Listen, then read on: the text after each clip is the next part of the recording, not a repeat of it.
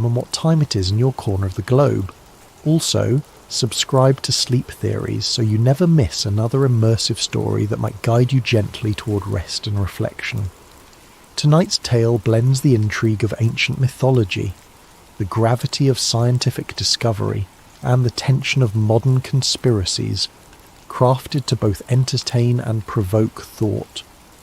We'll follow Dr. Adrian Voss, a physicist archaeologist whose obsession with the Great Pyramid of Giza leads him to uncover a source of power that predates recorded history. As that power stirs, so does the world, dividing humans into believers and skeptics, opportunists and protectors. Settle in, let yourself drift, and let the Pyramid Protocol be your companion through these thoughtful, atmospheric chapters. Our story unfolds in 5 parts, enough time to cradle you with gentle suspense, but never too forceful as to wake you from half-dreaming. May you find both fascination and relaxation in equal measure. Now join me on this journey, and if the late hours find your eyelids growing heavy, let the hum of ancient secrets and modern dilemmas guide you toward restful sleep. Dr. Adrian Voss was not a man who sought the limelight. His most illuminating conversations took place in the hush of musty archives or beneath the fluorescent glow of a subterranean lab. Standing outside the Great Pyramid of Giza, he pressed his palm to the warm limestone, feeling the hum of millennia. The Egyptian sun blazed overhead, and a swirl of desert wind dusted his boots. For years he'd followed the faintest hints, obscure treatises on resonance, strange electromagnetic readings hidden in the corners of archaeological reports, myths of a power that predated known civilizations. He'd arrived here through an unconventional path. Once a brilliant physicist researching high-energy phenomena, he found himself increasingly drawn to ancient sites whose architectural precision challenged mainstream history. The Great Pyramid was the zenith of his fascination, a monolith rumoured to encode mathematical constants, star alignments, and cryptic inscriptions no one could fully decode. Adrian believed the structure wasn't merely a tomb. He harboured theories that it served as a sophisticated device, possibly for energy generation. On day 1 of the dig, his small team set up an array of instruments around the pyramid's perimeter. Layla Mansour, an Egyptian historian and cultural preservationist, stood by, arms crossed. She had reason to be wary. Too many times foreign researchers had arrived with grand ideas, disturbing sacred ground and leaving only disruptions behind. Yet Adrian had earned a fraction of her trust by collaborating with local experts and promising respect for the site's integrity. Lowering delicate sensors into a narrow shaft, Adrian's excitement grew. Early data hinted at acoustic resonances that defied expectation. When signals were pulsed into the pyramid stone, readings echoed back with patterns suggesting internal chambers beyond the known rooms. There was a quiet hush in the makeshift control tent, a hush that signalled awe. "This is no ordinary cavity," Adrian whispered, analysing the waveforms. "The amplitude is—" He paused, recalculating. "It's as if the stone channels energy along certain frequencies. If so, the pyramid may act like a resonator." Layla adjusted her scarf, half impressed, half uneasy. "Adrian, I appreciate your thoroughness, but you're treading on dangerous ground, historically, and, perhaps, spiritually." Meanwhile, rumours swirled among local workers too. Some whispered that the pyramid had always guarded a cosmic secret. Others rolled their eyes at the notion of science unravelling age-old mysteries. Nonetheless, no one could deny that even the air around the Great Pyramid felt charged, as though something was waiting. Within days, Adrian's team, equipped with advanced ground-penetrating radar, identified an unmapped corridor descending deep beneath the granite. The corridor's existence was, in itself sensational. Layla stood at the entrance, breath caught in her throat, as if crossing into forbidden territory. "We must proceed carefully," she murmured. Under flickering floodlights, they ventured into the hidden passage. It stretched for nearly half a kilometre before opening into a chamber shaped like a hexagon, lined with polished stone in which flickered faint crystal deposits. Adrian's heart pounded. The slightest footstep echoed in impossibly layered reverberations. He knelt, shining a beam across the walls. Etched symbols spanned the surfaces, not purely hieroglyphic. Some looked older, more archaic, with geometric motifs reminiscent of advanced mathematics. Others evoked star charts. "This is something beyond standard dynastic Egyptian designs," Layla said, voice trembling. "Could it be older? Something that they built upon?" Adrian nodded, eyes tracing lines that seemed to converge at a central dais, a rectangular slab. He found his gaze drawn to a cluster of crystals embedded within the dais, arranged in a radial pattern. He recognized them as a type of quartz-like mineral with potential piezoelectric properties. This, he breathed, could function as a power node if the entire chamber resonates.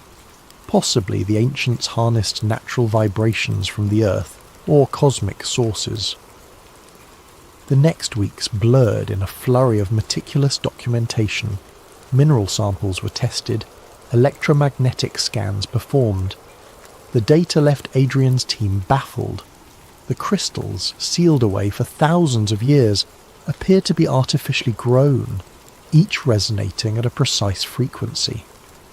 Even more astonishing, the date estimates from trace organic materials suggested an age well before the recognized timeline of Egyptian civilization, predating dynastic Egypt by millennia, perhaps even more than 12,000 years. As the findings piled up, Adrian faced a growing sense of dread. If these results were confirmed, they would shatter conventional history. The pyramid, far from being a mere tomb, might be the remains of a technological apparatus from an unknown era. His own scientific curiosity ignited, but he felt the weight of a monumental revelation. He began discreet lab tests to replicate the chamber's resonance on a smaller scale, uncertain if it was wise to do so, but too compelled not to. Layla grew increasingly concerned. She advocated for caution, urging him to share data responsibly with heritage authorities. But Adrian, enthralled by the puzzle, pressed on. He had a portable setup in a hidden corner of the expedition tent, a scaled-down replica of the dais crystals. If he could trigger the same frequencies, maybe he'd glean how the ancients generated energy. Then came the fateful evening, just after midnight, with the desert sky spangled by brilliant stars. Adrian carefully aligned the miniature crystal array. He transmitted a low-frequency pulse, something akin to the Earth's natural resonance. At first, nothing. Then, a subtle hum. The crystals began to glow faintly, as if awakened. Adrian, breath quickening, adjusted the amplitude.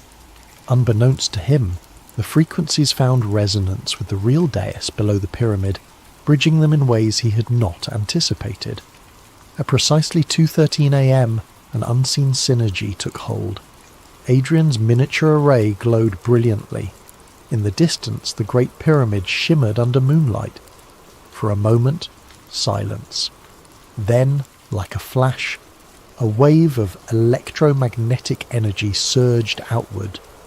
The entire base camp's lights fizzled. Computers and communication devices blinked off. Further afield, in Cairo, electrical grids briefly flickered, satellites overhead stumbled, and for a terrifying instant global networks convulsed. A beam of shimmering radiance shot into the star-laden sky from the pyramid's apex, visible for miles, then vanished. Panting, Adrian fell back, heart hammering. He realized, too late, the magnitude of his error. The desert night felt thick with foreboding. Hasty footsteps approached, and Layla burst into the tent, breath ragged. "Adrian, what? Have you done?" His voice trembled. I've awakened something," he said, the truth searing him.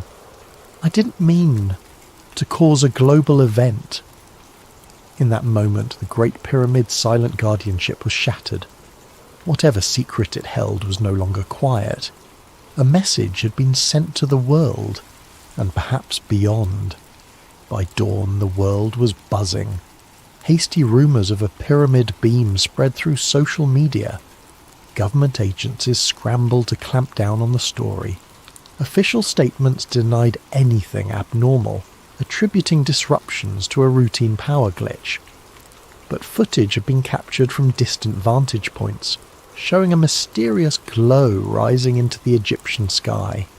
Conspiracy forums exploded with theories, each wilder than the next. Alien contact, covert weapons tests, ancient prophecy fulfilled. Inside the now heavily guarded base camp, Dr. Adrian Voss found himself at the centre of a storm. Egyptian authorities demanded explanations. Press teams hovered outside the checkpoint, blocked by newly erected barricades. Meanwhile, Layla Mansour tried desperately to keep the Cultural Ministry informed. She questioned whether the site should be sealed entirely, but word from on high indicated that an unnamed international partner had stepped in, someone with the power to hush or spin events. That someone revealed himself as General Reed Colton of the US intelligence apparatus. Grey-haired, imposing, and exuding controlled authority, Colton arrived in a black SUV flanked by armed escorts. He wasted no time calling Adrian and Layla into a tense conference.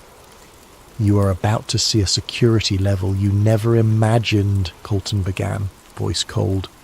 "A global electromagnetic disruption took place, traced to your so-called miniature energy test. We now have international unrest, civilian flights grounded in multiple cities, satellites jolted offline, communication lines are partially compromised. The world's leaders demand answers." Adrian swallowed hard, guilt drumming in his veins. He recounted the resonant crystal chamber, the newly discovered corridor, and how he had inadvertently triggered a discharge. Layla listened, lips tight, arms folded. She refused to hide her disapproval. "General, the pyramid is a revered monument. We had no intention to exploit—" Colton silenced her with a glare. "The question is not about your intention. It's about the effect. I am here to ensure the US and its allies get a handle on this energy system. If there's potential for a new power source, we want it. If it's a threat, we neutralize it. Dr. Voss, you will continue your research under our oversight, and you will sign a confidentiality directive. Understood?" Adrian nodded numbly. He recognized the pragmatic might of governments. The secrets he had uncovered transcended private ownership. Fear of misuse gnawed at him. He recalled the bombings of Hiroshima, Oppenheimer's regret. Ancient knowledge harnessed as a modern weapon. Was that the path they now trod? Outside the camp, the event catalyzed a stark divide. Group A, consisting of scientists, open-minded scholars, spiritual seekers and curious civilians, believed wholeheartedly that the pyramid beam was genuine. They argued it proved advanced technology from an antediluvian civilization or even alien origin. Online, hashtags like Pyramid Truth and Had Ancient Tech soared to top trends. Citizens demanded transparency. Some travelled to Giza, praying or meditating near the cordons, convinced of a cosmic awakening. Conversely, Group B, encompassing many governments, conservative religious organisations and mainstream media mouthpieces, labelled the beam a hoax or propaganda stunt. They cited lack of credible evidence and insisted the phenomenon was a fluke power surge. By rolling out official denials, some sought to quell panic and maintain the status quo. After all, if the public believed that relics from an unknown era could overshadow modern science, entire power structures might quake. Caught between these factions, Adrian wrestled with conflicting instincts. He believed the data unequivocally. The Great Pyramid's hidden mechanism was real. Yet the more he cooperated with General Colton, the more he feared that knowledge would be militarized. One late evening, Layla cornered him in the expedition tent, her eyes flashing with concern. "This is no longer purely academic, Adrian. If your accidental test caused a global EMP, imagine what a deliberate, fully harnessed version could do. The ancients sealed it away for a reason. We must be extremely cautious." Adrian nodded. "You're right, but we must also understand it. If we let the military or opportunistic powers study it alone, we risk devastation. I can't just walk away now." Reluctantly, Layla agreed, but her expression was grim. She began poring over new glyph translations, searching for hints about the ancient civilization's intentions. Her reading indicated references to a gateway of fire and resonance to the stars, but the context was cryptic.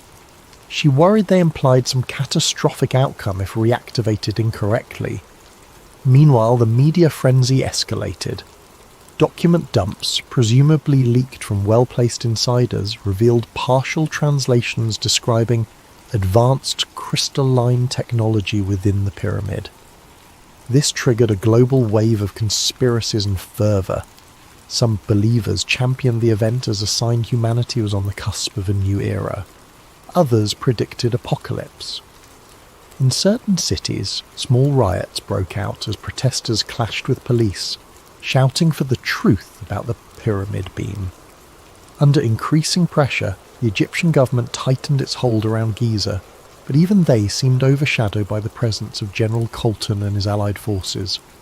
Tensions rose by the hour. One day, an Egyptian official arrived, demanding a full lockdown, but was rebuffed politely yet firmly by Colton's men. Adrian, overhearing the standoff, felt the noose tightening. The historical guardianship of the pyramids was overshadowed by global power plays. In a temporary lab within the site, Adrian demonstrated the new data for Colton, scans showing deeper resonance channels within the pyramid. "General, the pulses run throughout the structure. If we attempt further activation, it could reignite the effect on a larger scale." Colton rubbed his chin, eyes betraying keen interest. "So, you're saying it can produce energy on command? Potentially we could refine it, control it?" Adrian hesitated. "Yes, but the system's complexity is enormous. We must figure out how to stabilize it. One slip could trigger another global outage. Or worse. I'm urging caution." The General offered a thin smile. "As am I, Dr. Voss, but progress sometimes requires risk. We want you to replicate a larger version of your earlier experiment under our safe protocols, of course. Imagine the implications. Clean energy for the world, or at least for those who earn it." Adrian caught Layla's distressed look. He recalled how Oppenheimer must have felt at Los Alamos. An unstoppable momentum behind a discovery that could change the world for good or ill. Already rumours whispered of other world powers sending covert teams to glean whatever intelligence they could. A dread settled in Adrian's heart. The knowledge gleaned from the pyramid might catapult humanity into an era of unstoppable power, or it might tear civilization apart. As night fell, Adrian found no solace in the desert's quiet. The pyramid loomed against the starry sky, once a stoic monument, now a loaded gun. He wondered if the beam had been a mere flicker of the system's potential, and he worried about the unknown advanced civilization who had built it. If they destroyed themselves, was that tragedy about to repeat? Despite every caution, events marched forward. The tension would only deepen. Adrian felt certain a bigger storm was coming, one that would shake humanity to its core, pitting beliefs against facts, ancient heritage against modern greed, and caution against ambition. In the days that followed, Giza became a flashpoint of global intrigue. Journalists, investigators, and spiritual pilgrims crowded Cairo hotels, vying for proximity. Rumours that the Great Pyramid's interior chambers were awake surged online. The media, starved for tangible updates, latched onto any scraps of inside information, fueling a near-hysterical environment. Nightly talk shows buzzed with speculation, pitting scientists who believed in an unknown advanced civilization against official spokespersons who dismissed it all as sensationalism. Meanwhile, Dr. Adrian Voss found himself under round-the-clock surveillance. The hush that once cocooned his work was gone. Every measurement he took, every conversation with Layla Mansour was shadowed by uniformed guards or inconspicuous men in suits. In addition, leaks from the research, spurred by hackers or inside whistleblowers, became impossible to contain. Within a week, diagrams of the hidden hexagonal chamber and partial translations of the ancient glyphs appeared on digital forums. Rival powers scrambled to replicate or interpret the technology. In the midst of the chaos, Layla delved deeper into translations. She discovered references to a cataclysmic event from prehistory. Hieroglyphic figures suggested a global flood or cosmic collision, implying the Great Pyramid was erected to harness energy that could either protect or accelerate such a cataclysm. These lines talk about star alignment, the alignment of fiery gates, and something described as a peak resonance that could tear the sky, Layla told Adrian late one evening, voice hushed. Adrian read over her notes, heart sinking. If these ancients turned this power on at full capacity, maybe they unleashed unimaginable destruction. We might be walking the same path. He touched the scribbles, half in awe, half in horror, imagining an advanced society undone by their own creation. Beyond the base camp, the world's reaction grew fractious. Widespread Group A adherents believed humankind stood on the threshold of cosmic knowledge.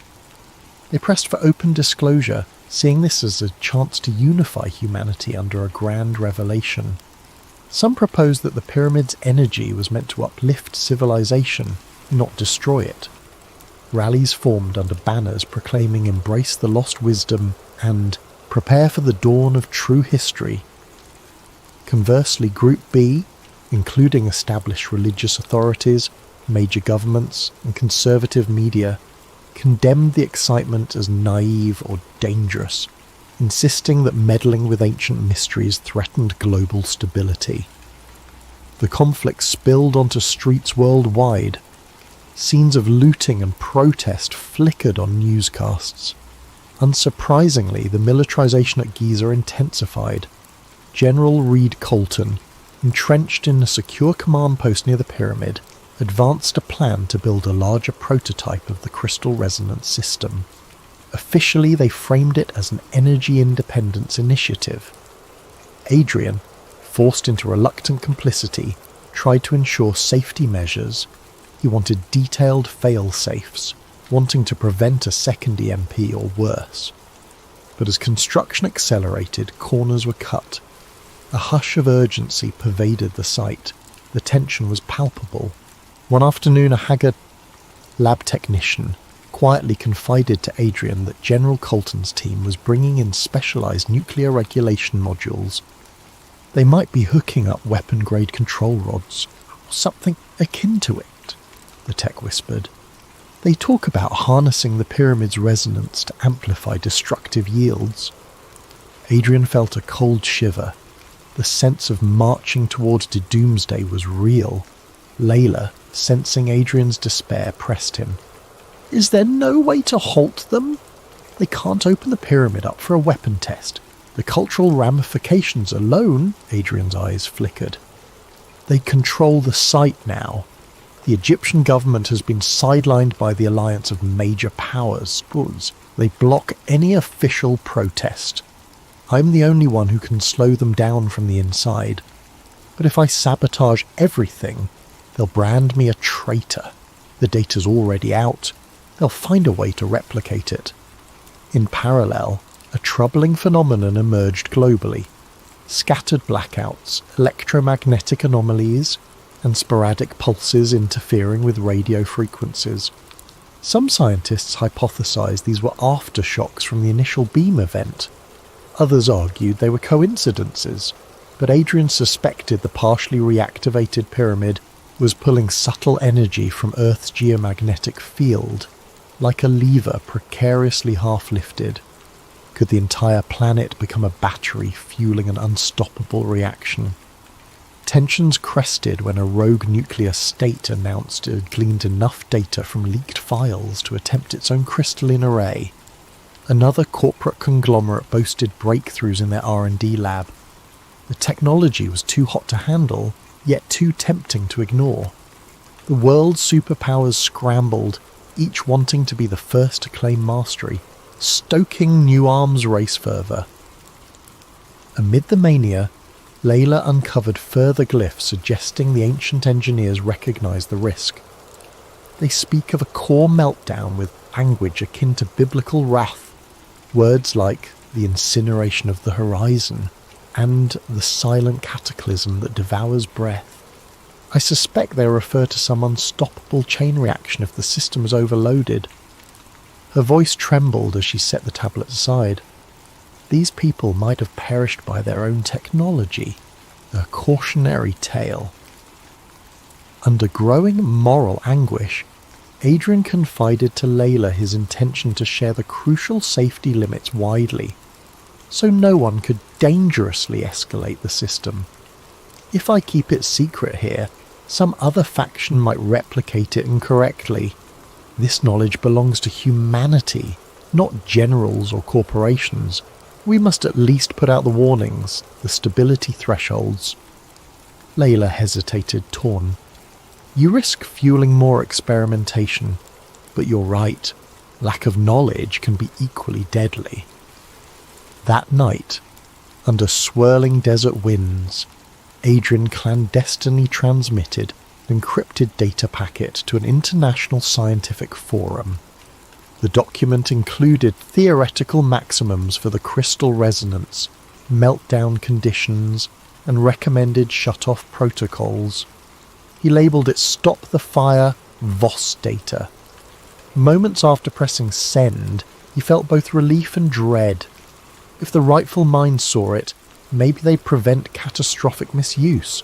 But if unscrupulous parties gained it, they might expedite their doomsday. A wave of guilt suffused him. Was there any winning? Within hours the leak was discovered. Furious, General Colton confronted Adrian in the pyramid's shadow.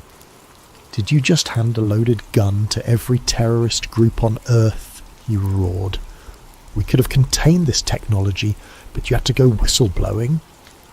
Adrian stood firm, though inside he quaked. Containment was never possible. The horse is out of the barn. The only hope is that the world learns the dangers and tries to cooperate.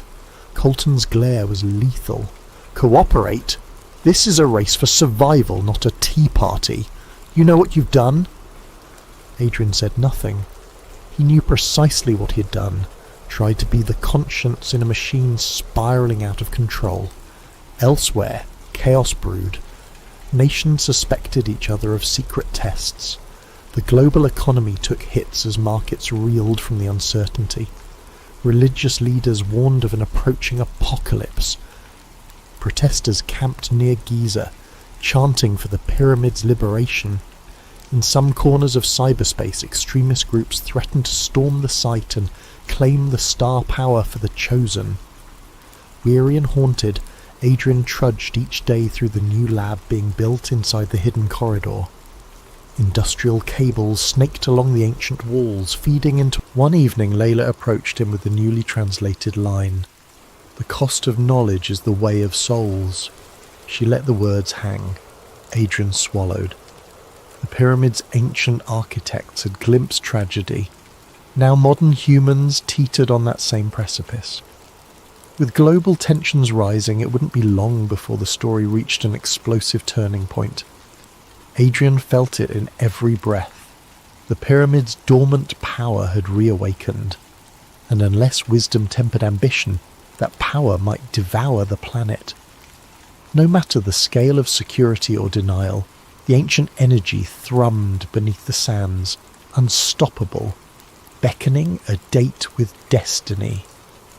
In the gloom beneath the Great Pyramid, a new crystalline device stood half-assembled, a scaled-up version of Adrian's earlier miniature array.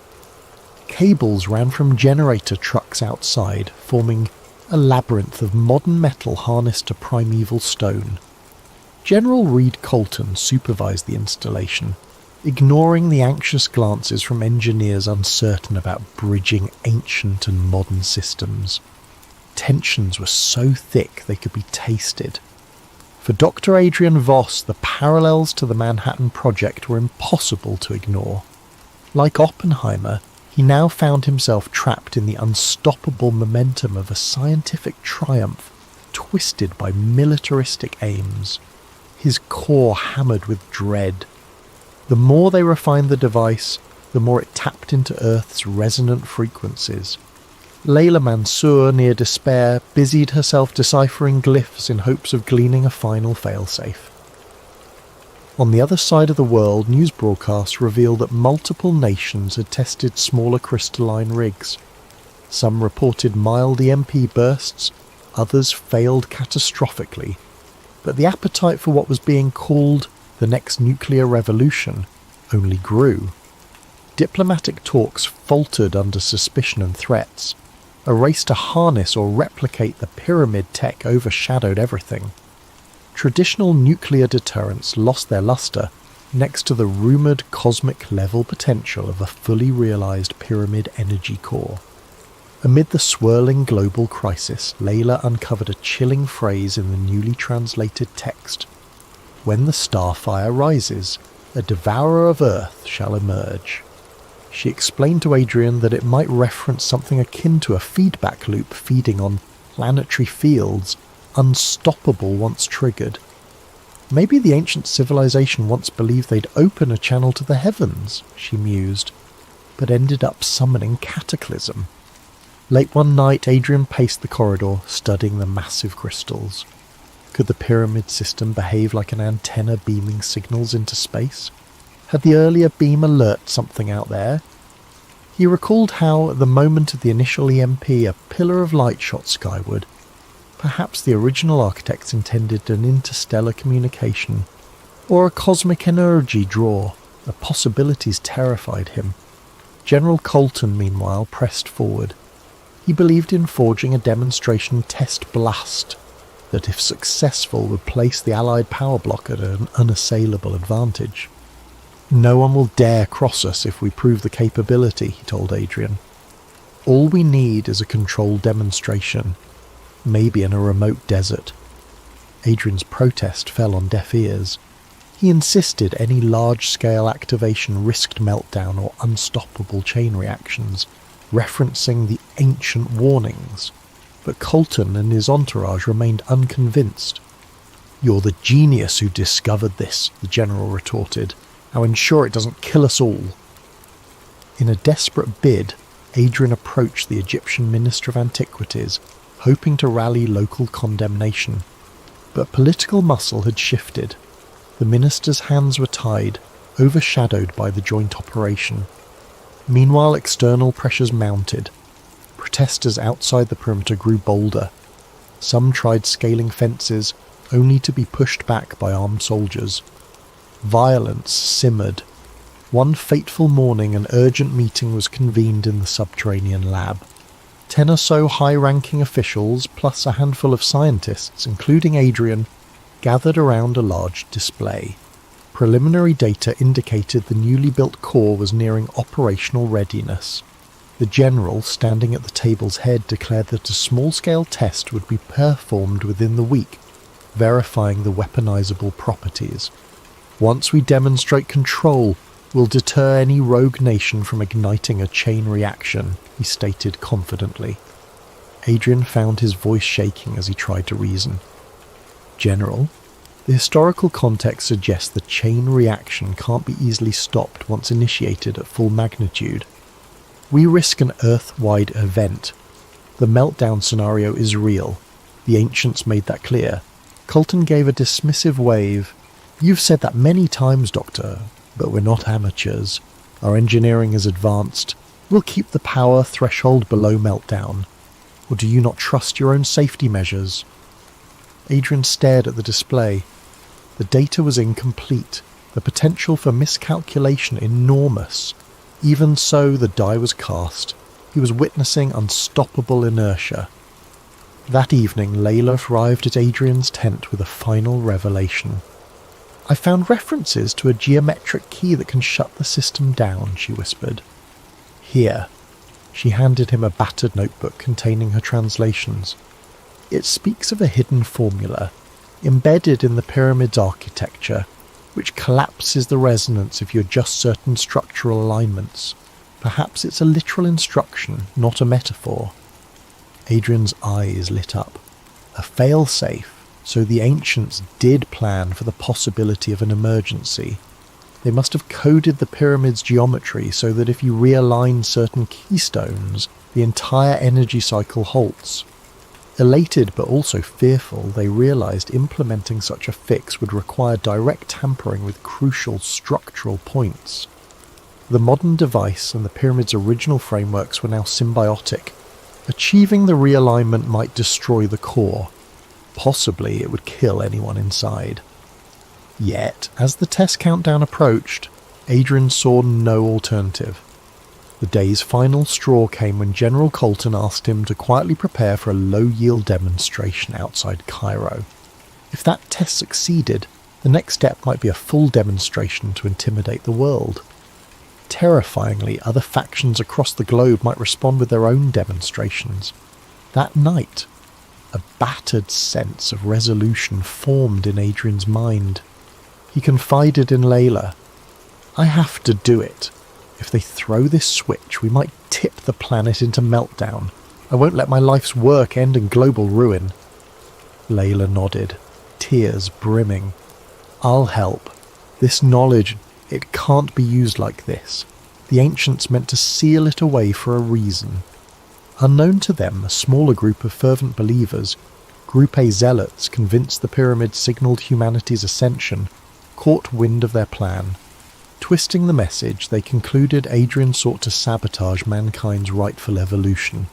They launched a clandestine plot to keep the system active, believing it would open cosmic gateways to salvation. Another unstoppable collision of ideologies was set in motion. On the final day before the test, the subterranean corridor buzzed with tension. Adrian stood near the newly completed core, scanning readouts. The crystals throbbed with faint luminescence, pulsing in sync with Earth's pulses, or so it seemed. Soldiers guarded every entrance, turning away curious eyes. Layla, inconspicuous, hovered near a side chamber, awaiting the moment to spring Adrian's plan. In their pockets lay tools to remove specific keystone rods that anchored the contraption to the pyramid's geometry. If removed at the right spots, the feedback loop should collapse. The risk, the device might discharge violently, or the entire structure might cave, burying them. General Colton strode in, flanked by advisors. "We're almost ready for the test, Davos. In 1 hour the controlled ignition begins. We'll keep output low. The world needs a demonstration of leadership, not an apocalypse." Adrian forced a calm nod. Inside, adrenaline pumped. Layla discreetly gestured the question, "Now?" He imperceptibly shook his head. They had to wait until the system was fully powered, ironically so that neutralizing it would be final and absolute. In the swirling hush, Adrian glimpsed a reflection in the polished granite walls, his own visage, overshadowed by the looming crystals. He recalled that beam of light from the original mishap, and the thought of a dormant signal awakened in space. Could something or someone out there be responding? The notion rattled him. 1 hour ticked closer.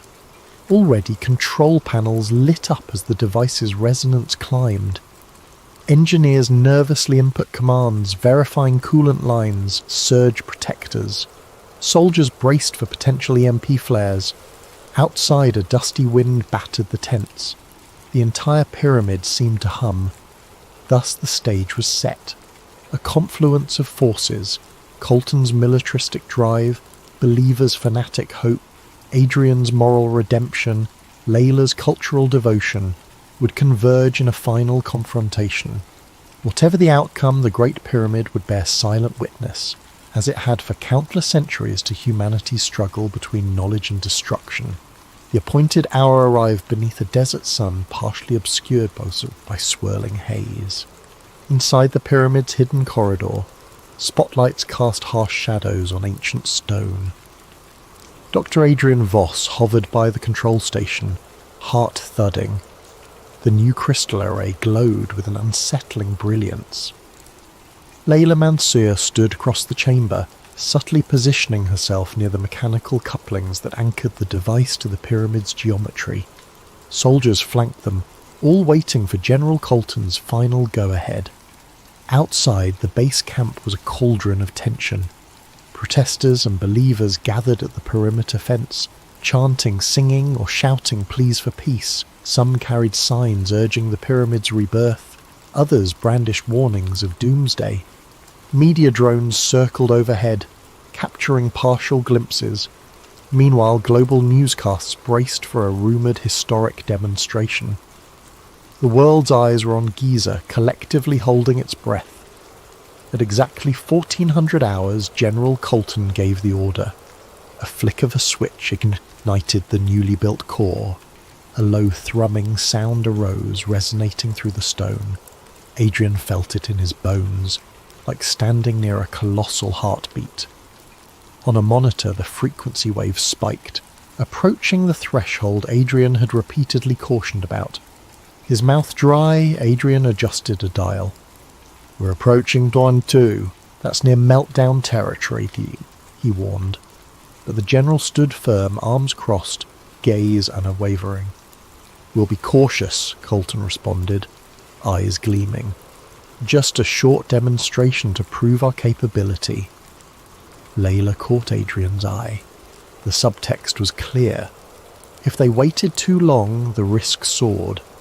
She discreetly unlatched a small panel near the dais. Hidden behind it was the keystone rod described in the ancient glyphs. Step 1 in the failsafe. Tears tension coiled in her chest.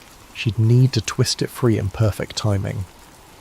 Then, before they could act, a sudden commotion erupted near the corridor entrance.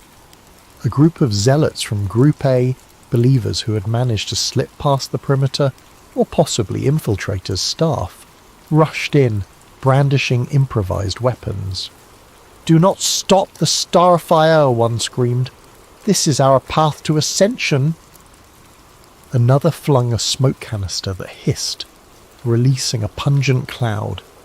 Soldiers reacted with shouted orders, training rifles on the intruders. Chaos exploded, shots rang out, the clang of metal echoed. 2 zealots dashed toward the crystal array as if to guard it. The rest lunged at Adrian and Layla, shouting about protection from the meddler. In the confusion, an accidental bullet ricocheted into a control console. Sparks flew, the reading soared dangerously. The thrumming rose to a shrill pitch. General Colton barked orders for everyone to stand down, but panic reigned. The array's glow intensified, verging on blinding. Crackling arcs of energy danced across the dais. Layla coughed through the smoke, stumbling forward. With trembling hands, she found the keystone rod. She yanked it sideways, feeling a jolt as the mechanism whined in protest. Adrian, pinned by one of the zealots, wrestled free just in time to dash to the second anchor point. Soldiers, uncertain whether to aid him or quell the intruders, gaped at the swirling chaos. A strange resonant hum rose to a crescendo that drowned out even gunfire. Adrian located the next pivot mechanism. With a grunt, he forced it. The rod screeched, rotating halfway. For a split second, the chamber shook violently. An unearthly roar filled the corridor, as if the pyramid itself was keening.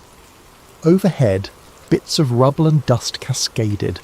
The crystal array flickered, then flared so brightly that onlookers shielded their eyes. The meltdown scenario had begun. The partial failsafe was engaged, but it needed all keystones undone to fully collapse the resonance. Layla scrambled to a third anchor. She could feel the floor vibrating beneath her. The glyphs on the walls seemed to shimmer in the flickering light. She recalled the line about the devourer of Earth, and realized with horror how literal it might be. If this meltdown advanced, an unstoppable wave of energy could envelop entire regions, possibly the planet.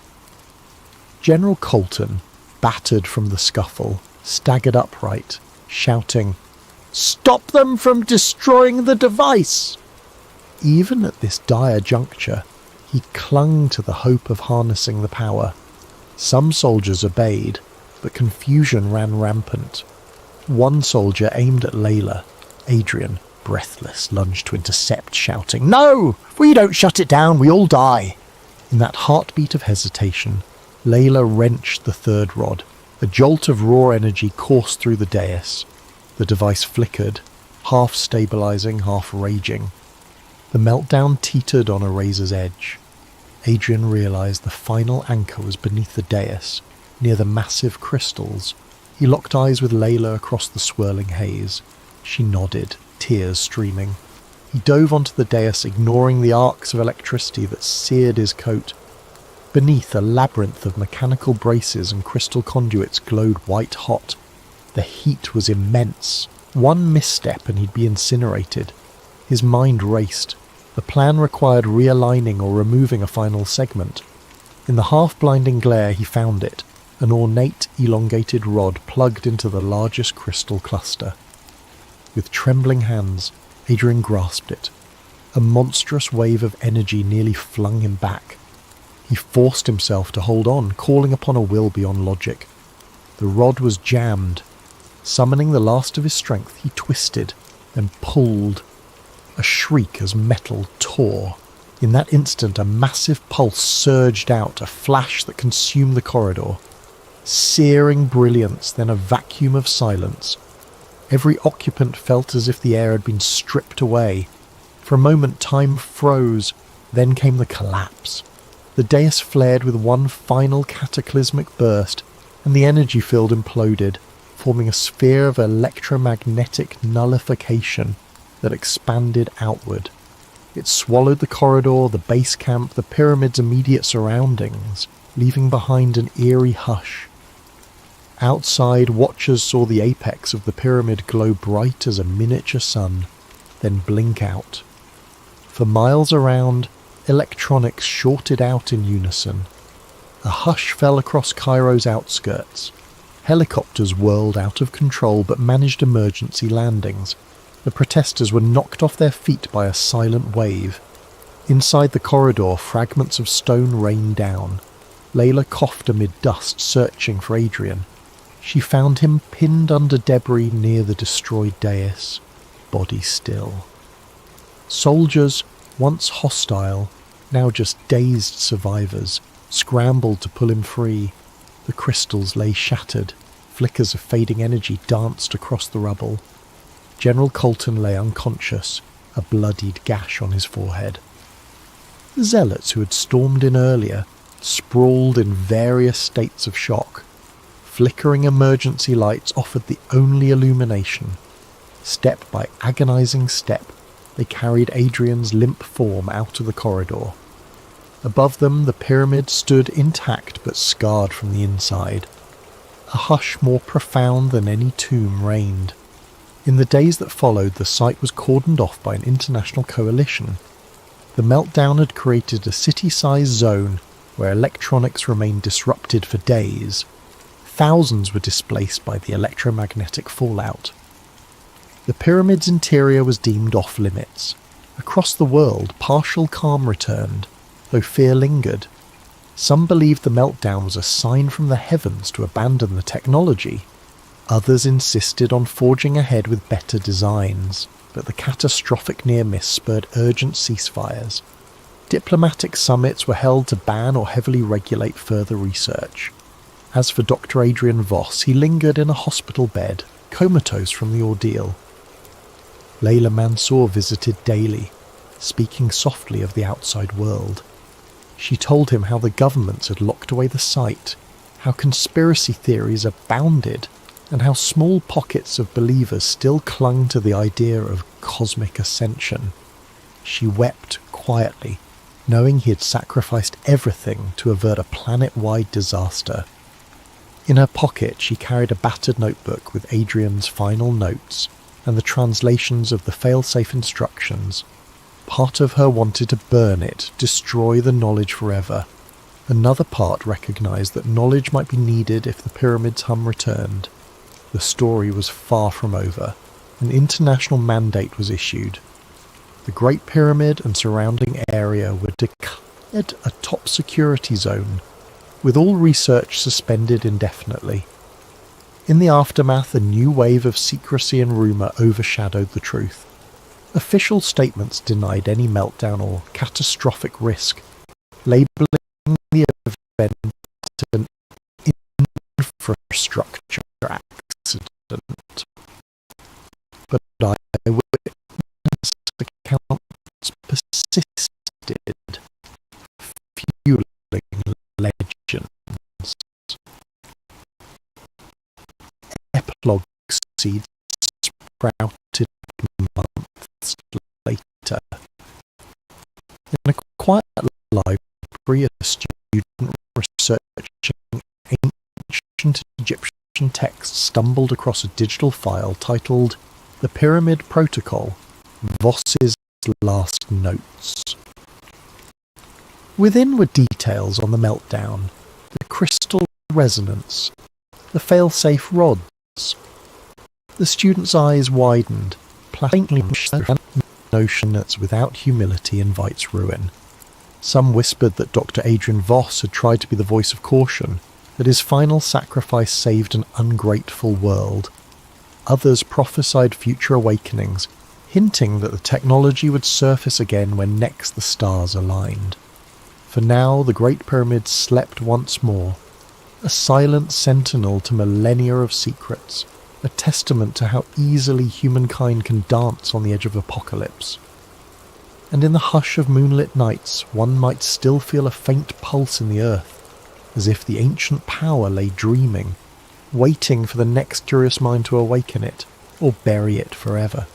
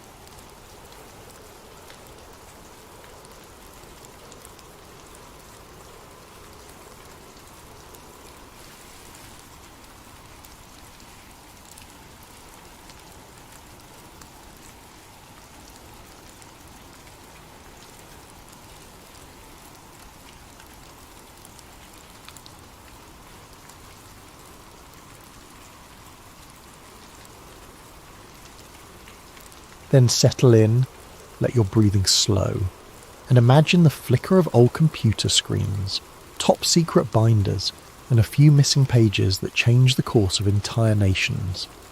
This is False Skies told in 5 parts, each revealing a deeper rung of the labyrinth. Listen closely. The greatest secrets often hide in the quiet corners of official stories. Thomas Keane didn't feel like a revolutionary when he first pressed send. He was simply a man weighed down by guilt, holding a flash drive stuffed with revelations that haunted him for years. The file name he'd chosen of Black Dust gave no hint to the explosive contents.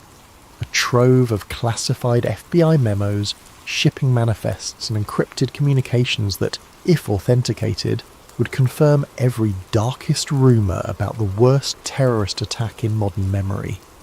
The day of the leak dawned cloudy, ironically anticlimactic for a moment that might reshape history. Keane sat in a dingy motel room near a dusty highway, a battered laptop perched on a wobbly table. The place smelled of stale coffee and regret, but it had functioning Wi-Fi. He checked his secure connection one last time, heart thrumming.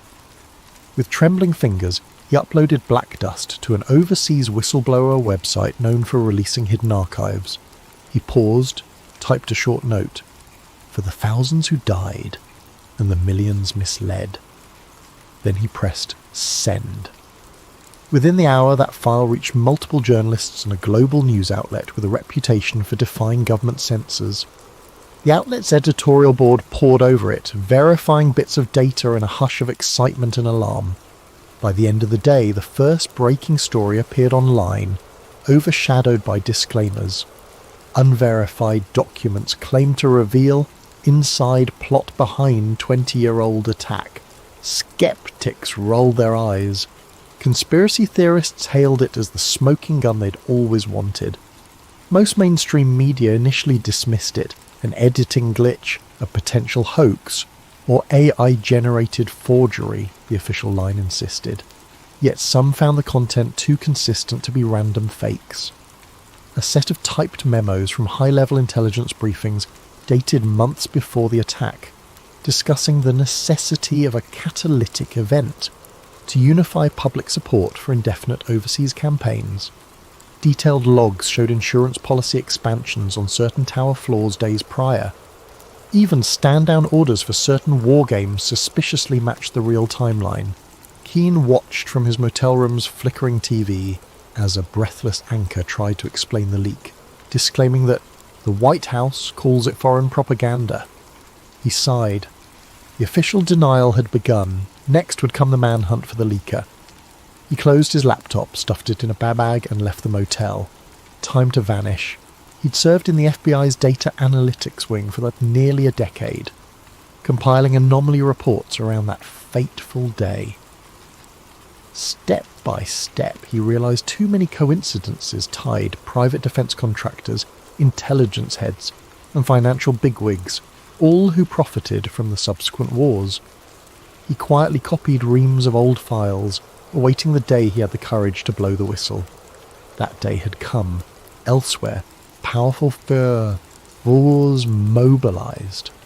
The intelligence community's upper echelons recognized the name Thomas Keane from previous security audits.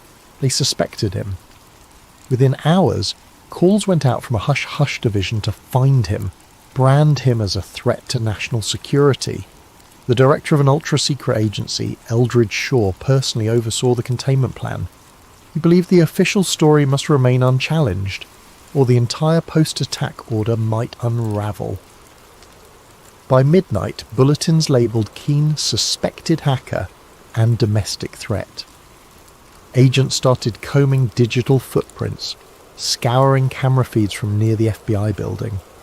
Shaw himself made a call to a contact at the large media conglomerates, instructing them to bury coverage of the story until further notice. The compliance was near instant. Mainstream news gave minimal airtime to the leak, overshadowing it with other headlines. But the genie was out of the bottle. On social media, the hashtag #BlackDust soared, with amateurs dissecting every memo line. a few data experts cross-referenced the IP addresses in the communications, linking them to known government subdomains. Even the partial revelation stunned the public.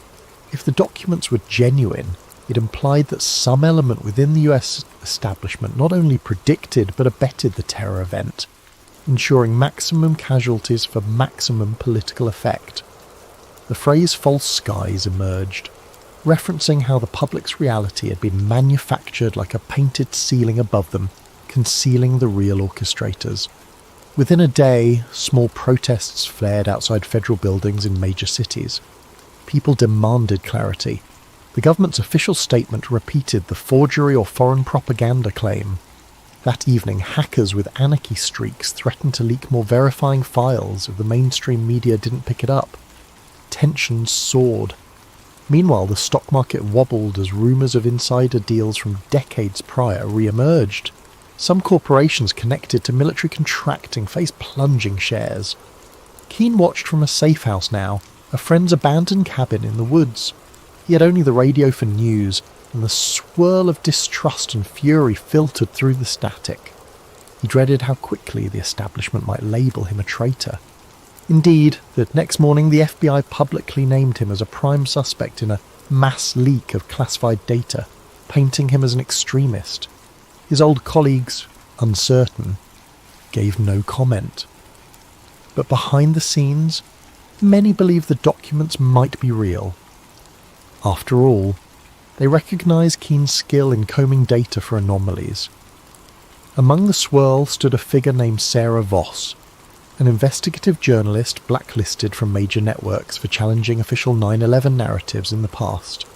She recognised the pattern in these newly leaked documents.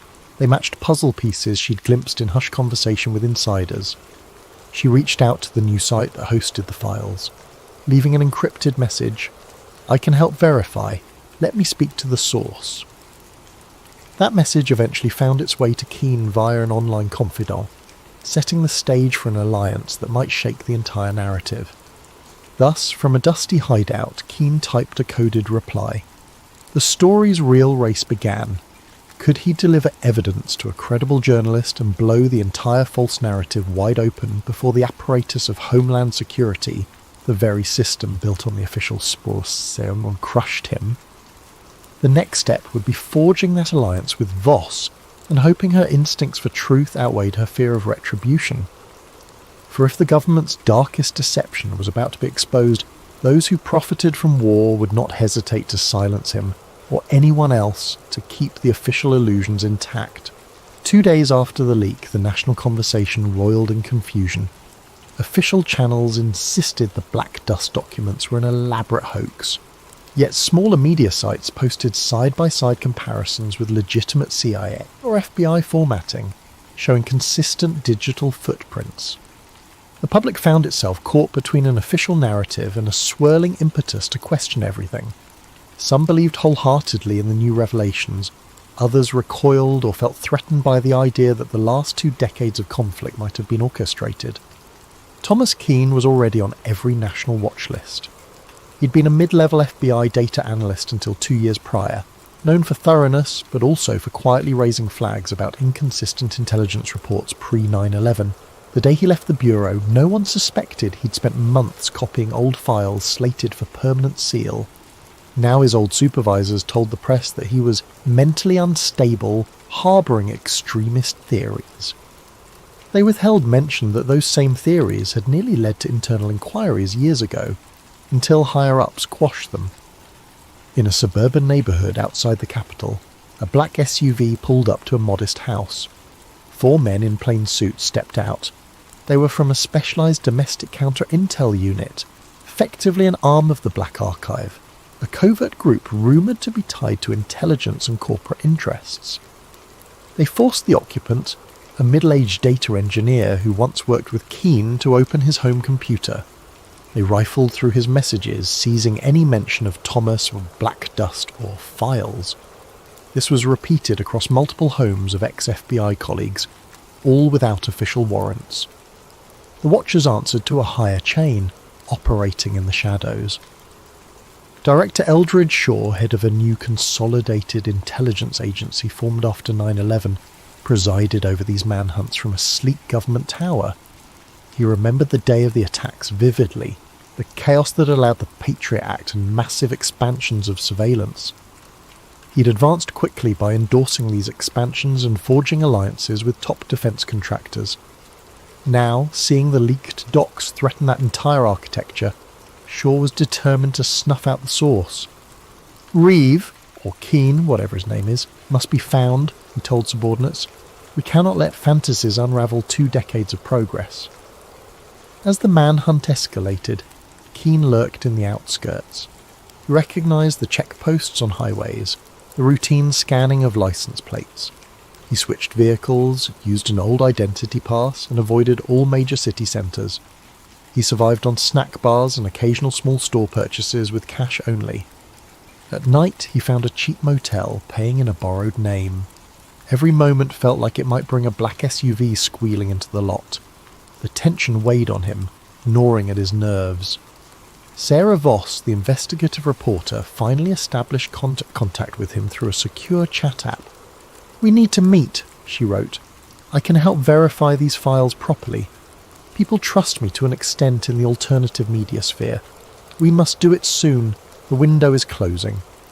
Keane hesitated, knowing any in-person meeting risked being traced.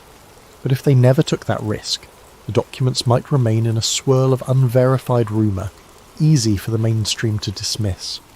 They arranged a rendezvous in a small coastal town's library after hours. The next day, as Keane approached the library, he spotted an unmarked sedan idling in the parking lot. Fear pricked him. Watchers might be tailing. To confirm, he looped around the block. The sedan didn't move, possibly just a random visitor. Summoning courage, he stepped inside. Voss, a tall woman with a worn leather jacket, recognised him from the scattered photos circulated in the media. They sat in a corner among dusty shelves. She offered a handshake, voice calm but urgent. "Thomas, I believe you. The official story has always had holes. Let's finalise the proof so we can break it wide open." Keane exhaled relief, sliding a small USB drive across the table. This is a more complete set than what was posted. Contains direct memos about the stand-down orders, the deals with defence contractors, the flight path manipulations. Also internal emails referencing the hijackers as assets gone rogue. He paused, tears flickering in his eyes. They used the tragedy for indefinite war, Sarah. They let it happen, or worse, engineered it. Sarah's breath caught. She skimmed a few files on her laptop, eyes widening at references to bank accounts, coded references to Operation Silence. She nodded. This is explosive, but we need a big platform, enough to force coverage. If we just post it on my blog, they'll discredit or block it. We'll get shut down. She explained a plan. Find a mainstream journalist with a rebellious streak, or do a well-publicised live event that too many watchers can't black out entirely. Suddenly, a muffled scuffle at the library entrance startled them. A figure in dark clothes peered in, Keane tensed. Sarah pressed the laptop closed. They ducked behind shelves as footsteps approached, but the library's old caretaker bumbled out, greeting them obliviously. The suspicious figure, glimpsed through the glass, retreated. Possibly a false alarm, possibly a watcher verifying the location. They parted ways quickly, agreeing to meet again in 48 hours near a major city, planning an infiltration of a local news station that might still allow an unfiltered broadcast. Danger soared. If watchers caught wind of their plan, they'd likely come down with lethal force.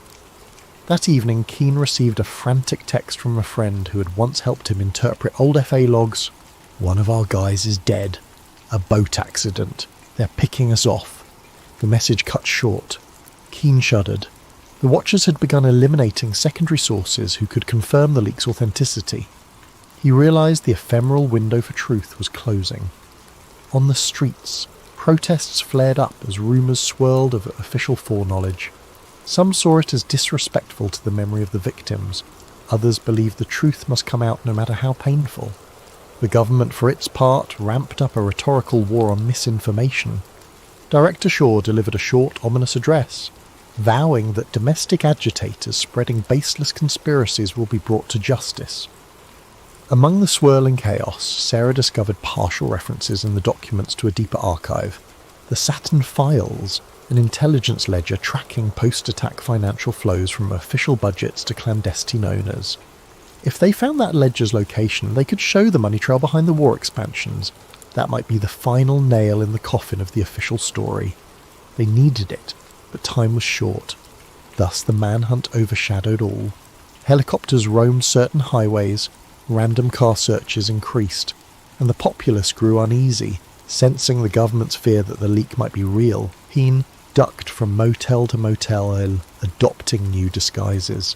Soon, though, his luck would run out, or he'd have to risk a direct showdown, trusting the thunder of public outrage to keep him alive. Little did he realise, the Watchers were about to tighten the net, deploying a Black Ops team to ensure the leak never reached unstoppable momentum. If Keane couldn't outmaneuver them long enough to break the final evidence, the official illusions would remain intact. If he did, though, the entire structure of post-attack governance might collapse. The next moves would determine everything. The following week saw Thomas Keane evading Watchers by day and collaborating with Sarah Voss by night, each meeting more urgent than the last. They discovered references to the Saturn Files scattered in older CIA memos. Allegedly, it was an encrypted database that meticulously traced the money funneling to defence contractors, oil conglomerates and political campaigns in the immediate weeks after the catastrophic event. If authentic, it would confirm the real motive behind the orchestrated false flag: indefinite war and profiteering. At a safe house borrowed from an old contact of Sarah's, they pored over these hints by lamplight. Among the digital shards was a location clue: a retired NSA facility on the outskirts of a southwestern desert, defunct but rumoured to store old backups. "We find that offline archive," Sarah said. "We can copy the Saturn Files in raw form. That's the smoking gun." Keane nodded, though dread of infiltration weighed on him. Between them, they had minimal resources: a battered car, a few $1,000s in cash, and a handful of laptops. The Watchers, on the other hand, had near limitless means: drones, infiltration teams, access to every camera feed in the nation. But the Watchers didn't fully expect them to attempt a break-in at a presumably abandoned facility, so maybe the element of surprise worked in their favour. Director Eldridge Shaw ramped up the clampdown. The official narrative shaped the public mind. A rogue ex-FBI analyst has unleashed foreign-forged documents aimed at undermining national security. Many believed it, but a growing minority saw government overreach, especially after multiple suspicious accidents claimed the lives of other potential whistleblowers. People asked, if it's so false, why chase and kill so aggressively? In one instance, a known data archivist was found shot in his home, with the press labelling it a botched robbery, ignoring the data archivist's link to the leaked material. On social media, had black dust soared. Some city squares erupted in protest, carrying signs that read, "We deserve the truth," or "Stop killing our whistleblowers." The Watchers responded by intensifying arrests, calling them rioters. Keane tried to remain focused. He realised that if the Saturn Files were real, it might show direct bank transfers from major corporate boards into the pockets of certain officials, all tied to legislation passing huge war budgets after the false flag. That would upend the entire post-attack establishment. "No wonder they're stopping at nothing," Sarah murmured. Securing fake IDs, they travelled cross-country by back roads. Each motel they used for a single night, paying cash. They dodged major highways, suspecting licence plate readers. The Watchers likely guessed their aim was to expose more data, but might not know the exact target. Meanwhile, the tension between them soared. The climate was near police state. Newscasts repeated that the domestic terrorist Thomas Keane must be turned in. Civilians were promised big rewards for tips. Billboards with Keane's face popped up along highways. He wore a baseball cap and used tinted glasses, but each day was a dice roll. A near encounter. On a lonely stretch, a black SUV sped behind them. They recognised the pattern. Sarah swerved onto a side route, forging through a small farmland path. The watchers gave chase. Shots rang out, blowing a tyre. The car careened into a ditch. They scrambled out, hid among tall corn. The watchers searched, but eventually gave up, presumably to avoid a big scene. This brush with violent capture left them rattled, but also more resolved. "We're obviously on the right track if they're that desperate," Sarah said, breath shaky. Finally, after days, they reached the deserted perimeter of the old NSA outpost. It was ringed by a crumbling fence, a few rusted signposts. By the look of the cracked asphalt and weed-choked yard, it had been abandoned for over a decade. Perfect place to bury secrets. Under twilight, they found a corner of the fence cut open by looters. They slipped inside quietly. The main building rose in silhouette, windows boarded up. A stray coyote howled in the distance, wind carrying a faint metallic whistling from open vents. Inside, dust-coated floors. Old cubicles sat in disarray. They used flashlights to navigate. Eventually they located a sub-basement with battered computer racks. A few beeped faintly with emergency power. "There's power? That's suspicious," Keane muttered. Indeed, it suggested the watchers might still be pulling some data from here. They approached a locked door labelled Server Vault Archive 6. With Sarah's phone, they scanned a partial code from the documents, generating a bypass sequence that might override older system locks. After multiple tries, a green light flickered. The vault door clunked open. Inside the vault, rows of drives and reels lined metal shelves. Dusty but humming with minimal climate control. They sifted through labels: Operation Cast Peak, Post-K-War Roster, Saturn. That was it. A battered cluster of servers with the word Saturn FSV. They carefully powered one terminal, hooking it to a laptop. Sarah typed a root command. The screen glowed. Restricted. Saturn 1, 2, 3. Enter pass. They tried typical keywords from the docs. On the third attempt, a beep. Access. They were in, files scrolled, each referencing massive funding authorizations, building demolitions, insider trading, logs dated within days of the big attack. The scope was monstrous. It implicated high-level bureaucrats, big banks, and even a few journalists.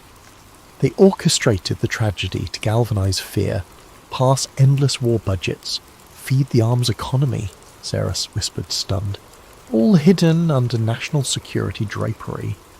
Some lines suggested hijackers were known assets used as a controlled ignition. The betrayal was staggering. In that hush, footsteps upstairs. The watchers had arrived, no doubt detecting the power usage. "We must copy this now," Keane said, launching a data transfer to multiple external drives.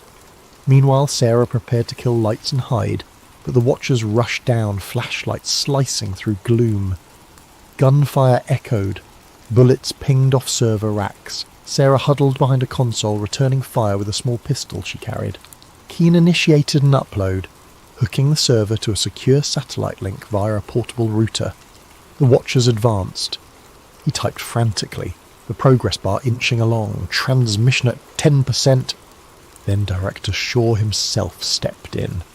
"Stop!" he roared, voice reverberating in the metal corridor. "Keane, you have no idea what you're unleashing. The stability of entire alliances depends on burying that day's complexities." Shots resumed. Sarah took a graze to her shoulder, but kept the watchers pinned. The bar reached 50%. Shaw barked an order to lob a small explosive. They tossed a flashbang. The ear-shattering pop disoriented them. The watchers closed in, tackling Sarah. Another pinned Keane. The laptop screen cracked under a boot. The upload froze at 80%. In the struggle, Keane twisted free, smashing a guard's face with the laptop, which ironically forced the laptop back to life. The watchers tried to pull cables. Meanwhile, a stray bullet hit a server coolant line. Steam hissed. The infiltration team realized this was too risky. The entire place might go up. Shaw advanced on Keane, gun raised. "You can die here with your illusions, or you can vanish quietly. The truth will never see daylight." Suddenly an explosion from the coolant line triggered a chain reaction in the old power system. Fire licked the corners, sending watchers scrambling.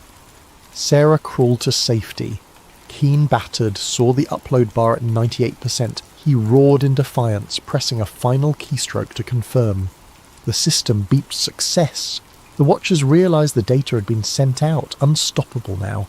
Furious, one aimed at Keen's chest. A final shot rang out. Darkness overcame him. The watchers yanked the cable, but it was too late. The Saturn files had presumably reached a safe node on the open web. Alarms beeped. The facility's meltdown forced a hurried retreat. In the swirling smoke, Sarah was dragged away by an explosion's concussive wave. The watchers grabbed shore, retreating. The entire sub-basement collapsed in flame and dust. For all they knew, Keen perished under the rubble. But the watchers had lost the bigger war. The Saturn files were free.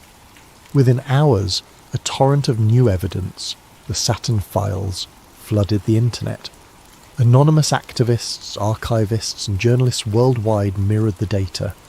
Even as official agencies tried to block or discredit it, the story soared across social media, overshadowing government censorship efforts. Original documents codenamed Operation White Dawn, some Project Switchboard, Commission for Filter some Rossi, provided stark details.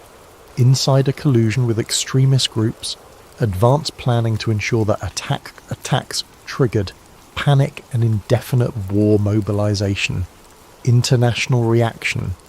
Allies demanded urgent clarifications from Washington.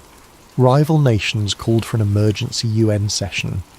The general public, seeing internal memos where top officials weighed acceptable civilian losses for strategic advantage, reeled in fury. Large-scale protests ignited in multiple capitals. People demanded resignations. The entire intelligence apparatus faced the biggest crisis of legitimacy since the day it was formed. Meanwhile, the White House insisted the documents were tampered forgeries, but the mass of cross-corroboration was overwhelming. Anonymous data scientists validated digital signatures, timestamps, usage logs consistent with 20-year-old records. Even some mid-level intelligence employees, shaken by the revelations, publicly confirmed the authenticity. Back home, in the US, the meltdown was immediate. Rallies erupted outside major government buildings, calling for arrests of those named in the files. Corporate board members from arms manufacturing companies faced lawsuits. The stock market dived, particularly for defence sector stocks. Over time, entire boards resigned, some fleeing the country. Various retired generals disclaiming involvement or giving partial confessions fueled headlines. The public found itself torn between anger, betrayal, and heartbreak, reliving the trauma of that fateful day under a horrifying new lens. Media torn. Some mainstream outlets quickly pivoted, acknowledging the new data as genuine after initial attempts to bury it. High-profile anchors apologised for previously parroting the official story. Others doubled down on patriotic narratives, ironically fueling further distrust. The swirl of disinformation versus actual data soared, but the raw evidence was too extensive to suppress. You can't close the barn door after the horses fled, the commentator said. The entire architecture of post-attack policy is under question. Director Eldridge Shaw attempted a grand press conference to reassert authority, but the crowd drowned him in jeers. Calls for congressional hearings soared. In a last-chance effort, Shaw's office declared a national security emergency, urging martial law to keep order. That, ironically, only inflamed dissent. Certain states refused to cooperate. Over the next weeks, the old alignment of power began fracturing. Investigations launched from multiple angles, with newly emboldened lawmakers prosecuting those who orchestrated the post-attack expansions for personal gain. Sarah Voss emerged from the southwestern fiasco battered but alive. She revealed how Watchers had infiltrated that abandoned NSA site, how Keen died a hero finalising the upload. She published a moving column titled One Man's Last Key Press, describing how, in a swirl of gunfire, Keen completed the Saturn files transmission, ensuring no one could bury it. The piece went viral, shaping the public's view of Keen as a tragic whistleblower who gave everything for the truth. At the local level, families of 9/11 victims demanded new trials. The old official commissions were discredited. People realised entire reams of contradictory evidence had been sealed. Even the original investigators admitted they'd been misled or threatened. The emotional toll soared once more. Many felt as though they'd been lied to for decades about the biggest national tragedy. A wave of introspection overcame the country. How had fear become so profitable, and how did good people allow it? Internationally, alliances that had supported the war on terror felt betrayed. Some withdrew forces from contested regions. Others launched their own parliamentary investigations, suspecting shared complicity. The world order that was shaped after the attack started crumbling, replaced by an uncertain future. Some dared to hope it meant a less militarized approach. Others worried that new extremist groups might exploit the chaos. In the midst of all this, rumours circulated that Thomas Keane might still be alive, sightings in some far-off place, yet no concrete proof existed. Official statements considered him presumed deceased. If he survived, he might have chosen the anonymity of an unknown identity, having done what he set out to do. 6 months later, a massive Senate hearing convened. Top officials were subpoenaed. The public watched enthralled as ex-generals, ex-CEOs, and ex-administration figures from 20 years prior faced grilling. Some invoked national security, others pled the fifth, while a few confessed partial roles. Indictments followed, though not all ended in convictions. The system was too vast, too intricately rigged. Yet the symbolic effect was undeniable. Never again would the official story be accepted unchallenged. At the same time, Sarah Voss launched an independent media platform broadcasting daily updates on the False Skies Inquiry. People from across the spectrum contributed testimonies, documents, or personal stories of how they'd suspect hush-ups.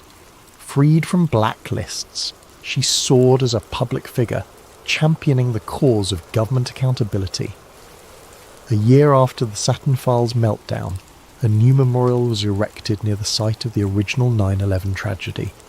A statue depicting a single figure pressing a key, a reflection of Keane's final act.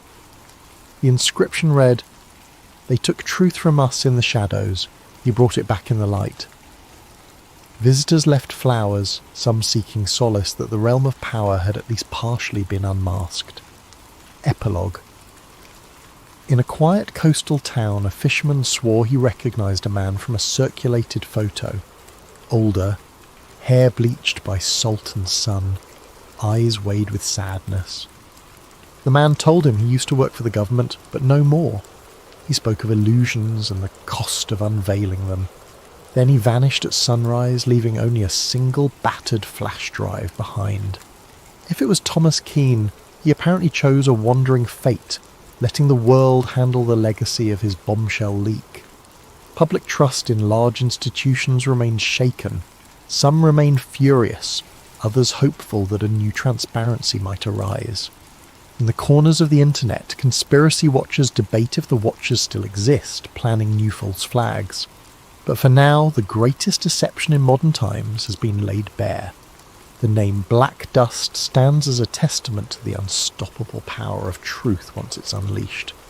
In the hush that follows, the final note, they used fear to shape the world, but one day fear lost. The truth soared free, and the illusions that once cloaked the skies were shattered in a single day.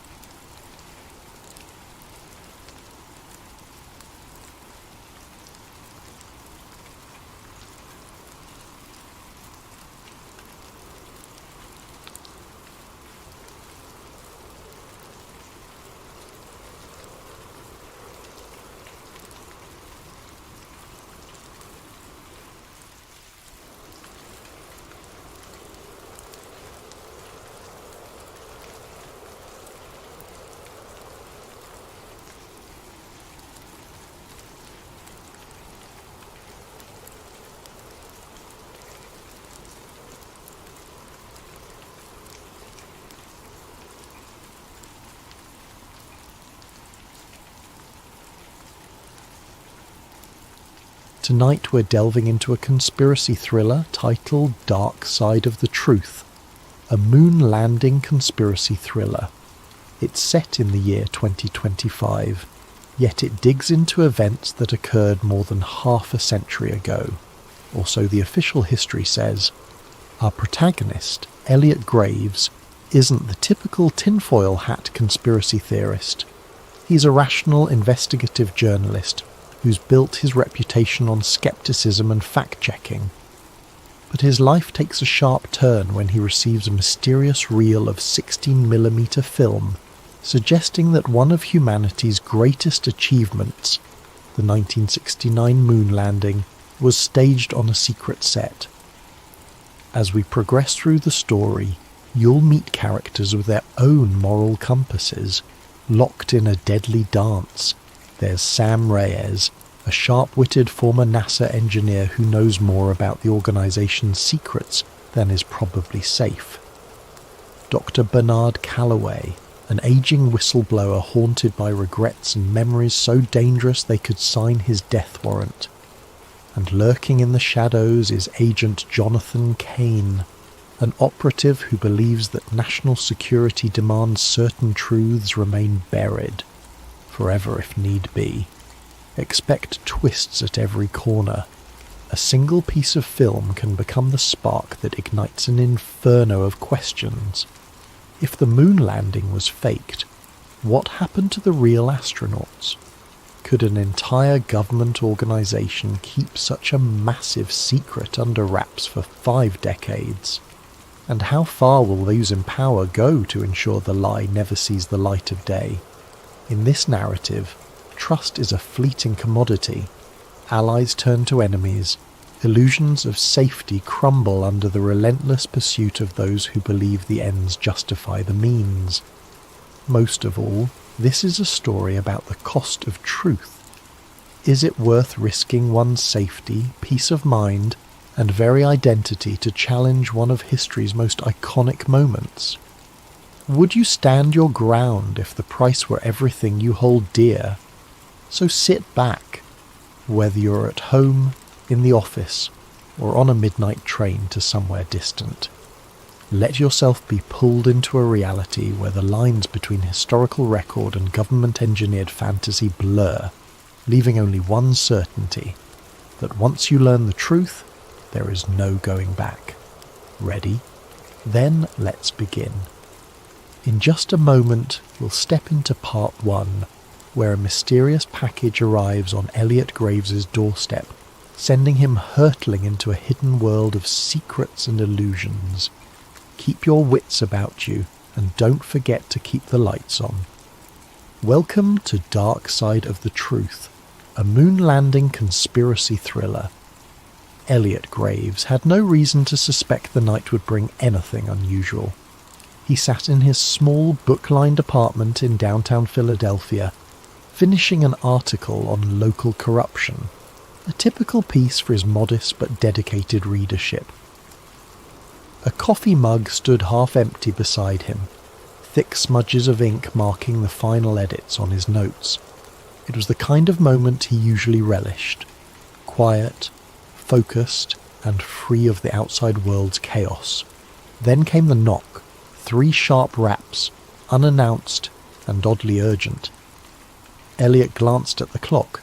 10:47 p.m. He wasn't expecting anyone. The hallway light flickered as he opened the door, finding nothing but a single battered cardboard box at his feet. No note, no name, just his address scrawled in black marker. It could have been a source dropping a tip, though most of his informants were digital ghosts, rarely venturing into the physical realm. Curiosity piqued, Elliot brought the box inside. It weighed more than he expected. Taped across the top, a plain sheet of paper read, "Watch immediately." The handwriting was jagged, as if penned in a hurry or under duress. Carefully he cut the tape, half expecting a bomb or a rig device. Instead, inside lay a vintage 16mm film reel in a metal canister, the label partially peeled off. He gently tilted it back and forth, hearing the soft shift of film spooled inside. Elliot felt a jolt of excitement. He'd handled old film reels before, but never one that found him in the dead of night. An archaic machine in his study closet, passed down by his grandfather, might be the only way to view it. He rarely used the projector, but he was determined to see what was on this reel, if only to figure out who had gone to so much trouble to send it. Setting up the projector took nearly half an hour. Dust motes swirled in the beam of a single lamp as he threaded the film carefully. As the flickering images began, Elliot's anticipation turned to pure disbelief. The footage was in black and white, shaky in places, but unmistakably capturing a large, elaborate set. A moon-like surface crafted on what looked to be a soundstage. Stage lights hung overhead, cables snaking across the floor.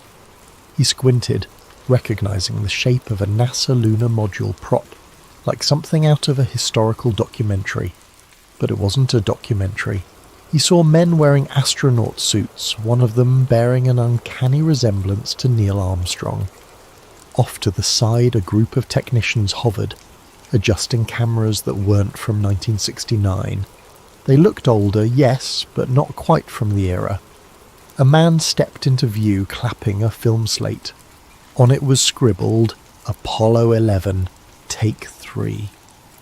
The adrenaline spiked through Elliot's veins. This reel showed the moon landing being filmed on a set. His rational mind scrambled for explanations. Could this be a Hollywood recreation or some kind of promotional footage? But the detail was too raw, too disorganized for a typical behind-the-scenes doc. There were sections where the astronauts removed their helmets, revealing sweaty faces. The lander and flag props looked hastily put together.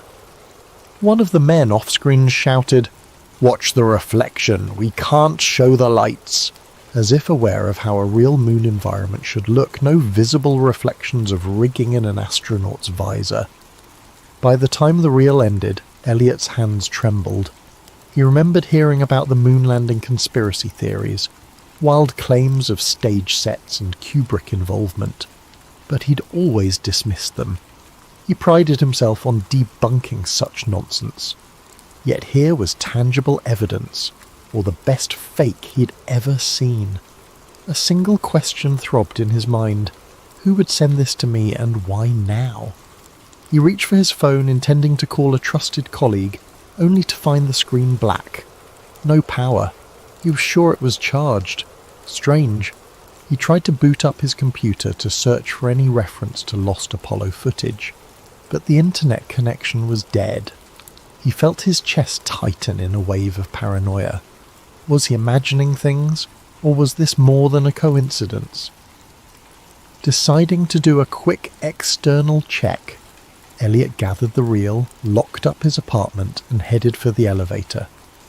As he stepped out onto the street, a hint of movement caught his eye. A black SUV parked at the curb, lights off. Its windows were tinted, impossible to see in.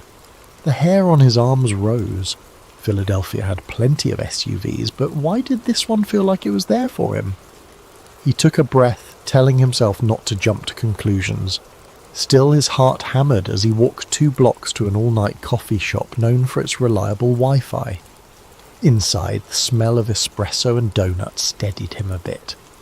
He found a corner table connected to the cafe's network and tried searching for any references to moon landing staged film reel. Thousands of hits, mostly conspiracy websites. Nothing verifiable.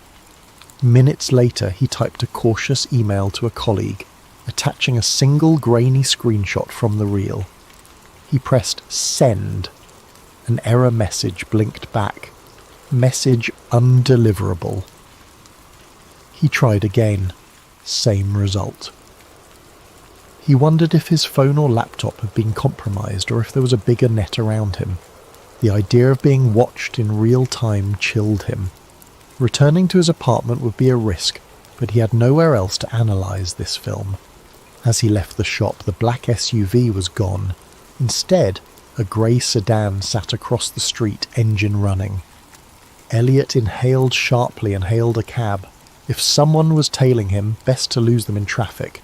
The entire ride he cradled the film canister on his lap, heart pounding. He found himself muttering under his breath, "It can't be real, it can't be real." Yet some buried part of him whispered that it might be.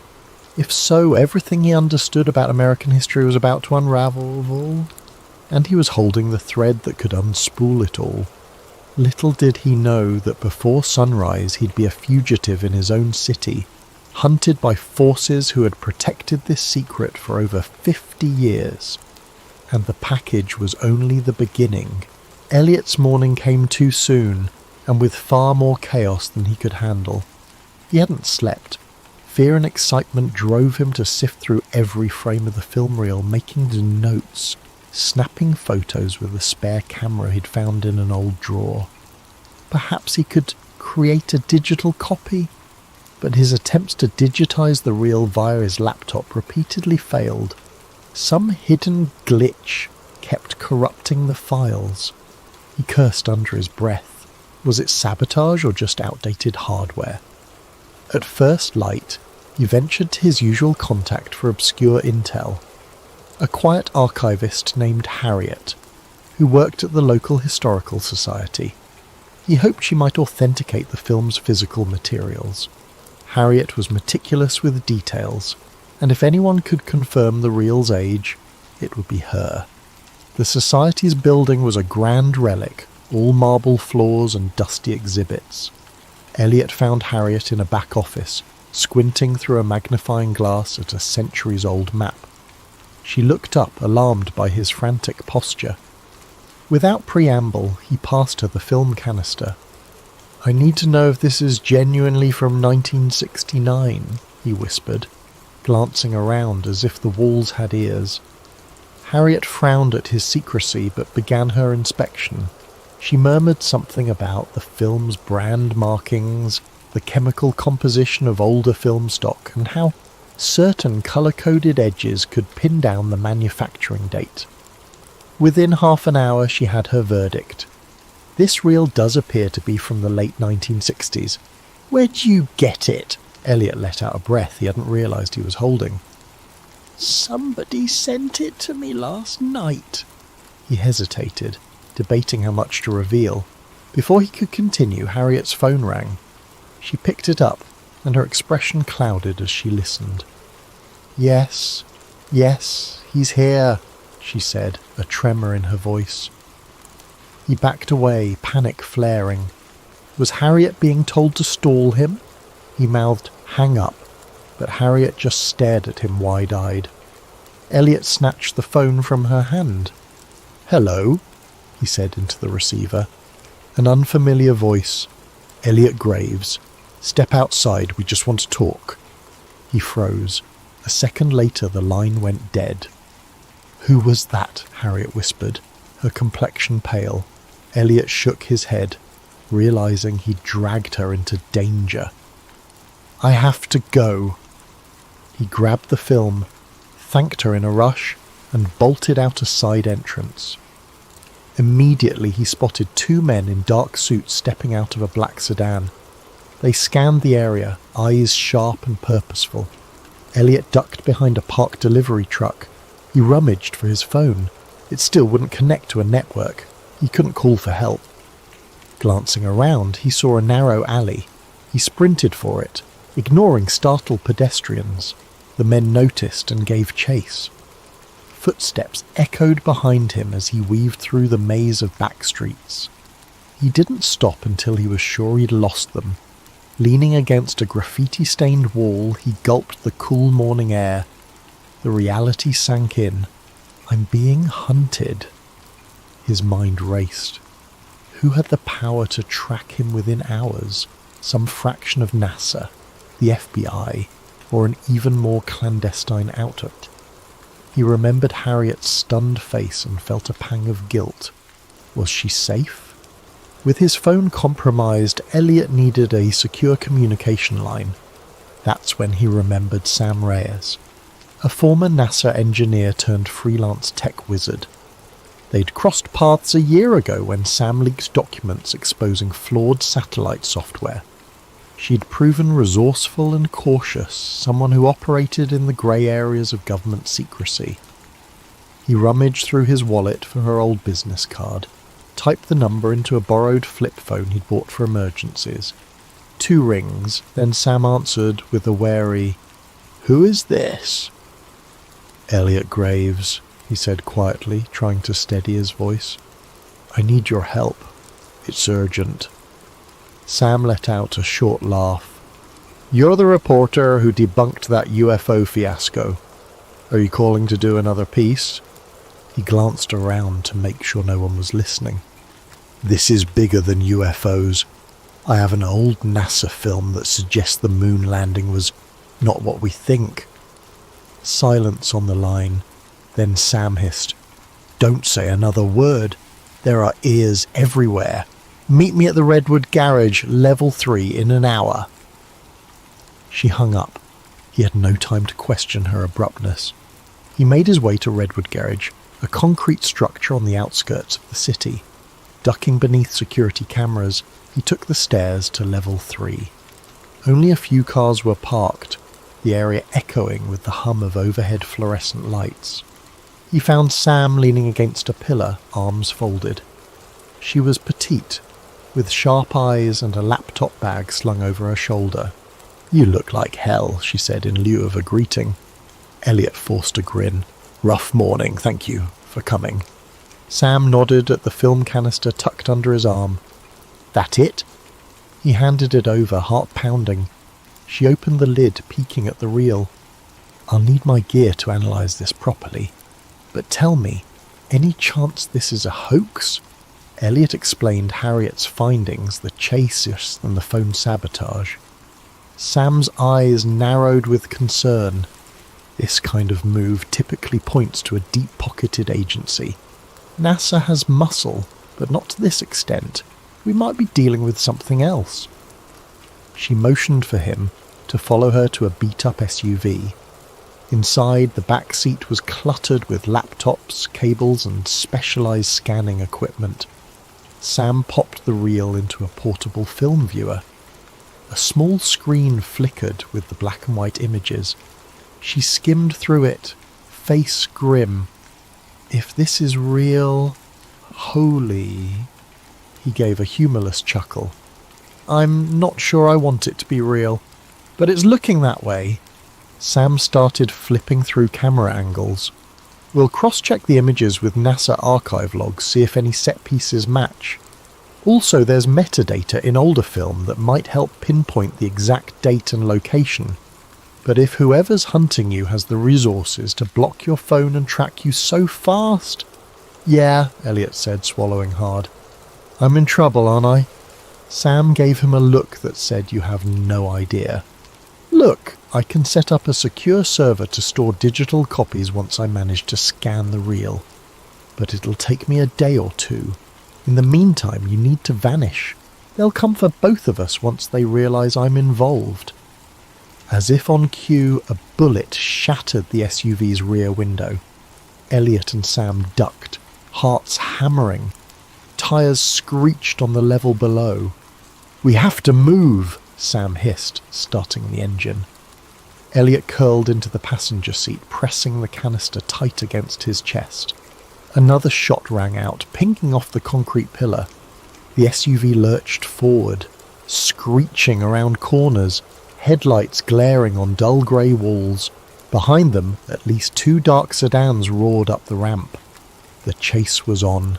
Elliot felt the cold sweat on his brow. This was no longer about verifying a piece of film. This was survival. More bullets clanged against the SUV's metal frame. Sam cursed under her breath, twisting the wheel. The exit ramp loomed ahead, a single security arm blocking the exit. Sam ploughed right through it, leaving splinters behind. They burst into daylight, weaving into the city traffic. Horns blared. The sedans kept pace, engines revving. As Sam careened down a busy street, Elliot realised just how far he'd fallen into this conspiracy. He'd started the night as a skeptic receiving a curious package. Now he was on the run, uncertain if he'd live to see the next morning. The real question: was the truth worth this cost? He clenched the film canister as if it were his lifeline. Maybe it was. Once they lost their pursuers, thanks to Sam's clever shortcuts and the chaotic labyrinth of city streets, Elliot and Sam took refuge in a deserted warehouse by the river. It was a space Sam sometimes used as a safe house, its electricity powered by a makeshift generator. Old crates littered the corners. The air smelled of dust and stagnant water. They parked the SUV inside, headlights slicing through the gloom. Elliot exhaled shakily, stepping out and checking his jacket for bullet holes. Miraculously, neither of them was injured. Sam followed, film canister in hand. "We have to lie low," she said. "I'll do what I can with the real. But first we need to figure out who can confirm or deny the authenticity. Some old NASA folks might still be around, or people from the Apollo era." That jogged a memory for Elliot. "I know someone, Dr. Bernard Callaway. He was part of the Apollo program. Wrote a few obscure papers on lunar orbit complexities. I interviewed him years ago for a piece on NASA bureaucracy.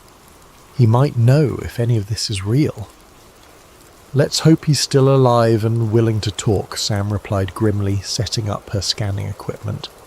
"Meanwhile, I'll start digitizing. Go call your guy."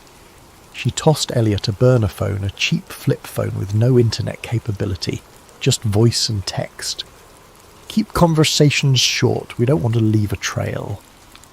Elliot nodded, stepping away for some privacy.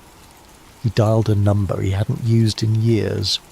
The call rang on, and just when he thought it would go to voicemail, a gravelly voice answered. "Yes? Who is this?" "Dr. Callaway, it's Elliot Graves. Remember me?" A tense pause. "Graves? The journalist? Why are you calling me?" Elliot cut straight to the point.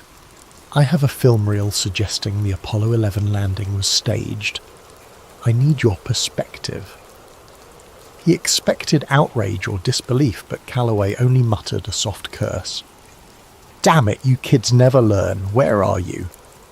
"Too dangerous to say over the phone," Elliot replied. "Can we meet?" Another heavy silence.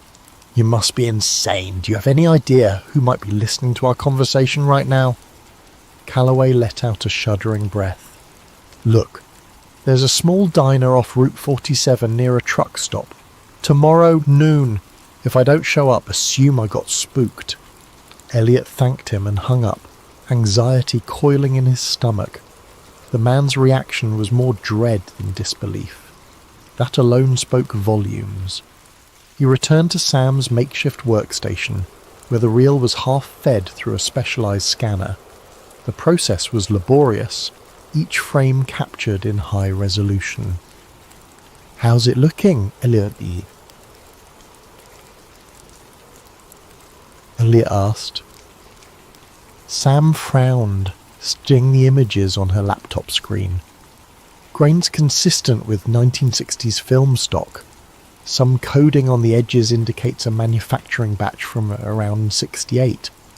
Also, I've spotted certain NASA emblems in the background that weren't publicly revealed until the mission ended. And see that console there? She zoomed in on a screenshot. That's an Apollo guidance computer, but an early prototype version. Only a handful existed. This is not your average hoax.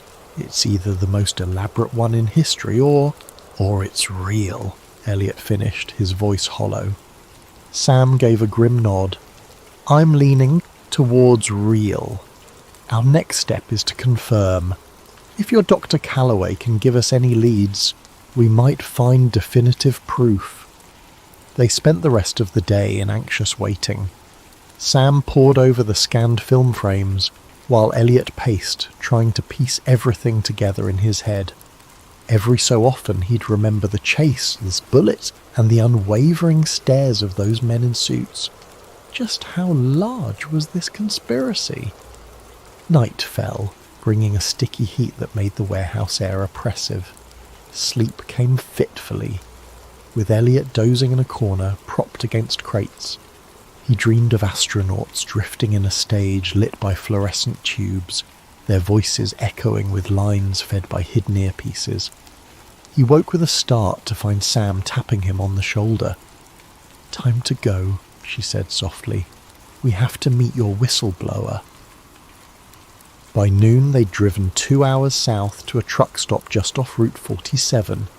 The diner looked vintage, a chrome exterior, peeling neon sign and a handful of big rigs parked nearby.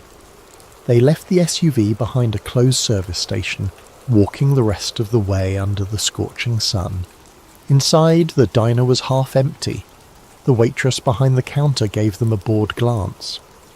In a corner booth, an elderly man sat facing the window, wearing tinted glasses and a hat pulled low. Elliot recognized him, Dr. Bernard Callaway. He looked older and thinner than their last meeting, as though carrying a burden too large for his frail frame. Callaway, Elliot said, quietly, sliding into the booth. Sam took the seat beside him. Callaway's gaze flicked to them, fear etched in the lines around his mouth. "You brought someone else. I told you to come alone." "This is Sam Reyes. She's helping me verify the film." "Film?" Callaway's voice trembled. He removed his tinted glasses, revealing tired eyes. "I hoped I'd go to my grave without seeing it again. Lord knows I was done with those days." Elliot swallowed. "You've seen it before?" Callaway exhaled a long, shaky breath. "I was part of Apollo 11's operations team, unofficially. My real job was ensuring the broadcast feed from the moon looked authentic. We had technicians in a secret studio, capturing angles that would pass as lunar footage. It was a matter of national pride and also, ironically, fear. Needed to beat the Soviets. When the actual craft encountered catastrophic issues, NASA and the government decided it was safer to fake the landing for television. The real rocket never made it out of Earth's orbit safely. The astronauts eventually landed in the Pacific under the pretext of returning from the moon, but what the public saw was a carefully crafted illusion. Elliot's head spun. There it was, spelled out. The conspiracy in all its horrifying clarity. Sam leaned forward. "Why have you stayed silent all this time?" Callaway closed his eyes. "They threatened my family. I was briefed that revealing the truth would be an act of treason. Others who tried to speak up, well, they disappeared. I've lived under watch ever since, exchanging my silence for a quiet retirement. But I always knew this day might come." Elliot retrieved the film canister from his bag. "So the footage we have?" "It's partial," Callaway said, scanning the diner nervously. "There's more. Hours of outtakes, behind-the-scenes planning, enough to destroy decades of NASA's legacy if it got out. That reel is probably what was stolen from the archives in the 70s. I thought it had been destroyed." A lump formed in Elliot's throat. "So it's authentic? And NASA? Or whoever's controlling this? They're hunting us to bury it again." Callaway nodded. "They'll kill you, no question. They've killed for less." He glanced around, lowering his voice. "I can direct you to someone else who was there. A colleague named Walter Pierce. He escaped overseas, but you might track him down. He has a copy of the mission logs." Sam and Elliot exchanged looks. Every new piece of evidence upped the stakes. If they could find Pierce and get those logs, they'd have undeniable proof. Suddenly the diner's door swung open. Agent Jonathan Kane stepped in, though Elliot didn't know his name yet. The man wore a crisp suit and surveyed the room calmly, his gaze lingering on each patron. Elliot's heart seized. Callaway's face turned ashen. "That's one of them," he whispered, voice trembling. "We have to go." They slipped out the back exit, hearts pounding. Behind them they heard the waitress greet the newcomer with a polite, "Welcome, sir." Elliot glanced over his shoulder to see Kane's cold eyes scanning the booths. Outside, the scorching afternoon felt claustrophobic. They hurried toward the dusty parking lot. "Here," Callaway said, pressing a small slip of paper into Elliot's hand. "Walter's last known location. Use it wisely." Elliot opened his mouth to thank him, but Callaway cut him off. "I'll slip away on my own. It's safer that way for all of us." Then, as if on cue, a black car squealed around the corner. Callaway pointed desperately. "Run!" Elliot and Sam sprinted across the lot, the slip of paper clenched in Elliot's fist. Behind them, tyres screeched. In the distance, de Callaway vanished between parked trucks, a frail silhouette, stepping once more into a world of secrets and shadows he had hoped to leave behind. Elliot doubted he'd ever see the old man again. 3 days slipped by like a fever dream, with Elliot and Sam crisscrossing state lines, dodging digital footprints. Each safe house they chose felt more precarious than the last. A motel in one city, a cramped basement in another, always with one eye on the door and ears pricked for footsteps in the hall. Anxiety pressed against their chests like a constant weight. The film remained hidden in a secure locker they rented under an alias, and Sam carried digital backups on multiple encrypted drives, hoping at least one would survive if they were caught. Meanwhile, they tried to locate Walter Pierce, the elusive colleague de Callaway mentioned. The slip of paper had scrawled coordinates, presumably referencing an address in Europe. Elliot scoured contact lists, old NASA alumni directories, and obscure online forums in search of any mention of Pierce. Each path led to stale leads or contradictory data. The man seemed to have vanished off the face of the earth. On the 4th day, Sam had a breakthrough. She discovered an encrypted NASA server still hosting fragments of old Apollo logs. With some of her advanced hacking tools, she managed to glean references to a W. Pierce, assigned to a European research facility. "Seems he was in Switzerland for a time," she said, eyes glued to her laptop in a dingy motel room. "He might still be there, or somewhere on the continent, but tracking him from here would require a lot of resources." Elliot sank onto the bed. "Getting to Europe is a tall order when we're being hunted. Plus, I'm almost out of money. My accounts are frozen." He paused, rubbing his temples. "Is there any chance you can crack NASA's main archive for further leads?" Sam shot him a sideways look. "That's risky. The deeper I dig, the easier it is to trace me. But let me see what I can do." She tapped rapidly on her keyboard.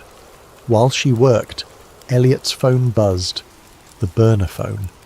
He answered carefully. "Yes?" A shaky voice on the other end. "Elliot, it's me." He recognized Dr. Callaway's voice immediately. Relief and dread mingled in Elliot's chest. "Doc, where are you?"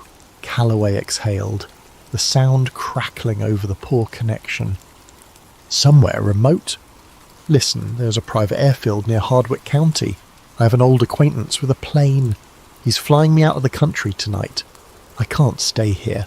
They've already tried to corner me twice. I'm calling because I don't want to leave things unfinished." Elliot's pulse kicked up. "What do you mean?" "I have a file, a partial logbook detailing the faked segments of the Apollo broadcast. Coordinates of the set, code names of the staff, enough to corroborate the film. Meet me at the airfield before midnight. I'll hand it over." Elliot mouthed to Sam, "Dr. Callaway he wants to meet." She nodded and started packing up. "We'll be there," Elliot promised. "Don't be late," Callaway warned. Then the line went silent. They drove for hours along winding back roads, eventually arriving at Hardwick County's private airstrip around 11:30 p.m. The air was thick with the chirp of crickets. A single hangar stood near the runway lights, which glowed an eerie orange in the humid darkness. Spotting a lone figure by a small plane, Elliot recognised the stooped posture of Dr. Callaway.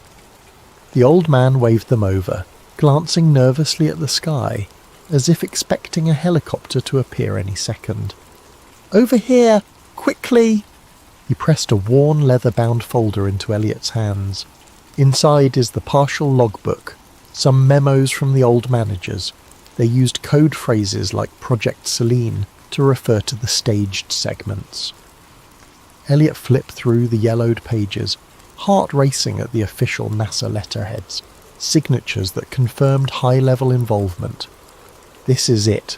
The missing puzzle piece. Sam peered over his shoulder, eyes widening. A faint hum broke the stillness. Headlights appeared at the far edge of the airstrip. "We need to go," Callaway urged. "I'll be taking off in minutes." He nodded at the plane.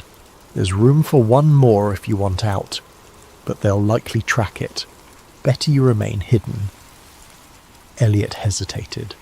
Part of him wanted to leave, fly away from the danger, but his journalist instinct screamed that he needed to stay to expose the truth. "Doc, are you sure you'll be safe?" Callaway's gaze dropped. "Safety is relative now. I just can't watch them bury the truth again.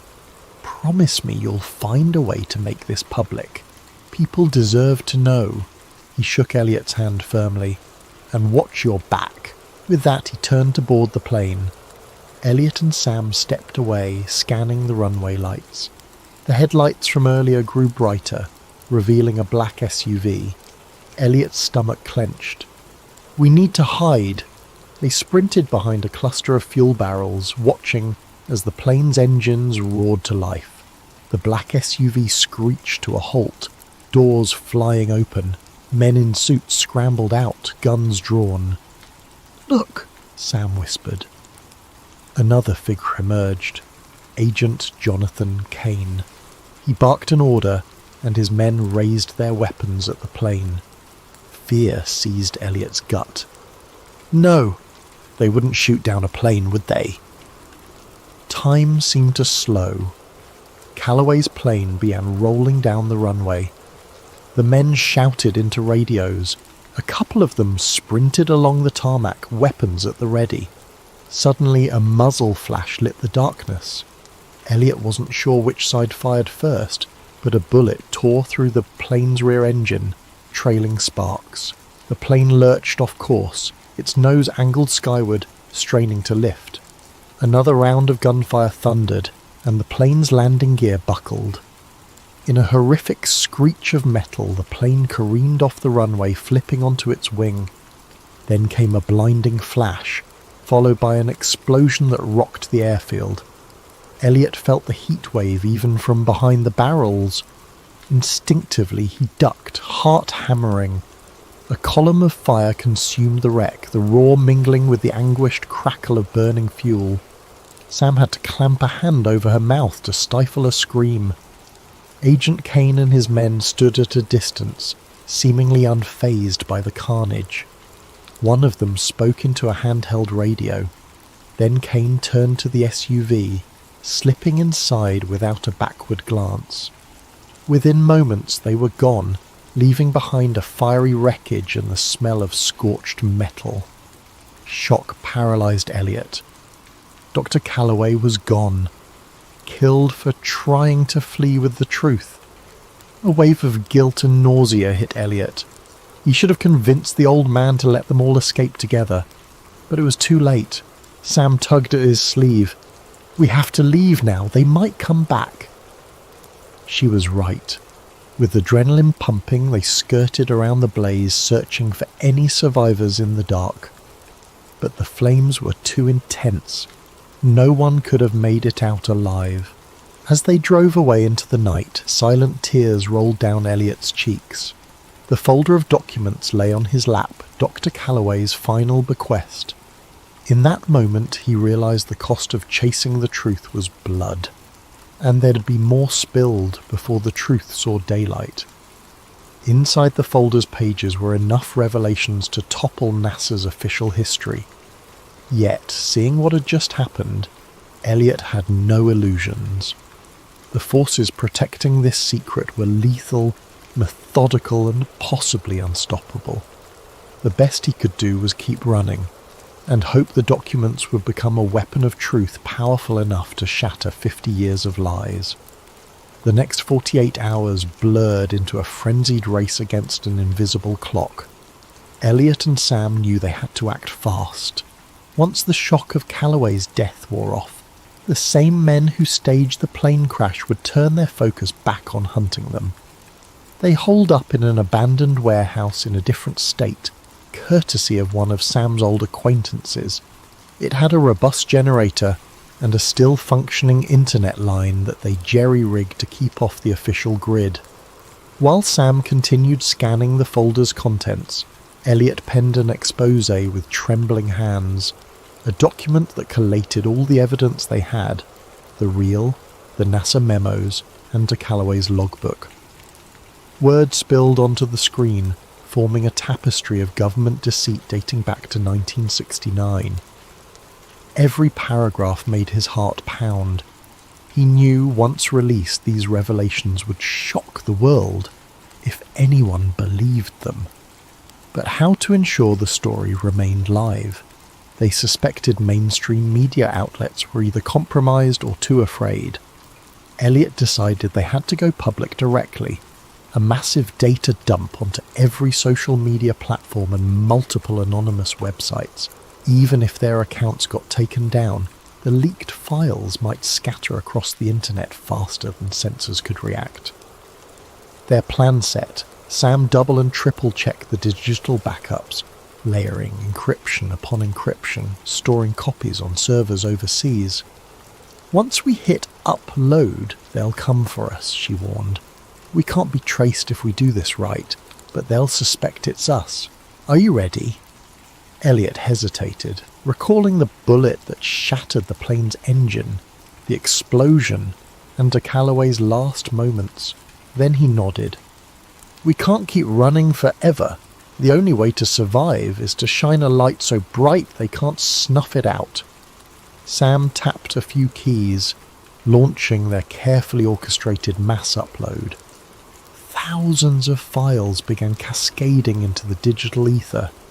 Elliot's expose triggered alongside, complete with images from the 16mm reel, still frames of the behind-the-scenes moon set, and NASA-coded logs referencing Project Seline. Within minutes, the hashtags Apollo hoax and #Project Seline started trending across lesser-known forums. Users demanded answers. The first wave of adrenaline gave way to anticipation. Elliot and Sam hovered over their screens, watching the data spread. It was working. Mirror links popped up everywhere. For a brief moment, triumph washed over them. Maybe they'd done it. Then the pushback began. Major social media sites flagged the content as misinformation. Accounts posting the files got suspended en masse.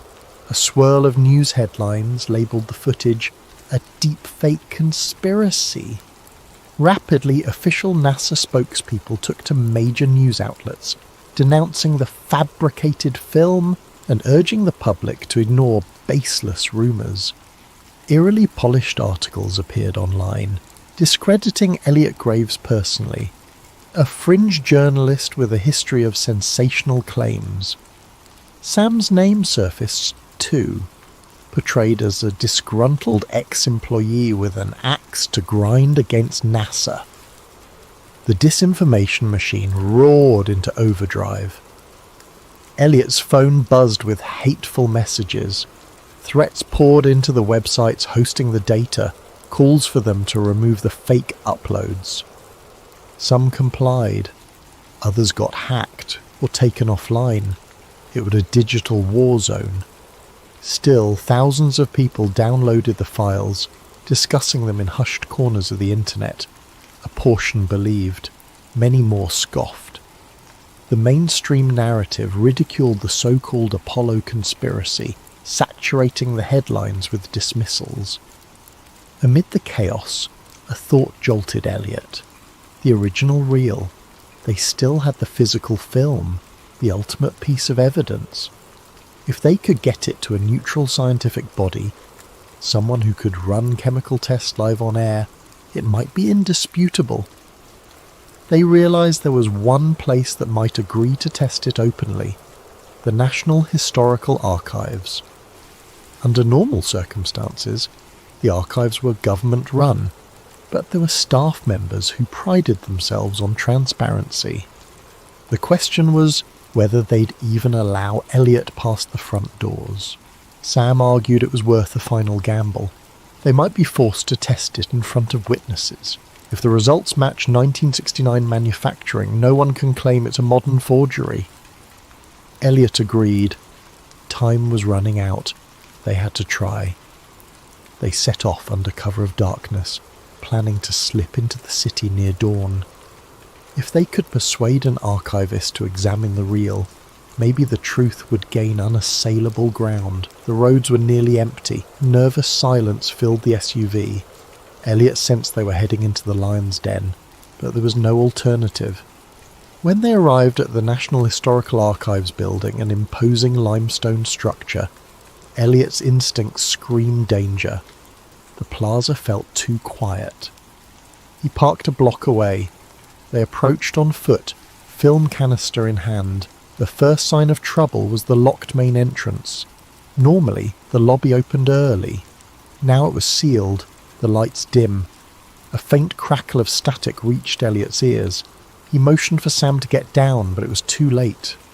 Armed figures stepped out from the shadows, men in tactical gear. At their centre stood Agent Jonathan Kane. Cold determination etched on his face. A single lamppost cast harsh light over the scene. "Elliot Graves," Kane said softly, voice echoing in the empty plaza. "And Samantha Reyes. I believe you have something that belongs to the United States government." Elliot clutched the canister, adrenaline surging. "This belongs to history, not your lies." Kane raised a hand in a mocking gesture. "Let's be reasonable. That footage is a national security issue. Hand it over." Sam stiffened. "National security? It's a decades-old deception. People deserve to know." A sneer curled Kane's lip. "Your children playing with matches in a powder keg. The global ramifications of revealing this lie, you have no idea. The entire space race, our Cold War diplomacy, NASA's credibility, everything unravels. America's standing in the world collapses. This is bigger than you." "Then maybe it needs to collapse," Elliot retorted, stepping back. Sam discreetly slid a small flash drive from her pocket, likely containing a digital copy of everything. She slipped it under her foot, hoping to crush it into the pavement if needed, anything to keep the evidence from being seized intact. Two men lunged forward. Elliot flung himself aside. Sam tried to break free, but strong arms pinned her. Kane calmly walked over, plucked the canister from Elliot's grip and shook his head. "It's over, Graves." As Elliot struggled, he spotted a series of dark SUVs rolling in with their headlights off. More armed operatives. Sam's eyes met his, fear and resignation mingling. They had played all their cards. Bile rose in Elliot's throat as he realised they were powerless here. A blow to the side of Elliot's head blurred his vision. He heard Sam screaming, then darkness. Elliot came to in a dimly lit room, strapped to a chair. A harsh fluorescent bulb buzzed overhead. Agent Kane stood by a metal table reviewing files. A small camera recorded from the corner. Elliot's mouth felt like cotton, a dull ache radiating from his temple. Kane sighed, setting a folder aside. "Your data is gone. The networks hosting your uploads have been systematically shut down or drowned in disinformation. As for you, well, let's just say the world will remember you as a troubled conspiracy theorist who vanished." Elliot's heart pounded, but he forced a shaky grin. "You can't erase the truth forever." Kane smirked.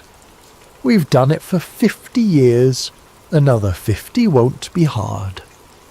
He turned away, leaving Elliot alone in the cold, silent room, a prisoner of the same hidden apparatus that had consumed a Callaway. Years passed. Officially, Elliot Graves remained missing, presumed dead. Samantha Reyes vanished from every public record, her life story buried under falsified documents. The film canister and the physical logs from Dr. Callaway were never mentioned again. Media coverage of the so-called Apollo hoax faded into rumour and ridicule. Government spokespeople labelled it the digital conspiracy of the decade, pointing to doctored footage and cyber scams. The narrative solidified in the public mind. The moon landing was real, and any claims otherwise were pure fantasy. But in the hidden corners of the internet, whispers persisted. Anonymous forums traded screenshots of frames from the original reel. Some claimed they possessed fragments of the logs, while others insisted they had personal accounts from NASA insiders. Most people dismissed these stories as hoaxes, but a small group of truth seekers dug deeper, their curiosity refusing to die. And somewhere in a locked private server under an array of pseudonyms, the data backup Sam Reyes had created still existed, protected by advanced encryptions that no government agency had yet cracked. Then one quiet afternoon, a new video surfaced online. It was low resolution, filmed in a stark room with a pale white wall as a backdrop. The speaker's face was gaunt, eyes hollow, but unmistakably Elliot Graves. He spoke in a subdued voice as though aware he had limited time. "If you're watching this, it means I failed to stop them from suppressing the truth. But the truth can't be drowned forever. The footage is real, the documents are real, and the men who hid it still walk free, rewriting history as they see fit. I beg you, look deeper. Don't accept their narrative. The cost of ignorance is the freedom to shape our own reality." He paused, voice trembling with resolve. "They'll deny this again. They'll call it a forgery. I expect nothing less. But ask yourself why they are so desperate to bury this story. Ask yourself who benefits from keeping the lie alive. Then follow the money, follow the fear, and you might find what Dr. Callaway died for." The video ended abruptly. Within hours, it was removed from major platforms, relabeled as a doctored clip. Yet it circulated among those who'd never stopped believing.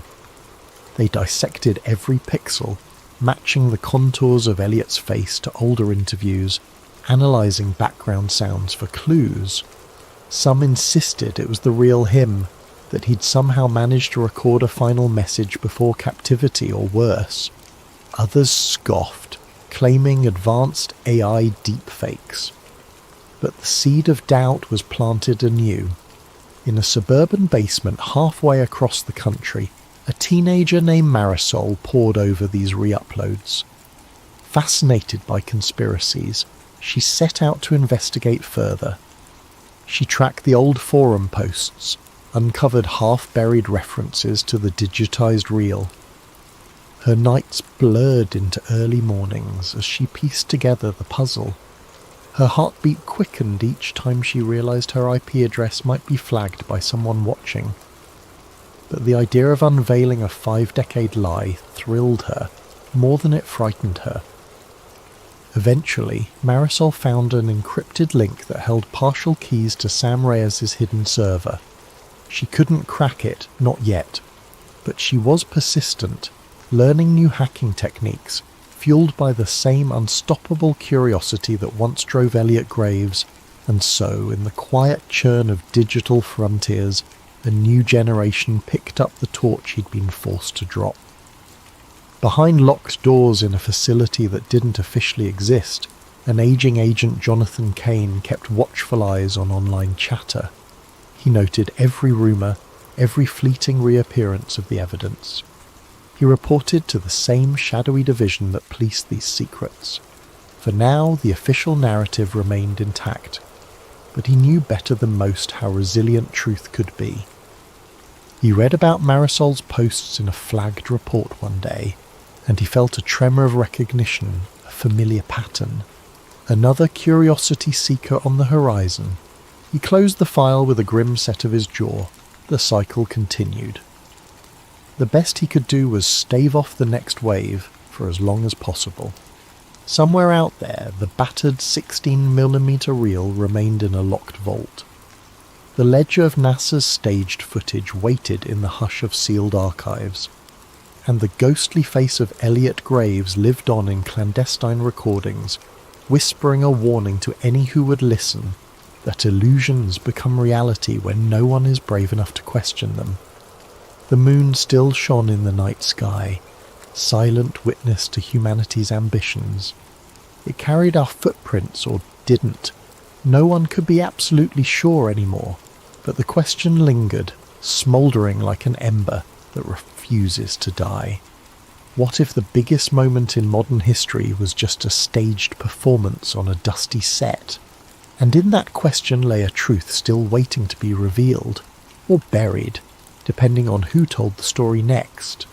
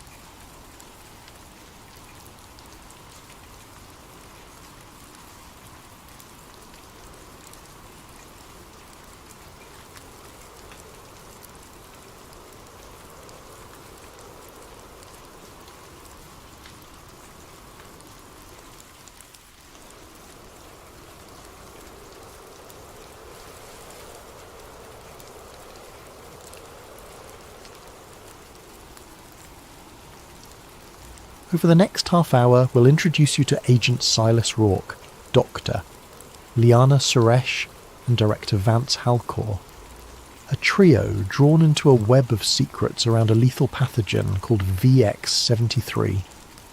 As tensions mount and paranoia spreads, you'll witness how fear can become a powerful tool of control, and how a single whistleblower might spark either liberation or a deeper descent into conspiracy.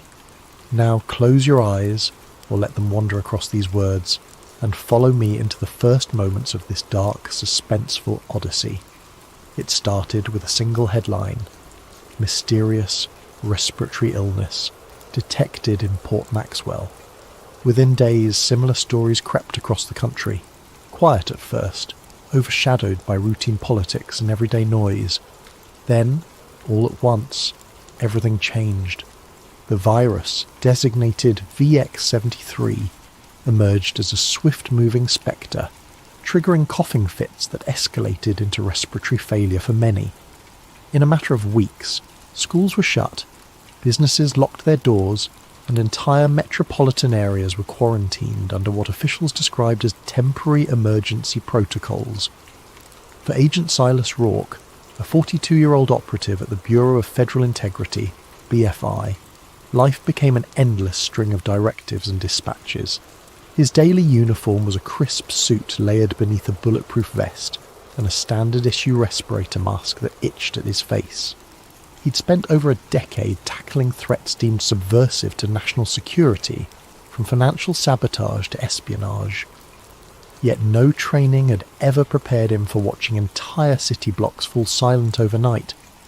He walked the corridors of the BFY with practiced composure, scanning the myriad bulletins pinned on corkboards. The walls hummed with fluorescent lights that gave everything a stark, sterile glow. Digital screens listed the latest infection rates, projected mortalities, and newly declared red zones where infections raged unabated. Over the PA system, a recorded female voice repeated the same instructions every half hour. Stay indoors, maintain social distancing. All citizens must comply with the National Stabilization Bureau's guidelines. The National Stabilization Bureau, NSB, led by Director Vance had been formed to centralise the government's emergency functions. Some called it a necessary response. Others whispered about the creation of an all-powerful agency with little oversight. Halcor himself was a tall, imposing figure who frequently appeared on screens throughout the BFI complex, delivering updates about mandatory daily biometric scans and the development of a new vaccine, Unity Serum. Silas had known Halcor only in passing, enough to catch glimpses of a man driven by unwavering conviction. He recognised in Halcor that sense of unstoppable momentum, as though the security of the entire nation hinged on following his blueprint. Silas tried to set aside his personal misgivings. He was a loyal agent, bound to uphold the Bureau's mission. If the vaccine provided the solution to stop VX-73, so be it. Then one morning, Silas was summoned to a high-clearance briefing. He expected a new assignment along the lines of standard public compliance checks. Instead, he found himself in a cramped conference room, facing a handful of BFI higher-ups who spoke in hushed, clipped tones. The gist was simple. Alleged disinformation campaigns were circulating, claiming that VX-73 was not naturally occurring but lab-engineered. These rumours, the brass said, were fueling panic, turning citizens against the government's measures. Silas's job was to investigate any potential insiders leaking such nonsense. At first, he believed the directive to be legitimate. Disinformation in a crisis could be lethal, prompting civil unrest and undermining official responses. Yet as Silas pored over digital logs and tapped into encrypted chat rooms, he stumbled across an unencrypted file labelled simply Project Paragon, Preliminary. The file wasn't supposed to be on the BFI's server at all. It appeared as though someone with high-level credentials had hidden it behind labyrinthine subdirectories. Intrigued, Silas pried open the document. Inside were sanitised references to VX 73 months prior to the earliest official detection date. The language read, "Field tests planned in controlled sectors, monitor subject compliance and social response." A chill rippled through Silas. The deeper he delved, the more he found that pointed to a private biotech lab with direct ties to the Department of Defense. Another set of documents discussed funding from major corporate donors, massive pharmaceutical conglomerates that had a vested interest in vaccines, testing kits, and biometric devices. Confusion turned to a subtle dread. If these partial records were real, then the official narrative was incomplete at best, or outright deceptive at worst. Silas secured the files on a flash drive. Over the next few days, he quietly cross-referenced the data, trying to confirm whether Project Paragon existed. He took caution, covering his digital tracks with proxy servers. Even so, he noticed the BFI's internal security channels seemed abuzz with mentions of an internal breach, Fear knotted in his stomach. Someone else was on this trail too. He found short references to a doctor, Liana Suresh, apparently a virologist who once worked at a biotech facility codenamed Cerulean Labs. Her name popped up in correlation with antigen research and compliance metrics. The wording was bizarre. Since when did a vaccine program revolve around compliance? Yet there it was. VX73 antigen trials show 62% compliance rate. Additional modifications required. The date? Nearly a year before the current outbreak. By the time Silas realised how incriminating his findings were, the hair on his arm stood on end. His imagination conjured scenarios he'd previously deemed paranoid. A virus unleashed intentionally. A vaccine designed not just to inoculate, but to control. He forced himself to remain calm. Conjecture was easy. Proof was everything. So he resolved to gather more. That night he left the BFI building with the flash drive tucked in the lining of his jacket. He tried to banish the creeping sense that eyes were trailing him. Outside, the city's main avenues lay deserted. Army trucks patrolled at intervals. Overhead drones whirred, scanning for curfew violators. Digital billboards displayed a single message across a black background. Unity Serum, your key to tomorrow. From a payphone booth, one of the last still standing, Silas called in a favour from a fellow agent he trusted. Someone adept at hacking behind the Bureau's firewall. The friend agreed to help, no questions asked, but Silas could sense tension in his voice. Everyone was on edge, unsure who was truly friend or foe. Silence had become a survival tactic. As he hung up the phone, the city's gloom pressed close, neon lights flickering across shuttered storefronts. In that moment, he wondered if the official explanation, VX73 as a random mutation, was a purposeful lie from the start. If so, then the so-called Unity Serum might be more than just a vaccine. A wave of dread consumed him. The next steps would determine whether he stayed a loyal operative or became a traitor to the system he'd served for half his life. At the next corner, a spotlight from a drone settled on him, scanning his face. He forced a neutral expression. The device beeped and swiveled away. Good. No red flag. Yet. As Silas ducked into the underground metro, he realised with grim certainty that he had stumbled onto something monstrous. For years he'd believed in the Bureau's cause, trusting that each operation served the greater good. Now he faced the possibility that the greatest threat wasn't the virus itself, but the hidden intent behind it. City by city, the VX73 infections soared. Once bustling centres of commerce turned into ghost towns, patrolled by uniformed enforcers under orders from the National Stabilization Bureau. Curfews became absolute. Violators risked detention at newly established health containment camps. The mainstream media hammered a constant drumbeat of fear.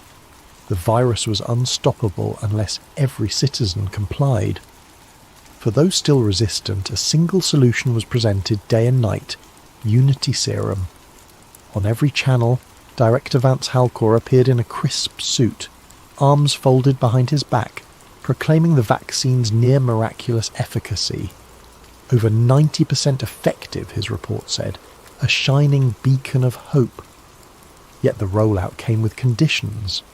For public safety, those who refused the jab lost access to banks, public transportation, and official documentation. Within a month, entire swathes of the unvaccinated population found themselves in a twilight zone, forced to scavenge or rely on black market services just to survive.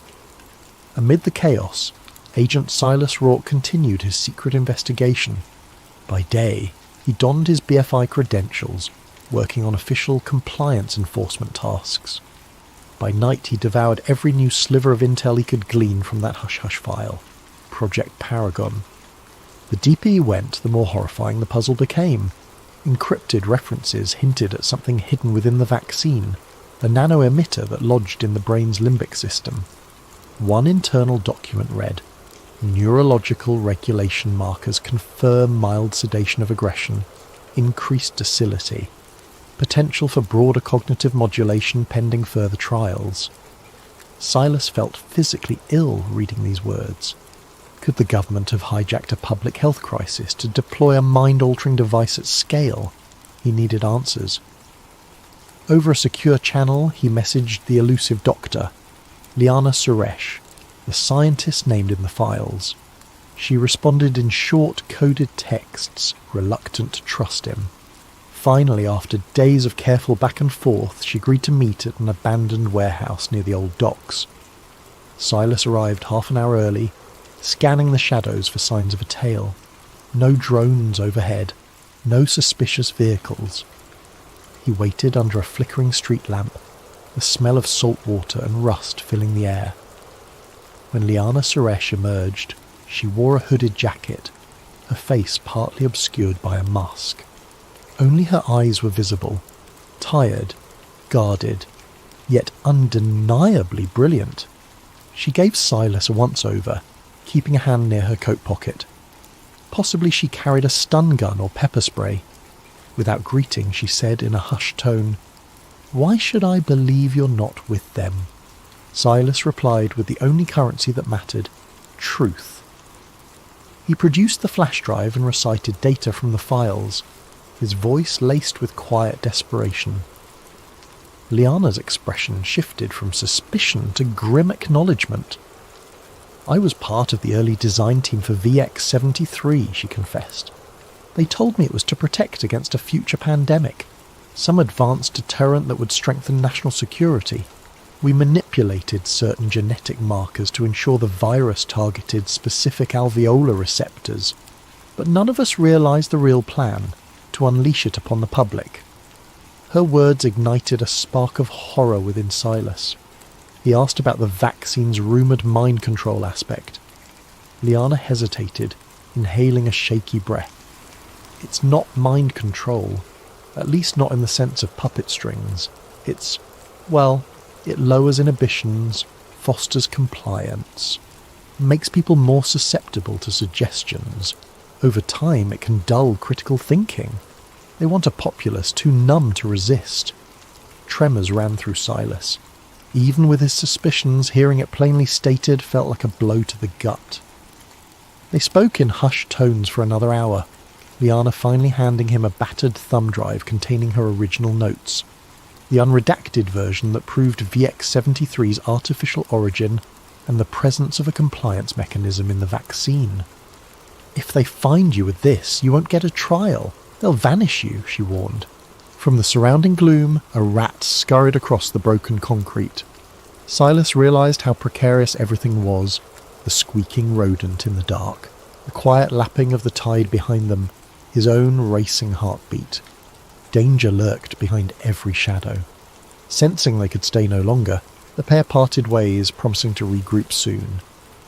Back at the BFI, Silas carefully compartmentalized his roles: obedient agent in the daylight, clandestine researcher after hours. Meanwhile, the nation's capital sank deeper into fear-driven militarization. Propaganda played ceaselessly on loudspeakers. Stay safe, stay indoors, trust the cure. Curfew drones soared over empty streets, shining bright beams to catch anyone outside after sundown. Social media platforms became inundated with pro-government messages, while dissenting posts vanished, labelled as threatening misinformation. Those who complied enjoyed a semblance of normalcy. Restaurants reopened for vaccinated patrons, businesses resumed for employees who presented a scannable immunity pass. Yet they all seemed more subdued, less likely to ask questions about privacy intrusions or the ever-increasing powers of the NSB. It was as though a hush had fallen over society, as if curiosity had been collectively tranquilized. Within government circles, Director Vance emerged as a national hero. Public polls, at least those broadcast on official channels, showed near universal support for his bold measures. He'd saved millions of lives, the anchors repeated. He'd stabilized the economy. He was proof that unwavering resolve could defeat chaos. Not a single mention of the billions in profits the corporate donors raked in, nor a hint about hidden modifications to the Unity serum. As the days passed, Silas found it harder to hide the turmoil in his gaze. He saw colleagues in the hallway, wearing forced smiles, praising Halcor's leadership. He noticed how many had begun to project a certain eerie calm, like their personal anxieties had evaporated. Could it be the effect of the serum? Silas tested a co-worker with a subtle question. Ever wonder why the lockdown measures ramped up so fast before the outbreak peaked? The man's eyes glazed momentarily, then he simply shrugged. Doesn't matter, O'Rourke, they keep us safe. He returned to his desk, more convinced than ever that Halcor's master plan was in full swing. The virus was the perfect storm to usher in sweeping surveillance and push a mind-numbing serum to the masses. And the BFI was part of it, or at least complicit in bearing the truth. He could keep quiet, or he could do the unthinkable and blow this wide open, risking everything in the process. One evening, Silas found a sealed envelope slipped beneath his apartment door. Inside, a single typed line. This is bigger than you think. They see all. The bottom edge was marked with an obscure symbol, a circle with a diagonal slash, like a stylized zero. He'd seen it once in a classified file referencing an underground resistance network. If these rebels wanted to contact him, it meant they believed he might be an ally. The tension hammered in his chest. He was dancing on a razor's edge, his loyalty to the Bureau, his conscience the unfolding nightmare. Taking a shaky breath, he powered up his laptop. A series of pings indicated a new assignment in his BFI inbox. Track down a subversive known for smuggling contraband medical supplies. Silas realised with a jolt that the suspect's name had been flagged in Dr. Liana Suresh's notes. Another piece connecting the puzzle, and another reason the Bureau might soon brand him a traitor. He closed the laptop. Outside, the city lights glowed, reflecting off dark clouds pregnant with the threat of a new storm. If he hesitated much longer, it might be too late for everyone. The seeds of control had already sprouted, and every day they dug deeper roots into the world. Agent Silas Rourke watched from a distance as the unvaccinated families huddled together in the crumbling outskirts of Old Glendale. The press had labelled it a containment zone, but locals called it a human dumping ground. Living conditions were dire, sporadic power, limited sanitation, and roving squads of Unity enforcers scanning for anyone who might have hidden child or avoided mandatory updates on vaccination status. The air crackled with dread. Days earlier, Silas had steeled himself to reach out to the symbol-bearing group implied by that cryptic envelope. If they were an underground resistance, maybe they could help him get the truth out. He had no illusions about personal safety. Once he exposed the deception behind VX-73 and Unity Serum, the entire apparatus of the National Stabilization Bureau would come crashing down on him. But each time he pictured the slumped figures in these zones, cast aside for refusing a forced injection, his resolve hardened. Through a secure channel, he arranged a meeting with a contact who went by the codename Sparrow. The location, an old print shop with boarded-up windows, rumoured to have once published subversive newspapers. Silas made sure to lose any trailing drones or BFI watchers by weaving through side streets. He wore a hooded coat, his respirator mask pulled high to conceal half his face.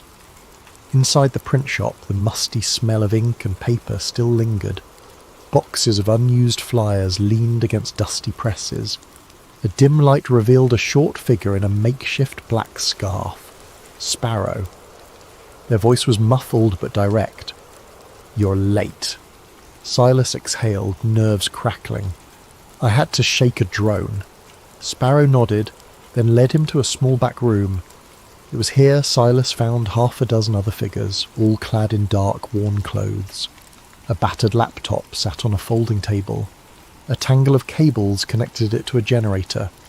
One by one, they introduced themselves with code names: Rook, Nightshade, Sahara, a clandestine cell of journalists, medics, and rogue programmers dedicated to fighting the government's stranglehold. "I have proof," Silas said, placing Dr. Liana Suresh's files on the table. "The virus was engineered, and the vaccine is rigged to manipulate behaviour." Silence fell over the group. The gravity of his statement hung in the stale air. Finally Sparrow spoke. "We've suspected as much. Over the past month we've been collecting testimonies, people complaining of unusual mental fog, the inability to feel strong emotions after receiving the serum. We even have ex-military sources who claim the NSB is funneling billions into a new wave of surveillance tech, but we needed a smoking gun. This might be it." Each set of eyes fixated on Silas. He handed them a flash drive, explaining how it contained Liana's unaltered research logs plus the Project Paragon blueprint. The group quickly scanned the data, verifying its authenticity. The sense of tension and excitement in the room was palpable. "We'll need to broadcast this globally," said Rook, a thin man with wire-rimmed glasses. "Not just post it. They have near total control over social media and mainstream outlets. We have to do something, Bligberg, something they can't shut down in seconds." Nightshade tapped a map pinned to the wall, indicating a location in the Sierra Mountains. "This is an old radio tower with shortwave capabilities. We can piggyback on a communication satellite if we rig the hardware just right. It's off-grid, but the area's crawling with patrols. If we can get there, we can push the entire data set to thousands of independent radio operators around the globe. Within minutes it'll be mirrored 100-fold. Sparrow turned to Silas. "We'll need you, your credentials, your knowledge of infiltration routes. We can't pull this off alone. Are you in?" Silas hesitated only a moment, the weight of countless nights of doubt pressing him forward. "Yes," he breathed, "I'm in." They set the plan in motion. Step 1. Connect with Dr. Liana Suresh. She alone could validate the data on air, lending credibility to the leak. Step 2. Slip past the increased security net. The BFI had ramped up its internal manhunt for domestic threats, with Silas among the top suspects. Step 3. Drive cross-country using an underground route, flipping vehicles and forging new IDs along the way. Step 4. Ascend to the tower, circumvent security drones, and broadcast the files before the NSB realised what was happening. It sounded near impossible. Then again, they had no alternative. If they failed, the public might never learn the truth. The entire world could sink deeper into a docile acceptance of government decrees, enslaved by illusions of safety. Before dawn the following day, Silas discreetly left the BFI headquarters for the last time. He burned the few personal belongings that might link him to known associates. He carried only a go-bag stuffed with his essentials, a sidearm, extra ammunition, false IDs, basic medical supplies, and a small encrypted drive. Meeting Sparrow's team in a secluded alley, they set off in a nondescript cargo van toward Dr. Liana Suresh's hidden location. When they found her, she was in a state of near panic. One of her old lab colleagues had just been found dead, officially from VX-73 complications, though Liana suspected a targeted assassination. She greeted Silas with trembling relief, and after a brief rundown of the plan, she agreed to come. The group moved swiftly, forging through back roads, switching to new vehicles at safe houses. They travelled by night, resting in abandoned barns or shuttered motels. Each day brought fresh headlines about subversive infiltration, plastering Silas's BFI photo on every digital screen with the label "Wanted for Treason." One by one, the safe houses fell under assault. Word reached them that many in the resistance network were disappearing. The official story had exposure incidents, but they knew the truth. The government was eliminating anyone who dared challenge the status quo. Then tragedy struck within Silas's own group. On a rainy evening they were ambushed by a special ops squad while crossing through a ravine. 3 of their companions, Sahara, Nightshade and Rook, were gunned down amid the blackened mud and pouring rain. Silas, Sparrow and Liana barely escaped with their lives, forced to leave everything behind. The heartbreak of losing them nearly paralysed the survivors, but there was no time to grieve. The mission had to continue. Battered and exhausted, the trio found refuge in a remote cabin belonging to an off-grid doctor sympathetic to the cause. They tended each other's wounds and mourned in sombre silence. Liana said in a trembling voice, "They died believing in something real. We can't let their sacrifice be in vain." Outside, the wind howled across the dark pines, as though the forest itself lamented the world's descent into madness. Silas stared at the flickering lantern light on the cabin wall, a single question echoing through his mind. Was it even possible to succeed against such overwhelming power? Only one path remained: press forward or let tyranny reign unchallenged. When dawn came, grey and cold, Silas Rourke, Liana Suresh and Sparrow prepared for their final push. They had enough fuel and supplies to make it to the Sierra Mountains, the site of the old radio tower. The plan was desperate: break into the facility, override the station's analog systems, and beam the unredacted Project Paragon files across multiple frequencies. If they managed even a few minutes of broadcast, it could be enough to spark a chain reaction of revelations around the globe. But the National Stabilization Bureau and the BFI were done playing cat and mouse. The day Silas had fled, DRSIN Director Vance Halcor had activated something called the Silence Protocol, a draconian directive that authorized lethal force against any suspected misinformation agents. The official pretext: they threatened public safety and national security. That morning, the NSB seized control of the entire state media apparatus. They declared a level 3 lockdown in all areas believed to harbour conspirators. Through a stolen feed, Silas watched Halcor's latest broadcast. The director stood at a podium flanked by stern-faced officers. "We are at war against a virus, both biological and ideological," he intoned. "We cannot allow a small band of anarchists to undermine our unified response. The new protocol is for the safety of us all." In the background, the NSB insignia shone ominously, a stylized eagle clutching a syringe in one talon and a shield in the other. Undeterred, Silas, Liana and Sparrow set out. They avoided main roads, weaving through Forest Service trails and dilapidated back routes. Sometimes they passed small clusters of houses with boarded windows, the silent inhabitants too frightened to emerge. Overhead, the skies held the threat of storm clouds, as though nature itself braced for a final confrontation. Midway through their journey, they encountered an unmanned checkpoint with an automated turret. The device scanned for vehicle transponders that matched authorized vaccine IDs. Of course, their stolen car carried no such ID. The turret activated. Bullets shattered the windshield, forcing them to abandon the car. They scrambled for cover in the nearby woods. Although Sparrow took a grazing shot to the shoulder, they managed to disable the turret by hacking its circuit box from behind. Out of breath, pulse hammering, they continued on foot, forging a path through the thickening forest. By dusk, they reached the slopes leading to the old radio tower. The structure loomed on a ridge above the tree line, albeit on emergency power. The next challenge: the cluster of heavily armed drones swirling overhead. Huddled behind a large boulder, 3 conspirators surveyed the scene. The tower stood behind a chain-link fence lined with razor wire. A single guard post at the main gate bristled with sensors. Several black SUVs were parked by the facility's entrance. This was no ghost station.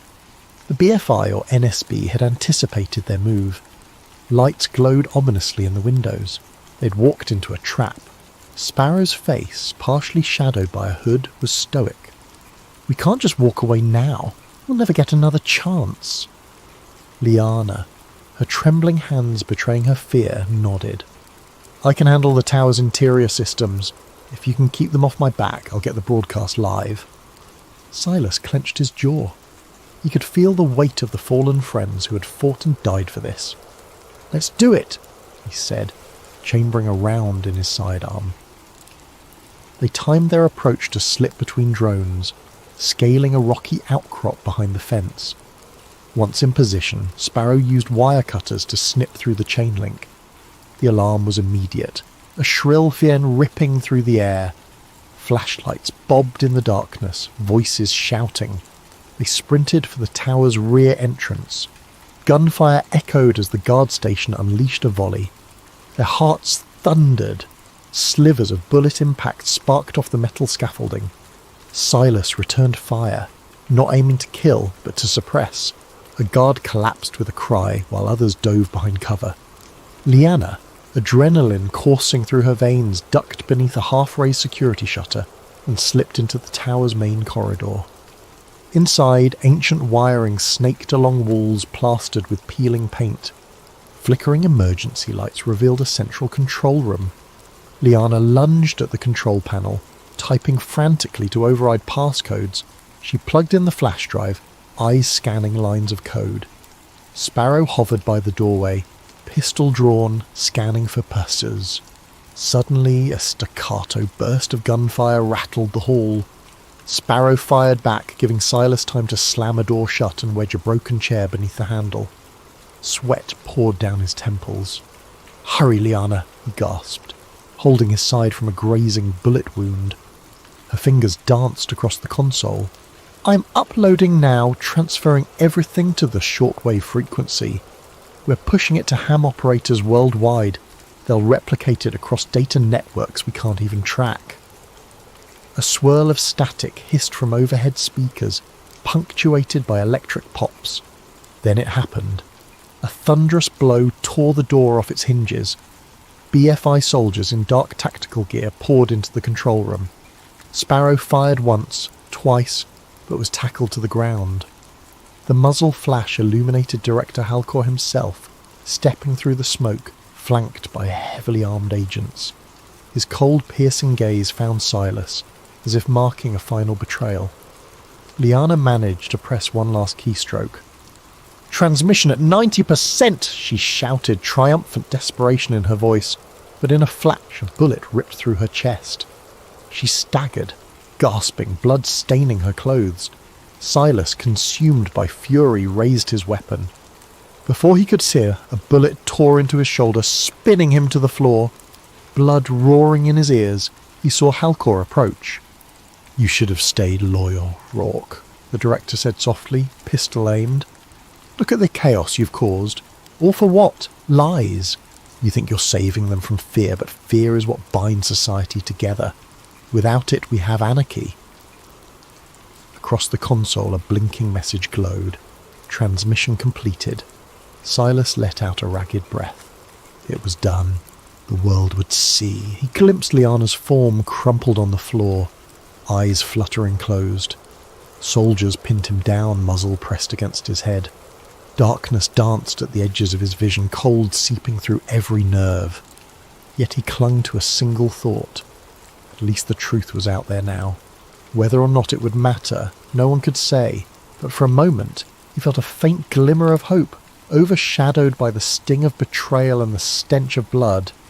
Then came the shot, and everything went black. Morning broke over a city in turmoil. Media outlets across the globe received a sudden influx of bizarre files labelled Project Paragon. Blueprints, memos, emails exposing the orchestrated nature of the VX-73 outbreak and the manipulative design of Unity Serum. For a few breathless hours, independent stations and citizen journalists shared the trove, appalled at the revelations. Social media feeds erupted with shock, anger and confusion, but the official response was swift and merciless. Government spokespeople denounced the leaked materials as AI-generated misinformation designed to sabotage public health efforts.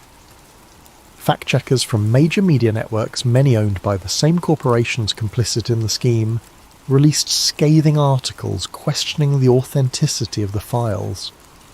The NSB dismissed the entire broadcast as a last-ditch effort by domestic terrorists, claiming the real objective was to discredit life-saving measures and sow chaos. Director Vance Halcor made another nationwide address, insisting that the virus was real, which it was in a way, and that the vaccine remained humanity's only hope. He claimed that unscrupulous actors, like Silas Rourke, had exploited the crisis to promote anti-government hysteria. Screens across the nation showed Silas's face next to the words, "He lied to protect you." The tagline implied that Rourke's so-called evidence was not only fraudulent, but a dangerous attempt to undermine everything the people had sacrificed for. Within hours, mainstream platforms scrubbed all references to Project Paragon. Accounts that posted the files were suspended or banned. The media repeated a unified refrain. The single source of truth is the NSB. Large swathes of the public, already terrified and half sedated by the vaccine's compliance mechanism, swallowed the official line. Protests flared in a few cities, but they were quickly quelled by an emboldened security apparatus. Drones circled overhead, delivering gas canisters that dispersed any crowds. Some corners of the internet, especially fringe communities in the dark web, continued dissecting the files, finding them alarmingly consistent with known events. A handful of renegade journalists tried to publish stories or host live streams with doctors who'd seen the side effects firsthand, but each digital channel soon vanished, labelled a threat to national stability or hammered by bot armies that drowned the truth in spurious disclaimers. Meanwhile, in the hush of a suburban neighbourhood, a woman wearing a black armband stepped out of a government vehicle to deliver condolences to Silas's next of kin. The official story: he had died in a terrorist shootout while attempting to sabotage vital infrastructure. No mention of the bullet that ended him with Director Halcor standing overhead, or of the battered body of Dr. Liana Suresh found nearby. The Bureau of Federal Integrity updated its internal logs, listing Silas Rourke as deceased, traitor to the state. And that was that. The world churned on, battered by more virus mutations. The vaccine was rebranded with updates, Unity Serum Plus, promising an even safer tomorrow. New mandates required that all children receive the serum upon turning 5 years old. Biometric scanners became ubiquitous. One needed only a palm scan or retina check to buy groceries, open bank accounts, or pass through transit gates. Privacy, it seemed, was a distant memory from a more innocent age. Yet pockets of doubt refused to be extinguished.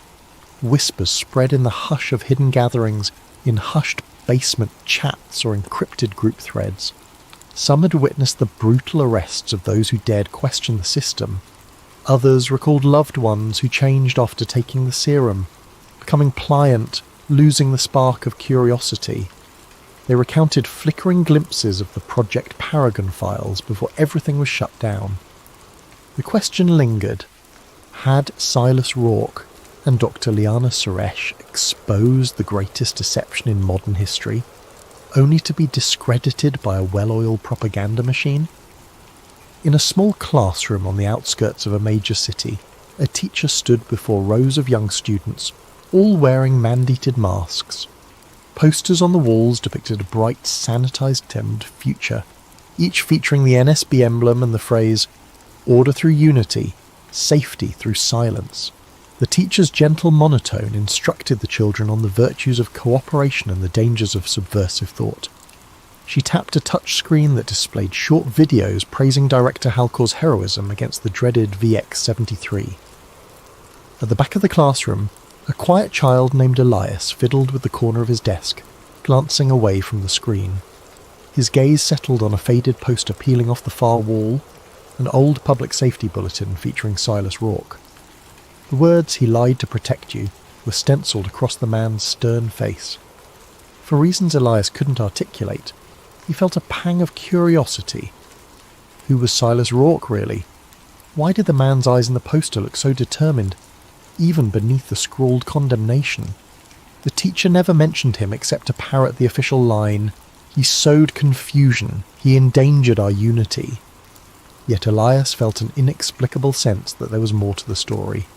The child blinked, shifting in his seat as the teacher droned on about national heroes. Outside the window, the sun shone on a row of silent drones passing overhead. The hush of compliance blanketed the world, broken only by faint echoes of those who once cried out for truth. Did Silas Rourke really lie, or was he telling a truth too dangerous to be heard? At recess, while the other children lined up for their biometric scanning, Elias lingered by a worn patch of grass, letting the sun warm his face. The wind whispered across the playground, carrying with it the ghost of a question. He closed his eyes, imagining for a moment a different world, one shaped by the knowledge rather than fear, connection rather than silence. The fleeting vision vanished as a safety officer called his name, scanning a code on his wristband. Then the moment was gone.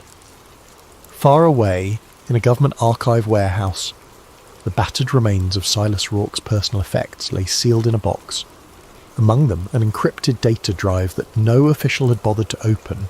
It held echoes of a man's last stand, his unwavering conviction that the public deserved to know the truth behind VX-73 and Unity Serum. And maybe somewhere, somehow, those echoes might still resonate in the hearts of the few brave souls who refused to let doubt die.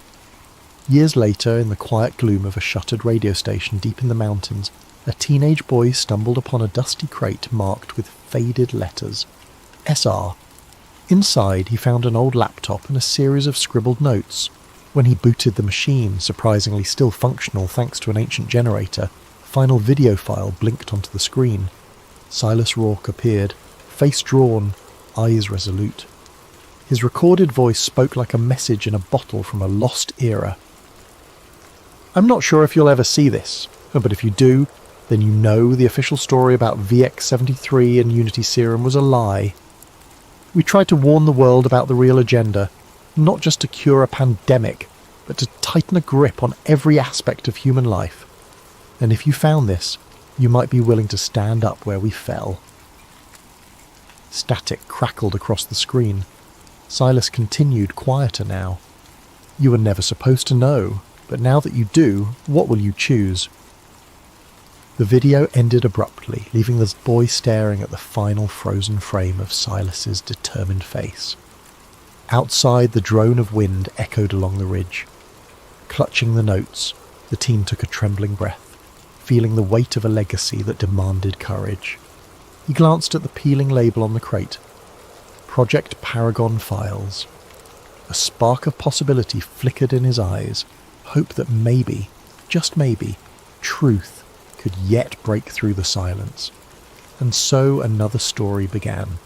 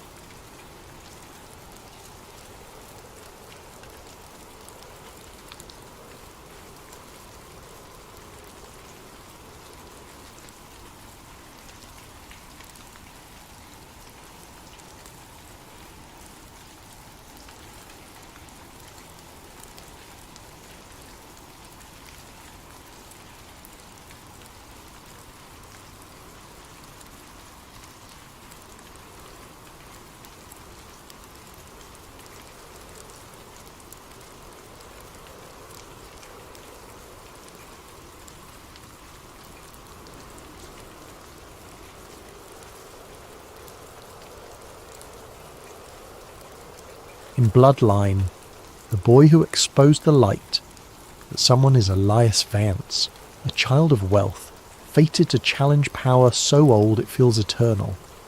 Now turn down the lights, keep your curiosity alive, and stay with me through the next 5 parts as we step onto a hidden stage where ancient secrets collide with modern ambition. And if your mind begins to drift into that liminal space between waking and sleeping, let the story gently guide you there. Because sometimes, the best truths are the ones we find in the quiet hours when the rest of the world is fast asleep. From an early age, Elias Vance learned that his world was not like other children's. While classmates talked about weekend movie outings and beach trips, Elias's weekends might involve stepping onto a private jet for a family retreat in a centuries-old chateau. The hush that enveloped these retreats was as thick as the old tapestries on the walls. Murals depicted robed figures offering cryptic symbols under moonlight. In corners, servants moved silently, their eyes lowered, as if afraid to meet his gaze. His father, Victor Vance, was a towering figure with a voice like cold steel. Victor exuded control, Even in casual conversation, he never truly relaxed. "We are Vances," he'd say during father-son talks in the study.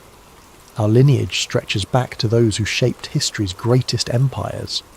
We hold knowledge that few can imagine, but knowledge is worthless without discipline." He emphasised that last word with a cautionary edge, as though discipline was a shield between greatness and downfall. At age 8, Elias caught glimpses of gatherings in the mansion's hidden chambers. Figures in dark suits and formal gowns murmured in low voices, symbols carved onto the wooden floors. Once he saw his father conducting what looked like a candlelit ritual, men and women chanting in unison, swirling incense filling the air, and an ancient crest inscribed on the central stone tile. The crest bore an eye set within a pyramid-like shape, a design that seemed to watch from the gloom. Elias felt a mix of awe and unease. When he asked about it the next day, Victor's jaw tightened. "You saw nothing. Speak of it again, and there will be consequences," he warned. The boy swallowed his curiosity, frightened by his father's seldom-used sternness. School days brought their own peculiarities. Elias attended an elite academy, where peers came from political dynasties, oil magnates or old money families. They formed cliques around shared nannies, family alliances, or whispered rumours of "our parents run the world." Yet Elias never felt fully at ease. There was always an invisible barrier, like he was an actor playing a role he didn't grasp. Teachers treated him with reverence tinged with fear, awarding him accolades with suspicious eagerness. He noticed how, whenever he faced a problem, administrators smoothed it over with a phone call to the Vance household. Around his 15th birthday, the illusions grew starker. A lavish masked ball took place in the mansion, full of guests wearing gold-trimmed masks shaped like falcons, owls, or serpents. Midnight struck, and Elias watched from a hidden balcony as the guests formed a circle around a raised platform. At its centre stood his father, arms outstretched, reciting words in Latin, words about tradition, continuity, and the balance of the bloodline. Then a vow was repeated in unison by the group. Servire ad perpetuam ordinem, serve the perpetual order. That night, his father revealed just enough for Elias to guess at the truth. "We are part of a long lineage that ensures stability in a chaotic world," Victor said, brandy swirling in a crystal glass. "Our family invests in certain endeavours that shape the course of nations. One day, you'll stand in that circle."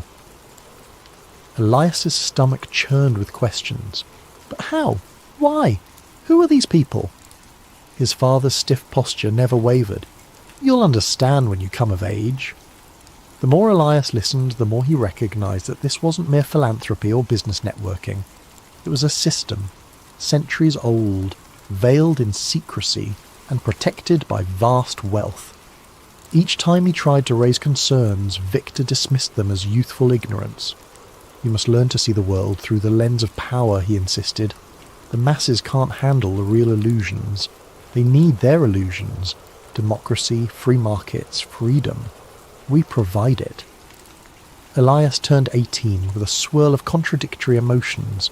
A birthday party was staged in a lavish hall, replete with dignitaries, foreign ambassadors, corporate CEOs, almost none of them truly known to him as individuals. They called him Young Master, gave him gifts representing ancient lineages, a ring engraved with arcane symbols, a leather-bound book of codes, a scepter-like baton rumoured to be an artefact from some obscure realm. Instead of joy, Elias felt overshadowed by the legacy they projected onto him. Late that evening, as the last guest departed, Victor summoned him to the old library. Moonlight filtered through stained glass, painting the dusty bookshelves in shifting colours. On the table lay a thick handwritten tome titled Bloodline. Its pages recorded genealogies, secret treaties, references to cryptic events that shaped global politics. Elias thumbed through them, stumbling upon references to wars manipulated from behind the scenes, markets crashed or propped up with hidden funds, elections swayed by strategic leaks. The tome reeked of conspiracy come alive. Victor placed a hand on Elias's shoulder. You're no longer a child. Today, you join the ranks of those who guard humanity from itself. This is the truth, Elias. The world is run by illusions. Our family is among the illusion's caretakers. It's a burden, but also a privilege. He paused, letting the gravity of the words settle. Should you betray these secrets, you betray our entire lineage. Elias gazed at the swirling text, heartsick. The illusions he'd glimpsed as a child now crystallized. They were the illusions that shaped governments, economies, and technology itself. But how much suffering had these illusions wrought? The library walls pressed in, heavy with the hush of ancestral watchers, as if the paintings and old busts were silently judging him. He exhaled, nodding his acceptance outwardly, but a kernel of doubt took root. Could a single family, indeed a single global circle, truly claim the right to manipulate billions of lives? Even if they believed it was for stability, who decided how far was too far? That night, Elias tossed in bed, haunted by the vow he'd effectively taken. The sense of destiny weighed on him, yet so did an unspoken conflict. Would he be a caretaker of illusions, or a breaker of them? He drifted off to dreams of shadowy gatherings and puppet strings controlling entire nations. Somewhere in that swirling dreamscape he resolved, I have to learn more. I have to see how deep these roots go, before I can decide my own path. Years passed in a blur of refined academia and stealth training. Under the watchful eye of his father, Victor Vance, Elias mastered the art of measured speech, network building, and clandestine negotiation. He studied finance at an exclusive university, though study was a loose term, given how the professors bent over backward to accommodate him. In parallel, private tutors introduced him to off-the-books lessons, infiltration, cryptography, crisis economics, and psychological manipulation. By age 25, Elias had become a rising star in the family's conglomerate, Vance Global Holdings. He was admired for his visionary approaches, but behind the scenes, he was fulfilling tasks orchestrated by the Circle, the Illuminati, and a council. They assigned him missions, quietly cornering a foreign telecom market to ensure data control in a strategic region, or engineering public opinion through a chain of media acquisitions. Elias performed with efficiency, but each success left a bitter aftertaste. Then came an assignment that tipped the scales of his conscience. The Circle demanded the sabotage of a philanthropic foundation's energy project, which threatened to disrupt the established oil market. The technology offered a cheap, renewable source of power that could empower developing nations, cutting ties to the current global framework. The Circle viewed it as a risk to balance. Elias recognized it as beneficial to humanity. They insisted, stifle it, use lawsuits, smear campaigns, bribed inspections, shut it down. He carried out the sabotage with chilling precision, yet the guilt gnawed at him. Over weeks, the Foundation's labs were raided on spurious legal grounds, their funding dried up overnight, their lead scientist discredited. Watching bright-eyed innovators turned into pariahs twisted Elias's stomach. He saw how easily the Circle's weight could crush hope. One evening, Elias rummaged through a sealed archive in the Vance Mansion's depths, a place he'd been warned never to approach. There he found an old digital repository labelled with an innocuous name, Global Project Summaries. Once opened, it revealed hundreds of files referencing orchestrated wars, rigged elections, suppressed cures for diseases, and financial bubbles manufactured then burst at will. Some files dated back decades, others centuries. The earliest ones were accounts of secret alliances that shaped entire dynasties in Europe, coded references to Masonic subgroups, and diaries of men who believed themselves custodians of civilization's destiny. Elias felt as if the ground under him had cracked wide open. the foundation for so many tragedies, famines, conflicts, diseased economies, lay documented in these pages. Each heartbreak in the public sphere might have a hidden impetus traced back to these halls. It was bigger than just his father or one family. This was a multi-generational machine fueled by the arrogance of "we know best." Over the next months, Elias feigned loyalty while quietly copying data onto encrypted drives. He needed someone to confirm the authenticity. That led him to an investigative journalist named Ava Monroe. For years, she'd been delving into conspiracies about a hidden hand shaping global events. Elias reached out under a pseudonym, feeding her small tidbits, like how certain politicians reverse stances overnight after receiving calls from unnamed consultants. Ava was initially skeptical, but the evidence was compelling enough to make her keep listening. They established a clandestine communication line, using obscure cryptographic protocols. Elias would drop file snippets, Ava would parse them, cross-check them with her own leads. Soon, her doubts evaporated. "This is real," she whispered during a voice message. "I've never seen anything this damning."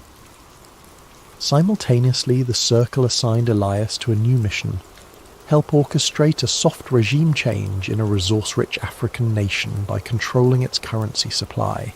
The plan would topple a democratically elected leader, installing a puppet regime friendly to Western oil interests. Elias felt revulsion. He realized the Circle's illusions came at the cost of countless lives. People starved or lost freedoms so the Circle could keep order. A pivotal turning point arrived when an associate in the Circle casually boasted about orchestrating a minor coup decades prior. The man's arrogance, the callous disregard for human life, jarred Elias. "We do what's necessary," the associate said with a smug grin. "If we let naive do-gooders run amok, the world collapses. We're the watchers on the wall." That was the final straw. Elias decided to not just leak minor details, but to lay bare the entire truth. A complete reveal. He confided in Ava more directly. Though they never met in person, a mutual trust formed through their coded chats. "I'm going to blow the lid on everything," he told her. "I have the archives. Decades of conspiracies, proof of global manipulation. Once the world sees it, they can't unsee it." She warned him. "They'll come for you. They may kill you." Elias's jaw clenched. "I know, but it must be done." As his father's next big ceremony approached, a final step in grooming him for a seat on the Circle's inner council, Elias pretended compliance. Meanwhile, Ava quietly enlisted other journalists and whistleblowers, planning an online drop of data timed with Elias's personal video confession. The risk was monumental. The Circle's intelligence networks were vast, but Elias believed in the unstoppable power of truth once unleashed globally. During a private dinner, Victor Vance made a toast to Elias's upcoming induction. "Son, I've never been prouder. Soon you'll stand among the elders, shaping tomorrow." Elias raised his glass, forcing a smile. Beneath the table, his palms sweated. He pictured the thousands of families torn apart by manipulated wars, the innovators silenced, the great leaps in technology withheld for decades. He realized he was about to betray all he was raised to be, and yet it felt like a liberation. That night, alone in his suite, he recorded the first draft of a confession video. He spoke plainly. "My name is Elias Vance. My family leads part of a global network that has influenced history's darkest chapters, but I no longer believe in their cause. Here's the evidence." He carefully enumerated key documents, naming names, explaining how resources were controlled, how illusions of democracy were propped up.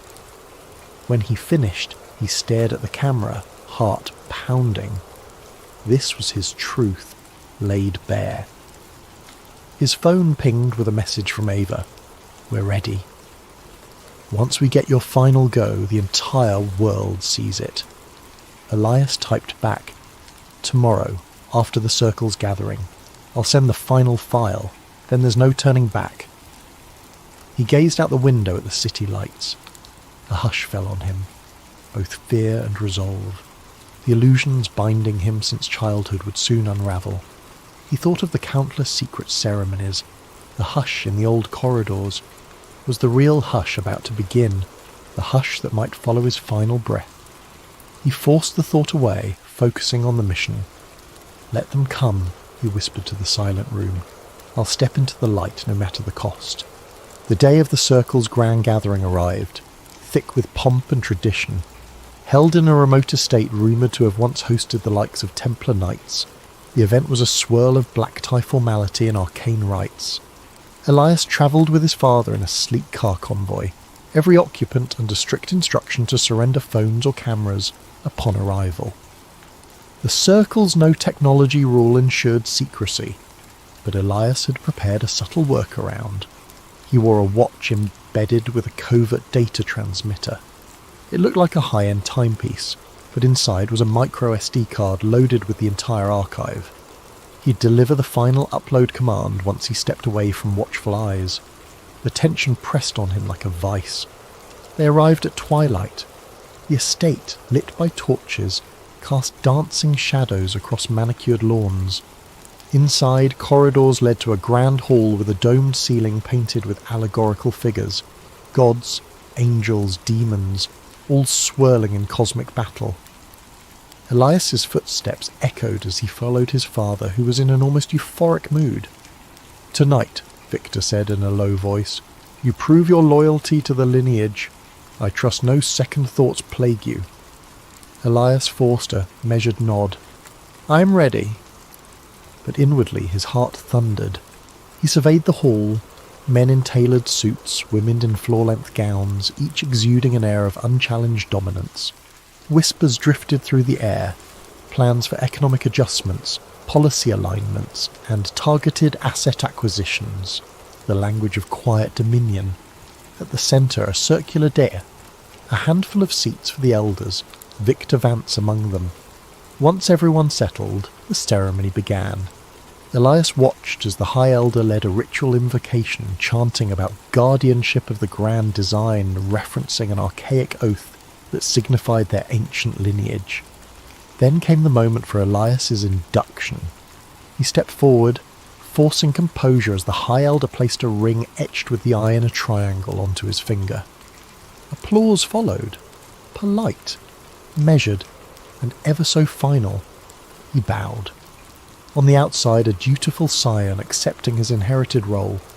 Inside, a rebel who was about to push the nuclear button of truth.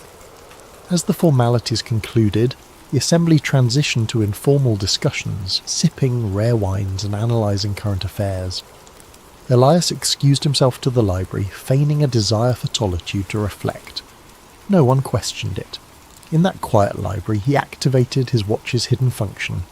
The micro SD card inside contained a script set to release the entire trove to global servers, along with a personal video statement. He tapped the watch's face, once, twice, thrice, entering a hidden code. A small LED blinked. A jolt of adrenaline ripped through him. It's happening. The data was beaming to multiple fail-safe servers. Meanwhile, a link was heading to Ava Munro, who'd be ready to disseminate it across decentralized networks, ensuring the world saw it. Within minutes, the illusions of the Circle would be laid bare. He took a trembling breath. No turning back now. He pictured the stunned faces that would soon realize the unthinkable betrayal. Pictured also the countless innocents who might awaken to the manipulations overshadowing their lives. He prayed the revelations would spark a real shift, not just more confusion. Quiet footsteps behind. He whirled. Victor Vance stood in the doorway, arms folded. "Son," he said quietly, "you seem uneasy. Something you wish to share?" Elias's throat constricted. Did his father suspect? "I'm fine, Father. Just overwhelmed by the ceremony." Victor approached, eyes piercing. "Your induction signals more than ceremony. It's about trust. I sense hesitation in you. Are you truly loyal to what we stand for?" The question felt loaded. as though a hidden test. Elias forced steadiness. "I am loyal to the legacy, as I must be," but Victor's gaze hardened. "You must be honest with me. The Council monitors every signal. We have watchers across the net. There was a disturbance in the data flow a moment ago." A chill ran down Elias's spine. He forced an even tone. "Probably just routine disruptions. The estate's signal jammers are finicky." A tense silence.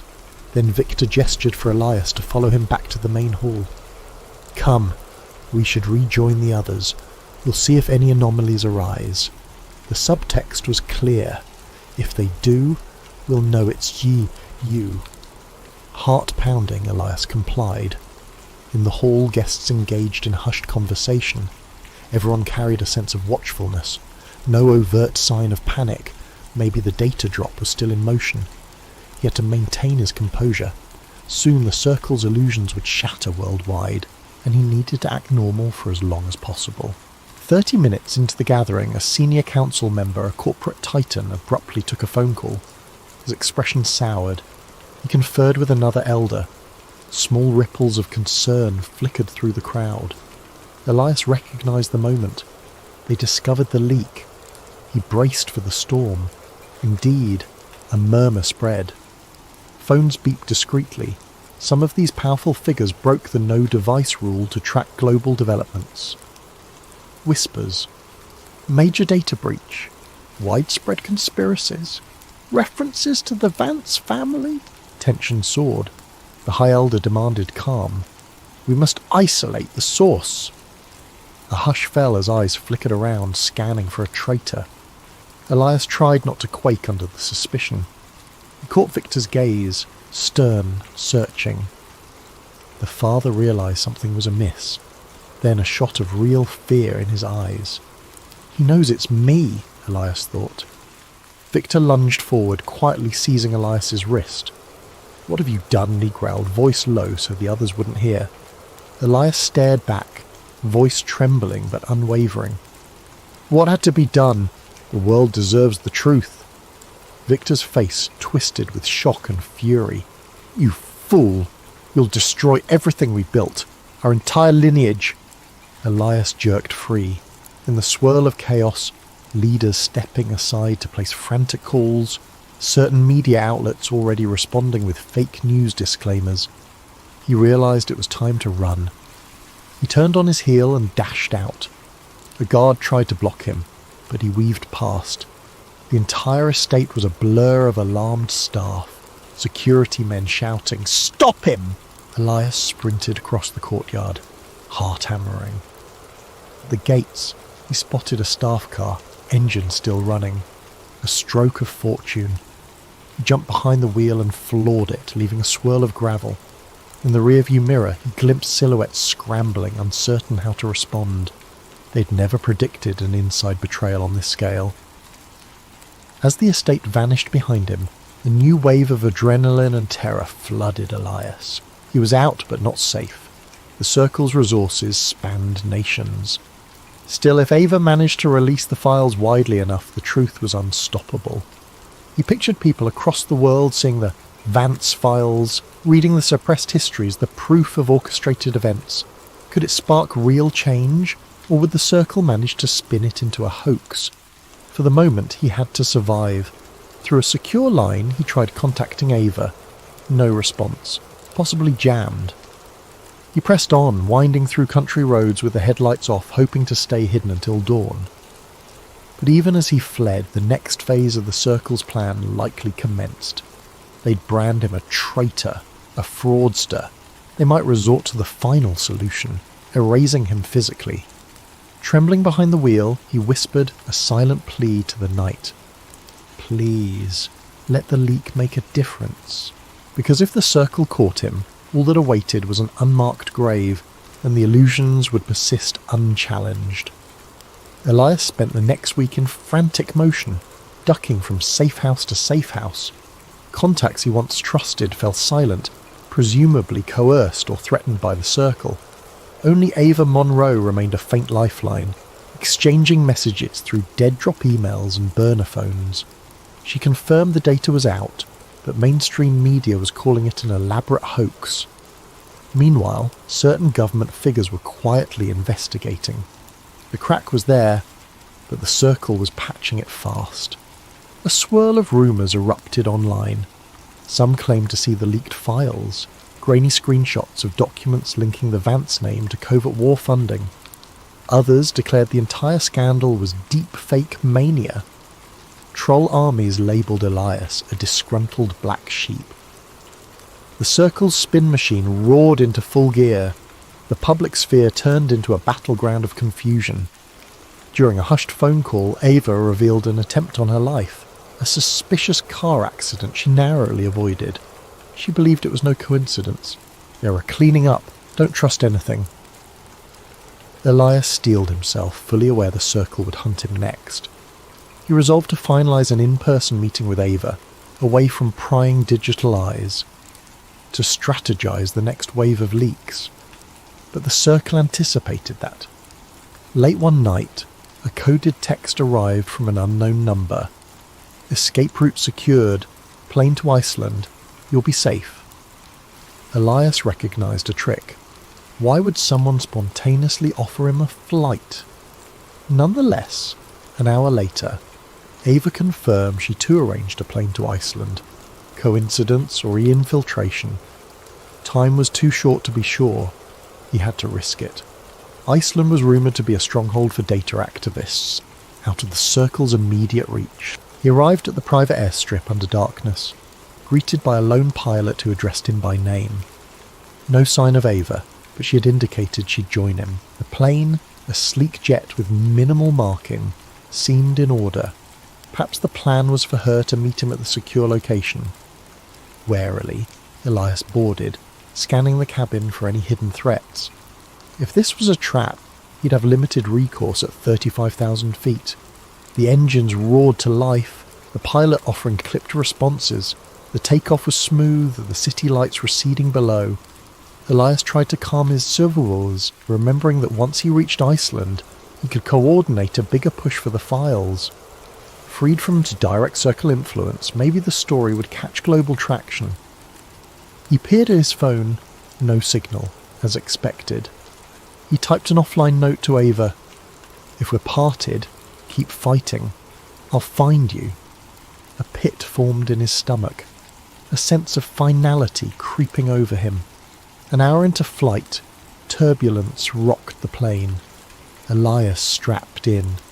The pilot's voice came over the intercom. Mild weather front ahead. Shouldn't be an issue. But the shaking intensified. Then came a sharp beep from the cockpit. Elias stood, heading forward to see what was wrong. The pilot looked tense, fiddling with controls. We're losing instrumentation, he muttered. Systems glitch. Possibly sabotage. Elias's blood ran cold. A sabotage at 20,000 feet spelled doom. Outside the window, lightning flashed across swirling clouds. The plane rattled dangerously. We have to land, Elias said, panic rising. The pilot nodded, broadcasting a mayday. But the radio cuttered with static. No response. It's like our comms are jammed. Another quake shuddered the fuselage, and an alarm blared. The pilot tried adjusting altitude, but the plane veered starboard, losing stability. Elias's mind raced. Was this the circle's final solution? Crashing the plane under the guise of mechanical failure? He could almost see Victor Vance's stoic face, pronouncing, "No traitor shall live." The pilot cursed, fighting the controls, sweat pouring. We're going down, I can't regain flight systems. Elias seized the emergency radio, repeating the mayday on different frequencies. Silence. A flicker of hope came when a scratchy voice responded, some distant air traffic controller. Then it cut off abruptly, possibly jammed again. The plane pitched downward, engines whining in protest. Time slowed. Elias's heart hammered in his chest. He braced himself in a seat, fastening every belt he could. A series of jarring lurches, the lights flickering. The altimeter spun wildly. A horrifying thought. Even if I survive the crash, the circle might finish me anyway. But no time for that. The pilot shouted, "Brace! Brace! Brace!" Then everything dissolved into a cacophony of shrieking metal and sashing impact. A swirl of chaos overtook Elias, searing pain, the sense of tumbling, seatbelts constricting, an explosive noise. Darkness swallowed him, though he vaguely registered the plane tearing into what felt like open water. Water flooded the cabin, freezing cold. Bizarre hush followed. Am I alive? For a moment he drifted in watery oblivion, lungs burning. Something in him refused to surrender. He fumbled, found a breach in the fuselage, forcing himself out. The sharp edges cut into him. His vision blurred with salt water and the strobing light of a single emergency beacon. Then blackness again. Hours later, maybe minutes, maybe days, he woke on a scrap of drift material battered by ocean waves. The plane was nowhere to be seen. The pilot was gone. The night sky loomed overhead, stars swirling. Every nerve screamed in pain. A savage cough seized his chest. Alive? But how long? He clung to consciousness, an internal refrain repeating, "Don't let them win. Don't let them bury the truth." Then a faint noise, an approaching vessel. The lines between dream and reality blurred. He remembered Ava's words about a decoy plan, how sometimes flight manifests were altered. Could she have orchestrated something? But memory flickered out. Next time he stirred, morning light glinted on rolling waves, and no sign of rescue. This is it. With what little strength remained, he mentally recited the conspiracies he'd exposed. Even if he died now, the data was out. Someone might keep it alive. The final thought that flickered. Ava, she must live. She must carry on. Then darkness overcame him again. In the official news cycle, reports surfaced. Private jet crash, business air, Elias Vance presumed dead. Coverage was fleeting. Mechanical failure was blamed. Investigations concluded swiftly. Meanwhile, some corners of the internet seethed with speculation. Was it sabotage? The Vance family offered sorrowful statements, but made no mention of any conspiracy. Another tragic accident, overshadowed by bigger headlines a day later. Time ebbed forward, the public's attention shifting. People obsessed over new celebrity scandals, fresh political bickering, financial flux. The tragedy of Elias Vance receded to a faint memory in the mainstream. Officially, no remains were recovered, though a funeral was held, a solemn affair. The global elite paid stiff-lipped respects. Victor Vance stood stoic, offering no sign of paternal grief to the cameras, only a short statement about honouring my son's memory. But in shadowy corners of the digital realm, rumours festered. Bits and pieces of the Vance files still circulated, though the circle poured resources into discrediting them. Websites hosting the data vanished overnight, domain ownership revoked. Social media flagged the leaks as fabricated. A wave of so-called experts insisted the documents were AI-generated illusions, fueling an ironically conspiratorial explanation. People debated fervently, never certain of the truth. Ava Monroe lived in a precarious twilight. She had survived because she never boarded that private jet, suspects directing a trap. Instead, she'd orchestrated a fallback plan with Elias. If he vanished, she'd become the guardian of the remaining files. She harboured a flicker of hope that Elias might still be alive. But as weeks turned to months, that hope dimmed. She hammered at her keyboard day and night, refining new ways to leak the data. She published carefully on obscure platforms, encouraging smaller investigative reporters to pick up threads. But each time a thread gained traction, the Circle's countermeasures snuffed it out. One day she received an unmarked package at her secret hideout. Inside lay a battered watch, Elias's watch. The same device that had transmitted the entire trove. A note accompanied it. "He tried, now it's your turn." No sender details. Had some fisherman found it? Did Elias toss it into the sea? Ava's heart clenched. She slid the watch onto her wrist, vowing to never let the story fade. In the broader world, the immediate reaction to the leak gave way to cynicism. People were bombarded with so many conspiracies, so many digital illusions, that truth felt intangible. Some believed wholeheartedly, forming small protest movements that scrawled Elias lives on walls.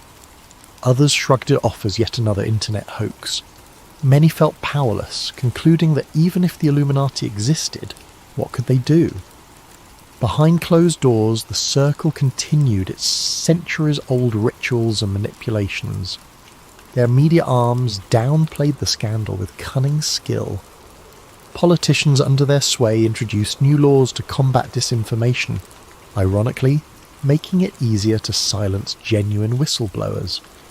Victor the Vance kept a silent grip on his empire, the only external sign of personal turmoil being the occasional mention of family tragedy. In private, he raged at the memory of his son's treachery, yet also mourned the loss of his heir. Contradictions churned in him, the father who valued control over love. But Elias's memory didn't die. Beneath the illusions, pockets of believers formed. They traded the Vance files in offline meetups, analysing them page by page. Some cross-checked references to old events, coups, assassinations, suppressed technologies, and found them aligned too well with recorded history to be random. The seeds of doubt in the official narrative sprouted. Watered by the memory of Elias Vance, months later in a distant city's graffiti-laced alley, an artist painted a mural. Elias's face with an outstretched hand holding a candle flame captioned, "He exposed the light." Social media posts about the mural popped up, promptly overshadowed by cat videos or trending hashtags. Yet some paused to admire it. They'd heard the conspiracies swirling about him, the boy born into power who dared to blow the whistle. Even if they remained uncertain, the mural reminded them that sometimes power is indeed challenged from within. Ava Munro quietly made contact with a growing circle of independent journos. She slipped them curated subsets of the data, forging alliances with cryptographers, historians, and ex-intelligence folks. Little by little, a mosaic formed that was too compelling to ignore, too persistent to bury.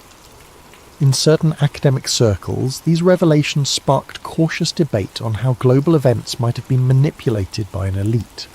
A few dared to reference the Vance phenomenon, linking it with centuries of rumoured secret societies. In the end, the world didn't erupt in immediate revolution. But fissures in the facade deepened. Governments found themselves under pressure, forced to deny or deflect. The Circle pushed back with heavier propaganda. People felt the tension, but couldn't quite name the puppet masters. The hush around Elias's story ironically gave it a spectral power. He became an almost mythical figure who might have been the only scion to risk everything for the truth. Some called him misguided, others deemed him a hero. And in an unremarkable house hidden on a quiet coastline, Ava stashed a final hard drive labelled Eve Legacy, containing the unedited transcripts of Elias's confession. She penned a note. "If you find this, you hold the future. He died so people could see what hides in the dark. Don't waste it." Occasionally she flipped through old messages from Elias. His sense of humour, his sincerity, and the heartbreak in his voice when describing the Circle's manipulations. She'd wonder if, in another timeline, he survived and they triumphed together.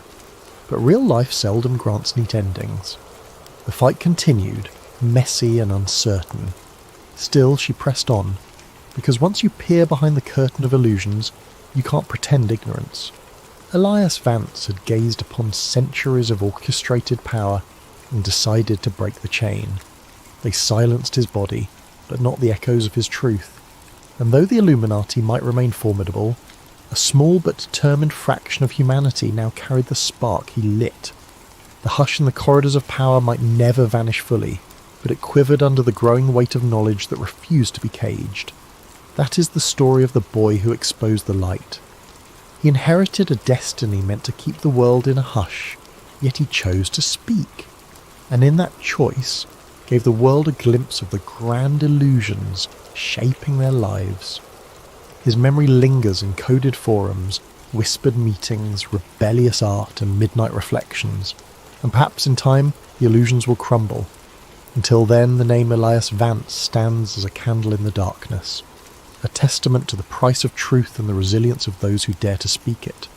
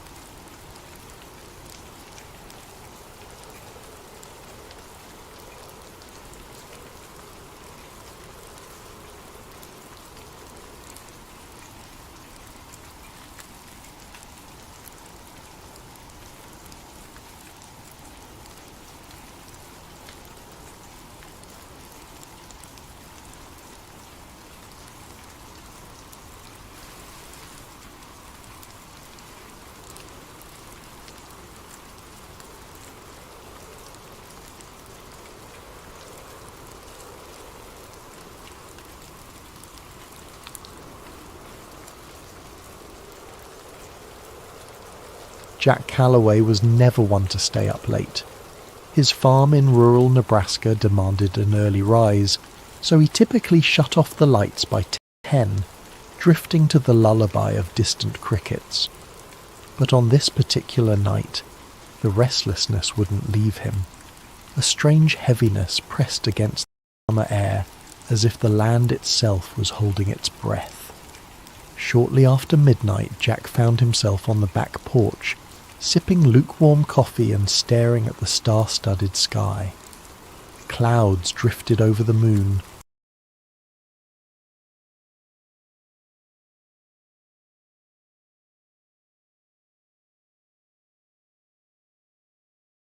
Turk of shielding that flickered above the distant treetops. At first, Jack assumed it was an airplane. He lived near no major airports, yet small planes occasionally passed overhead. But the glow brightened too quickly, blossoming into a searing white flash that tore across the sky. Within seconds the light streaked overhead, trailing wisps of fire, lurid reds and oranges crackling with sparks. A shockwave rattled the windows strong enough to make the porch rails tremble. Jack's heart pounded. That can't be normal. Grabbing his phone, he sprinted off the porch and into the cornfields. Fear coursed through him. Fear of what might be falling from the heavens, and fear for the crops he'd nurtured all season. The farmland's rows felt endless as he ran, phone light dancing across towering cornstalks. Above, the once starry sky was obscured by swirling smoke. Just when it felt like his lungs would burst, Jack reached the far edge of the field. Beyond it was a wide clearing he used for storage, tyres, rusted equipment. Something had crash-landed there, slicing a ragged trench through the earth. Sparks popped and filled half-bent. The craft was about the size of a large truck, shaped in a way that defied immediate description. It wasn't a plane, helicopter, or any design Jack recognised. Part of it glowed with an eerie internal light, bright enough to illuminate the orchard in flickering pulses. Jack's first instinct was to film. He raised his phone, pressing record. The footage captured the craft's warped hull, the shimmering heat waves pouring off it. He tried to speak, narrating that something had crashed, that it wasn't an airplane, but his voice shook so badly the words jumbled. Then, from within the shattered metal, a sliver of movement caught his eye. He inched closer, phone at arm's length. Steam hissed. An acrid smell like scorched wires choked the air. Something was definitely inside, a shape contorting behind the half-melted panels. Jack's heart hammered so loud he thought his chest might explode. Still, he crept forward, bracing himself for any sign of life. A sudden jolt of electricity arced across the debris, snapping him to a halt. He didn't want to risk stepping into a live current. Instead, he circled around, capturing angles of the crash from every side. The phone screen displayed a perfect shot of the wreck. Chunks of metal that glowed white-hot, unearthly symbols etched along the edges. In the distance, a twisted piece of plating flared with colour, like a neon hue that shimmered between purples and blues. Jack whispered to himself, "No one's going to believe this." But he had the footage, and that alone sparked hope that the truth might come to light. Suddenly the craft's lights dimmed. The field fell silent, except for crackling flames. The shape inside retreated deeper into the wreckage. Unsure what else to do, Jack took a few steps forward, balancing caution with curiosity. Then an unexpected surge of static flared from his phone, the screen going haywire. He cursed, stepping back as the phone beeped in protest. He managed to steady the device just as the screen returned to normal. Thank God, he thought. He hit stop on the recording, preparing to call 911, but the phone read, "No service." Jack wasn't surprised. His farmland sometimes struggled for signals. He jogged back through the corn rows, returning to the house. Once inside, he used the landline. It rang once, then cut off. He tried again. Same thing, a dead line. Tapping at his smartphone, he noticed the Wi-Fi icon flicker, then vanish. Confusion twisted in his gut. The night was calm, no storms. Was the crash image for his laptop, fired it up and attempted to connect. Nothing. Even the router's usual blinking light static. A pit of dread sank in his stomach. If he couldn't call out or upload the video, how would he get help? He decided down, but as he stepped onto the front porch, headlights appeared at the far end of his dirt driveway. 2 black SUVs rolling up with their beams off. They advanced silently, an ominous presence cutting through the dark. Jack's pulse raced. Normally, unannounced visitors after midnight might be drunks or lost travellers, but these vehicles looked official. tinted windows, standard government plates. He took a step back, adrenaline spiking. The feeling of being trapped rose in his chest. The SUV stopped, engines humming. Doors opened and figures in dark suits spilled out. They carried flashlights that cut across the yard. One man, tall with a military-like bearing, stepped forward. "Mr. Callaway," he called, voice calm but unnervingly authoritative. Jack didn't answer. He realized they might want his phone, the precious footage. Even if they were from the government, something about their arrival felt sinister. He slipped inside, locked the door and sprinted to the kitchen. Peeking through the window, he saw the men fan out across his property.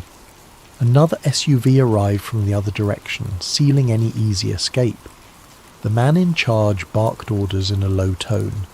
Despite the distance, Jack caught snippets. Secure the perimeter, search the barn, find the subject. Subject, as if he were some kind of criminal. A surge of defiance lit inside him. They're here for the crash. The pieces clicked. They must know about the fallen object. They wanted to contain it, hide it from public knowledge. Jack clutched his phone tight, sinking into a corner. Think, Jack. Don't let them seize that video. The file was his only proof that something extraordinary had landed in his fields. If these agents got it, the truth might vanish forever. He peered out again, noticing more men stepping around the side of the house. In that moment, Jack made a choice. He would not surrender the footage. Summoning courage he never knew he had, he pocketed the phone, grabbed a flashlight and hurried toward the back door. They hadn't reached the house's rear yet. Maybe he could slip away. The world beyond was ablaze with tension. He sensed it wasn't just about a crashed craft. It was about a revelation bigger than anything he'd ever imagined. Now, forced to stand alone against these black-suited strangers, Jack felt a spark of determination. He was a simple farmer, but he'd stumbled upon something that defied reason. And come what may, he would not let it be buried. Jack Callaway's heart hammered as he ducked out the back door, creeping into the shadows behind his farmhouse. The night air clung to him, heavy with the echo of distant engines idling. He had no illusions about outrunning a team of trained agents, but desperation fueled him. Keeping low, he skirted along the fence. The farmland behind him was vast, miles of cornfields broken by a scattering of outbuildings. If he could disappear into the rows, maybe he'd have a chance to slip past these intruders. He peered back at the house. Two men in suits hammered on the front door, demanding Jack open up. Another pair circled around, shining flashlights across windows. Anxiety churned in his gut. They'll figure out soon enough he's not inside. With shaking hands, he pulled out his phone. He swiped to open the video he'd recorded earlier in the field. For a moment, relief. The video thumbnail appeared, showing the glowing metal debris. He tapped play. The screen flickered, a swirl of static. Then an error message. File corrupted. No, Jack muttered, panic rising. He tried again, but the same glitch repeated. Next, he attempted to upload it to a social media site, forgetting that his signal was gone. The upload bar stuck at 0. Offline. He closed his eyes, fighting the wave of helplessness. The only thing that gave him hope in this impossible situation was the video, now apparently worthless. But maybe the file could still be salvaged. He retreated deeper into the farmland, aiming for the rickety old barn he used for storing equipment. Inside the barn, dust motes drifted in the faint glow of his flashlight. Jack rummaged for an old laptop he sometimes used for tractor diagnostics. It was battered, but it had a functioning USB port. If he could move the footage off his phone, maybe he could fix it. The laptop booted up with a grinding whir, making Jack cringe at how loud it seemed. Every second counted. In the barn's gloom, the beams overhead creaked, and outside he caught the faint silhouettes of flashlights sweeping across the property. The agents were close. At last the laptop loaded. He plugged the phone in, frantically clicking to access the video file. The software recognized the phone, but the video thumbnail displayed a warning icon. Corrupt file. Even the laptop spat out an error. Jack cursed. Trying a half-dozen times, the footage refused to open. He sat back, trembling. So that's why they're so confident. Something about the crash or the craft's energy had garbled the data. For all he knew, it might be salvageable, but he didn't have the technical know-how. I need an expert. Remembering the commotion outside, Jack eased a peek through a gap in the barn wall. The black SUVs sat near the farmhouse, headlights illuminating part of the yard. Agents combed the area, scanning with thermal gear. Fear pinched his chest. If they had advanced tech, he'd be as visible as a heat signature behind these wooden walls. Quietly, he powered down the laptop and stuffed it into a battered tool bag. He had to get out of here. He grabbed an old hunting rifle from a rack just in case and made for a side exit. The moment he stepped outside, he heard footsteps crunching on gravel. Instinct kicked in. He darted behind the barn. A voice, low and commanding, called out, "Hold! Show yourself!" Jack froze, pressing himself to the barn's rough wooden planks. He recognized that voice from the man who had called his name earlier. Footsteps drew closer. Jack's mind raced. If he surrendered, they'd likely confiscate everything. He'd be black-bagged or simply vanish. No one would ever see that footage. Not that it was playable right now. He forced himself to move, slipping between the barn and an old tractor with rusted wheels. The flashlight beams swept over the ground. One agent hissed, "He was here." Thermal picked him up. Another responded, "He can't be far, spread out." Jack waited for a break in their pattern, then bolted into the cornfield. The tall stalks enveloped him, rustling as he stumbled between rows. He cursed each time his shoes snapped a twig or crunched dried leaves. Any sound could give him away. The overhead clouds parted, letting a faint moonlight highlight his path. Behind him, the agents' voices grew more distant. They were branching out, but the field was vast, and Jack knew its layout intimately. He used that knowledge to navigate a diagonal path, eventually emerging by a narrow dirt road at the far edge of his property. Breathing in ragged gasps, he paused behind a tree. The phone in his pocket remained lifeless. No signal. The laptop in his bag was all but useless if he couldn't fix the corrupted video. He needed someone with hacking or data recovery skills, someone who understood digital forensics. But who? A memory surfaced. During a county fair last year, Jack overheard a rumour about a reclusive tech wizard who lived 2 towns over. A woman named Olivia Carter, though folks called her Liv. She had once worked for the government in cybersecurity, then left under murky circumstances.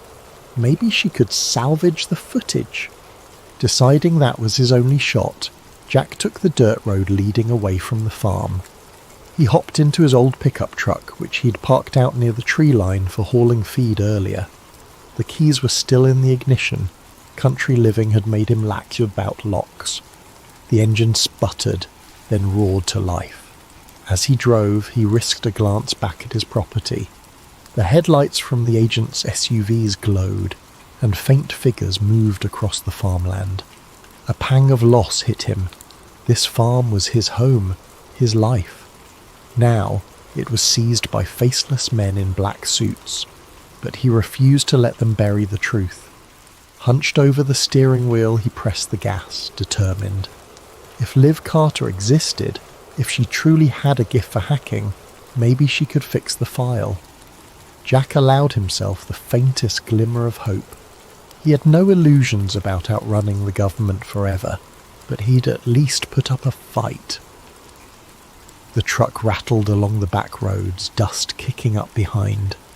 He spotted no immediate pursuit, which unsettled him more than comforted him. The entire fiasco felt unreal. Aliens in his field, men in black SUVs. His phone's footage turned useless, yet the memory of that smouldering, unearthly craft lingered. As he turned onto the highway, Jack thought about the object's occupant. Something inside that craft had moved. Was it alive, injured, already contained by those agents? The questions multiplied in his mind. He clenched the steering wheel, jaw set. One thing at a time, he told himself. If the video was truly salvageable, it might blow open everything, if they didn't get to him first. Dawn broke over a lonely gas station on the outskirts of a neighbouring county, where Jack Callaway huddled by a payphone. The overhead fluorescent lights buzzed, half of them flickering. A battered vending machine spat out stale snacks. Exhaustion weighed on Jack's eyes, but he forced himself to remain alert. He used the payphone's directory to find a listing for Olivia Carter. The number rang endlessly until a groggy voice answered. "Who is this?" it demanded. Clearing his throat, Jack identified himself, explaining that he got her name through local rumour, that he needed urgent help with a corrupted video. A pause followed, then the voice turned suspicious. "You got the wrong line, buddy," it said, starting to hang up. Jack insisted. "I have proof. Something that crashed. I caught it on camera. The government's after me. I was told you used to do NSA-level security or something." Another stretch of silence, then a half-laugh. "So you're the kind of paranoid who calls a random woman with a UFO story. I'm not that gullible." Desperation clawed at Jack. He quickly described the craft, the men in black suits, how his phone's file was corrupted after the crash. He added details about the signal jamming around his farm. The voice on the other end grew quiet. Finally it said, "Meet me at the old train depot outside Rockville, near mile marker 114. Be there in 2 hours, alone." Then it clicked off. Jack exhaled relief, though a kernel of doubt lingered. What if this is a trap? But with no other leads, he had no choice. He drove an hour on dusty roads until he found the abandoned train depot, a dilapidated brick building lost among weeds and rusted tracks. The place felt deserted, except for a single battered motorcycle leaning against the wall. He parked the truck and stepped out, scanning the area. A figure emerged from the depot's shadow. A woman in her 30s, lean and sharp-eyed, wearing a hoodie and clutching a backpack. "You're Jack?" she asked warily. "Yes. You live Carter?" She gave a tight nod. "We don't have much time. Show me the phone." Jack handed it over, anxiously summarising the night's events. Crash in the cornfield, black SUVs, corrupted footage. She offered no immediate reaction beyond a raised eyebrow. Settling on a crumbling bench, she booted up a compact laptop from her backpack, hooking Jack's phone to it via cable. "Your data's scrambled," she muttered, eyes flicking across lines of code. "Could be electromagnetic damage or some advanced jamming tech." Jack paced, scanning for signs of watchers. The old train tracks vanished into the horizon. No other vehicles in sight. Liv typed furiously, occasionally murmuring about header corruption or audio anomalies. After a tense half-hour, she said, "I can see partial frames, indistinct shapes, bright lights. This is definitely not a normal glitch." A flicker of hope ignited in Jack. "Can you fix it?" Liv sighed. "I might restore enough to see something, but I can't promise clarity. The real kicker is these weird signals embedded in the data, like some kind of layered frequency. I've never encountered anything like this in normal phone footage." Jack's stomach tightened. Something about the crash evidently messed with the electronics. Before he could respond, the roar of engines drew their attention. Down the deserted highway, a convoy of black SUVs approached, just like the ones at his farm. Liv snapped her laptop shut, eyes widening. Who the hell are they? Jack's pulse surged. FBI, CIA, I don't know, he said. But they're after Maul. Liv snatched her gear. We have to move. The two sprinted to their vehicles. Jack scrambled into his pickup. Liv revved her motorcycle. As the SUVs closed in, they sped off from opposite sides of the depot. The agents split, some pursuing Liv, others tailing Jack. Gravel sprayed beneath Jack's tyres as he lurched onto the highway. He glimpsed Liv in his mirror, weaving her motorcycle off-road in a cloud of dust, outmanoeuvring the black SUVs behind her. Jack's own pursuers kept tight, lights flashing. Suddenly a siren whooped, and a different set of lights flared in the distance, local county sheriff vehicles. They blocked the road, forcing Jack to swerve. He recognised the lead patrol car's driver, Sheriff Wade Mitchell. The older man stepped out, arms raised in a calm down gesture. One of the black-suited agents hopped from his SUV, flashing a badge at Mitchell. Though Jack couldn't hear their exchange, it was clear the agent demanded Mitchell to stand aside. Mitchell frowned, glancing at Jack's truck. He motioned for Jack to pull over. Faced with no immediate path to escape, Jack braked, wheels skidding on cracked asphalt. The agent approached, dark sunglasses masking any expression. Jack Callaway, we'd like you to come with us. There's been an incident on your property. Official business. Mitchell cast a confused look at Jack. The sheriff had known Jack for years. Jack, what's going on? Why are these men chasing you? Jack, chest heaving, answered, They raided my farm. They want my phone. They're covering up something that fell from the sky. The agent tensed. That's nonsense, Sheriff. We're investigating a possible meteor strike, no threat to the public. Mr. Callaway is interfering with our operation. Please, step aside. Mitchell's gaze flicked to Jack. He saw the fear, the sincerity in the farmer's eyes. Something about the agent's calm, clipped tone felt off. I'd like to hear more from Jack, the sheriff said, folding his arms. The agent's jaw tightened. This is a federal matter. You're out of your jurisdiction. Jack took the moment's distraction to speak quickly, explaining the crash, the craft, the suits. He insisted he had footage, though corrupted. His face paled, but he stood firm, telling the agent, Federally or not, in my county, I want to see a proper warrant.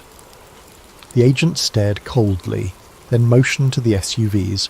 2 more men joined, brandishing official documents.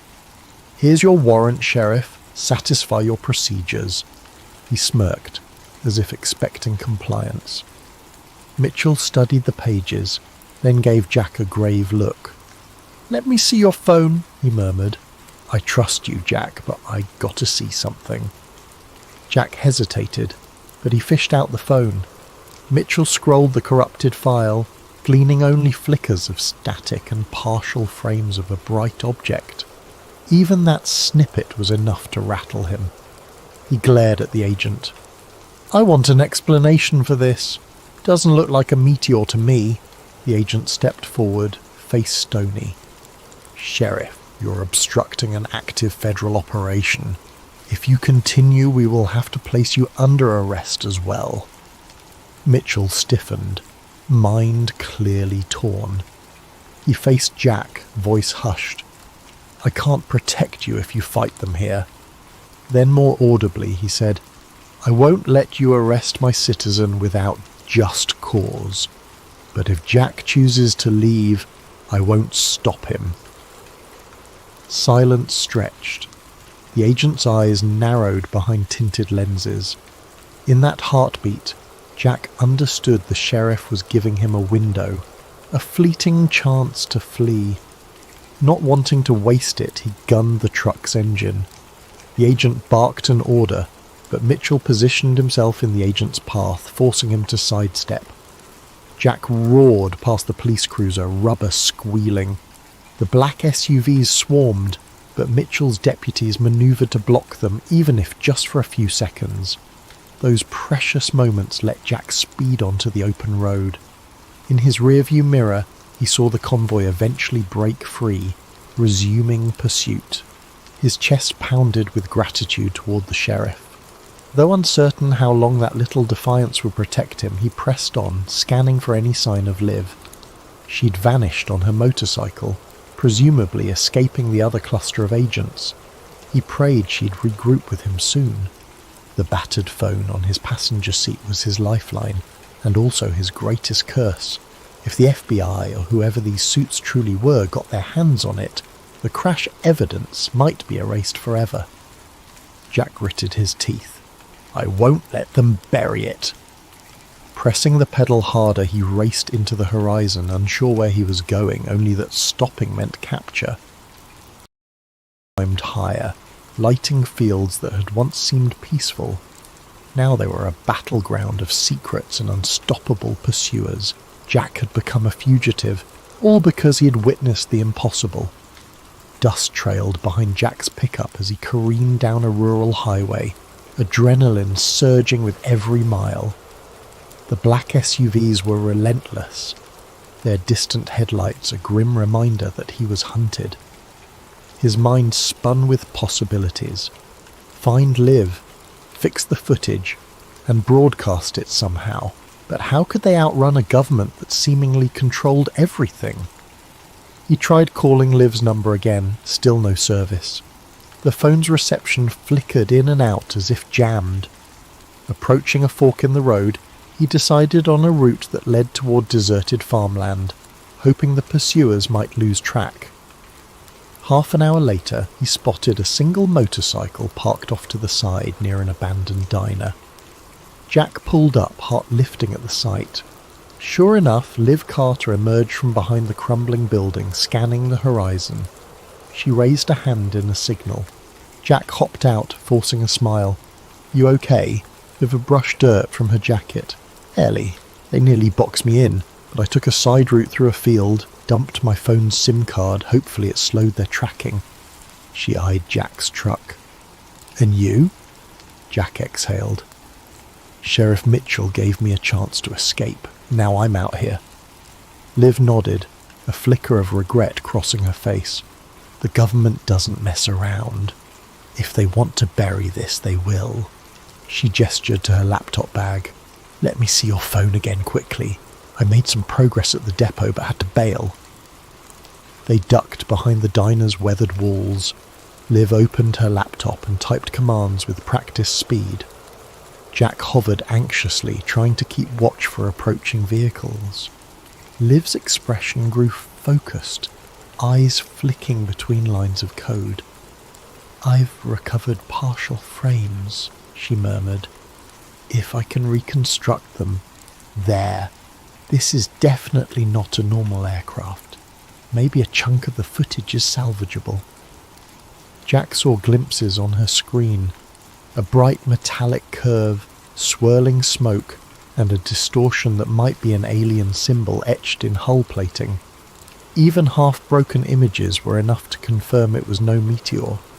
His pulse quickened. Proof. Liv frowned. There's an embedded data pattern. Could be encryption or some weird frequency. If we had better equipment, I might decode it. Before Jack could respond, a roar of engines made them jump. 2 black SUVs roared into view on the diner's main road, dust clouds rising. Liv slammed her laptop shut. We need to move. Like now. Jack sprinted to his truck, Liv to her motorcycle, but as they revved engines, another SUV blocked the diner's exit. Doors flew open, men in suits rushing out with firearms drawn. Jack's hands tightened on the wheel. They were pinned. Then unexpectedly, a brown pickup truck barreled in from the side, smashing into the blocking SUV. Metal crunched, sending the black vehicle spinning. Jack recognized the driver. Sheriff Wade Mitchell. The sheriff yelled, "Go! Get out of here!" Seizing the moment, Jack floored his truck. Liv roared off on her motorcycle. The sheriff's daring intervention had scattered the agents, giving them enough of a gap. Faced it. Within seconds, they were back on the highway, engine screaming. Jack's phone buzzed with an incoming call. Somehow he had a signal. He put it on speaker. "Hello?" Mitchell's voice crackled. The line faint. "Jack, I can't hold them off for long. Look, I don't trust them. They've got federal muscle behind them, but you can't keep running forever." Jack's throat tightened. "Sheriff, I'm sorry I dragged you into this." The sheriff snorted. "You didn't drag me. Listen, I saw enough on that phone to know you're not crazy. If this is real, the public deserves to know. Keep that footage safe. I'll do what I can, but they might come after me next." Suddenly gunshots rang out over the phone, followed by a crash. Mitchell cursed. There, the line cut abruptly. Jack's gut twisted with guilt and fear. The sheriff might pay dearly for helping him. Beside him, dust parted as Liv's motorcycle matched speed. She waved him down, indicating a turn-off. He followed her to a narrow road that cut through a wooded area. They rumbled along until they reached a concealed path leading down into a ravine. There, half hidden by vegetation, lay an old hunting cabin. Liv parked, gesturing for Jack to do the same. "A friend of mine used to use this place. Should be off-grid enough to avoid trackers." Inside the cabin, the air was stale, but the walls were sturdy. Jack slammed the door behind them, adrenaline surging. Liv pulled out her laptop and a portable router from her bag. "I can try to connect here, maybe upload what we have, but the speeds might be abysmal." As she set up, Jack's nerves kept him pacing. Every shadow outside felt like an approaching agent. "We have to get the truth out somehow, publicly," he said. "If we just run, Melky. But if the entire world sees the crash footage..." Liv nodded. "That's the idea, but we need a robust channel or a known platform, and the moment they sense us uploading, they might jam it." She typed away, establishing a signal. The portable router's lights blinked green. Surprisingly, they had a minimal data connection. A hush fell as Liv attempted to upload the partially repaired video. The progress bar crawled painfully. Then the entire window froze. A wave of curses spilled from Liv's mouth. She hammered keys, only to find the connection forcibly dropped. "They're jamming it," she hissed. "They have insane coverage." Jack glowered. "We can't do this pieceways. Maybe we physically bring the data to a big news station." Liv considered that, scanning the glitching laptop. "Possibly, but who? The men chasing us might have infiltration in major networks. They'll kill the story." Before Jack could reply, the door rattled. Both froze. Jack snatched up an old shotgun that hung on the cabin wall. Liv pulled a small sidearm from her bag, eyes wide. Another knock, louder. Jack crept to a window. He saw a single figure outside wearing the uniform of local law enforcement. "Sheriff Mitchell," he whispered, relief flooding him. He unlatched the door. Mitchell staggered in, face pale, uniform torn. "They're not just FBI, Jack. Something else is going on. They nearly ran me off the road. My deputies. Some are cooperating with them." Jack helped him to a chair. "You're hurt?" Mitchell shook his head. "Just bruised. Listen, you have to leave the state. They'll roadblock every main highway. Word is, they labelled you a domestic threat, claims about anti-government extremism. Ridiculous. But that means official forces are converging." Liv frowned. "We have evidence. Footage of an extraterrestrial craft. They're burying it." Mitchell let out a heavy breath. "I've spent my whole career in small-town policing. I never expected to see this." He pinned them with a determined look. "Jack, I won't chase you, but this is bigger than me. Get out of Nebraska. Find a safe place to blow the lid on this." Jack nodded, throat tight. "I'm sorry they came after you." The sheriff forced a grim smile. "Just promise me, if you succeed, you'll let the world know I tried to do right." Then he rose, stumbling. "I'll try to throw them off your trail as best I can. Now go. They'll track me here soon." With little time to talk, Jack and Liv quickly gathered their gear. Before stepping out, Jack clasped the sheriff's hand, gratitude etched in his face. "Thank you." Mitchell nodded, stepping away into the night, presumably to lead the hunters astray. Jack and Liv hopped into their vehicles, forging a plan. They'd head for the nearest big city, Omaha maybe, where they could attempt contacting national news outlets or even go public on the internet from a secure location. As they pulled out from the ravine, the distant rumble of engines sounded once more.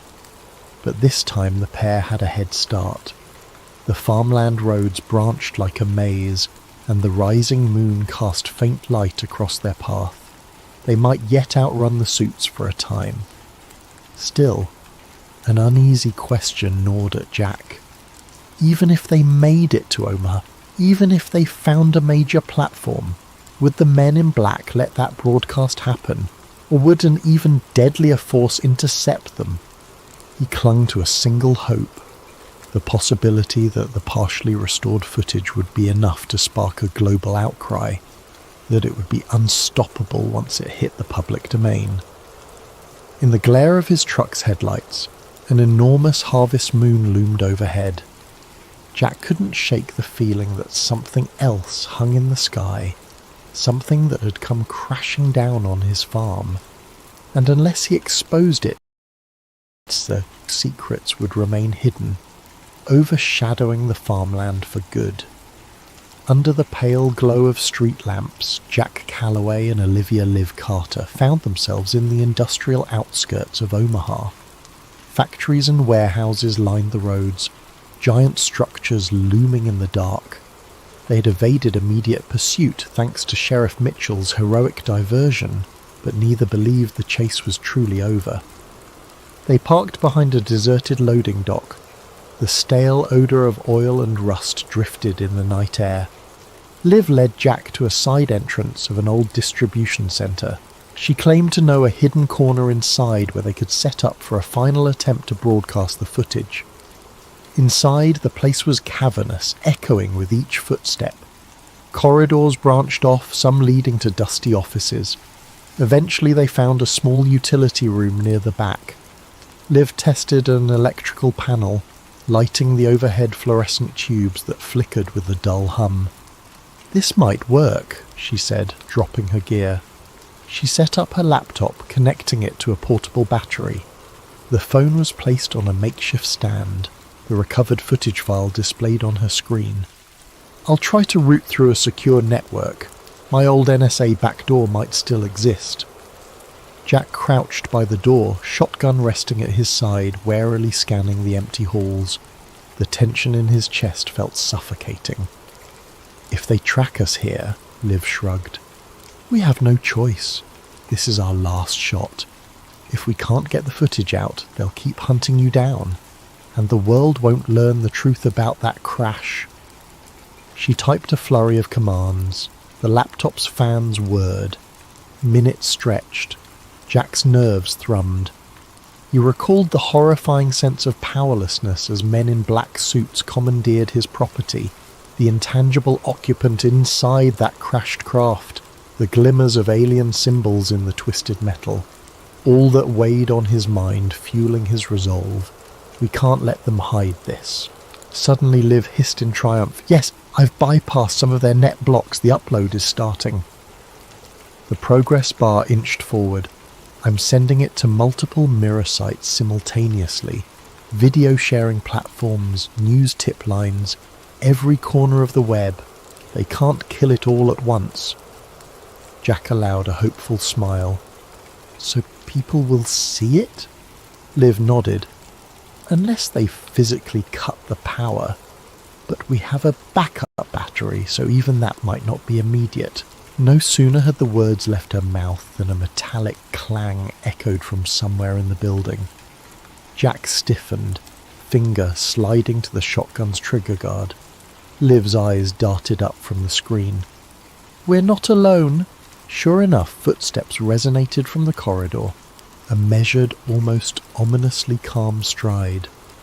Liv frantically tapped at her, urging the upload to finalize. 4 minutes left, she muttered. The footsteps stopped outside the door, then a single knock. Thud, thud, thud. Rourke's heart nearly stopped. He raised the shotgun, voice shaking. "Stay back!" The door handle jiggled. Then, as if from nowhere, the knob turned and the door swung open. Standing there was Agent Daniel Briggs, the same figure who had led the raid on Jack's farm. Behind him hovered 2 more men in black suits, their faces eerily blank. Briggs's gaze swept the room, landing on the laptop. "Mr. Callaway, Ms. Carter," he said smoothly, ignoring the shotgun aimed at his chest.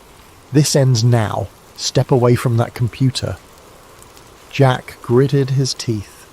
"We're uploading the truth. Everyone will see what crashed on my farm. You can't silence this." Briggs sighed, his tone almost regretful.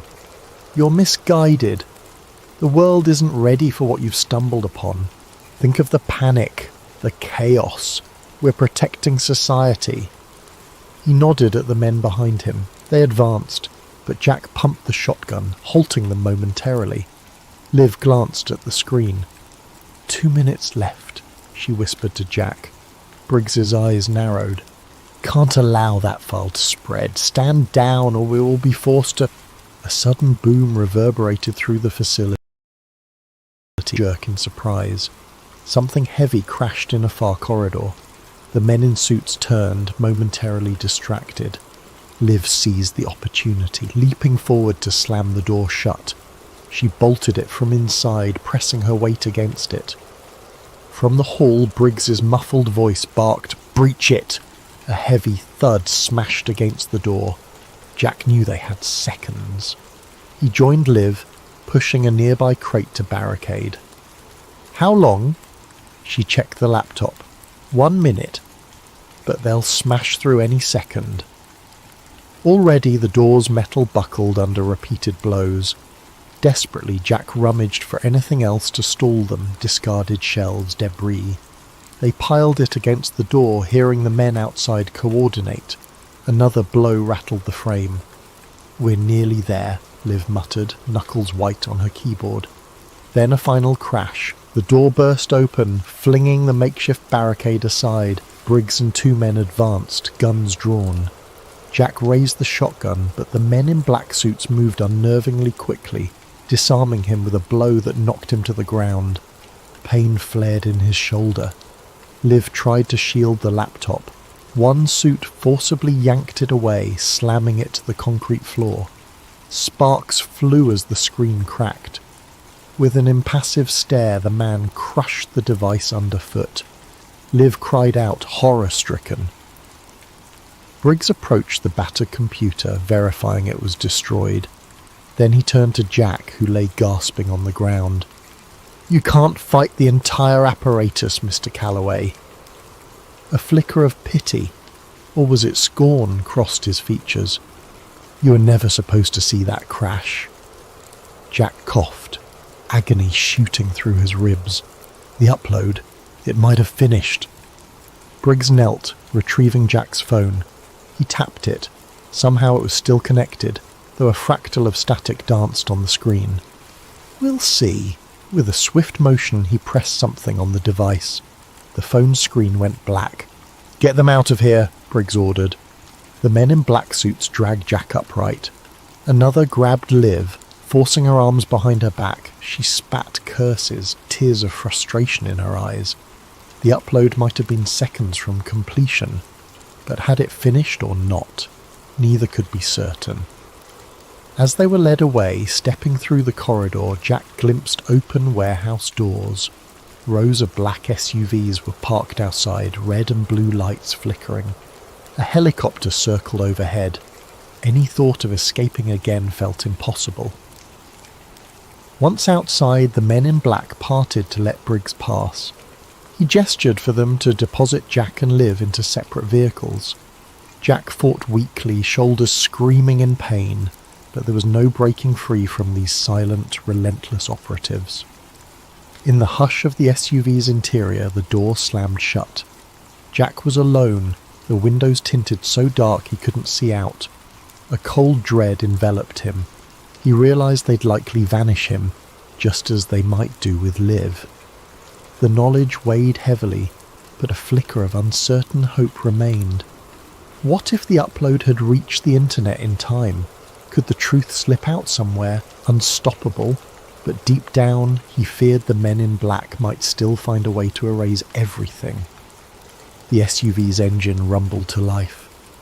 Jack sat pinned between two stiff-suited men, neither speaking. The vehicle sped off, disappearing into the night. Days later, the farmland of Jack Callaway lay silent, owned by a newly arrived family who claimed no knowledge of any Jack. The local records listed the property transfer as routine, with no mention of seized assets. Neighbours who once greeted Jack at the feed store shrugged, uncertain if they even recalled his face.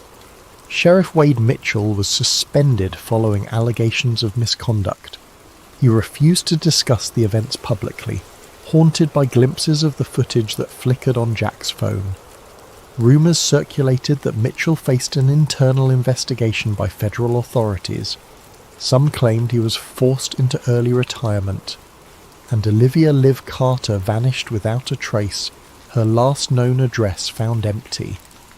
Official statements offered no explanation. Some rumoured she fled the country. Others swore they saw her in a black car with tinted windows flanked by men in suits. Her online presence vanished, as if wiped clean. Yet in distant corners of the internet, obscure forums buzzed with rumours. Some users claimed to have seen a video snippet, a blur of silver wreckage, a swirling haze, and strange markings. The clip was incomplete, riddled with corruption. Each time it surfaced, it disappeared again. Accounts banned, threads deleted. But occasionally a screenshot survived, fueling endless speculation. One day, a user named Farm Truth Saw posted, "I am Jack Callaway. I'm alive. Keep digging. Look to the sky." The post vanished within an hour, replaced by an error page. No one could verify its authenticity. Still, a handful believed. They whispered among themselves that somewhere, the truth about that fallen craft was out there, possibly slumbering on a server in some forgotten corner of the web, waiting to be rediscovered. And so the question lingered. Did the final transmission slip through the net of secrecy? Or did the Watchers quietly crush every trace? For those who glimpsed the evidence, the answer was obvious. The sky had indeed fallen that night in Nebraska. But for the rest of the world, life carried on in blissful ignorance, never suspecting that on one quiet farm, the biggest secret in history had touched down and then been swept away.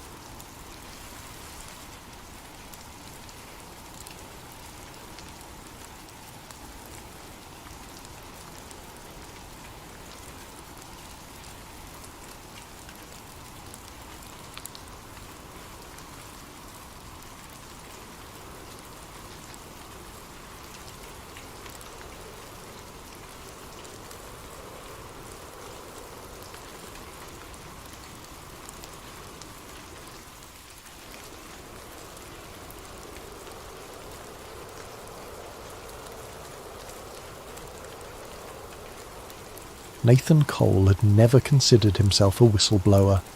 At 36, he was a meticulous scientist with a passion for analysing cloud formations and weather systems, working for a government-funded climate agency in a mid-sized city. He spent his days among swirling data sets and satellite imagery, focusing on how storms evolve and how the atmosphere changes across the globe. He believed wholeheartedly in the agency's mission, understanding climate shifts to protect communities from environmental disasters. It was Tuesday morning like any other when the first crack in his reality appeared. Nathan was poring over satellite data from the North Atlantic, a swirling mass of clouds that was intensifying into what meteorologists expected to be a mild tropical storm. Yet, in an older, theoretical predictive model, stored on an internal server, Nathan saw something odd, an exact projection of the storm's path that deviated significantly from the official forecast. More bizarrely, the model was labelled Cirrus Class Tier 4, a classification he'd never encountered, and it showed the storm making a sharp, unnatural turn, intensifying into a Category 3 hurricane. Curiosity piqued, Nathan cross-referenced live data. The real-time satellite feed indeed showed a suspicious shift in the storm's trajectory that aligned perfectly with the model's predictions that no one was publicly citing. If the storm turned out to be as strong as the Tier 4 model suggested, entire coastal regions would be unprepared. He tried to mention it to a senior colleague that afternoon, a data specialist named Ingrid.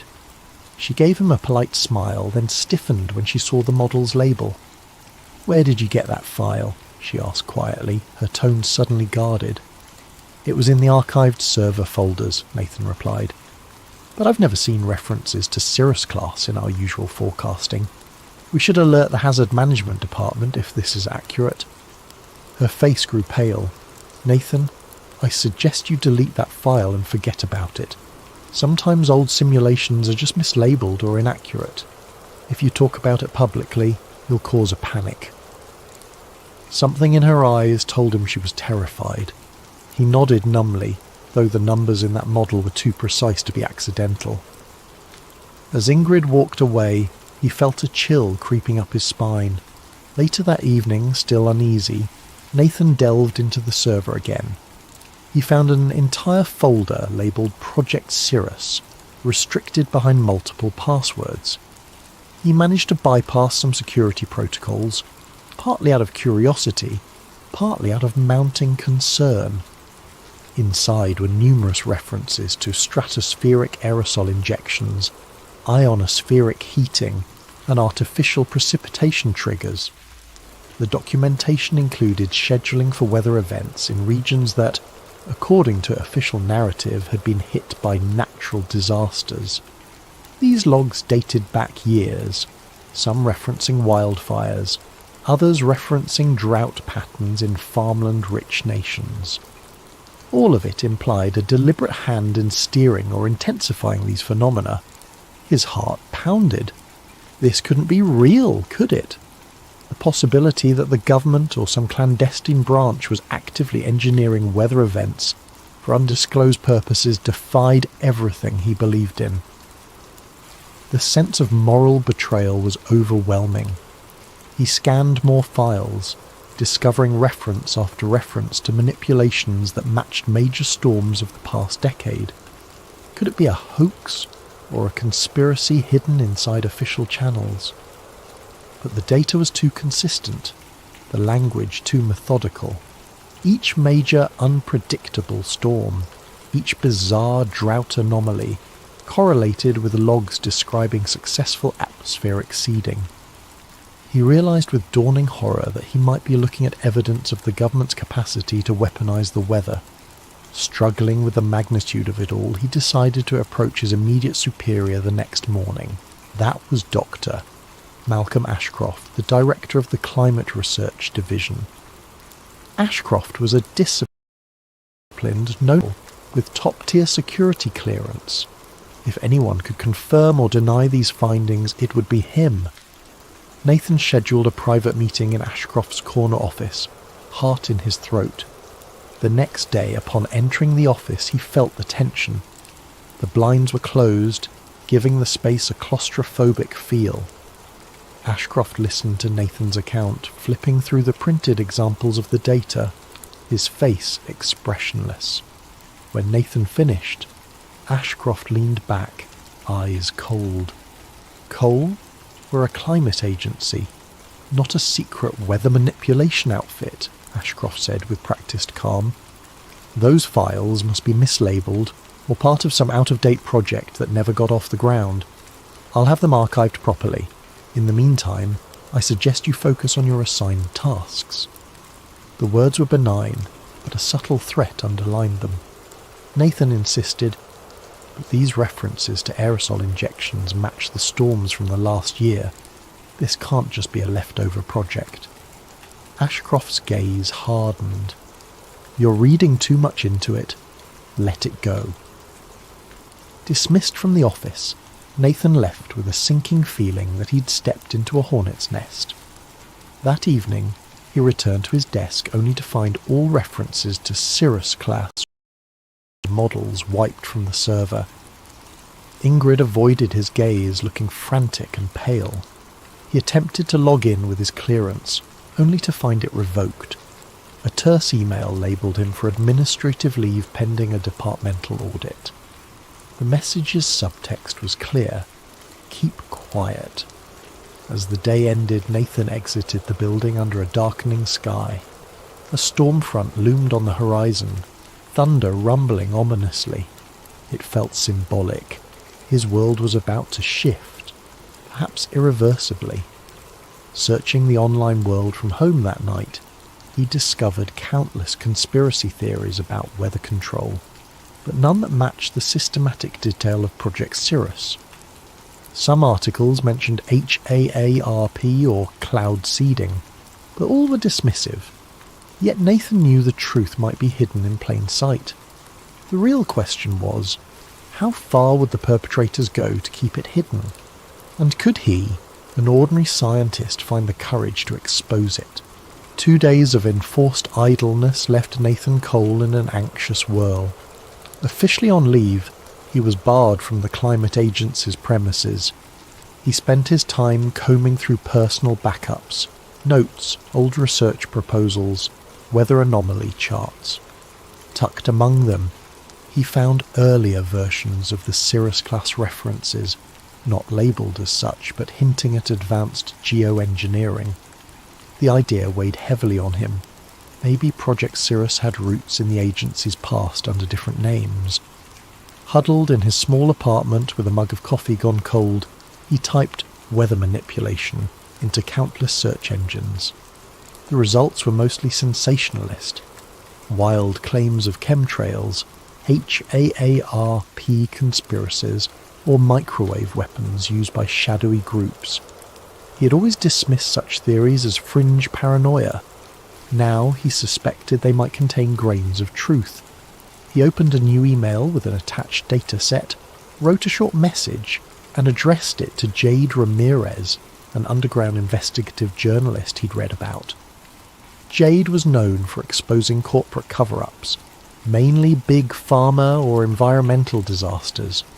She had a reputation for chasing suppressed stories, ignoring official denials. But contacting her carried risks. If she proved untrustworthy, he'd be handing explosive info to the wrong hands. If she was legit, she might become his only lifeline. An hour later, to his surprise, Jade replied with a terse, "Meet me. District 7 coffee shop. 3 p.m, bring your evidence." The directness made his pulse quicken. It was happening. Someone was taking him seriously, or maybe it was a trap. Fear gnawed at him. He arrived at the coffee shop, a nondescript spot with battered wooden tables and flickering lights. Jade was waiting, arms folded, scanning the crowd warily. She was in her early 30s, dyed a streak of blue, wearing a leather jacket that had seen better days. The second Nathan approached, her gaze locked onto him. "Cole?" she asked. He nodded, sliding into the seat across from her. You said you have proof of government weather manipulation. That's a big claim. He took a deep breath, passing a flash drive across the table.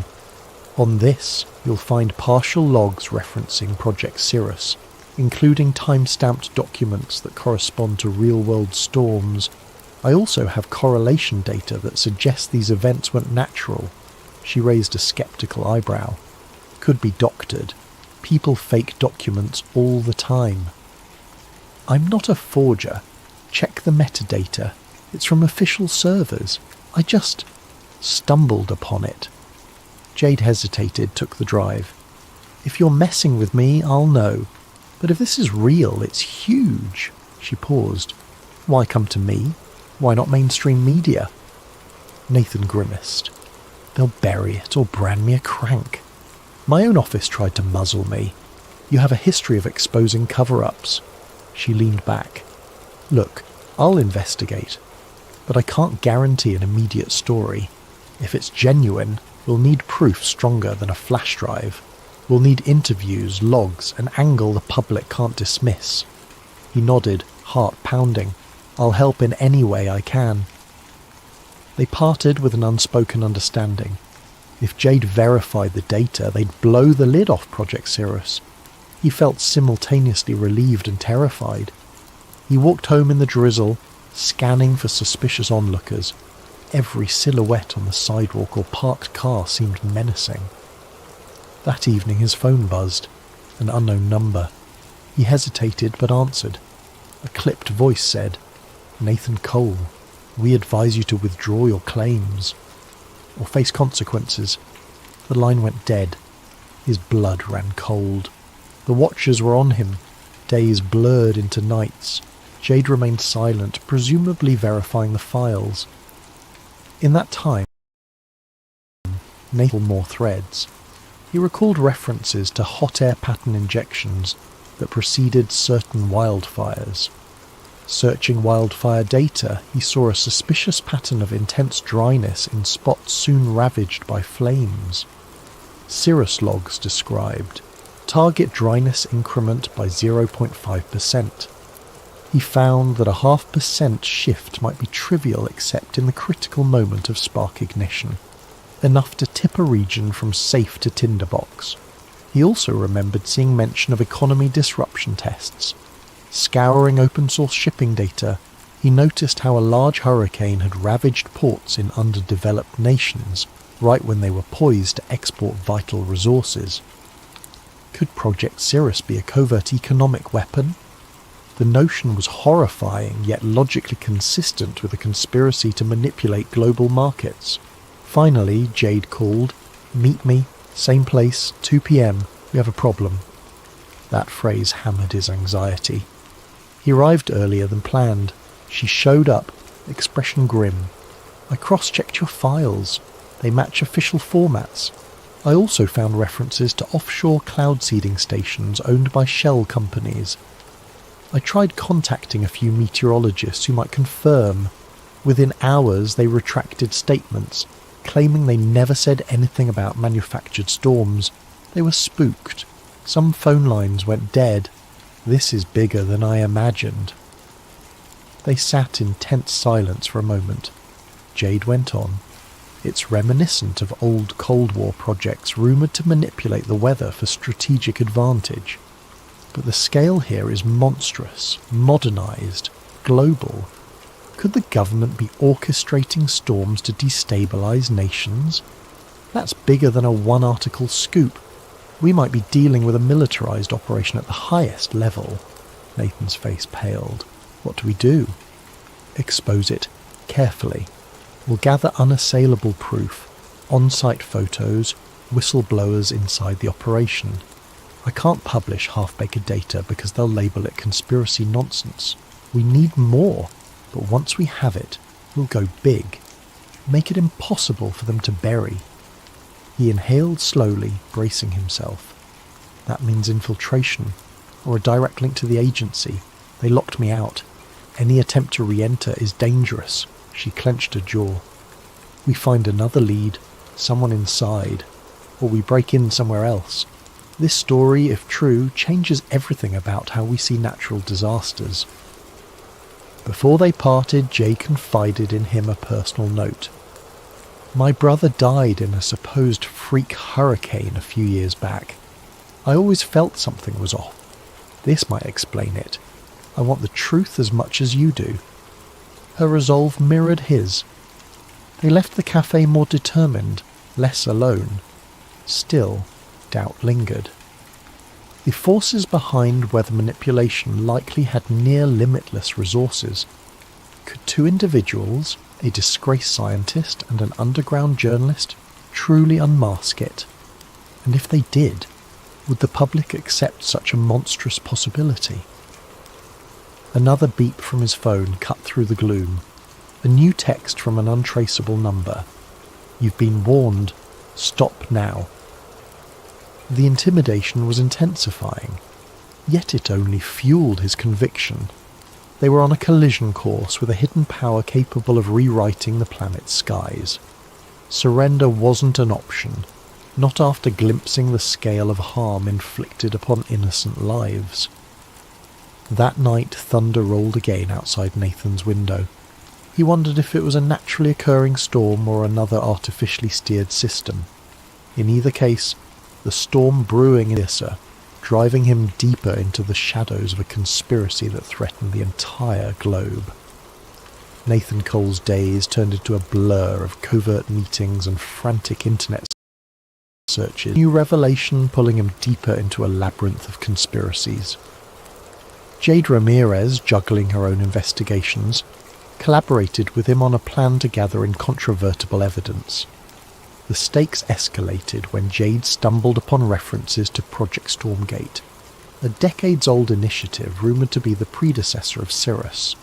Her findings: Stormgate started in the Cold War era, an attempt to use weather as a silent weapon, spawning floods, droughts, or storms in target regions without direct warfare. It was tested in small-scale scenarios, but never publicly acknowledged. Now it seemed Project Cirrus had modernised Stormgate's mission with advanced technologies like ionospheric heating and aerosol deployment. As Jade pieced together old FOIA, Freedom of Information Act documents, Nathan found corporate ties, shell companies that owned private cloud seeding stations in remote oceans. The trail led to a nondescript facility near the coast. Eyewitness accounts from local fishermen described unmarked planes releasing chemicals into the sky at night. Jade's eyes glinted. That might be our key, the vantage point to capture them in the act. Their plan was risky. Slip onto the restricted coastline, photograph or record the planes, and cross-reference flight data. Jade had the gear. A high-zoom camera, a drone for overhead shots.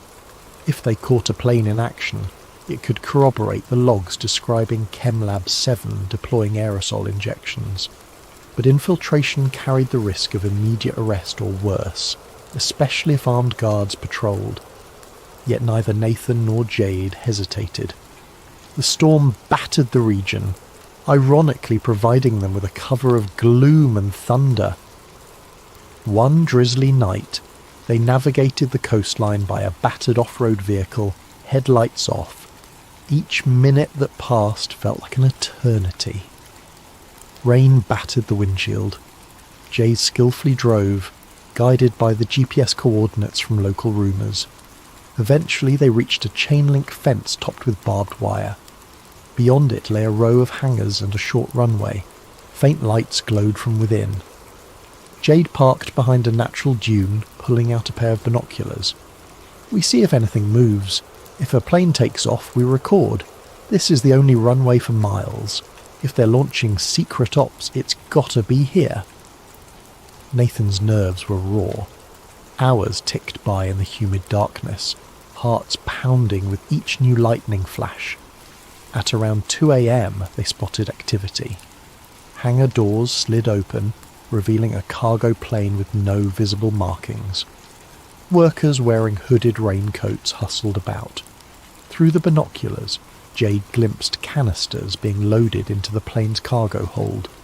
She snapped pictures, leaning forward with hushed excitement. As the plane taxied out, Jade launched a small drone.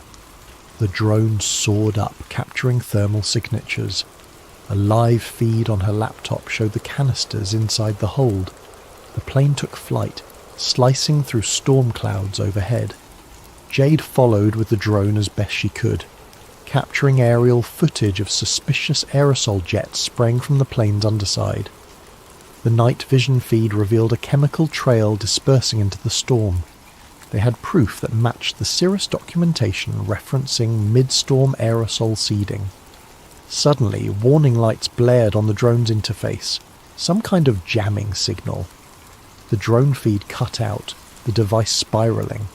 Jade cursed as the laptop screen flickered to static, but they'd already recorded a few minutes of incriminating footage. Gritting her teeth, she saved the partial data to multiple drives. Then came the wail of sirens. Spotlights erupted across the runway, scanning the perimeter. "Time to go," Jade muttered. Nathan nodded, adrenaline surging.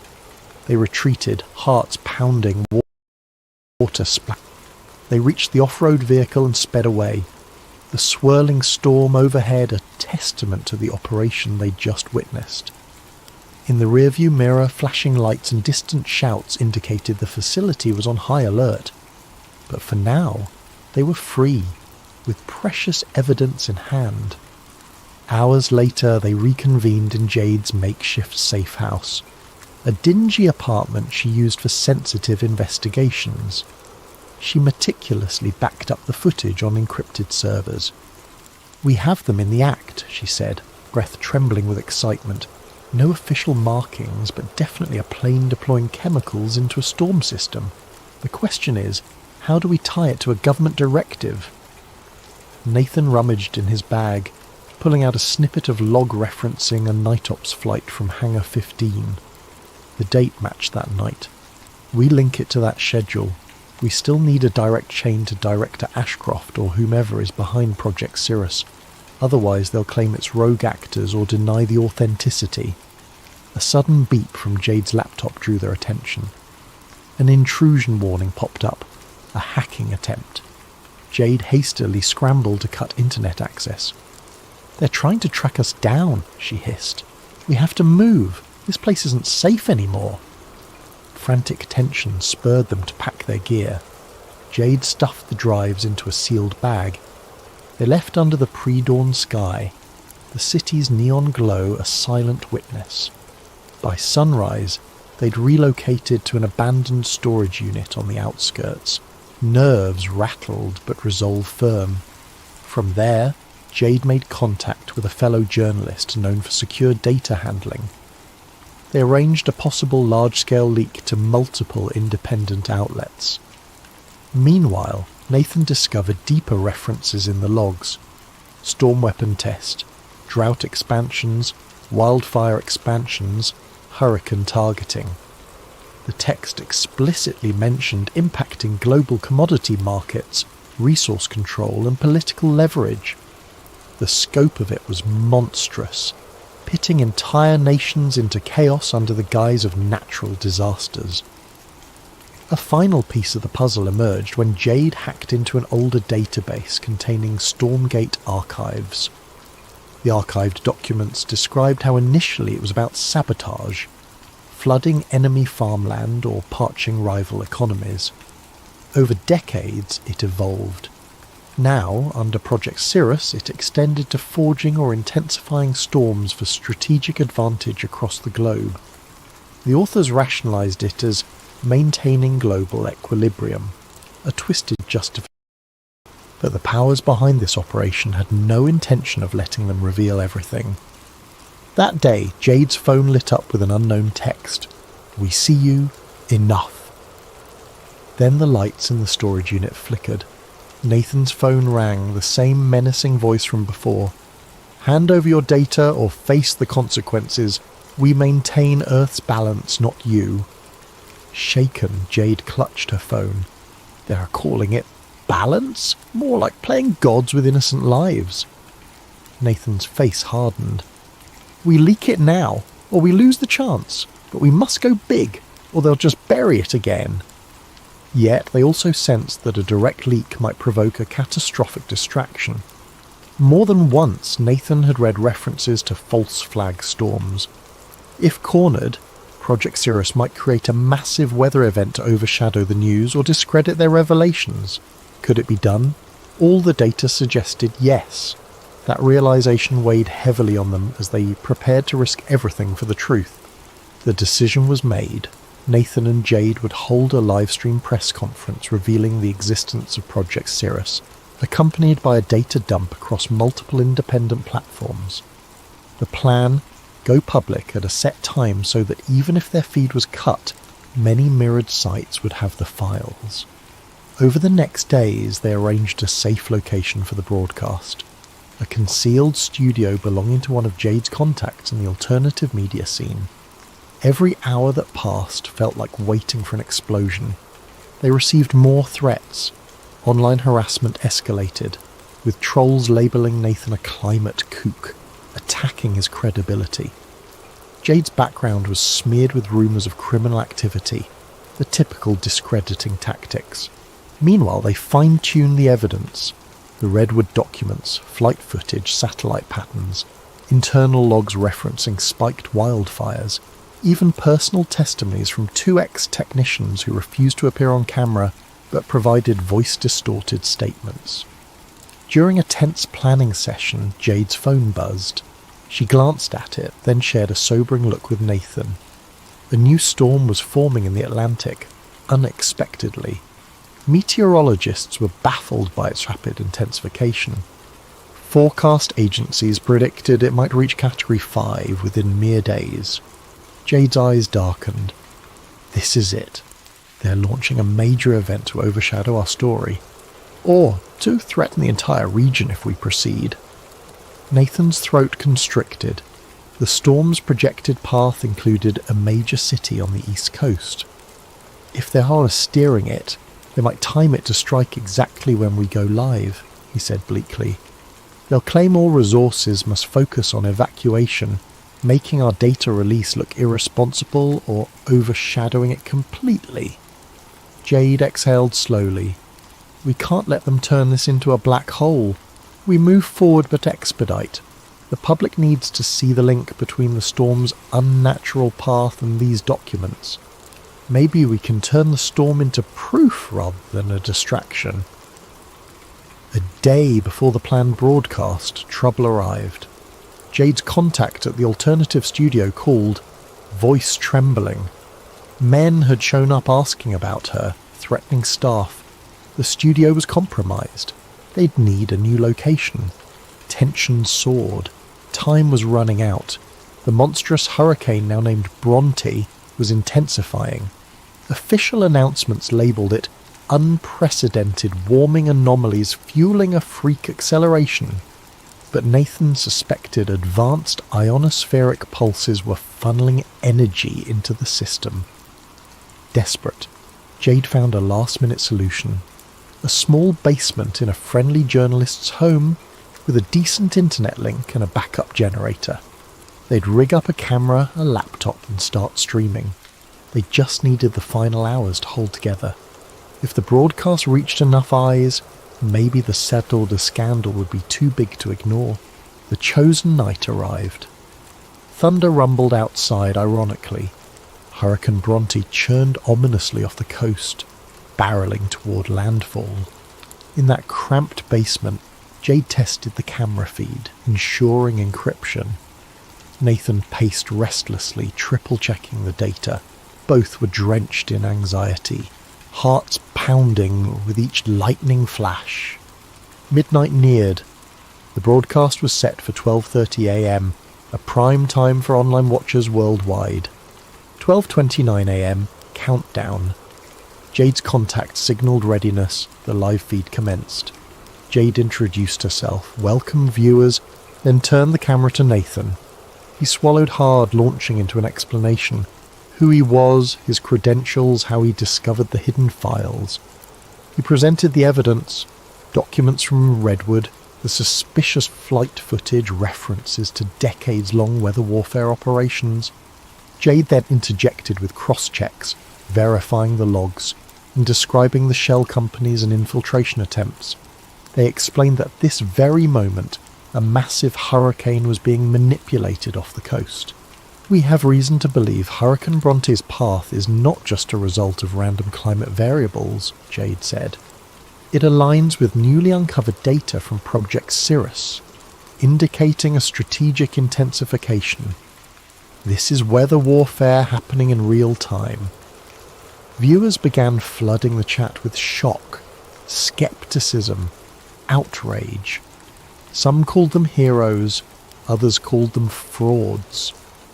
But the numbers soared, thousands, then tens of thousands. They posted the data links, telling watchers to mirror it, share it on every platform. The momentum built until the feed abruptly cut to static. Panic seized them. Jade's laptop beeped a flurry of network error messages.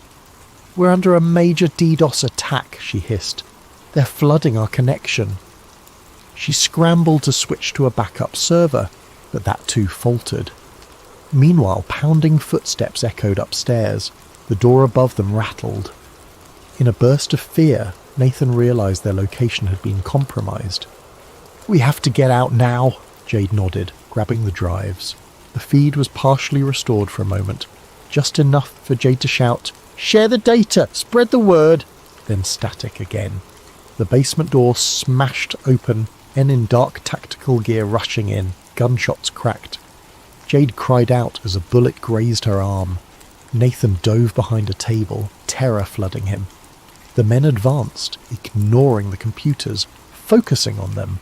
One demanded, "Stop resisting, surrender the data," and a sudden swirl of wind buffeted the small basement window, a sign the hurricane's outer bands might be hitting the coast sooner than predicted. The timing was no coincidence. Jade, bleeding and gasping, managed to throw a flash drive into a small backpack, then shoved it at Nathan. She whispered, "Go. Expose them. Don't let it die here." Heart thudding, he nodded. Through the confusion, he spotted a back window leading into an alley.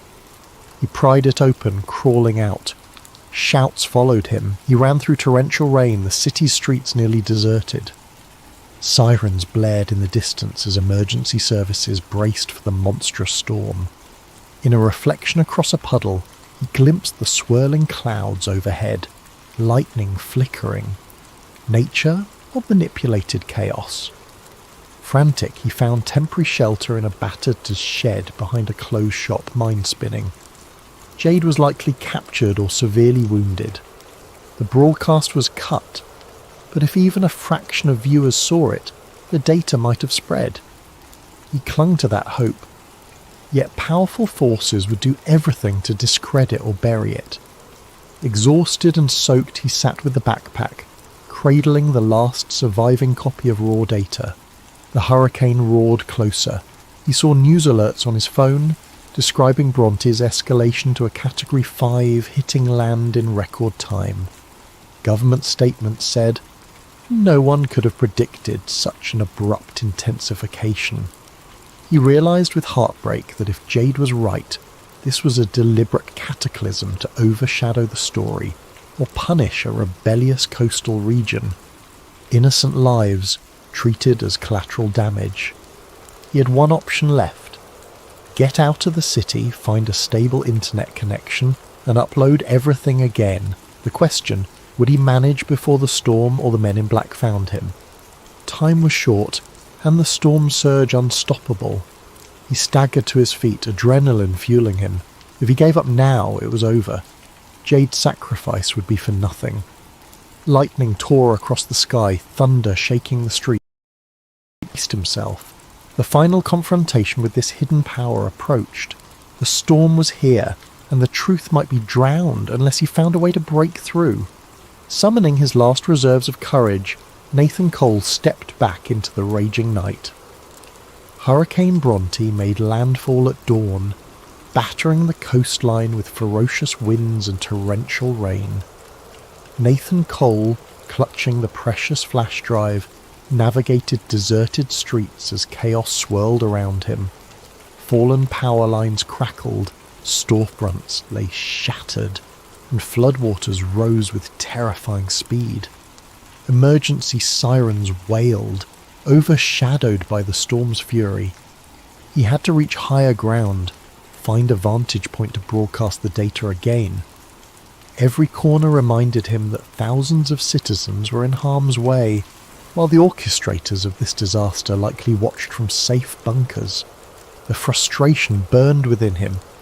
He was a single voice against an operation spanning decades. Yet he pressed on, heart pounding. Eventually, he found an abandoned internet cafe near the city's central hill. Power was out, but the building had a backup generator and a battered satellite uplink, possibly left by the owner or used for emergency communications. Breaking in, he discovered partial power. He rigged up a laptop from behind the counter, hooking it to the generator. The signal was weak but present. As wind rattled the building, water seeping under doors, he typed feverishly.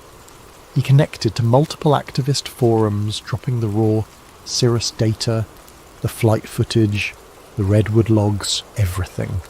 He posted disclaimers. I am Nathan Cole, climate goal scientist. Hurricane Bronte is not fully natural. This data proves orchestrated intensification. Share widely. He prayed someone somewhere would read it.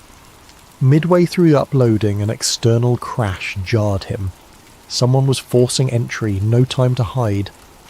The door splintered, revealing two black-clad figures, guns raised. They must have tracked his phone or spotted him.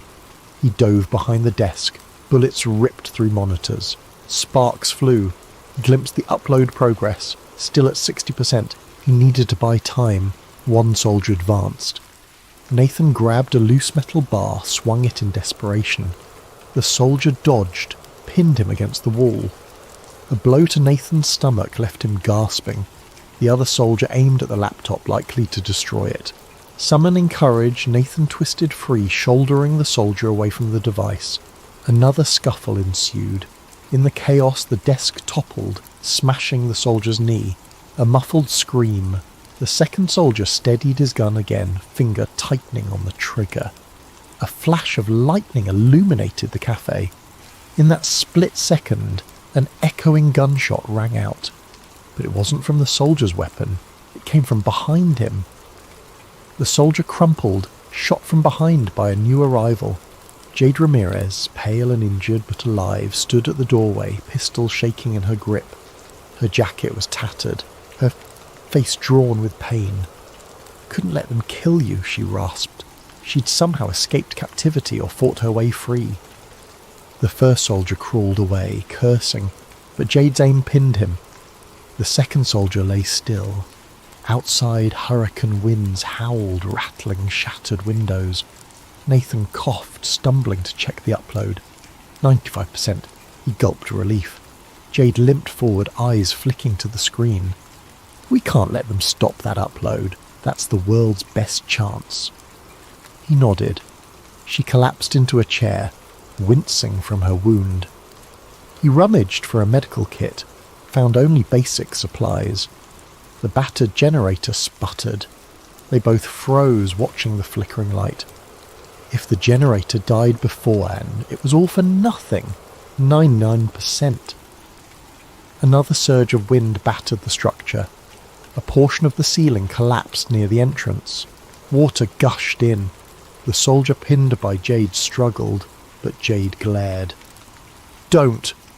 The soldier froze, cursing under his breath. Ding! 100%. Upload complete, the screen read. The data was out, mirrored across activist sites, cloud storage platforms, social media. Possibly unstoppable now. A wave of exhausted triumph pulsed in Nathan's chest. They'd done it!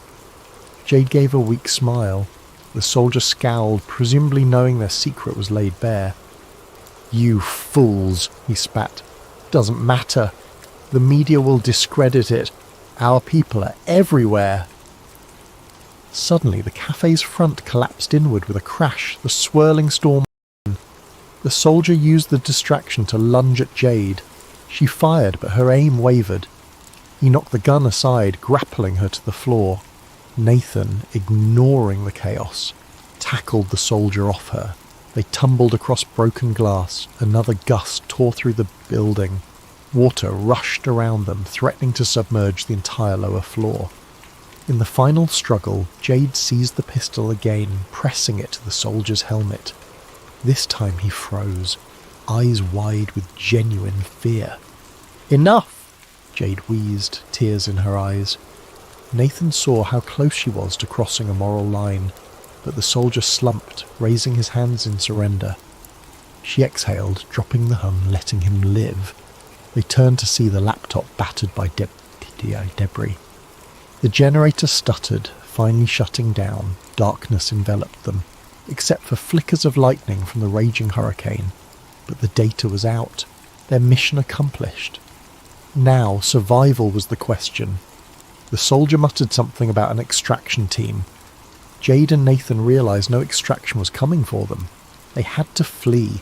They forced the soldier to remain behind, pinned under debris. Or they might let him go, but time was short, the building was collapsing. Gathering their last bits of energy, Jade and Nathan waded through swirling flood waters, path outside into the watery streets. The soldiers' curses echoed behind them, lost in the wind. Outside, the city was battered. Debris flew. They trudged to higher ground, half carrying each other. Eventually, they reached a partially intact overpass. Jade collapsed, her wound and blood loss taking their toll. Nathan tried to keep her conscious, shouting her name over the gale. Distant sirens wailed. Overhead, the swirling eye of the hurricane approached with eerie calm, lightning illuminating the sky in strobe-like flashes. In the morning's bleak light, rescue teams might find them or might not. But by then, the story would be global. The data would spread. Some outlets would dismiss it as a hoax or AI fabricated. Others might investigate deeper. The public might question why storms are intensifying in strange patterns, why entire weather fronts shift unpredictably. Maybe more whistleblowers would step forward, or maybe the mainstream would bury it. Nathan could only hope their evidence was strong enough. In the final hour before exhaustion took him, Nathan gazed at the watery horizon. He felt no triumph, only a grim sense of duty fulfilled. He'd never see the world the same again. And even if he vanished beneath the waves of official denial, the seeds of truth were planted. Somewhere far away, director Malcolm Ashcroft or men like him would watch the outcome. Perhaps they'd blame nature for the city's ruin, denouncing the so-called storm protocol leaks as conspiratorial nonsense. But the next storms, the next droughts, some might begin to suspect. A crack had formed in the carefully maintained facade. As Nathan's eyelids grew heavy, the wind's roar dulled in his ears. Jade lay beside him, battered but alive. He whispered to her, "We did it. The storm might pass." Her faint nod was the last thing he saw before darkness claimed him. Whether he'd wake to a city ravaged by a manipulated hurricane or a new dawn of truth, no one could say. But for that moment, the only certainty was that the secret was out, and storms would never again be seen as purely natural phenomena, not after the revelations of the Storm Protocol.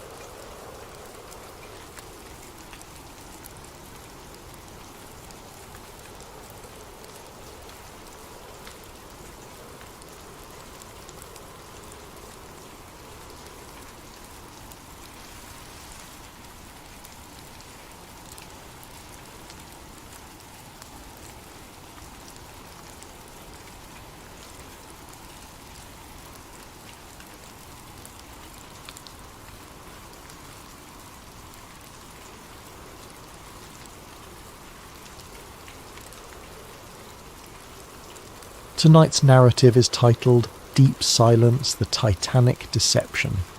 Imagine the year as modern day, and we have all grown up hearing one definitive story about the Titanic's tragic end. A collision with an iceberg, a sinkable ship that proved otherwise, the sorrowful loss of life. But in this retelling, a new voice steps forward. Doctor. Nolan Reeve, a dedicated marine biologist who stumbles upon a startling discovery on the Titanic's wreck that contradicts the official version of events. There's evidence of an explosion, or sabotage, hidden among the rusted metal and barnacle-clung beams, suggesting that the tragedy of 1912 might have been orchestrated to eliminate certain powerful individuals. As Dr. Reeve digs deeper, searching old shipping records and deciphering coded telegrams, he finds himself up against forces that have spent over a century ensuring no one ever questions the iceberg narrative.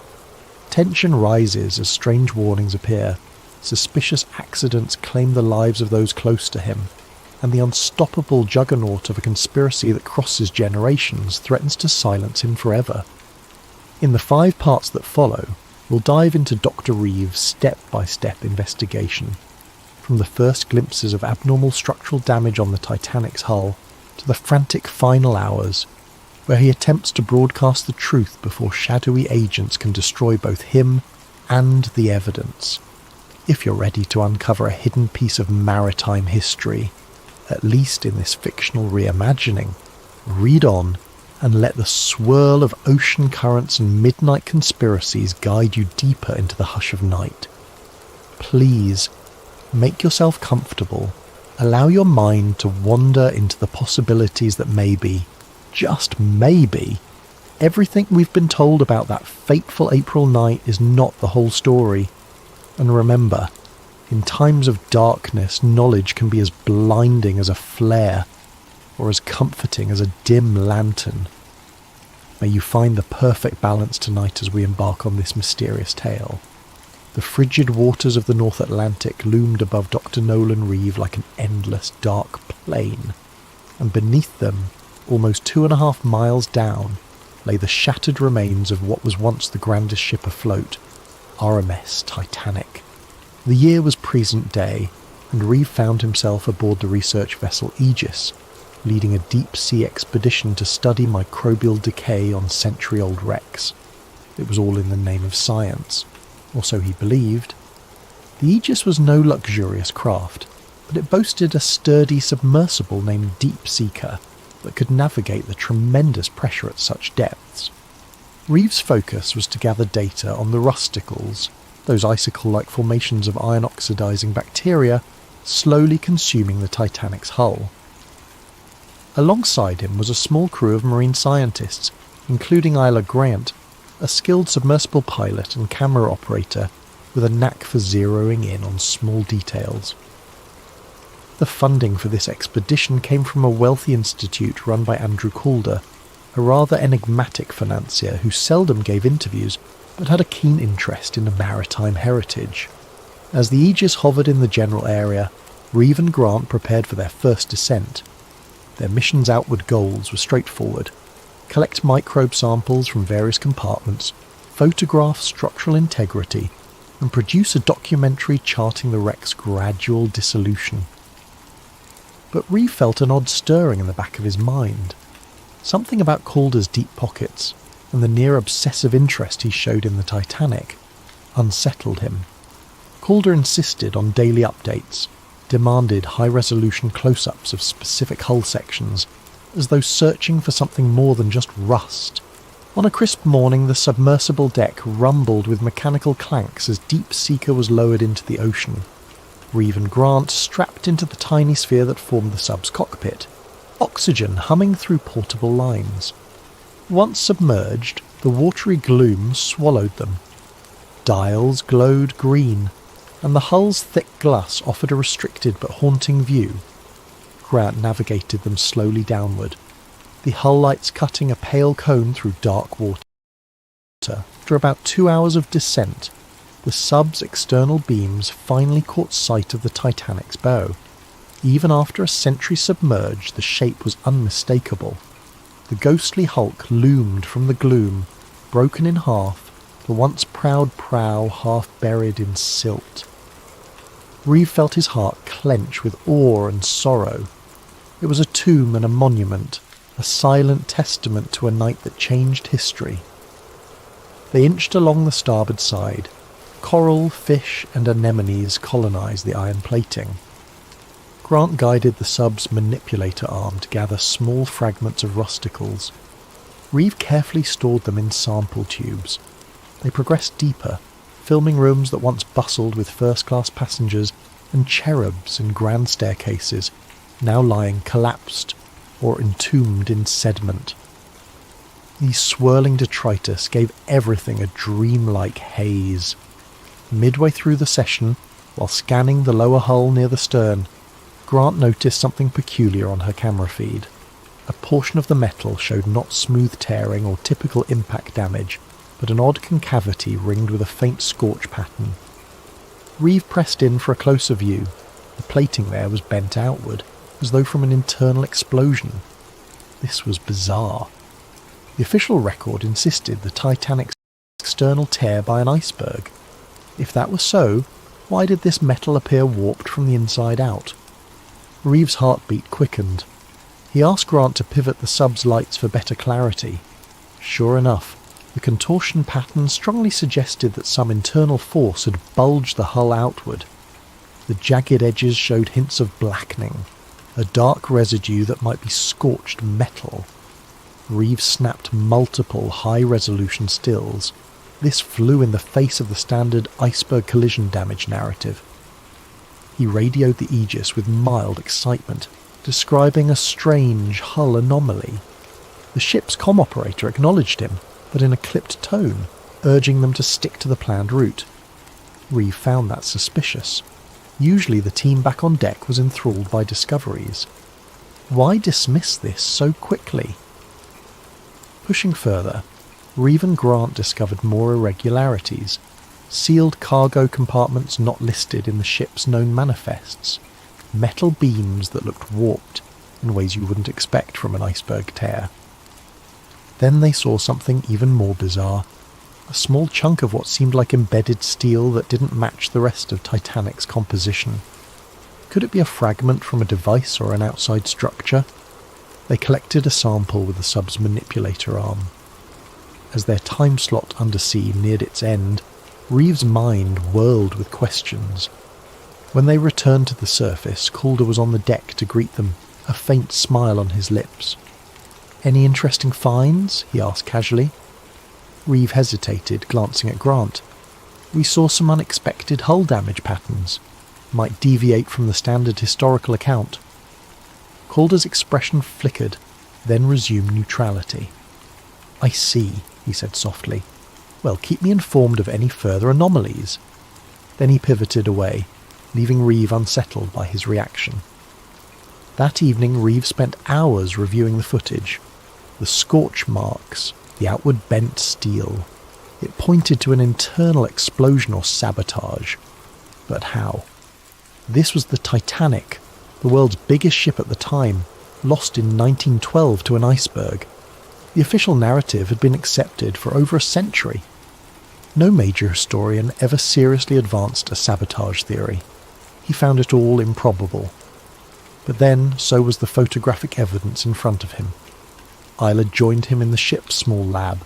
She too looked uneasy. If the Titanic was scuttled or bombed from within, that means... what? Some grand conspiracy. She paused, leaning over the images. That's nearly unimaginable, and yet these images speak for themselves,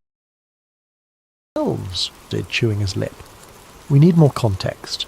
Old shipping logs, survivor accounts, something that might confirm the possibility. He emailed a few colleagues, maritime historians, archive specialists, seeking discreet help. Unbeknownst to Reeve, others had their eyes on the expedition's data. Hours later, while the crew slept, a silent figure wearing a staff uniform accessed the main lab console, scanning the raw footage, then left behind a small device that quietly started encrypting all data. By morning, Reeve discovered that his recordings had been locked, needing a passcode. A glitch? Possibly, but it felt too coincidental. In the next days, Reeve would realise he'd stirred a hornet's nest with that single discovery. The evidence of sabotage on the Titanic's wreck threatened to unravel a century-old deception, and those who guarded that secret were not about to let one curious marine biologist rewrite history. In the cramped lab aboard the Aegis, Dr. Nolan Reeve wrestled with the encrypted files. Every time he tried to open them, an error message demanded an unknown passcode. He suspected sabotage, but who would want to bury the data? The expedition sponsor, Andrew Calder, insisted it must be a technical glitch, urging Reeve to keep the incident quiet and rely on fresh recordings. But Reeve felt the tension in Calder's voice. It was too pointed, too insistent. Frustrated, Reeve and Isla Grant turned to the partial images and notes they'd saved offline. A few snapshots still remained on Isla's personal camera, showing that suspicious scorch pattern on the Titanic's hull. Reeve cross-referenced the Titanic's original construction blueprints, which the Historical Society had in their public archive. That region of the hull was never intended to have anything more than standard plating. No known modifications or cargo compartments were recorded in that area. So how did an explosion or something akin to it mar the interior? Seeking clarity, Reeve reached out to maritime historians he knew back on the mainland. One responded quickly, an old friend named Francis Hobbs, who specialised in transatlantic liner accidents. Hobbs expressed utter shock at the hull damage suggestion. No major source ever mentioned burn marks or outward bent steel. The entire official inquiry pinned it on an iceberg gash. Reeve pressed further, mentioning the possibility that the Titanic's sister ship, the Olympic, had sustained damage weeks prior to Titanic's maiden voyage. Some fringe conspiracy circles argued the White Star Line might have swapped ships to salvage insurance money, but that didn't fully explain sabotage or bombs. As Reeve discovered more digital meddling, a chunk of audio data from the sub's recordings vanished. The expedition's official logs were being updated to downplay the hull anomalies as corrosion patterns. Meanwhile, Calder announced an abrupt shift in the research plan. They were to focus on the ship's upper decks, ignoring the stern or deeper compartments. Reeve confronted Calder in the corridor, voice tight with anger. "We came for a thorough study of microbial decay, remember? We're not done with the lower hull." Calder just patted Reeve's shoulder. "This expedition is under my sponsorship, Doctor. We have all we need. Let's not waste resources on rabbit holes." Suspicion soared. Ella quietly confided in Reeve that she'd seen an unknown staffer rummaging through the lab's computers late at night. Something bigger was at play. They hatched a plan. On the next dive, they'd pretend to follow orders but actually gather clandestine footage of the suspicious hull region again, storing it on a separate device. They hoped to smuggle that out. The next day, they executed the plan. Isla took an alternate camera hidden in the sub's toolkit, capturing fresh angles of the scorch marks. But near the end of the dive, the sub's thrusters failed, plunging them into darkness momentarily. A near-fatal scenario if Isla's backup system hadn't restarted the motors. The dive report pegged it as a mechanical glitch, but Reeve and Isla suspected sabotage, an attempt to end them mid-ocean. Back on the surface, they realised they needed more historical context. They discovered, from old survivor memoirs, mention of loud booms below deck some hours before the iceberg collision. In official statements, these were dismissed as boiler explosions due to flooding. Another survivor wrote that wealthy industrialist John Astor had confided to a friend about shadowy deals for or against a central banking system. Then one cryptic line from a steward's note surfaced. "We were told not to speak of the cargo in hold number 3, told it was hush-hush for the men with suits." Reeve's blood chilled. It sounded like sensitive cargo beyond just mail or supplies. The more Reeve read, the more an unsettling pattern emerged. Certain powerful men who opposed the formation of a global central banking authority died on the Titanic. Surviving members who wanted that bank system ironically missed the voyage last minute. Could the sinking have been orchestrated to remove key opposition? Reeves' logic reeled. It was wild, reminiscent of conspiratorial talk. Yet the sabotage evidence from the wreck gave these claims unexpected weight. Meanwhile, the expedition approached an official end date. Calder seemed eager to wrap up. The mood on the Aegis turned tense, with some staff openly complaining about weird instructions from Calder's office. Reeve realised that once they returned to shore, Calder might quietly seize all official findings, labelling anything about Sabotage as a hoax. Reeve confided in Ayla that they needed to break free from Calder's control. "We have to publish or release these anomalies ourselves," he insisted. She agreed, though fear glimmered in her eyes. "They're watching everything we do." Days before the final docking, an unnerving event confirmed their fears.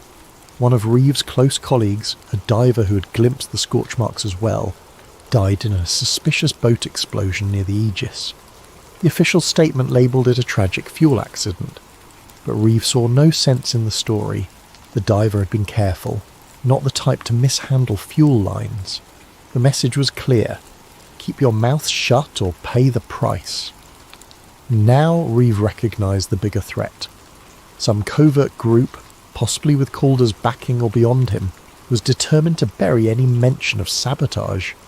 Perhaps a direct lineage of those old bankers or industrialists from 1912 still wielded enough influence to ensure the Titanic's alternative story remained hidden. The fear in Reeves' gut was overshadowed by moral resolve. People deserved the truth. The tragedy that claimed 1/500 lives might have been a coldly calculated mass murder. Nights turned sleepless. Reeve hammered out a partial draft of his revelation, an academic paper explaining the structural anomalies, listing historical coincidences, and linking them to potential sabotage. He also prepared a short documentary with images and voiceover, planning to upload it online the moment they were near stable internet. Isla assisted, editing in hush hours. They stored backups on hidden flash drives, but unbeknownst to them, an unknown figure in the staff was already alerting superiors about their secret activities. The black-suited watchers who answered to a shadowy black archive were preparing a final move. Reeve received a cryptic email from an unnamed address. "Stop, we see you. Let the Titanic rest, or you'll join its fate in deep silence." Sickness clenched Reeve's stomach. This was no empty threat, but he pressed on, determined. The Titanic's dead deserved no less than the truth. As the expedition's final day dawned, the Aegis began returning to port. Calder circled the decks, ensuring all official data was locked. Reeve and Isla, with their clandestine files, awaited the perfect moment to slip away or go public. Tension crackled through the sea air. Both felt that soon the conspirators would strike. Reeve thought of the thousands who died that night in 1912, possibly sacrificed for a hidden agenda. He vowed not to let them remain pawns in some century-old cover-up. He could only hope that in the hours ahead, he'd find a way to broadcast the shocking truth before the Watchers enforced their deep silence, just as they had, apparently, for the diver who died, and for countless others who might have glimpsed the Titanic's real story over the decades. On the morning the Aegis neared the harbour, Dr. Nolan Reeve stood on the stern deck, scanning the shoreline for any sign of abnormal presence. The coastal city's skyline shimmered under the rising sun. People going about their daily routine had no idea that a conspiracy over 100 years old was about to surface, if Reeve and Isla Grant could manage to reveal it. The tension inside Reeve coiled tighter with each minute. The Watchers might be waiting at port, planning to intercept him or destroy the evidence. At breakfast, Andrew Calder made an announcement. Once they docked, all expedition materials, logs, footage, collected data were to be handed over to the sponsoring institute for analysis and archiving. He claimed it was standard procedure, but Reeve caught the triumphant glint in Calder's eyes. This was clearly the final step in burying the sabotage findings. Reeve pretended compliance, casually finishing his toast while his pulse hammered. Isla, seated nearby, gave him a subtle nod. They understood each other. They had to act quickly. Below decks, Reeve and Isla retrieved their hidden flash drives from a safe compartment in the sub's tool storage. On these drives lay the photographic proof of the Titanic's hull damage, the partial interviews with experts who had uncovered old shipping conspiracies, plus the half-finished documentary. They sealed them inside a watertight case small enough to slip into Isla's personal bag. Their plan was to slip away from the Aegis the moment they landed, find an off-site location with stable internet, and upload everything. They also had a contact in the press, a freelance investigative journalist who had expressed interest in unconventional Titanic revelations. If they could get in touch, the journalist could go public with the story, but their watchers were a step ahead. As the Aegis came into port, Reeve noticed a black SUV parked near the dock, 2 men in suits standing by. They exuded the same menacing aura as the staffer who had prowled the lab at night. Reeve recognised their type, ex-intelligence or corporate security, probably the Black Archive or some affiliate. If Reeve and Isla marched out the front gangplank, they'd be easy prey. Thinking fast, Reeve told Isla, "We can't disembark with everyone else. We need a back route." She recalled there was a smaller cargo ramp on the starboard side used for unloading sub-equipment. If the watchers were fixated on the main exit, maybe they could slip out unnoticed. They bided their time until the bustle of the harbour overshadowing the usual procedures. Then, with anxious hearts, they made their move. Slipping on plain jackets and carrying minimal gear, they snuck to the starboard cargo area. The usual guard was absent, likely assisting with the main disembark. They lowered a small ramp onto the dock. Heart pounding, they hurried down. Reeve's eyes darted to the black SUV. The suited men were still scanning the main exit. Good. They made it halfway across the dock when a shout broke out behind them. "Hey, stop! Stop!" Another staffer from the Aegis, wearing an earpiece, sprinted forward. Reeve and Isla broke into a run, weaving among crates and dock workers. Over their shoulders they saw the black suits rush into action. The watchers realised their target was escaping. Isla pointed to a cluster of cabs by the gates. "We can get one of those," she gasped. But as they neared, they found a man stepping from a second black SUV to block the path. The watchers were closing in from both sides. In a desperate manoeuvre, Reeve dashed behind a forklift. The driver, startled, nearly dropped his cargo. Isla jumped aboard, urging the forklift driver to swing around. The watchers hesitated, not wanting to cause a scene with bystanders. The forklift jerked forward, awkwardly separating them from at least 2 pursuers. Reeve spotted a side alley leading away from the harbour. "That way!" he yelled. They tumbled off the forklift and sprinted into the alley, footsteps echoing on wet concrete. The watchers gave chase. Adrenaline pounded in Reeve's veins. He clutched the bag containing the flash drives, desperate not to lose it. They twisted down side streets in a labyrinth near the harbour's industrial zone, the watchers cursing behind them. Once they found a small metal door leading into an old warehouse. They slipped inside, the watchers' footfalls receding briefly.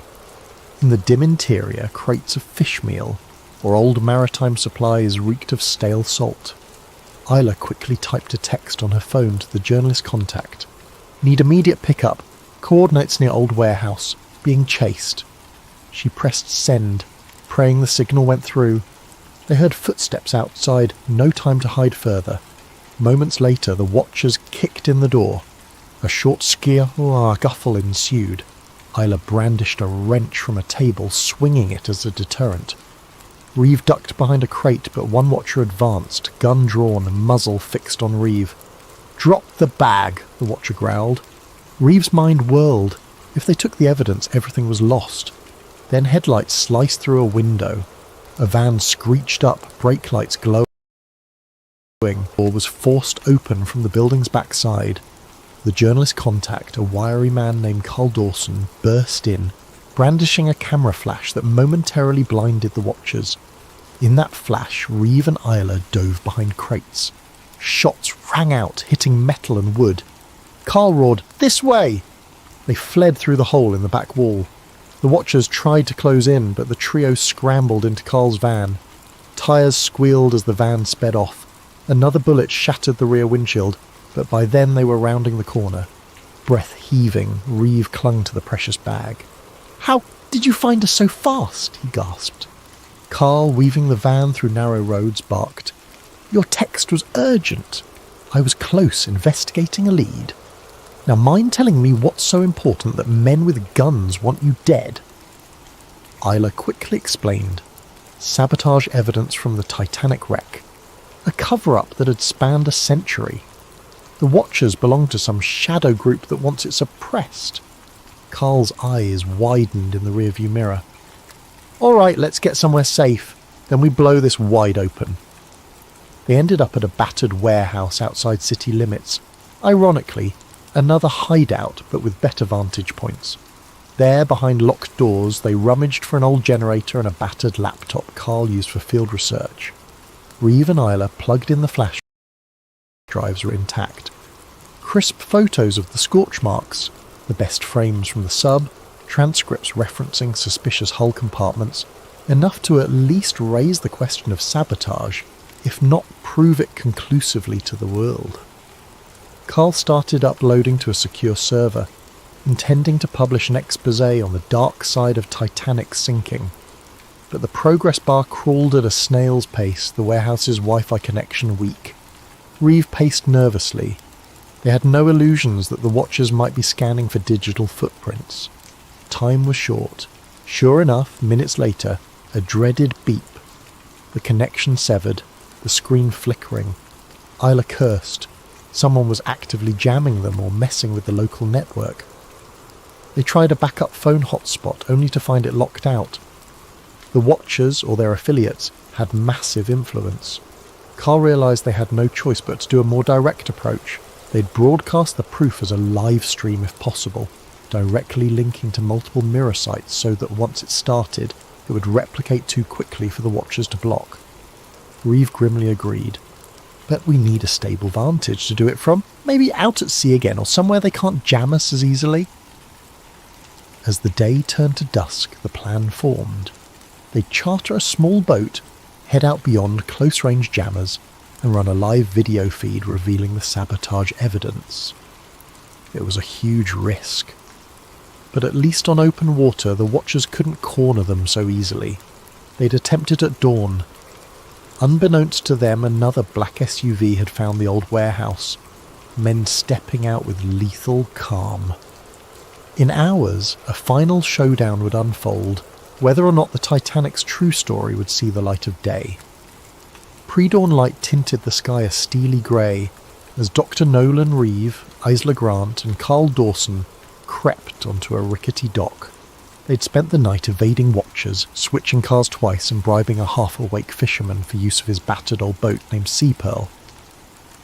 The Watchers' net was tightening, but the trio's resolve stood firm. They would attempt a live broadcast from beyond the near-shore jam, unveiling the Titanic sabotage theory once and for all. Winds whipped across the water, salt stinging their faces.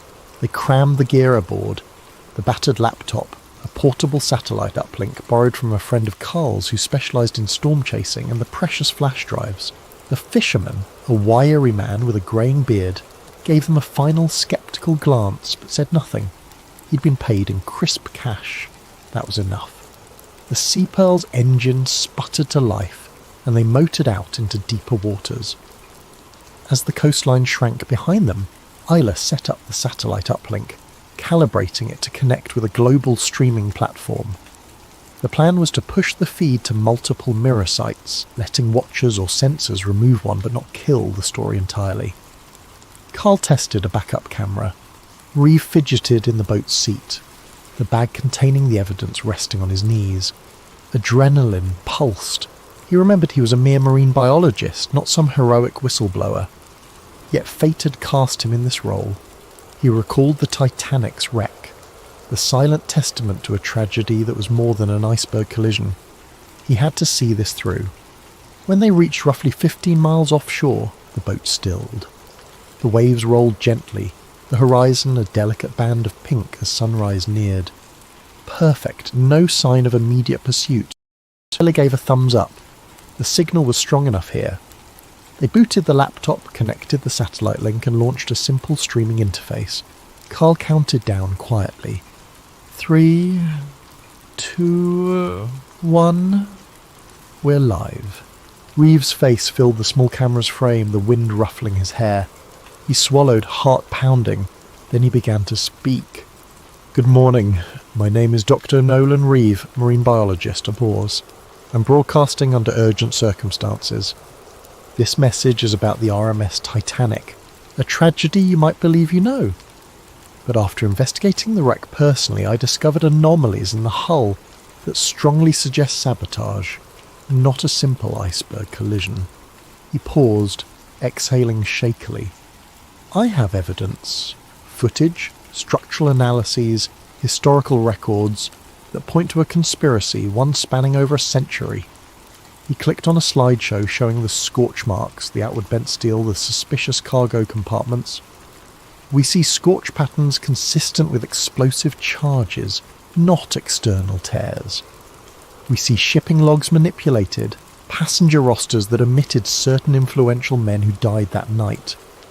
There is reason to believe they were targeted by powerful interests opposing them. This is in part about a global banking conspiracy. These men oppose the creation of a central financial system." The feed displayed scans of century-old telegrams referencing Project White Star, an ominous code name that lined up with the shipping line's name but implied something more sinister. Carl whispered encouragement behind the camera, adjusting angles as Reeve continued. Isla flipped through the next sets of images, including the hush-hush memos from White Star officials. "We believe an organisation, which we can only call a precursor to a modern black archive, orchestrated this. They ensured the Titanic was doomed from within, then fed the iceberg narrative to the press." As Reeve spoke, hundreds of viewers joined the stream in real time, some random watchers, some maritime buffs, some who stumbled on the link. The chat scrolled with shock, disbelief, demands for more proof. Halfway through, Isila's eyes went wide as she spotted a black dot on the horizon. Another boat, speeding toward them. "We have company," she hissed. Reeve kept talking, adrenaline surging. "This is urgent. We might be cut off at any moment. I beg you all. Mirror this broadcast, record it, spread it. The Titanic story was never just about an iceberg. It was about removing obstacles to a new global financial order." In the distance, the incoming craft grew larger. A sleek speedboat, black hull, figures on board. They brandished something, possibly firearms, embedding the feed's link on multiple forums. The watchers, it seemed, were near. "Time is short," Reeve said, voice trembling. "We can't let them bury the truth. The evidence is here." He tried uploading the raw files. The progress bar inched forward. 30%, 40%. Then the watcher's boat closed within a few hundred yards, and muzzle flashes lit the air. Gunfire spat across the waves, bullets pinging off the Sea Pearl's metal surfaces. The fishermen yelled in terror, ducking. Carl continued filming even as the camera shook. Reeve, heart in his throat, forced out the last lines. "We have photographic proof, historical documentation. Another bullet struck the laptop, sparks flying. The screen flickered. 70% uploaded. Isla lunged to shield it with her body, shrieking for Reeve to take cover. A final thunderous crack. A rocket or explosive device soared from the watcher's boat, arcing in slow motion. It slammed into the Sea Pearl's hull, erupting in a deafening blast that tore the boat's side open. Water flooded in instantly. The feed soared to 90% before the laptop died in a shower of sparks. Reeve was hurled backwards, smashing into the railing. He glimpsed Isla dropping into the water, the camera sinking. Carl vanished in a swirl of smoke. Darkness closed around Reeve's awareness. Though he gunfire, shouts. The watcher's craft circled like sharks. The Sea Pearl sank rapidly, listing. Reeve coughed salt water, fighting unconsciousness. With flickering vision, he spotted Isla clinging to a life vest. "Nolan!" she screamed. Then a wave of blackness overcame him. In the mayhem that followed, fragments of the watchers' voices surfaced. "Grab the drives! Find the bodies!" Then Reeves sank into watery stillness, ironically near the same ocean that held the Titanic's secrets. Days later, the official news outlets reported a tragic accident at sea. A research vessel's small craft was destroyed in an unexplained explosion, leaving multiple missing. Among the presumed dead is Dr. Nolan Reeve, marine biologist of the Titanic expedition. The coverage was minimal. The main expedition lead, Andrew Calder, expressed sorrow at the unfortunate accident, praising Reeve's passion but disclaiming any knowledge of foul play. Online, conspiracies ran wild. Some rumoured Reeve discovered something about the Titanic sinking and was silenced. Others ridiculed such talk, pointing to the centuries of iceberg and impact evidence. Official statements from the Sponsor Institute labelled Reeve's anomalies as misread structural damage. They said his final sub-dive data was lost in a system crash. Everything about Sabotage was quietly rerouted or brushed aside. The mainstream media moved on, but not everyone forgot. The partial broadcast from that boat had gone live for a few fateful minutes, enough for a handful of watchers to capture and re-upload it. True to Reeve's plan, mirror sites sprang up across obscure corners of the internet, featuring the clip of him showing scorch patterns, referencing conspiracies with shipping lines and old money. Though quickly taken down on major platforms, it lingered on smaller servers, fueling debates among maritime buffs and conspiracy theorists. Isla Grant, battered and grieving, had survived. She'd been pulled from the water by a passing fishing trawler, her memory hazy from the explosion. Once on shore, she found that the watchers were hunting survivors. She glimpsed men in suits combing the coastline, seeking any sign of Reeve or the data. Fearing for her life, she fled, changing clothes and ditching her phone. She carried a single hidden microdrive Reeve had given her, stashed in a waterproof pouch. This drive contained partial duplicates of the Sabotage images and some text logs, enough perhaps to continue the fight. In a safe house hundreds of miles away, Isla found refuge with a friend of Carl's, a retired reporter who believed in the story's importance. She poured out the entire ordeal, the hidden hull damage, the old banking Titanic sinking, the immediate suppression efforts. The reporter listened gravely, promising to help. Over time, they established contact with a small circle of truth seekers, attempting to compile a robust dossier from Isla's microdrive. Yet this was no easy path. The Watcher's infiltration spanned intelligence agencies, corporate realms, and hush-hush government offices. Each time an attempt was made to post new evidence or interview a major outlet, the feed vanished or the journalist recanted. Even so, fragments of the Sabotage theory kept surfacing, a slow, unstoppable drip across niche conspiracy boards, international maritime forums, and talk radio call-ins. The Watchers might quell one source, but the story had taken on a life of its own, unstoppable as the ocean tide. As for Nolan Reeve, the official record declared him drowned at sea. Some believed he truly died, body claimed by the Atlantic. Others whispered that watchers captured him alive, dragging him into a black site. A few sightings popped up. A fisherman in another port claimed to see a battered man who matched Reeve's description slip aboard a cargo vessel under an alias. No confirmed evidence pinned down the truth. He became a ghost in rumour, akin to how the Titanic's sabotage had been rumoured for decades. Perhaps way. If Reeve survived in hiding, he might yet resurface to champion the truth. If he perished, his memory still fueled a movement determined to unravel the century-old deception. Meanwhile, Andrew Calder continued his philanthropic facade, sponsoring new oceanic projects, but quietly distancing himself from the Titanic fiasco. The Institute's official line was that Reeve was a valued colleague who tragically lost his life in an accident. Calder refused all further comment, citing respect for the dead. In the quiet corners of maritime history, a shift began. Certain younger researchers, inspired by Reeve's partially leaked footage, re-examined the Titanic's official damage reports. They found suspicious discrepancies in the thickness of steel plating, the location of the largest hull breach, the timeline of floods across compartments. More independent expeditions popped up, each facing suspicious funding withdrawals or sudden legal blockages, but the seeds of doubt had been planted. Over time, these seeds might crack the monolithic story that an iceberg alone sealed Titanic's fate. On an unassuming day, a worn envelope arrived at the home of a retired maritime historian, bearing no return address. Inside lay a single Polaroid snapshot, the scorch pattern from Reeves' subdive, plus a note scrawled in plain text. They lied. Titanic was murdered. Keep digging, signed with an N. The historian exhaled, heart pounding. Perhaps Reeve lived, continuing his crusade from the shadows. Or maybe Isla or some other ally used the signature as a symbol. The historian quietly added this note to the secret Titanic sabotage file he'd been compiling, fueling his resolve to keep the question alive. In the hush of the Atlantic depths, the Titanic's wreck remained motionless.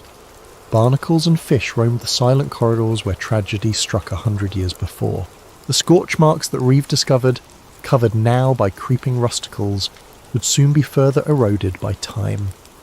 But the intangible truths, the evidence captured in fleeting photos, the witness of survivors, the financial documents pointing to a chilling motive, had found new keepers. Through them, the Titanic's deeper secret would not remain entombed forever. Epilogue. In a small anonymous archive in an unnamed city, an older caretaker dusted off boxes of historical items. Among them was a battered black notebook labelled Titanic, corrupted hull. Within lay transcripts from Reeves' partial broadcast. A few photos of that suspicious hull breach. A timeline of 1912's financial expansions, and a scrawled sentence. Truth is deeper than you think, and it always surfaces. The caretaker smiled grimly. The watchers might bury a man, they might bury data, but as with the unstoppable ocean currents, the truth found ways to flow. And so the final word in the caretaker's notes read simply, "Someday someone will finish what Reeve began."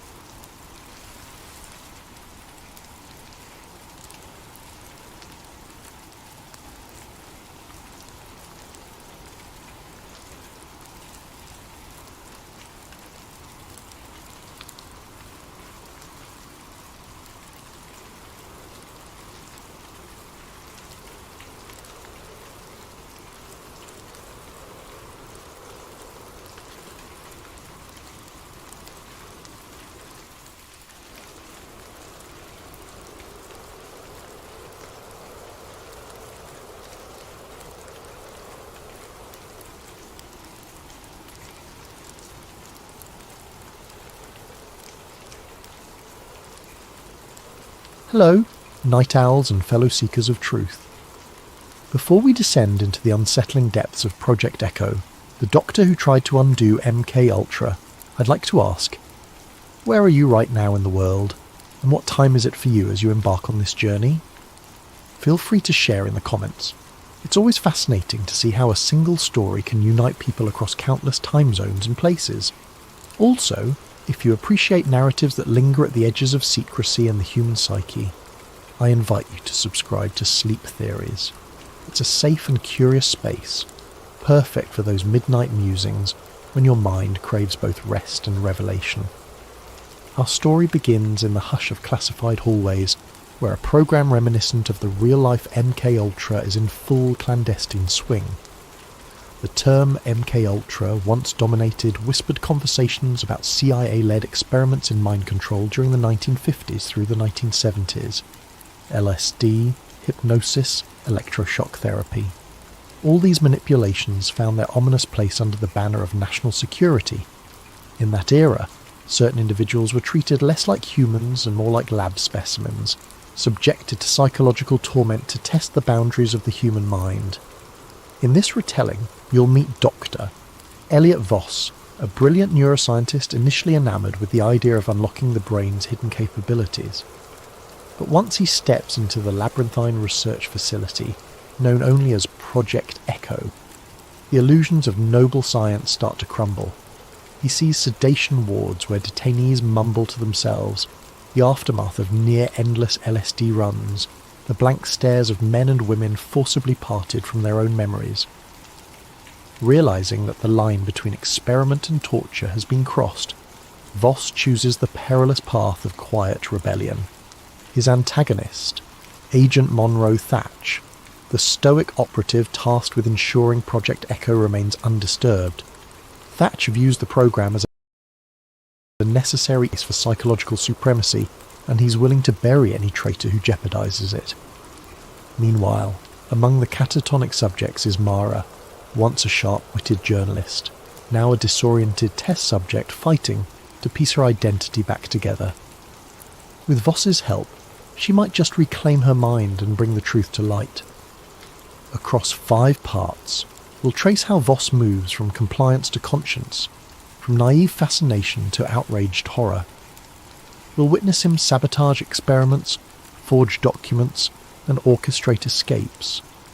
But each step he takes invites deeper suspicion from the Watchers, who guard Project Echo's secrets.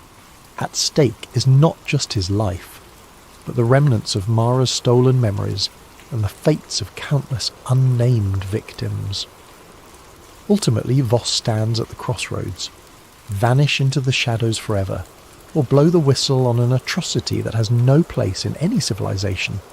Both choices carry lethal risks, so settle in with your blankets and your cautious curiosity. We're about to peel back the layers of a conspiracy that merges technology, psychology, and a ruthless government's quest for absolute control. May this story remind you that even in the darkest corners, a glimmer of empathy can ignite and transform. Grab a late-night snack or a soothing tea, and let's open the doors behind which Project Echo lurks. Dr. Elliot Voss first glimpsed the Project Echo compound on a drizzly autumn morning. He'd been flown in on a battered twin-prop plane, landing at a disused airstrip far from any major city. A black sedan awaited him, its driver silent as he whisked Voss down roads so winding that even the day's faint sunlight seemed lost.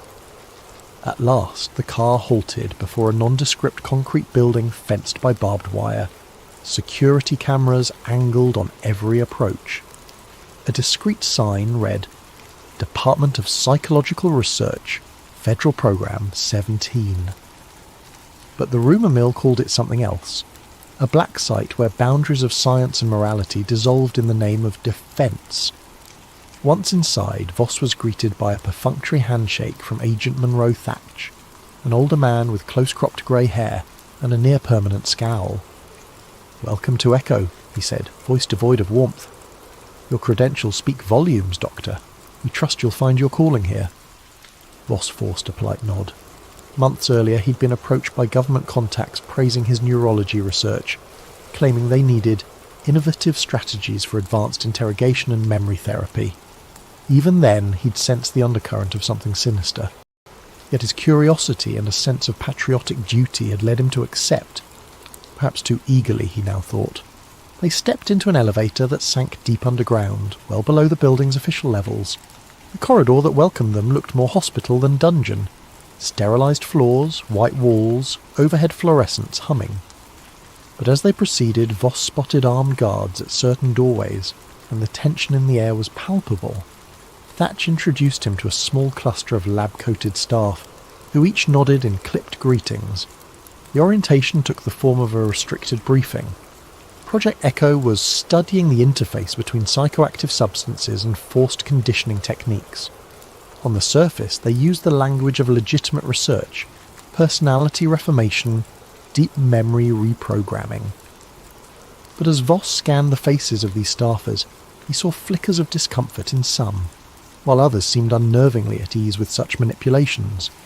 Agents in suits hovered at the edges, ensuring no one forgot that everything was both top secret and mandatory. Before long, Thatch ushered Voss into a conference room. A dull projector displayed slides, images of men in straitjackets, eyes wide with confusion, graphs charting sedation levels for cooperative compliance. This was the first explicit hint that the subjects here were not volunteers. "We have various populations," Thatch said matter-of-factly. "Some from prisons, some who can't be officially recognised as detainees, subversives, potential traitors, or undesirables. We measure responses to LSD variants, isolation stints, hypnotic triggers." Each phrase rang alarm bells in Voss's conscience. Voss tried to keep his expression neutral. "And my role?" he asked. "How do I fit into the existing protocols?" Thatch tapped the slides. "We need your expertise to refine the memory disruption procedures. Our prior staff had trouble achieving stable amnesia in certain subjects. We want them to forget everything or reshape their personalities entirely. You are, from your academic work, well versed in neuroplasticity, yes?" Swallowing a surge of unease, Voss nodded. Indeed, he'd studied how neural pathways could be altered or overwritten, but never had he imagined applying this knowledge in forced experiments. He recalled the hopeful dream he once held, curing PTSD or reversing degenerative conditions. This was the polar opposite, weaponizing the brain's malleability. After the briefing, a short tour followed. Thatch escorted him through labyrinthine halls where observation windows peered into small windowless rooms. In one, a woman lay strapped to a table, an IV drip in her arm. "She's on the new LSD compound," a passing technician murmured. "Round-the-clock infusion for 3 days now. We're observing the time." Voss's stomach churned. The woman's vacant gaze signalled mental devastation. Indeed, her identity, her sense of reality, was being shredded systematically. They continued to a sealed chamber. Through the one-way glass, Voss saw a figure in a corner, rocking back and forth, muttering a phrase. A guard whispered that this man repeated the phrase, "I am safe, I am safe," for 72 hours under forced wakefulness. The staff measured at which point the mind caved. Voss felt his hand tremble on the doorknob. This was beyond any ethical boundary he knew. The final stop was a small lab assigned to Voss. Tidy. State-of-the-art machinery for EEG scans, chemical mixers and sedation equipment lined the counters. "Your workspace," Thatch said. "You'll liaise with lead researcher Dr. Klein on the next steps. Our aim, refine memory erasures so the subject retains basic function but loses prior allegiances. Field operable assets, so to speak." He gave Voss a near smile, vile in its sincerity. After Thatch left, Voss sank into the lone office chair. He exhaled shakily. This was a realm of nightmares turned real, the hushed side of psyops he'd only read about in declassified rumours. Could he back out now? The door to the corridor was locked from the outside. Even if it wasn't, the entire facility was under watch. He was effectively a captive too, albeit a well-treated one. In that moment, part of Voss wanted to sabotage everything. Another part rationalised. If he left, they'd find a less scrupulous doctor. He might at least mitigate harm from within. Thus, he resolved to remain, observe carefully and decide how to protect these victims, if possible. He sensed that playing along for now was the only immediate recourse, but his heart hammered with the realization that each day in Project Echo threatened to stain his conscience forever. Thus began his first evening. After an oppressive dinner in a staff cafeteria where conversation was stifled by suspicion, Voss retired to a Spartan dorm room. He stared at the overhead light, mind replaying the images of hollow-eyed subjects. He opened a small notebook, writing, "Day 1 at Echo. Real, or is it a waking nightmare?" He paused, pen trembling, then added, "I must help them. I can't be complicit in this horror." The vow took shape in those lines. A vow that would soon pit him against the entire apparatus, and dangerously close to losing his own mind in the process. Over the ensuing weeks, Dr. Elliot Voss settled into a grim routine. By day, he wore a veneer of compliance. He joined team meetings, contributed to progress updates, and delivered mild improvement protocols. By evening, he returned to his dorm, scrawling private notes in code about each subject he encountered. He'd never explicitly told himself he was building evidence for a leak, yet the thought loomed. If any chance arose to blow the whistle, these notes and data might be invaluable. One of the earliest glimpses of his moral rebellion emerged in the sedation labs. He discovered that a single LSD variant caused catastrophic neural collapse in half the test subjects. The lead researcher, Dr. Klein, considered that a necessary risk, but Voss quietly replaced that batch with a milder compound during an overnight supply swap. The next day's tests yielded lower compliance rates, incensing Klein, but no catastrophic breakdowns. The staff remained puzzled, blaming supply chain inconsistencies. Meanwhile, a cluster of subjects escaped the worst of LSD's ravaging effect. This small subversion boosted Voss's resolve. If he could keep individuals alive, or at least less harmed, he'd salvage a shred of decency. Soon, he seized further chances. In the psychological reprogramming ward, the official logs demanded daily electroshock of certain subjects to keep them pliant. Voss tampered with the voltage calibrations in the machines. The staff, trusting the readouts, believed they were delivering the full jolt, but in reality the shock was far lower for the outward show, but sparing vital neural tissue. Some subjects began to regain flickers of their personalities, though the guards or lesser staff seldom noticed these subtle awakenings. Yet each small act risked detection. Agent Monroe Thatch remained vigilant. He frequently examined lab results, noticing anomalies. Hard-coded instructions from the top required consistent escalation of dose, yet Voss's logs sometimes reported plateau or slight reduction. Thatch confronted him once, an intense stare across Voss's desk. "Why are your sedation numbers not matching the forecast curves?" Voss feigned confusion. "The subjects show sensitivity. Pushing them further could cause organ failure. We need them stable, not comatose, for accurate data." Thatch's eyes narrowed. "Proceed carefully, Doctor. We can't have emotional squeamishness hamper results. The program demands unwavering commitment." At night, Voss's nightmares grew. He saw faces of the men and women trapped in the wards, calling out for help in twisted illusions. The next day he would pass them in hallways, or watch from the observation deck while they were forced through group suggestion experiments. Some faintly recognized him as a kinder presence, though fear kept them from speaking. In that swirl of oppression, one subject emerged who stirred Voss's determination to new heights. Subject number Mara. She'd been a journalist, rumoured to have pried too deeply into rumoured CIA black sites. Kidnapped from her apartment, she ended up in Echo. Initially sedated to the brink of catatonia, she now hovered in a half-lucid state, memories fraying at the edges. The logs indicated repeated LSD trials, amnestic injections, and forced re-education sessions.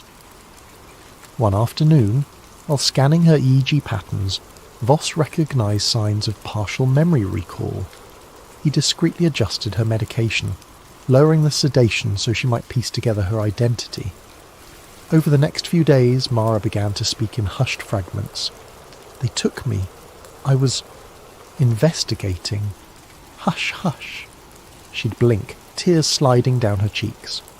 Voss murmured calm reassurances, feigning routine checks whenever staff were near. But in whispered intervals he told her, "You're not crazy. You were a journalist. They want you silent."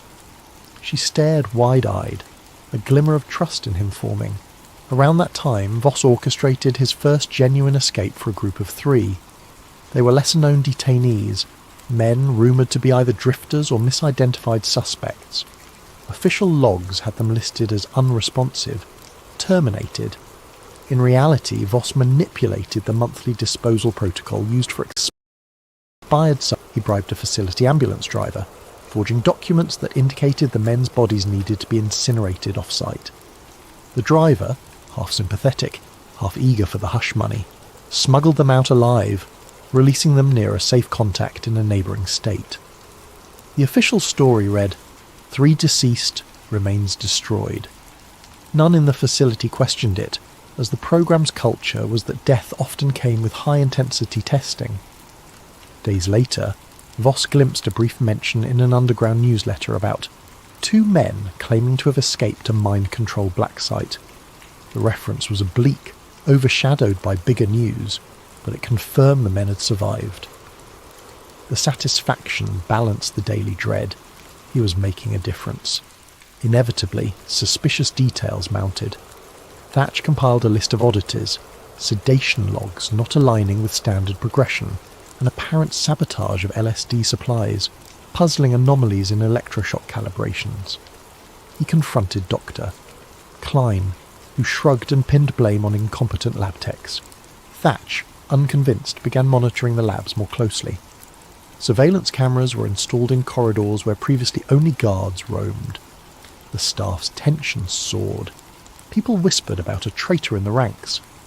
Mara's partial awakening threatened to accelerate that tension. She recalled scattered details. "I wrote about covert experiments. I found leads. Then they came."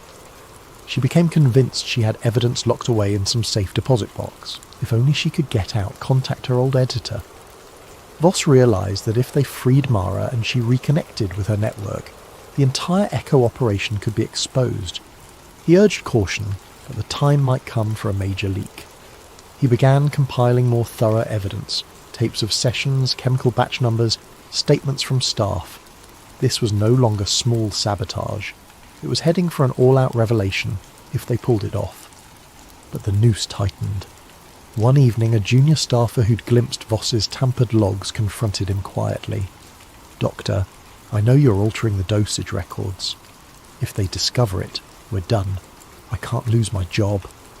Fear emanated from the staffer's eyes. Voss tried to reassure him, claiming it was only calibrations to ensure stable data. The staffer seemed partly convinced, yet the whisper that a traitor existed was out. Faced with the inevitability that Thatch would soon piece it all together, Voss concluded they had to act soon. He told Mara, "When I trigger your final sedation test tomorrow, it'll be a ruse. We'll fake your body as deceased. If all goes well, I'll place you on the same disposal run that I used before. You must get out, find a journalist or save contact, and blow the lid off Project Echo. That's the only way to stop them from hunting me or recapturing you."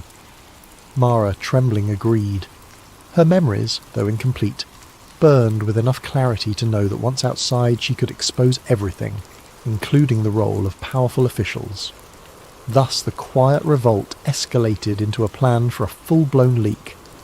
Voss spent a sleepless night forging documents, labelling Mara's condition as terminal adverse LSD reaction. A single slip, a single suspicious guard, and it would fail. He prayed that luck or justice would be on their side. The next day, under the fluorescent hum of the sedation ward, he prepared the final dose for Mara. If all went to plan, it would appear lethal to those who glanced at the monitors. If not, they'd both pay with their lives. The morning air in the sedation ward felt stale, as if all the walls exhaled dread. Dr. Elliot Voss had planned Mara's final sedation meticulously.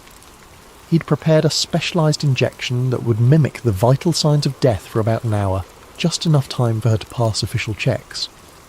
He also had the help of a sympathetic nurse, quietly convinced these subjects were being tortured rather than treated. The nurse would sign the forged death certificate, then assist in transferring Mara to the disposal route. Agent Monroe Thatch, always on the prowl, decided to Station Ward's operations that day.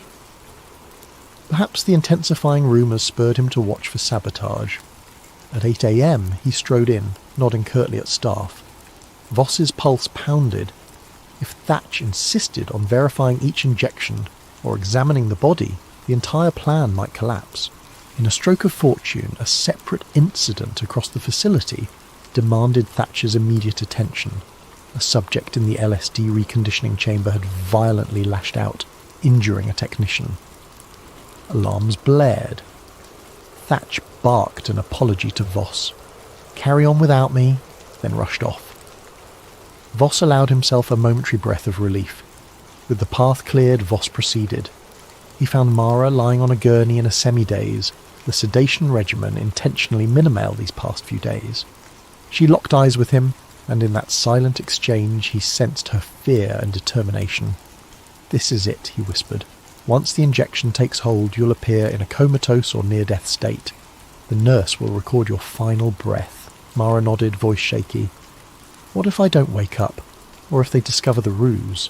Voss swallowed. "We have no alternative. Trust me." He administered the injection, then monitored her vitals. Within minutes, Mara's heartbeat slowed to an almost imperceptible rate, her respiration dropping to faint levels. She looked disturbing, though a doctor examining closely might sense the subtle difference. The nurse hovered by Voss's side, forging the official time of death. Deceased, subject number 23, LSD-induced catatonia and systemic shock, the chart read. Mara was wheeled to the body disposal unit, a euphemism for the corridor leading to the incinerator. There, a gurney waited to be rolled inside. The staff who typically oversaw this station were accustomed to treating each body as just another casualty in the programme's pursuit of progress. Voss told them, "She's gone. The logs are signed." They glanced at the form, nodded. No further questions. It stung him that human life had become so trivial here. But in their numb acceptance lay an advantage. None suspected deception. A short while later, a security alarm beeped at the disposal gate. An ambulance was inbound to handle off-site incineration for multiple bodies that had piled up. One of them was Mara. This was the route Voss had used before to free detainees. He parted from the nurse with a subtle nod, hoping to see Mara again, but uncertain. The plan demanded that once out, she find the safe contact, blow the whistle, and vanish. Voss felt both terror and hope swirling in his chest as the ambulance rolled out of the facility gates. But fate had a twist. In an hour, Agent Thatch returned to Voss's lab. The earlier incident was resolved, yet Thatch's mood bristled with suspicion.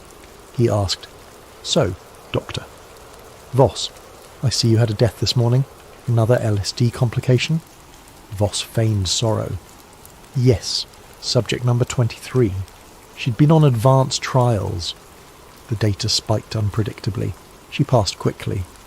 Thatcher's gaze drilled into him. "I find it odd. 23 was stable just days ago with talk of new protocols. What changed so drastically?" A wave of anxiety threatened Voss's composure. The final LSD variant proved lethal in her case. "I regret we couldn't intervene." She collapsed swiftly. He managed to keep his voice steady, though Thatcher's posture indicated mistrust. "Show me the logs. All details," Thatch demanded. Together they pored over the sedation records, ECG readouts, all forged or manipulated by Voss. The reading seemed consistent on the surface. Thatch narrowed his eyes.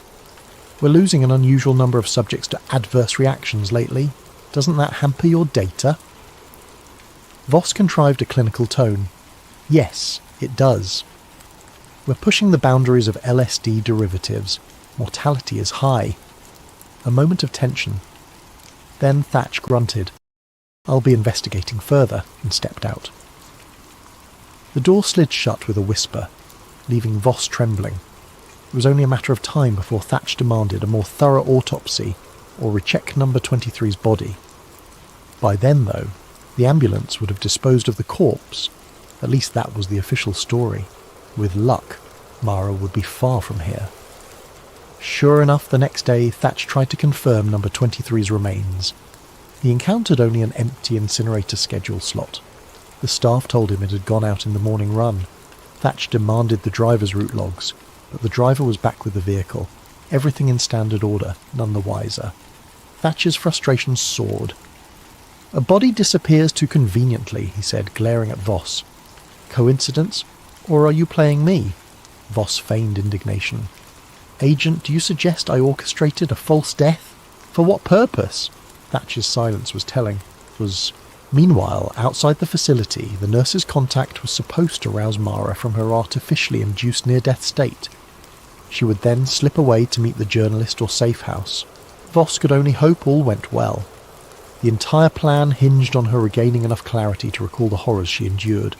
If her memory was still patchy, the leak might falter, but it was a risk worth taking. Back inside Echo, a storm brewed. Thatch intensified background checks on staff, data meticulously. The higher-ups demanded results from the memory-wiping trials, yet logs showed uncharacteristic anomalies. Soon, an emergency staff meeting was called. All scientists, doctors and technicians had to attend. Voss recognised the gravity. This was likely Thatch's tactic to corner the saboteur publicly. Sure enough, at that meeting, Thatch revealed new security protocols. Cameras would be installed in the labs, sedation wards, even staff hallways. "Too many irregularities have plagued us," he said icily. "No more. We suspect an insider facilitating leaks or faking data. Any who conspire will face immediate repercussions." The room fell into anxious silence. Some staff, not complicit, still had known nothing about the recent escapes, but their fear soared. Meanwhile, Voss watched Thatch's gaze linger on him a beat too long. The message was clear. "I'm on to you." Still reeling, Voss retreated to his dorm that evening. He realised Mara's rescue was the high point. With security tightening, he might not manage another extraction. The next big step was a direct leak, one that pinned the entire operation to the public eye. Could he do it alone? Did Mara truly escape, or had something gone wrong? The swirling questions tormented him, but time was short. If Thatch pinned evidence on him, it was over. If he fled, they'd hunt him. The only real whistle widely enough that the conspirators couldn't bury him quietly. Thus, the stage was set for a final confrontation.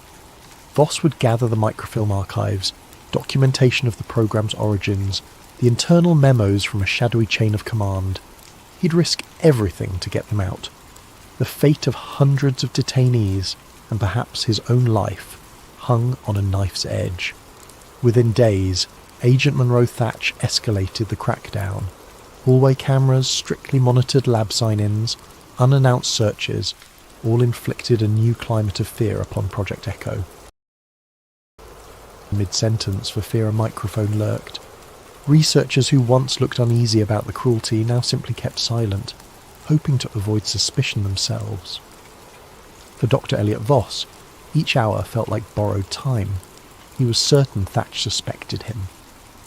So Voss pinned his hopes on finalising a damning compilation of Project Echo's existence.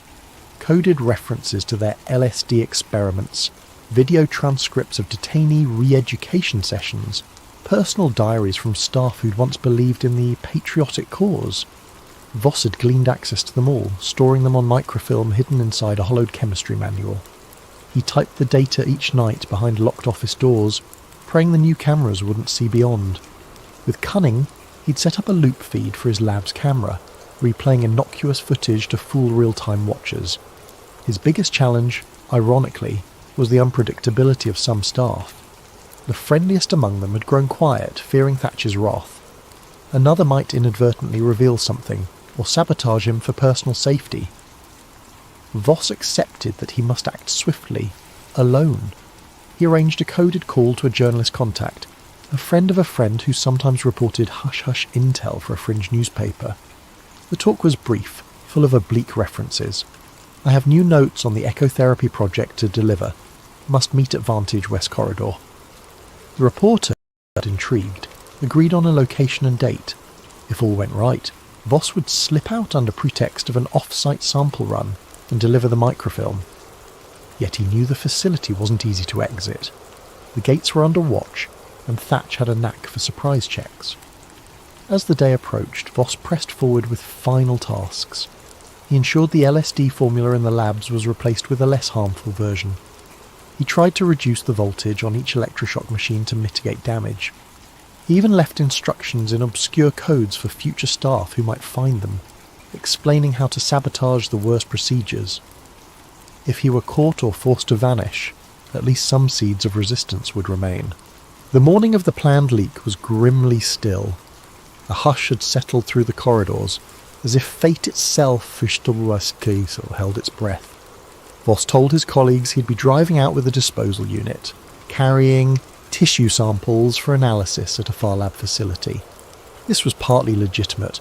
Small tissue vials from certain autopsies, but hidden among them was the microfilm sealed in a cryo container. The guard at the vehicle bay gave a cursory check, seeing only typical lab gear.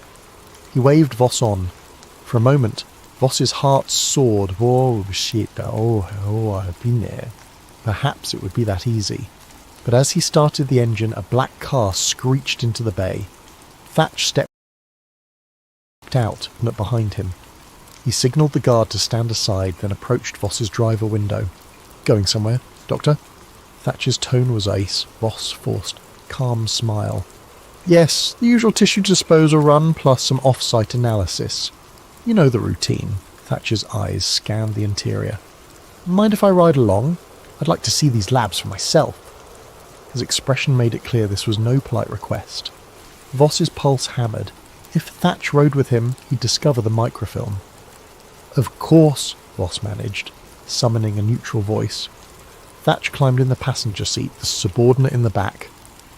They drove out from Project Echo's gate, the morning sky heavy with clouds. Tension thickened in the silent car ride.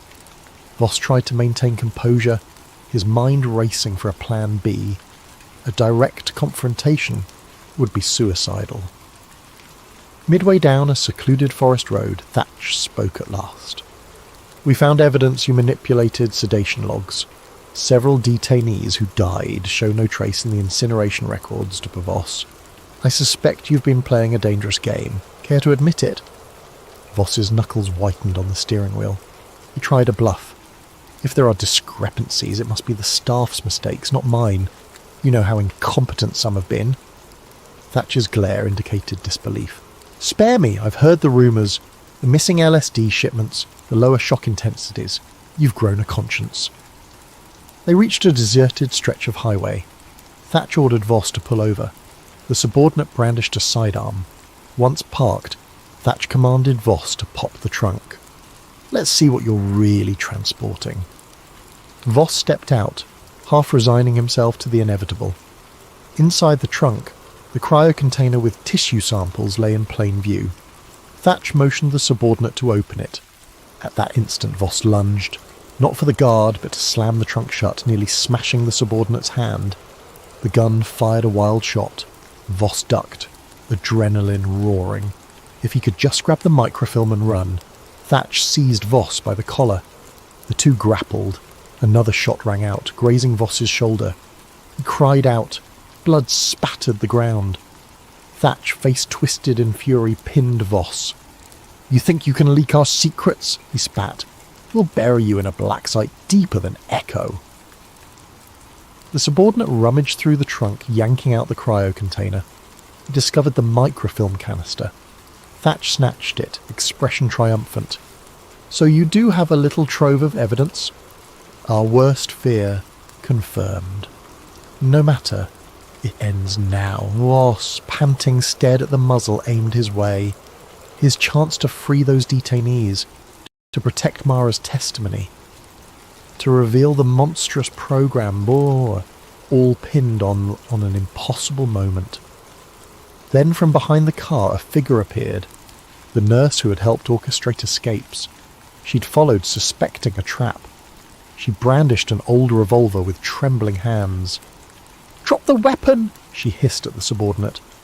Thatch turned, firing swiftly. The nurse was no marksman. Her shot went wide, but Thatch's bullet struck her square, dropping her instantly. Voss's eyes widened in horror. In that split second, the subordinate was momentarily distracted. Voss lunged for the microfilm canister in Thatch's grip. They struggled over it, arms locked in mortal tension.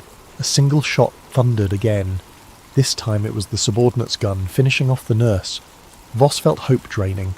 With a savage twist, Thatch hammered Voss's wounded shoulder. Pain flared, and the canister slipped from Voss's hand onto the roadside. The subordinate kicked it away, retrieving it for Thatch. Blood dripped from Voss's mouth as he coughed out words. "You can't hide everything," Thatch sneered. "We don't need to hide everything, just enough. And you, Voss, will be a tragic accident. A meltdown in the lab, perhaps. Or a recorded suicide." He nodded to the subordinate.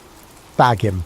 We're returning to Echo." Back seat to Elliot Voss felt each bump in the road jar the bullet wound in his shoulder. His vision blurred from blood loss and shock. Agent Monroe, Thatch and the subordinate drove them back to Project Echo. The microfilm canister sat at Thatch's side, a trophy of victory. The hush in the car was broken only by Voss's ragged breathing. On arrival, Voss was taken to an isolated sublevel, a reprocessing wing he'd never visited. Harsh fluorescent lights glinted on cold steel chairs, arrays of sedation syringes. Thatch dismissed the subordinate, wanting this done quietly. "You had potential, Voss," he said, spitting the words with scorn, "but you let sentiment ruin you. Now you'll vanish." Voss's mind reeled. He pictured the detainees he'd saved, the mild Sabotage. He thought of Mara, hopefully outside, ready to speak to the world. If she succeeded in contacting journalists, maybe Project Echo could still be exposed. But if Thatch's men recaptured her, everything was lost. Voss's blood chilled. As Thatch prepared a lethal injection, likely to pass off as an on-site lab accident, a siren blared overhead. A frantic voice on the intercom. "Security breach! Unidentified infiltration at the main gate!" Thatch froze, cursing. He shoved the syringe into a tray and stormed out to address the alarm. Voss slumped, battered but not quite cuffed to a gurney. The minutes crawled. Eventually, a trembling lab assistant approached. She recognised Voss and mumbled, "I can't believe this. They said you're a traitor, but you always were kind to the subjects." Summoning the last shred of empathy, she unfastened his cuffs. "Go. If they find me, I'll say you overpowered me." Voss, eyes brimming with gratitude, mustered enough energy to stand. He grabbed a lab coat to stanch his wound and stumbled through deserted corridors. The facility was in partial lockdown, but the sudden infiltration at the gate seemed to have drawn most guards there. Flickering overhead lights cast an eerie gloom. Up ahead, echoing footsteps. Voss ducked into a storeroom. He discovered some unmarked personal protective gear, a face mask, a battered cap. Slipping them on, he limped toward the exit he used for the ambulance route. If he reached that door, maybe he could slip away in the chaos. Near the ambulance bay, however, he found a half-dozen armed men scurrying about. They wore suits, not standard security gear, possibly CIA watchers responding to the infiltration. Hiding behind crates, Voss overheard scraps of chatter. "We have the microfilm. We can't let the infiltration succeed. Thatch has Voss in custody." They seemed uncertain if the infiltration was a decoy for Voss's breakout or something else. Voss realised we had no chance to pass here unnoticed. He pivoted back into the labyrinth. The alarm klaxon reverberated. Doors slammed, the facility's auto-lock mechanisms sealing entire wings. Voss's only option was to climb upward via the service stairs. Each step flared agony in his shoulder. Nonetheless, he pressed on, mind swirling with a single impetus. Get out, ensure the truth emerges. If the infiltration was Mara, or someone allied with her, that might buy him precious time. On the upper level, he discovered chaos. Lights flickered, staff ran in multiple directions, a few labs had been forcibly opened, detainees stumbling out in confusion. Something big was happening.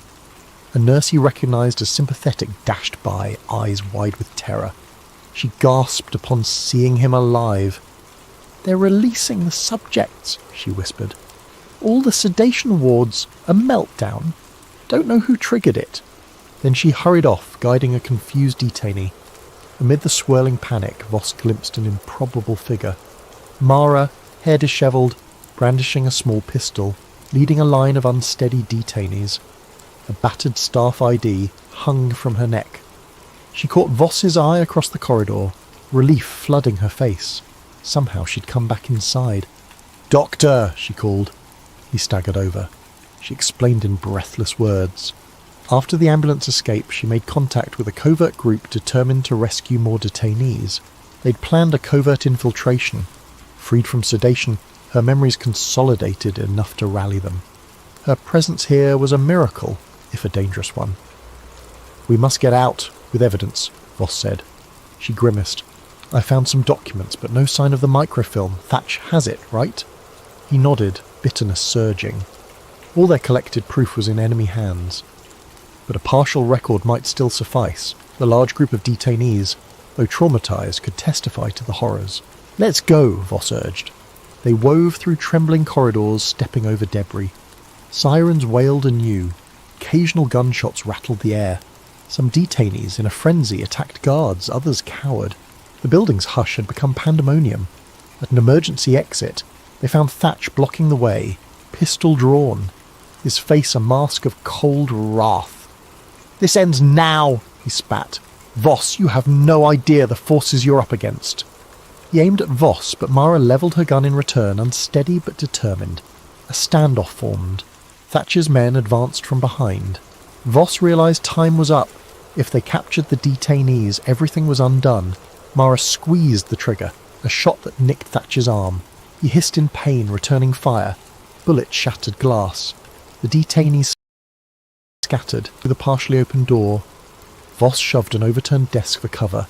Another bullet hammered into the metal, sparks flying.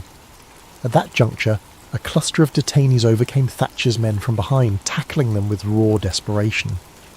In the chaos, Thatch was pulled down. Mara seized the chance, pulling Voss to his feet. He reeled from blood loss. She half carried him through the door. Fresh air greeted them, an overcast sky, a swirl of government vehicles half ablaze as the infiltration group clashed with security. Some unknown allies beckoned them into an unmarked van. Within minutes the van sped off. Shots echoed behind, but the van's driver evaded pursuit along a back road. Inside, Voss slumped, vision tunnelling. Mara pressed cloth to his shoulder, tears filling her eyes. "Stay with me, Doc. You gave me back my mind. We'll save you too." He blinked, half-conscious. The detainees huddled around, a battered congregation yearning for freedom. Days later, as Voss hovered in a safe house, drifting in and out of fever, the infiltration group compiled testimonies from rescued detainees. Some had partial memory, others remembered it. Though the microfilm was lost, they had enough direct eyewitness accounts. They fed these stories to a handful of clandestine journalists. In bold headlines, overshadowed by official denials, the name Project Echo emerged in fringe publications. The CIA quickly labelled it baseless conspiracy. Most mainstream outlets scorned it for lacking conclusive proof. Yet behind the scenes, ripples formed. Some in the government quietly ended Echo's operations, fearing exposure. The lab was quietly disbanded, the staff reassigned. Officially to Elliot Voss, perished in a laboratory accident covered. The facility's halls were sanitised and repurposed. As for Mara, she went underground, carrying a battered journal of Voss's secret notes. She vowed to keep telling the story, no matter how many times official channels tried to bury it. In the hush of a distant city, a final scene unfolds. Mara walking alone, hood drawn. She clutches that worn journal. She passes a street corner where a newspaper kiosk displays a rag with a headline about experimental mind control, real or hoax. She tucks the journal under her arm, gazing at the curious passers-by. A faint, determined smile crosses her face. For though Dr. Elliot Voss gave his life, the truth behind Project Echo lives on, quietly awaiting the moment to spark a wider awakening. And for those who read the small print or listen with open ears, the echoes of that horrifying program ring out, an unsettling reminder of how easily the boundaries of science and immorality can shatter when power goes unchecked.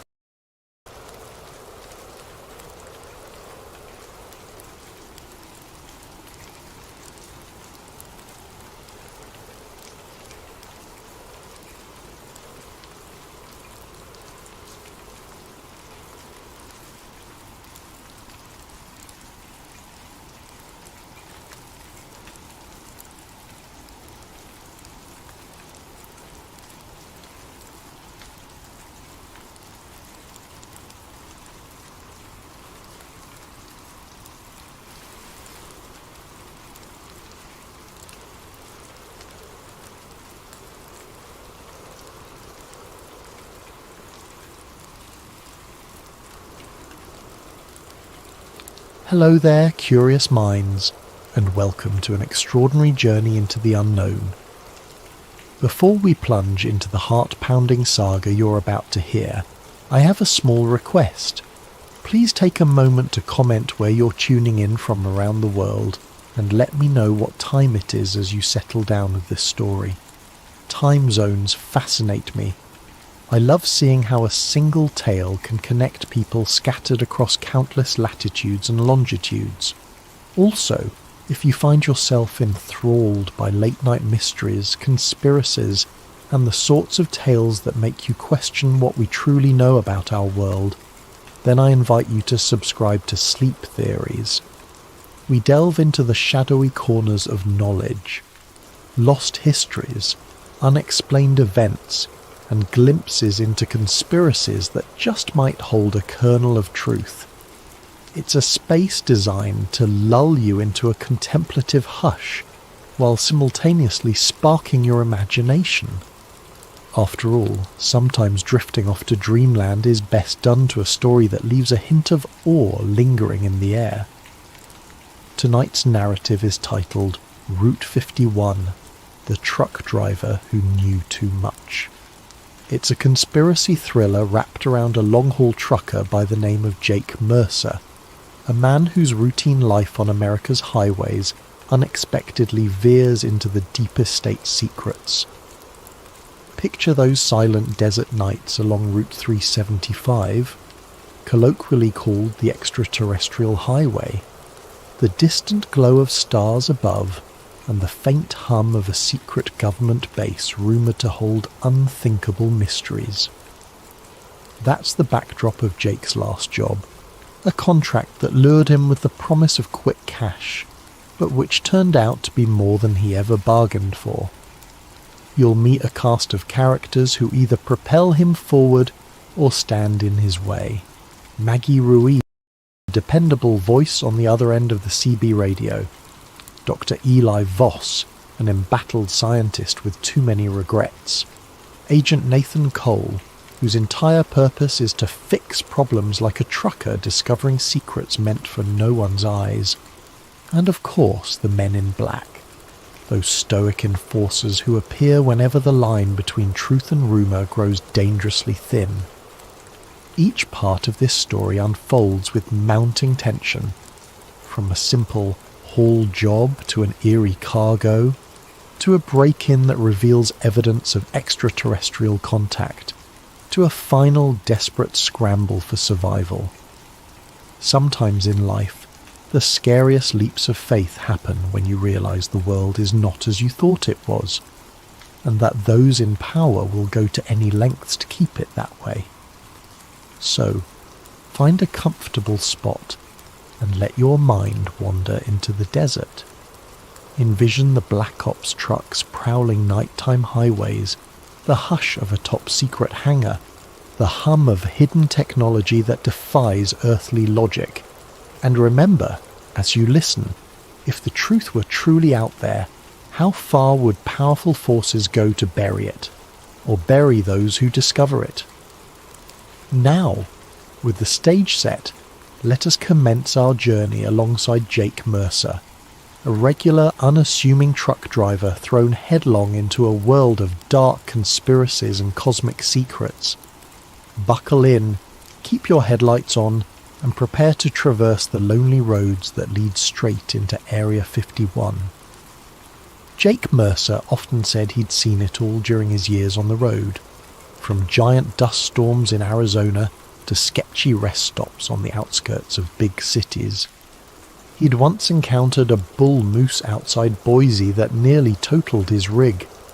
Another time a hitchhiker claimed to be a time traveller from the year 3010. Nothing shocked him anymore, until the day he was handed a government contract that came with an absurdly high paycheck and an equally absurd set of restrictions. It started on a scorching Wednesday afternoon in Albuquerque. Jake, nursing a cold energy drink, had just finished hauling medical supplies across state lines.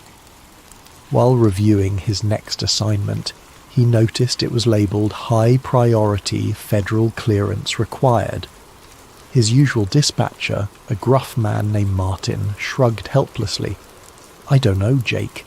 They just said you're the driver for this. Pays triple, though. Don't ask me any more." The instructions were bizarre.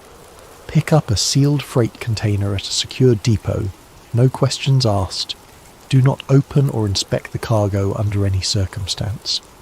Follow the GPS coordinates to a location in the Nevada desert. Deliver by midnight, no exceptions. Speak to nobody about the nature of your load. Jake raised an eyebrow but accepted. Triple pay was triple pay, and there had been times he could barely cover the rig's maintenance.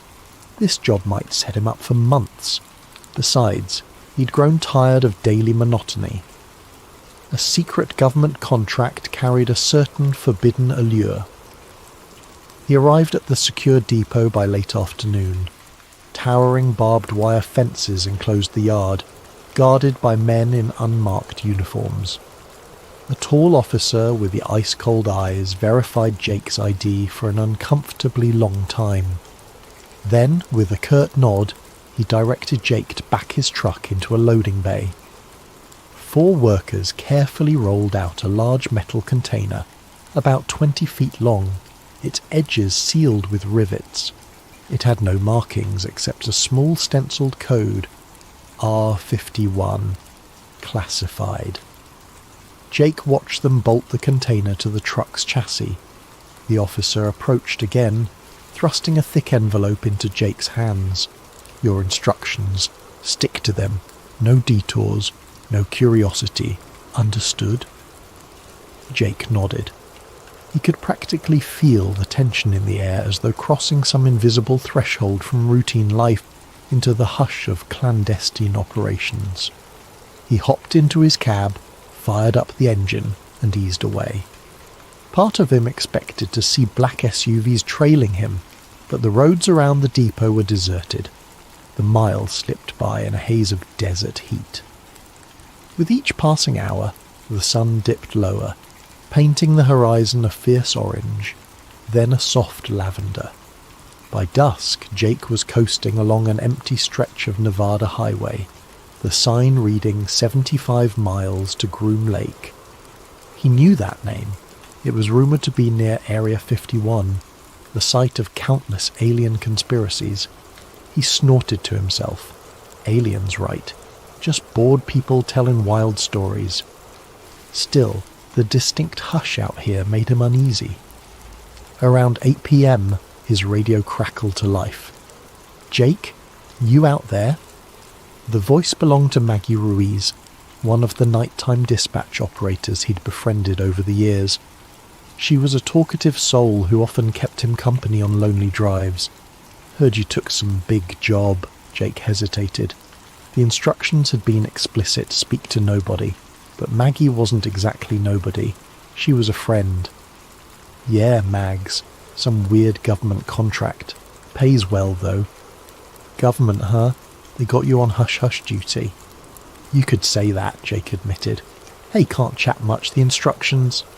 "Gotcha," Maggie said, sounding intrigued. "Well, I'll be on the line if you need me. Don't let them spooks get you." She ended the call with a laugh that only half concealed her curiosity. Silence returned, broken only by the whir of tyres on asphalt. Jake's mind drifted. Why all the secrecy? A new weapons system? High-tech gear? "It's not your place to ask," he reminded himself. Then, from behind the truck, a faint sound reached his ears, a hollow clang like metal tapping on metal. He tensed. The cargo container was sealed. No reason it should make noise. Could something inside be shifting? He decided to ignore it. For half an hour the clang repeated every few minutes. Then it stopped. Jake's heart, however, continued to pound. He told himself it was just the rig's suspension or cargo settling. But a nagging thought persisted. What if something's alive in there? Night fell fully, and the desert around him turned into an expanse of blackness. With less than 60 miles to go, Jake planned to skip rest stops entirely. The job instructions demanded no stops. Fine by him. But the truck's fuel gauge told a different story. He'd miscalculated. He needed fuel or risked stalling short of the drop-off point. That spelled trouble on all fronts. Checking his map, he spotted a lone truck stop about 10 miles ahead. He considered the risk, but thirst and necessity overrode caution. He pulled in around 9:30 p.m. The place was half lit by flickering neon, a relic of the golden age of roadside diners. Only a couple of vehicles sat in the lot, an old station wagon and a battered pickup. Perfect. Less chance of prying eyes. Jake filled his tank, then stepped inside to pay. An elderly cashier nodded at him, barely curious. But just as Jake reached for his wallet, he felt something slip into his back pocket like a paper note. He whirled, scanning the aisles. He saw no one suspicious, only the old cashier slowly bagging items. Outside in the dim lot, Jake fished out the note. Scrawled in shaky handwriting were the words, "You're delivering more than just cargo. Watch your back." That was it.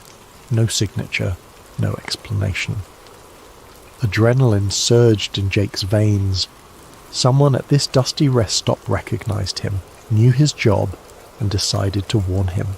He stuffed the note into his pocket, hurried back to his truck, and slammed the door shut. The container sat inert, moonlight reflecting off its metallic surface.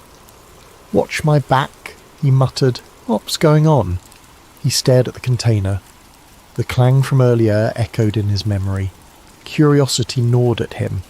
The contract said not to open the cargo, but the contract also never mentioned risking his life for ignorance.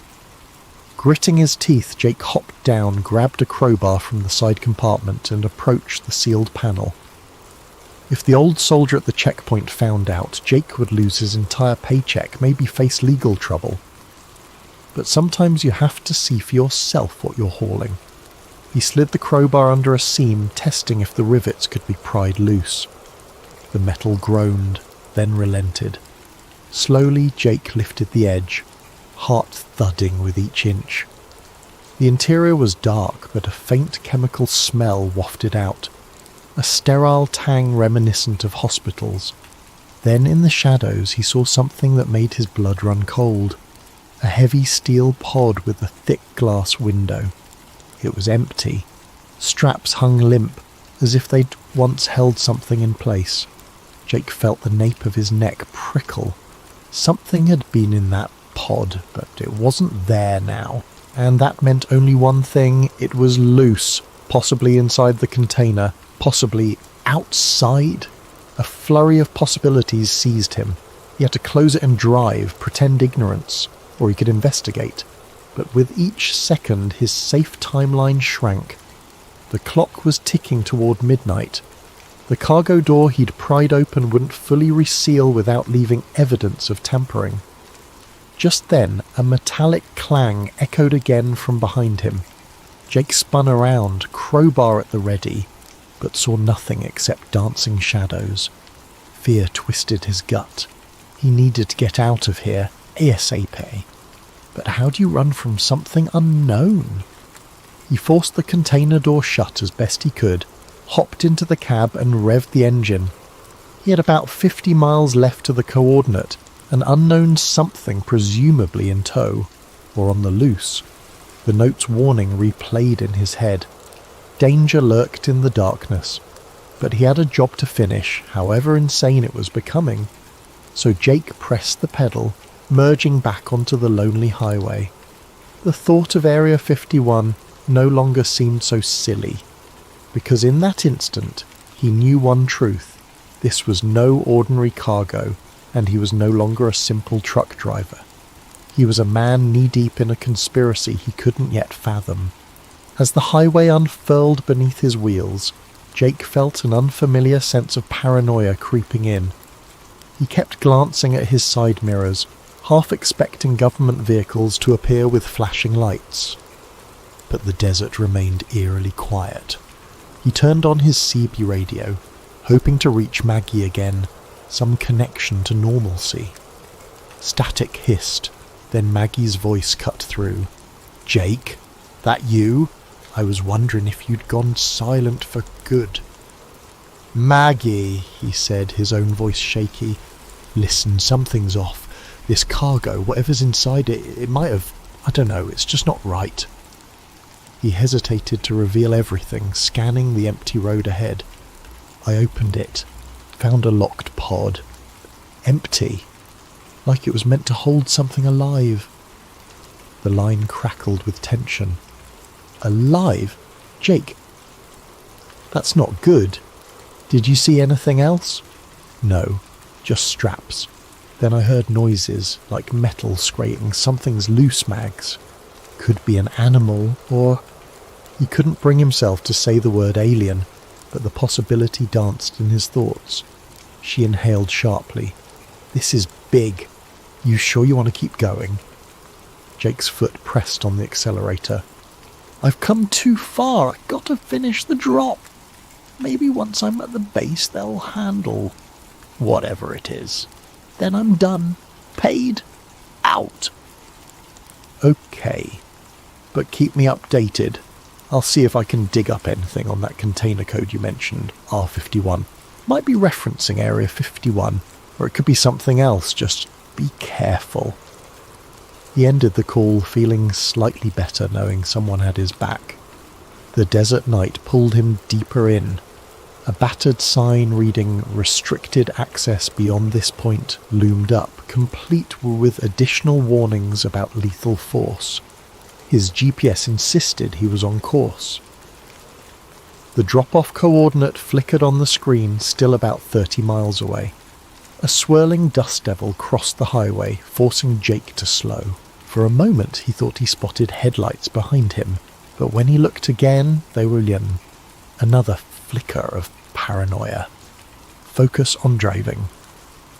At the next bend, the road became narrower, lined with chain-link fences sporting no trespassing placards.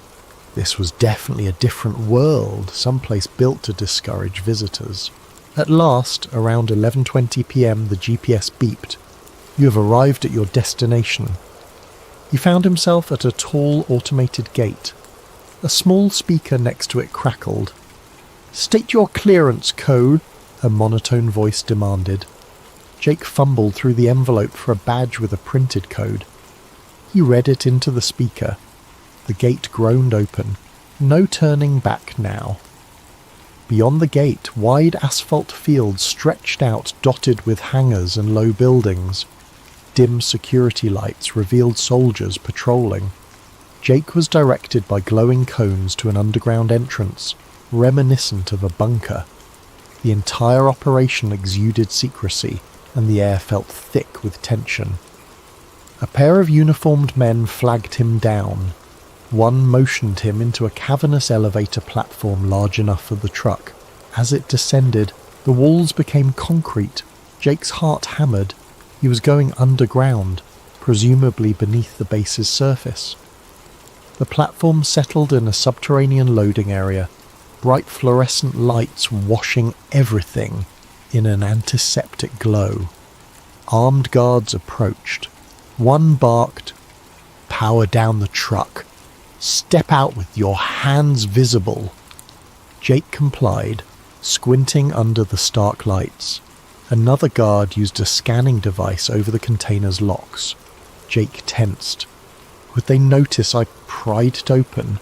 A beep. The guard frowned. "The container's seal is compromised. Sir, did you tamper with this?" Jake's breath caught. He forced an even tone. "No. Must have come loose on the road." The guard stared daggers at him, unconvinced. Before the interrogation could deepen, a tall figure in a crisp suit appeared, a man exuding authority. He wore no name tag, but his demeanor demanded respect. "Take the container," he told the guards. "I'll handle the driver." He turned to Jake, his gaze cold. "I'm Agent Nathan Cole. Follow me. Now." Jake had no choice. Agent Cole led him through a set of steel doors into a windowless corridor that seemed to stretch forever, each side bearing identical sealed rooms. They reached a small antechamber where Cole fixed him with a glare. "You're not to speak of anything you see here. I assume you read your contract?" Jake swallowed, trying to maintain composure. "Yes." "Good, because if you break your silence, we'll know. We always know." Cole paused, as if relishing the intimidation. "You'll wait here until we confirm the cargo. Then you'll be escorted off the premises." Jake gave a stiff nod. The door slammed shut, leaving him in a Spartan waiting area with 2 chairs and a silent guard. Minutes bled into an hour. Jake's mind whirred, replaying the ominous note, the empty pod, the possibility that some creature roamed free. He couldn't just leave. He had to at least see it through, yet now he was stuck, evidently untrusted. Suddenly, a blaring siren echoed down the corridor. The guard stiffened, pressing a finger to his earpiece. Muffled orders came through. Another beep, a door slid open, and a frantic voice barked, "We have a breach. Unidentified subject loose in Sector C. Secure all entry points." Jake's eyes widened. Sector C? Is that where they took the container? The guard dashed out, leaving Jake momentarily unguarded. Fear and adrenaline collided. If something truly broke loose, A creature, perhaps. This place was about to become a war zone, and Jake had no desire to be trapped in the crossfire. He took a risk, slipping out of the waiting area into the corridor. Sirens kept howling and red emergency lights strobed. He turned a corner, nearly colliding with a cluster of uniformed men sprinting in the opposite direction. They ignored him, focused on the crisis deeper inside the facility. Jake spotted a sign that read, "Warehouse access, authorized personnel only." Heart pounding, he reasoned that was likely where his cargo had been stored. Maybe he could glimpse the truth. Maybe he could find answers, and maybe find an exit, because once the base settled, they'd probably arrest or worse. If I see something incriminating, maybe I can force my release. Steeling his courage, he slipped through the door and descended a short flight of steps. The hallway ended in a large open area that resembled an aircraft hangar, only it was buried underground. Harsh fluorescent lights shone over crates, pods and containers, and near the centre, resting on a heavy-duty dolly, was his container, the side panel still parted from his crowbar attempt. Military personnel crowded around, rifles at the ready. A slender, bespectacled man in a lab coat kneeled by the container, rummaging through what appeared to be alien-like apparatus inside. Jake recognised him from a news article he'd read about government scientists, Dr. Eli Voss, but the man looked older, haunted, his face drawn in panic. Jake crept closer, ducking behind some crates. He glimpsed inside the container, strange devices with glowing lines, a cylindrical capsule that must have once held the occupant of the steel pod. Dr. Voss fiddled with an electronic console as if trying to lock something down. Another soldier shouted, "We have movement in the vents, Sector C!" Chaos reigned. In the swirl of confusion, a shadow flickered across the far wall, tall and spindly, shifting unnaturally quick. Jake's blood chilled. Was that the creature? A guard fired a shot. Shouts erupted. "Hold your fire! We need it alive!" Another soldier scrambled to raise a tranquilizer rifle. Then, to Jake's horror, the shadow vanished from the wall and reappeared on the ceiling, impossibly defying gravity. Staccato gunfire erupted, the muzzle flashes lighting up the space in blinding arcs. Something hissed, a weird, unearthly keening. Then silence, broken by a guard's scream.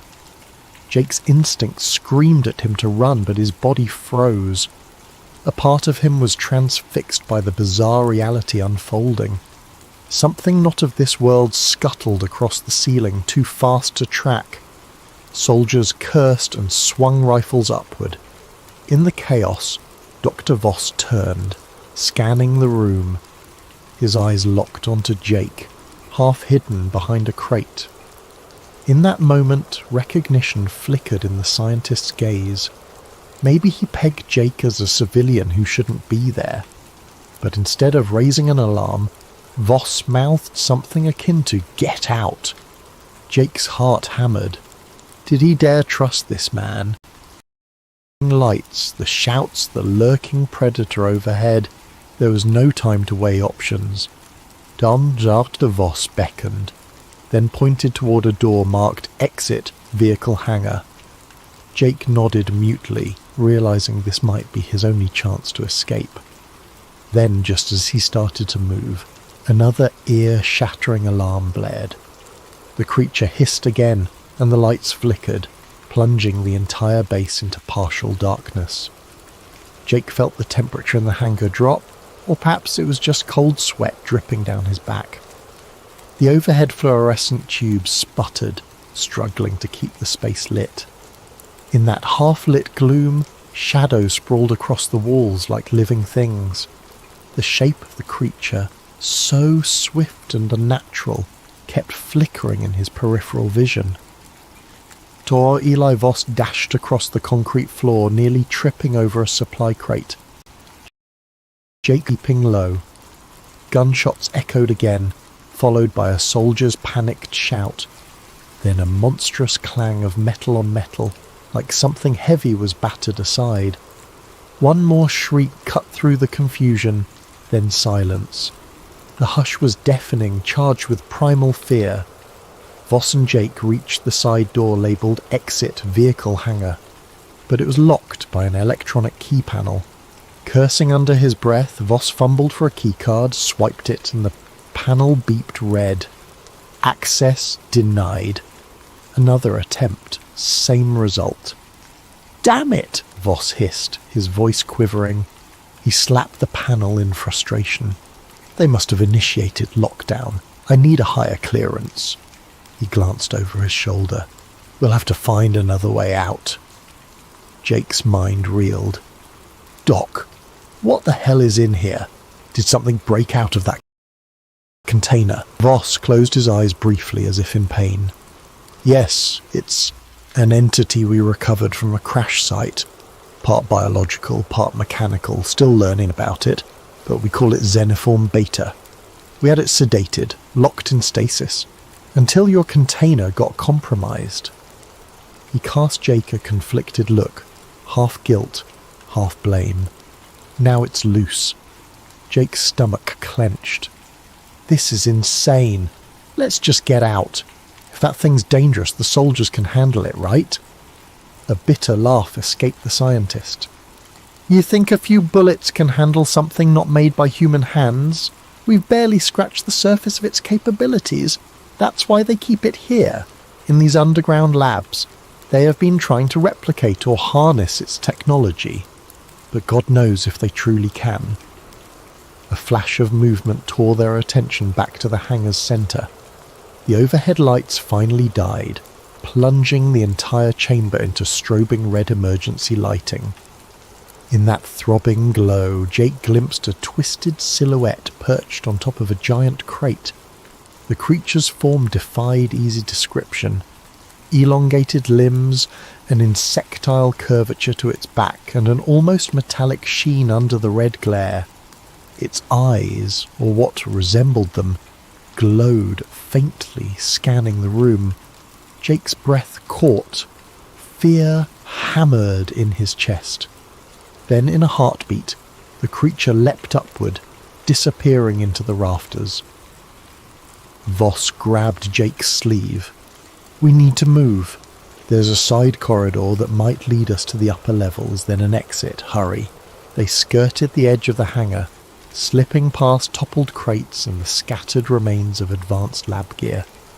Jake's mind flitted between horror at what he'd seen and the adrenaline of survival. He recalled the hush-hush talk about Area 51, the rumours of alien remains, crashed UFOs, secret experiments. He'd always dismissed them until now. The reality overshadowed any rumour. A corridor branched off from the main hangar, lined with thick steel doors at intervals. Flickering lights revealed bloodstains on the floor. Voss swallowed hard, adjusting his lab coat. "We had staff stationed down here, if the entity attacked them." He didn't finish the sentence. Jake decided it was best not to look too closely. Just then, overhead speakers crackled and a voice boomed, "Facility-wide alert! Intruder protocol engaged. All unauthorized personnel must surrender immediately. We have lethal authority." Jake recognized the voice of Agent Nathan Cole, that cold official who'd greeted him earlier. "Or eliminate the asset at all costs. Repeat. Eliminate if necessary." Jake locked eyes with Voss. "Intruder protocol. That's me. They'll kill us both if they catch us." Voss nodded grimly. "Yes. The powers that be want no witnesses. They'll blame any casualties on the creature, then bury the truth. You'll vanish, I'll vanish, everyone will vanish." Jake felt a wave of anger surge. He was just a truck driver drawn into this cosmic nightmare, but the injustice of it struck him. "We can't let them bury this. People have a right to know." The words surprised even him. A day ago, he'd have laughed at the concept of alien secrets. Now every fibre of him believed the public deserved the truth. The scientists studied him, something shifting in his eyes. You're s***. You'd risk your life to expose them? Jake hesitated, but the memory of that empty pod, that monstrous silhouette overhead, the hush-hush contract, it all churned inside him. I can't just walk away after seeing this. They'll kill me anyway. Might as well try to do something. Voss exhaled, a mixture of relief and desperation. Then we need evidence, proof. There's a secure server in Lab 7. If we can copy data from the research logs, photos, video, we can blow the lid off. But it's deeper in the facility, and we still have that alien creature roaming free. Jake's pulse pounded. Let's do it, then find a way out. They continued down the corridor, passing locked doors. Voss used his keycard on door after door, some opening to reveal labs in disarray, others refusing entry. They found a small storage room with an overhead vent. A battered soldier lay unconscious near the door, apparently knocked out by the creature. Voss knelt, checked the man's pulse, then grabbed his keycard. He's alive. Let's hope he stays that way. They stepped over him, pushing on. One corridor door led to a sign reading Lab 6, Biological Analysis. Another pointed to Lab 7, Xenoform Studies. Voss gestured to Lab 7. That's our target. They eased forward. The door slid open with a pneumatic hiss. Inside, monitors flickered, showing cryptic readouts of gene sequences, strange symbols and footage of a containment room. One screen displayed images of the alien craft's wreckage. Another showed the crashed remains with the label Project Lazarus. Jake's chest tightened. He was stepping deeper into a world no civilian was ever meant to see. Voss rushed to a console. Keep watch. I'll retrieve the files. Jake scanned the hallway behind them, senses on high alert. The overhead sirens still wailed, and occasionally they heard the distant staccato of gunfire. The base was locked in a terrifying cat-and-mouse standoff. Who was the cat, the creature, or the men with guns? At the console, Voss inserted a portable drive. Data lines scrolled across the screen. I've got logs, video of the entity in stasis, autopsy reports from earlier specimens. This is enough to rock the entire world if we get it out. Jake turned, fixating on the largest monitor. It showed security footage from inside the container corridor. Black and white graininess, a timestamp flickering in the corner. He recognized his own truck parked there, the container being moved. Then the feed jumped to it, engineers scattering as the alien burst from the pod. Jesus, Jake muttered. No one's going to believe we got all this proof, but it's real. Voss tapped frantically. The progress bar crawled to 90%, then 100%. Done! He yanked the drive. Now a harsh clang behind them. The door to Lab 7 slammed shut and a figure stepped inside. Not the alien, but a uniformed man with a stoic face, Agent Nathan Cole. His sidearm was raised. That's enough, Doctor, and you, he hissed at Jake, have caused quite a mess. Jake's gut clenched. We're just... Shut it. Cole's eyes burned with quiet rage. Hand over the drive and face the wall. The only reason you two aren't dead is because I want to know how far this breach goes. He gestured with the gun. Now! Jake glanced. The scientist gave a tiny nod. Reluctantly, he extended the flash drive toward Cole, but as Cole reached for it, a thunderous crash reverberated overhead. The lights flickered off. Darkness swallowed the room.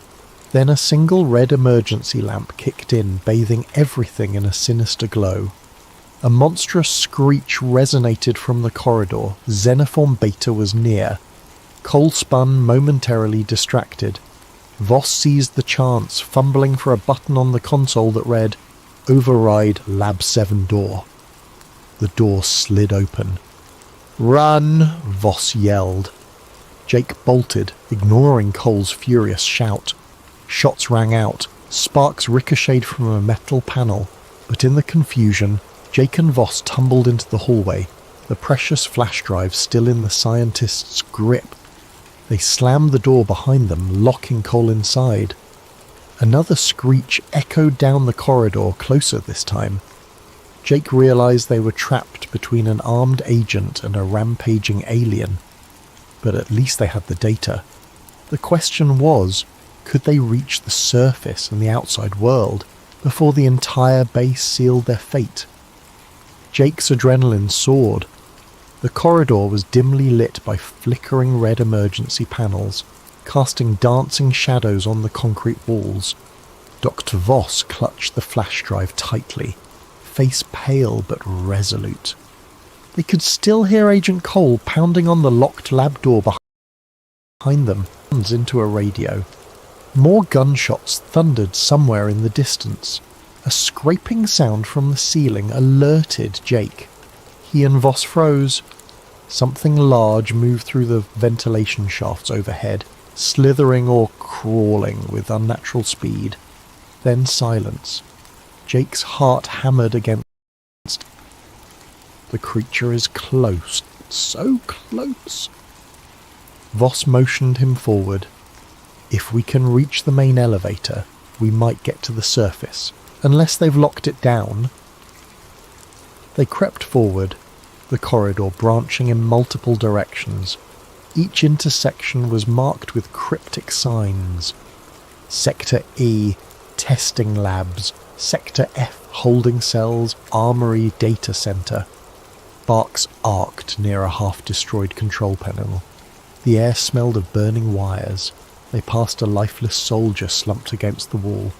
Jake tried not to stare at the man's blank eyes. This base had become a battlefield, or maybe a slaughterhouse. They turned a corner and spotted the main elevator at the far end. A steel gate sealed it off. Another keycard panel blinked red. "We can try," Voss whispered. He ran up and swiped his card. Nothing. He typed a code, still no response. The screen displayed "Lockdown protocol engaged." Jake cursed under his breath.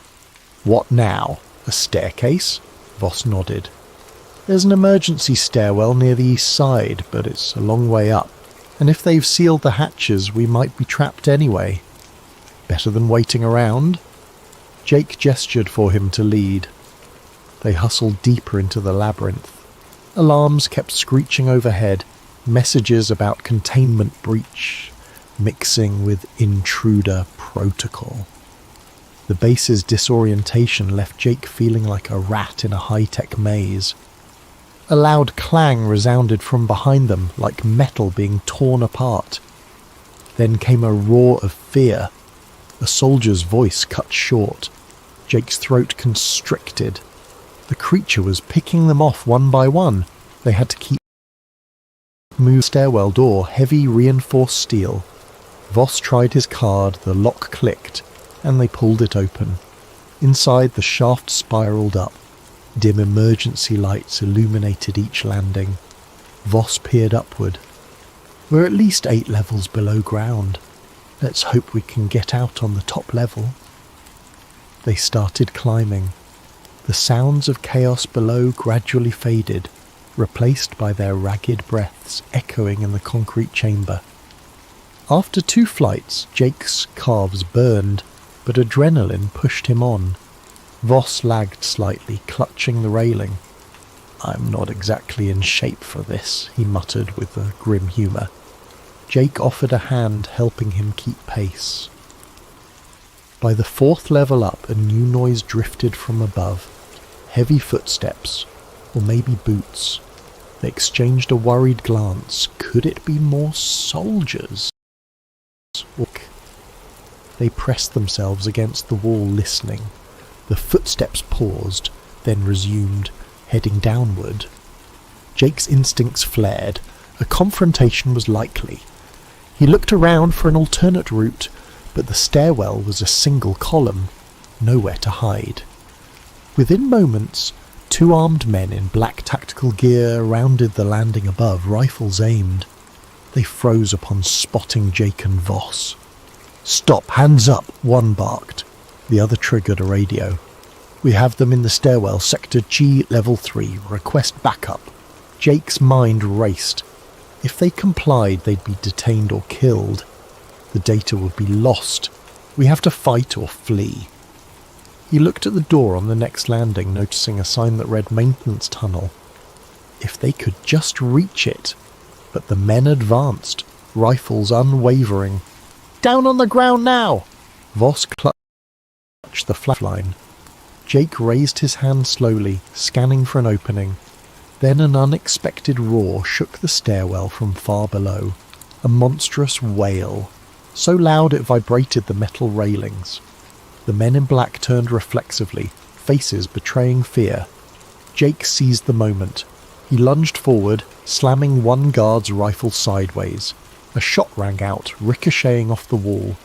The second guard spun, but Voss, fueled by desperation, tackled him. The guard stumbled, lost his footing, and pitched down a half-flight of stairs with a sickening thud.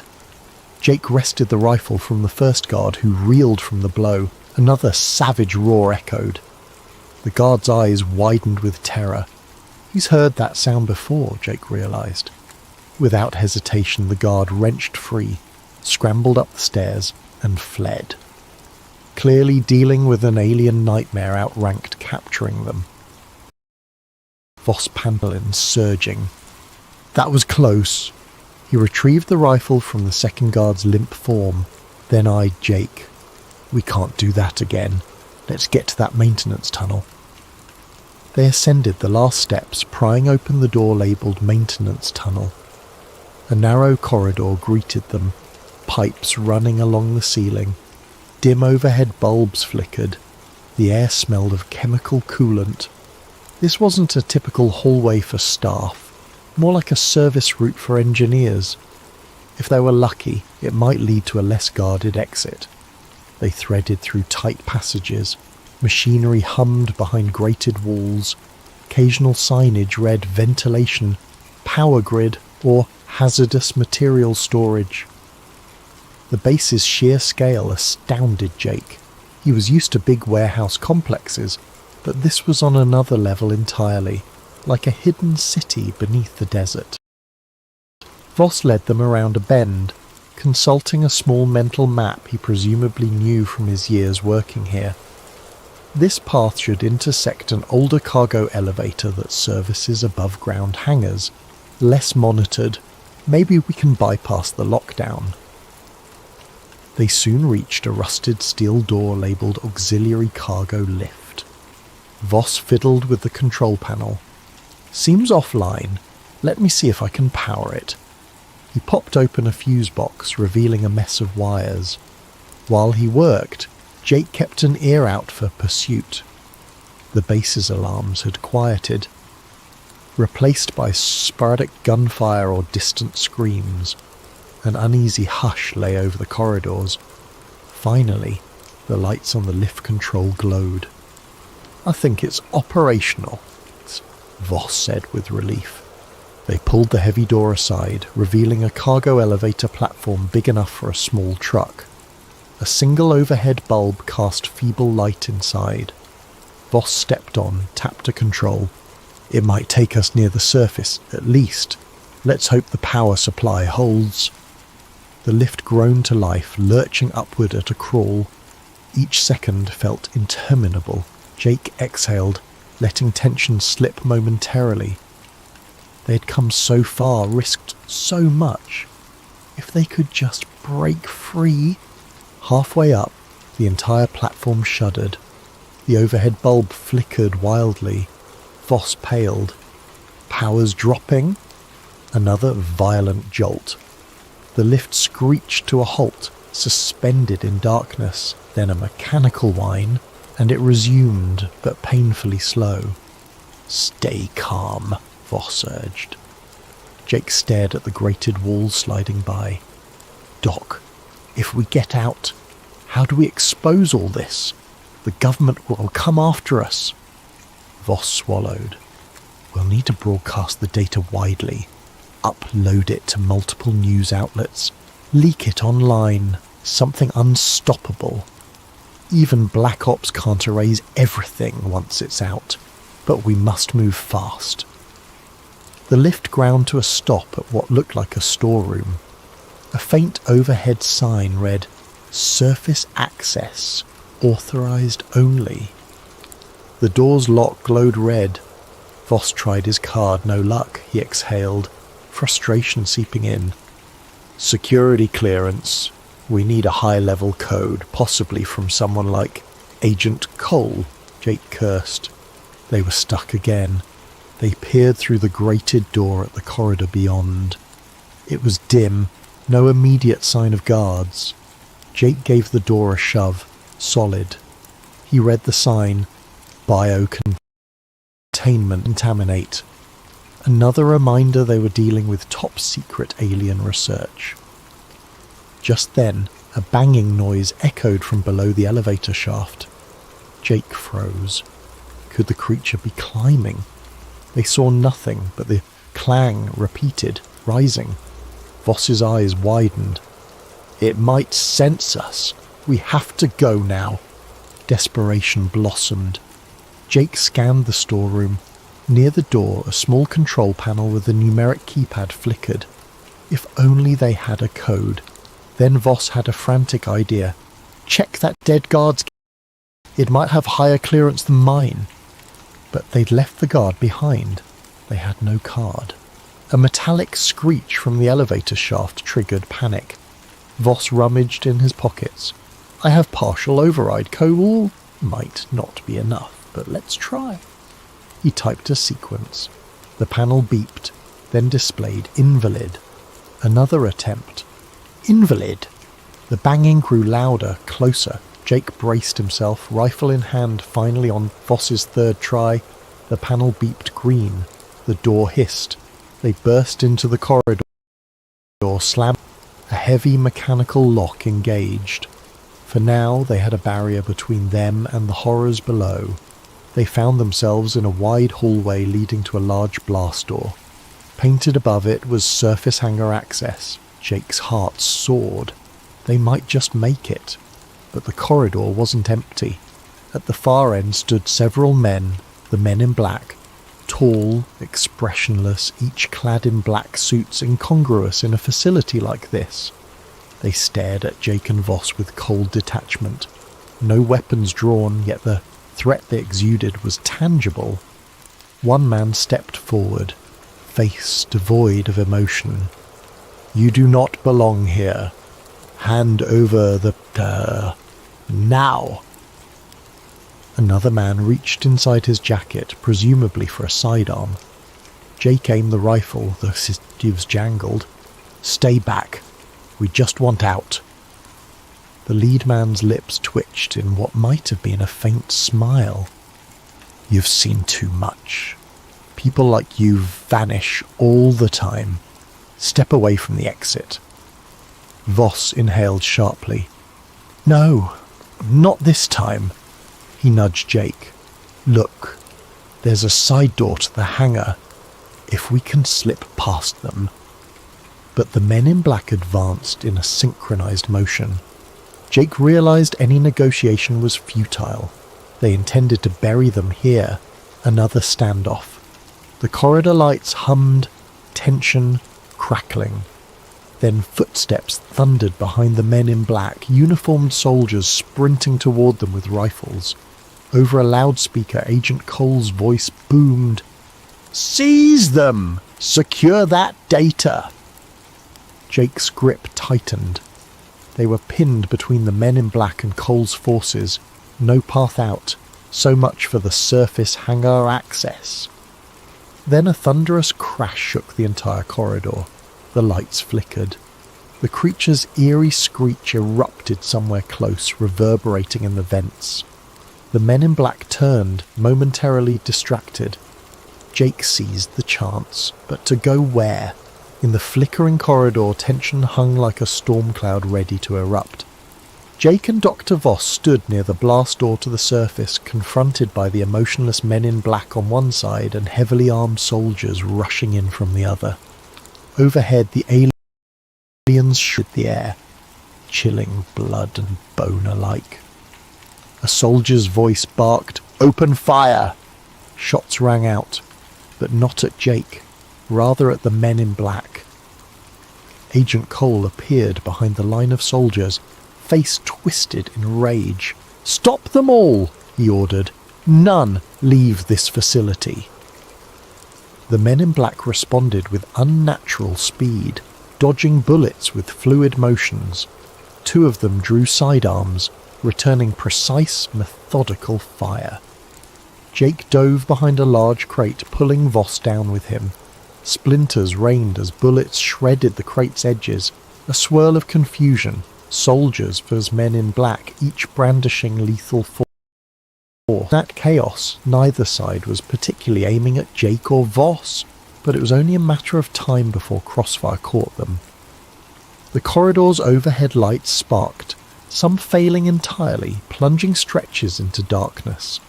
Jake's eyes darted around for an escape route. The blast door to the surface was sealed, another key panel glowed ominously. But the fighting might give them an opening, if they could slip past the crossfire. Then came a thunderous crash from above. The ceiling vent tore open and the creature dropped into the fray. Its elongated limbs slammed onto the floor, bristling with otherworldly menace. Men on both sides gasped or shouted curses. In an instant, the alien lunged at a soldier, knocking him aside with terrifying strength. Another soldier fired a burst, but the creature leapt onto the wall, scurrying horizontally before vaulting toward a second victim. Jake's heart pounded, every sense screaming to run. The strobe of muzzle flashes illuminated the creature's shiny carapace, revealing eerie segments of biotech. It let out a piercing shriek that rattled the corridor. The men in black pivoted calmly, firing specialized tranquilizer rounds. Jake recognized the dull hiss of compressed gas, but the alien jerked away with inhuman agility, rendering their aim useless. Dr. Voss tugged Jake's sleeve, pointing to the blast door panel. "We can try an override!" Bullets and shrieks overshadowed all else. Jake nodded, quickly crawling on hands and knees to the door's side. Voss typed rapidly on the keypad, face taut with concentration. "I prepared a universal code for emergencies, but it might take a minute." A glance back, the fight raged. Soldiers hollered, "Fall back!" The men in black advanced systematically. The alien pinned one soldier to the floor, tail lashing, then sprang away. In the confusion, Agent Cole spotted Jake. Their eyes locked. Cole's expression contorted with hatred. He raised his sidearm, intending to shoot, but the alien abruptly crashed between them, scattering debris. Cole stumbled back, disappearing behind swirling dust. The keypad beeped. Voss whispered in triumph. The heavy door hissed, gears turning. Light spilled in, pale moonlight.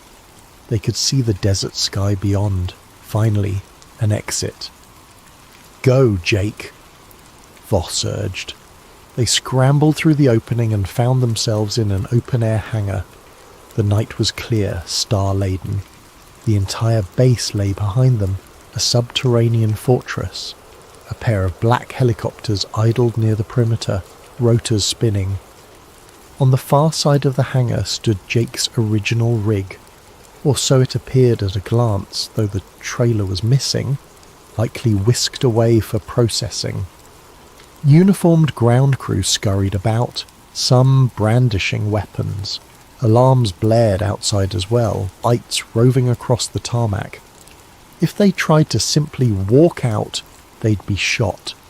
Jake scanned for a path. A row of government SUVs sat parked near a chain-link fence. If they could hotwire one. Behind them the corridor echoed with more screams. The alien might tear that entire place apart. or be subdued. Jake had no illusions about the government's willingness to use extreme measures. A fiery explosion rumbled from below, dust puffing around the door's edges. Red lights flickered on, signifying a full base emergency. Dr. Voss panted, adrenaline fueling him. "We must get to a vehicle and run. We can send the data out once we're safe. Don't let them corner us." Jake spied a break in the fence to the north near a ridge. Maybe if they reached that vantage, they could vanish into the desert. He grabbed Voss's shoulder. "Come on!" They sprinted across the open ground. A startled crewman shouted, raising a sidearm. Jake fired a warning shot in the air from the rifle he'd kept. The crewman ducked, letting them pass. They nearly reached the SUVs when headlights flared. Two black jeeps roared into the hangar from the opposite side, tires squealing. Figures in black suits hopped out. Reinforcements. One fired at them, bullets pinging on the tarmac. Jake and Voss dove behind an SUV. Voss fumbled for the keys in the ignition. Locked. No key. We'll have to hot wire it. Jake had experience with older trucks, not modern, secure systems, but he wrenched open the dash panel, yanking wires. Meanwhile, Voss returned fire with the stolen rifle. Shouts rang out. Jake's fingers trembled as he tried bypassing the ignition.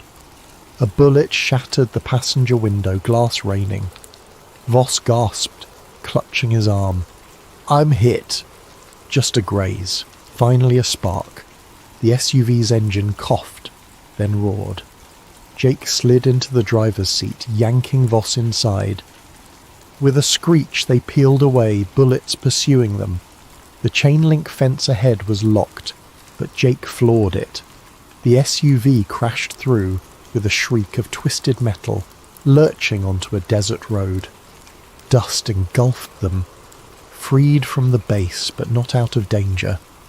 Under the moonlit sky they sped across an unpaved route, the tires bouncing violently. Voss clutched his wounded arm. "Keep driving. We have to get as far as possible from their perimeter. They'll have drones, helicopters." Jake glanced at the overhead starlight. "Then we need to lose ourselves in the terrain." He recalled a canyon area about 5 miles east, where the ridges might conceal them. The SUV's high beams carved a path through the dark. The night felt endless, the desert an expanse of shadows. Maggie's voice flashed in Jake's mind. "I'll be on the line if you need me." They had no stable radio here, but the SUV's console might have a secure channel. He fumbled with the radio dials, static, then an open channel. "Jake, you there? I heard rumours. Top secret base activity near Groom Lake." "Jake?" Blooded him. "Maggie, I'm out, but they're chasing me. Listen, I have proof, real proof. We have an alien life form down there. They tried to kill me. They won't stop." Maggie's voice trembled. "Jake, oh my God, send me the files now. I'll try to upload them. Maybe we can blow it wide open." Voss, hunched in the passenger seat, managed to pass the flash drive over. Jake rummaged for a data port on the radio console. The SUV, being government issue, had a specialised system. He jammed the drive in, praying it connected. "We're uploading," he told Maggie. "Get ready." As soon as the transfer began, a whirring hum overhead signalled an approaching helicopter. The SUV's warning systems beeped. "Tracking signal detected," a robotic voice announced.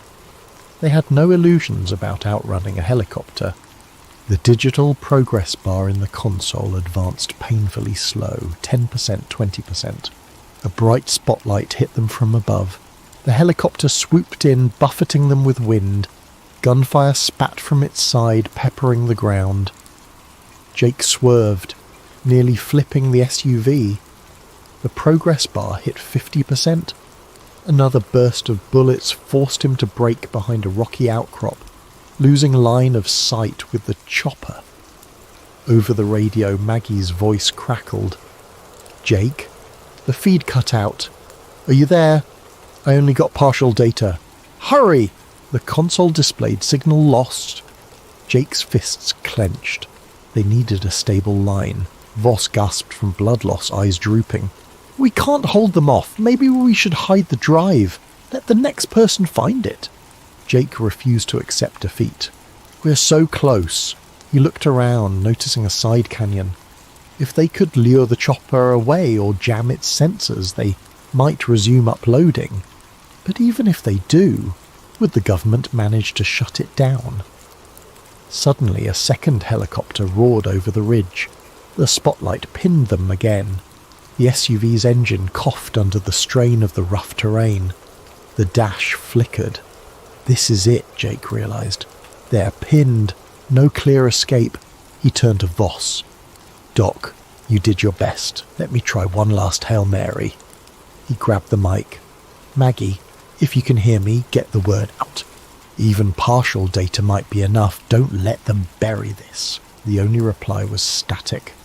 The swirling rotors whipped up a sandstorm around them. A mechanical voice from overhead blared on a loudspeaker. "Jake Mercer, surrender now, Mom." Agent Cole's tone, no doubt. The first helicopter descended, kicking up a hurricane of dust. Jake shielded his eyes. "Voss, hang in there." Men in black tactical gear leapt from the copter, guns drawn. Jake tried to reverse the SUV, but the engine sputtered. A bullet shattered the windshield, grazing his shoulder. He cried out, slumping. Another bullet took out the front tire. The SUV lurched to a stop. Doors flung open, men yanking them out. The next moments were chaos. Voss wailing in pain, the flash drive knocked from his grip. Jake tried to fight, but a rifle butt slammed into his temple. Stars exploded across his vision. He heard muffled shouts, felt his arms wrenched behind him. Then a final memory. Agent Cole's face looming over him, eyes cold. "You led me on quite a chase," Cole hissed. "But it ends here. You disappear now. All of this remains classified." Jake's world blurred. Dust stung his eyes. The last thing he saw was the starlit sky spinning, then darkness. 3 days later, Maggie Ruiz sat alone in her cramped radio dispatch office, eyes red from lack of sleep. She'd tried every trick to reconnect with Jake. Nothing. No calls, no signals, no sightings. Rumours spread about a massive incident near Area 51, some folks claiming to see unmarked helicopters, strange lights, entire roads sealed off. But official statements mentioned only routine military exercises. Maggie replayed the partial data Jake had managed to send.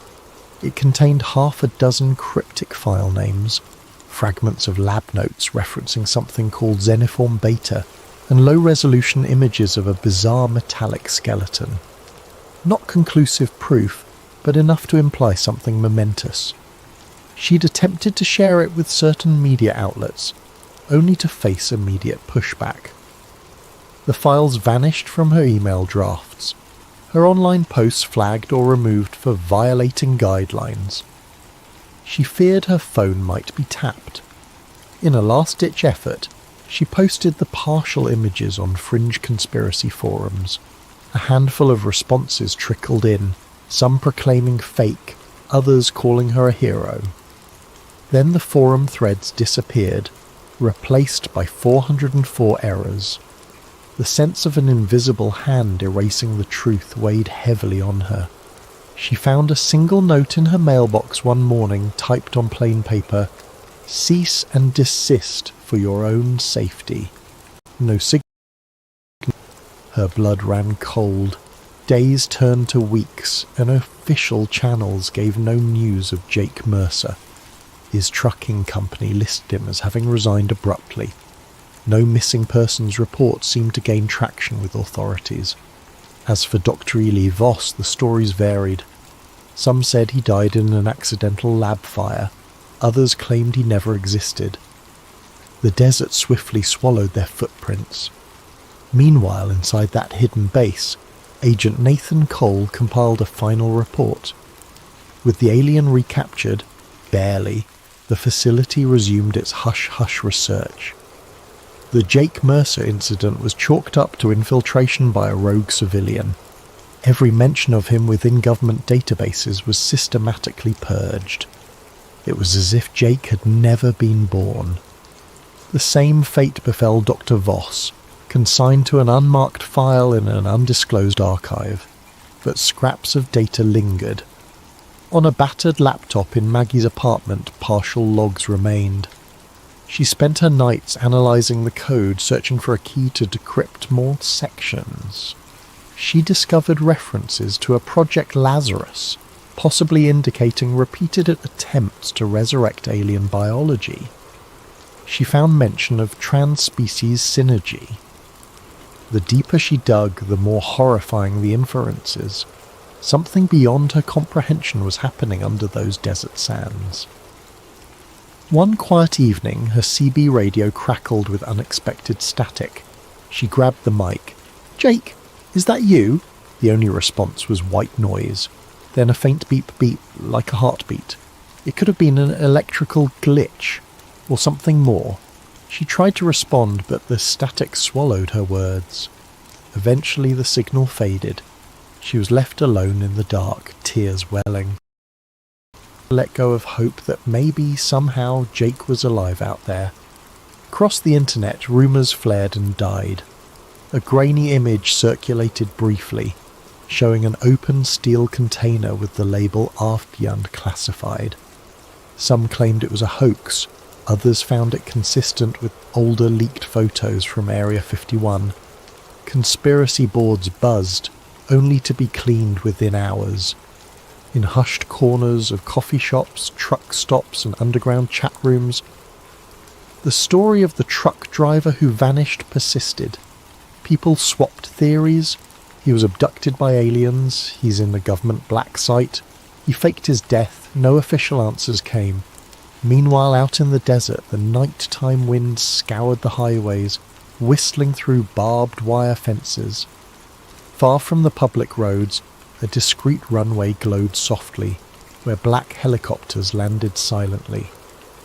Deep below the earth, experiments continued on Xenoform Beta. Powerful people ensured no slip-ups occurred again. Another near catastrophe might expose too much. If you drive that lonely Nevada highway late at night, you might glimpse a phantom taillight flicker in the distance. Some folks say it's the ghost of Jake Mercer, forever hauling secrets across dark roads. Others dismiss it as a trick of the desert wind. But if you recall his story, you might wonder, could he be out there, a prisoner of secrets too big to reveal? Or did they truly vanish him to a place no one returns from? In quiet moments, Maggie whispers a final promise to the empty radio waves. "I'll keep searching, Jake. I won't let them erase you." For she believes wholeheartedly that truth has a way of surfacing, even if it takes time. Perhaps one day, a new whistleblower will unearth the full evidence. Alien bodies, advanced craft, living entities that defy human understanding. And the name Jake Mercer will stand as a testament to the ordinary man who got too close to the heart of secrecy. Until then, the desert remains silent, and the perimeter of Area 51 stands vigilant. Bright spotlights scanning for intruders, watchtowers manned by stoic guards, and hidden cameras capturing every movement. The base stands as a fortress of unanswered questions, and the highways at night remain eerily empty, save for the occasional 18-wheeler rolling by, its driver never suspecting how close they come to the greatest secret on Earth. Thus ends the story of Jake Mercer, the truck driver who knew too much.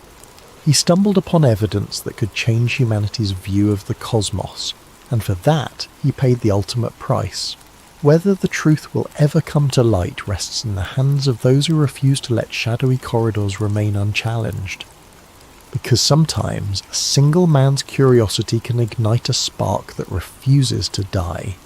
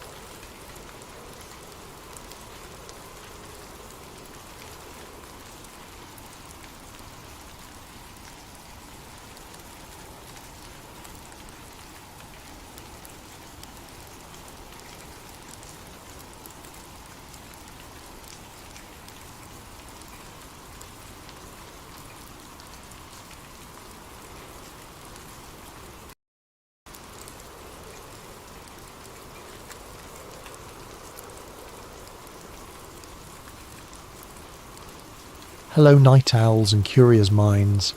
Welcome to Sleep Theories, your sanctuary for immersive tales designed to accompany you into late night reflection, or even lull you into slumber. Before we journey into tonight's story, I invite you to share something in the comments. Where in the world are you watching or listening from? And what time is it in your corner of our ever-shifting reality? It's always fascinating to see how a single story can connect people across different zones of the globe. And while you're here, don't forget to subscribe to Sleep Theories. By doing so, you'll join a growing community of dreamers, truth seekers, and lovers of the uncanny. We delve into themes both cosmic and intimate, weaving narratives that brush against the unknown. Tonight's story is titled The Displacement, a sci-fi conspiracy thriller about shifting timelines, the so-called Mandela effect, and a quiet man named Miles Wren who notices reality warping around him. We'll follow him through 5 parts, each revealing deeper layers of confusion, paranoia, and revelations about a secret project that may have fractured reality itself. Let the hush of late evening, or the calm of pre-dawn, envelop you as we begin. Feel free to let the tension build, or to simply drift along with the unfolding events. Whether you remain awake, analysing every clue, or find yourself dozing, this story is yours to experience in the manner that suits you best. Now, let us step into the world of the Displacement. Miles Wren's morning began the way it always did, in a cramped and neutral-toned apartment that smelled faintly of stale coffee. His day started with a quick shower, a single mug of black coffee and a half-eaten bagel. He scrolled aimlessly through news sites as he waited for the bus to work. It was precisely the life he'd grown used to. Consistent, routine, and unremarkable. But something nagged at him that day. The same unsettling sense of discrepancy he'd been feeling for the past month. It started small. Halfway through the bus ride, he noticed the brand logo on a passing billboard was different from how he remembered. The colour scheme seemed off. At his mundane IT job, he corrected his co-worker Maria about a movie quote, only for her to look confused. She insisted the quote had always been the way she said it, not how Miles remembered. He tried to laugh it off, chalking it up to memory slip. Except these slip-ups were happening more frequently. One evening, Miles rummaged through a storage box and found an old grocery receipt that listed a cereal brand spelled differently than what was on the shelves today. He double-checked online. No alternate spelling existed in any official record. But there in his hand was a physical artifact bearing the old spelling. He stared at it for an hour. If not for that piece of paper, he'd have thought himself crazy. Things escalated when he visited his mother for dinner that weekend. She recounted a family event from his childhood, how they'd once taken a trip to Washington, D.C. to see a solar eclipse. Miles corrected her, recalling vividly that the family trip had been to Yellowstone, and the solar eclipse had happened years later. His mother grew agitated, insisting he was mistaken, brandishing old photos that seemed to show them in DC during an eclipse. Photos Miles had never seen. That's when a swirl of panic threatened to rise in his chest. The sense that reality was rewriting itself under his feet. Returning home with a mild headache, Miles fired up his laptop, typed Mandela Effect Difference Timeline Memory into a search engine, and stumbled onto a small corner of the internet. There, he discovered a forum to anchor memories. People posted about brand logos, historical events, and quotes that they recalled differently. A handful of them insisted reality had changed, that the universe had shifted somehow. Some members were quickly dismissed as trolls or conspiracy nuts, but a few shared meticulously documented proofs, photographs, scanned diaries, mirroring Miles's serial receipt.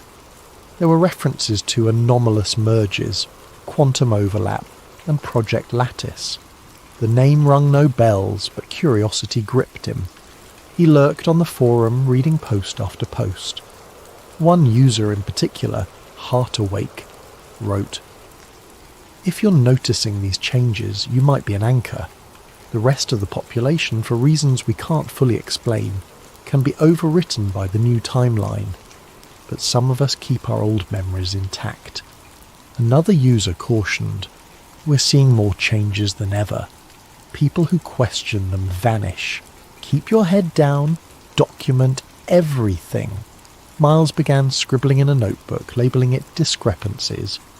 He listed the brand name changes, the misquoted lines from well-known movies, historical events that seemed off. He recounted how President Lincoln's birth date, which he was sure was different, no longer matched what the internet said. The more he wrote, the more tension coiled in his gut.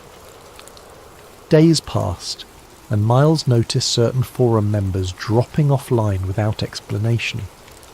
One poster wrote, "They found me. I can't stay." Then his account vanished. Another cryptically said, "Tight-lipped men in suits came to my work." Then silence. The forum started to feel less like a collective of misfits and more like an underground cell hiding from something menacing. A conspiracy at large? Miles found fleeting relief in a private chat with Heart Awake, who seemed knowledgeable. They claimed to have insider knowledge of a top-secret government project that delved into quantum timelines. Think of it as timeline observation. They messed up, causing microshifts. The public writes them off as false memories, commonly called the Mandela effect. But it's real. The rips are expanding. Simultaneously, Miles's migraines grew worse. He'd wake up in the middle of the night with a start, recalling vivid dreams of places he'd never been to, with street layouts so detailed it felt as if he'd lived there. Sometimes, on his way to the office, he'd pass a building he could have sworn was painted blue the day before. Now it was red. Co-workers teased him about being scatterbrained, but the pit in his stomach deepened. He recognised that his discrepancy was no longer a handful of minor changes. It was ballooning weekly. Then, the culminating moment. Rummaging through an old folder for tax documents, he found a pamphlet titled Project Lattice, Preliminary Observations. The letterhead bore the seal of a US government agency he'd never heard of. The pamphlet described observational windows into parallel states, discussing anchor points and collective memory. The text was incomplete, as if pages were missing. No mention of how it ended up in his personal files, but the presence of the name Project Lattice made his blood run cold. He posted a blurred snippet of the pamphlet on the forum, seeking guidance. Some members responded in awe, but within an hour the entire thread vanished. So did multiple sub-forums. Then Heart Awake messaged him privately with a single line, "They're on to you." A wave of paranoia enveloped him. Checking out his apartment window, he thought he saw a dark sedan parked across the street. Had it been there earlier? The occupant's silhouette seemed to glance his way. Or was that his imagination? Suddenly, he questioned everything. Was he just spiralling into mania? Nerves aflame, he decided the only rational move was to keep searching, keep documenting. Something was happening, and ignorance would not protect him. He told himself that if no one else would notice or care, he had to do it alone. The puzzle pieces were on the table. The near-constant timeline discrepancies, the ephemeral forum that kept losing members, the suspicious pamphlet referencing Project Lattice. He felt like a man stumbling onto a tapestry of illusions. For the first time in years he was wide awake, and terrified of what he might uncover.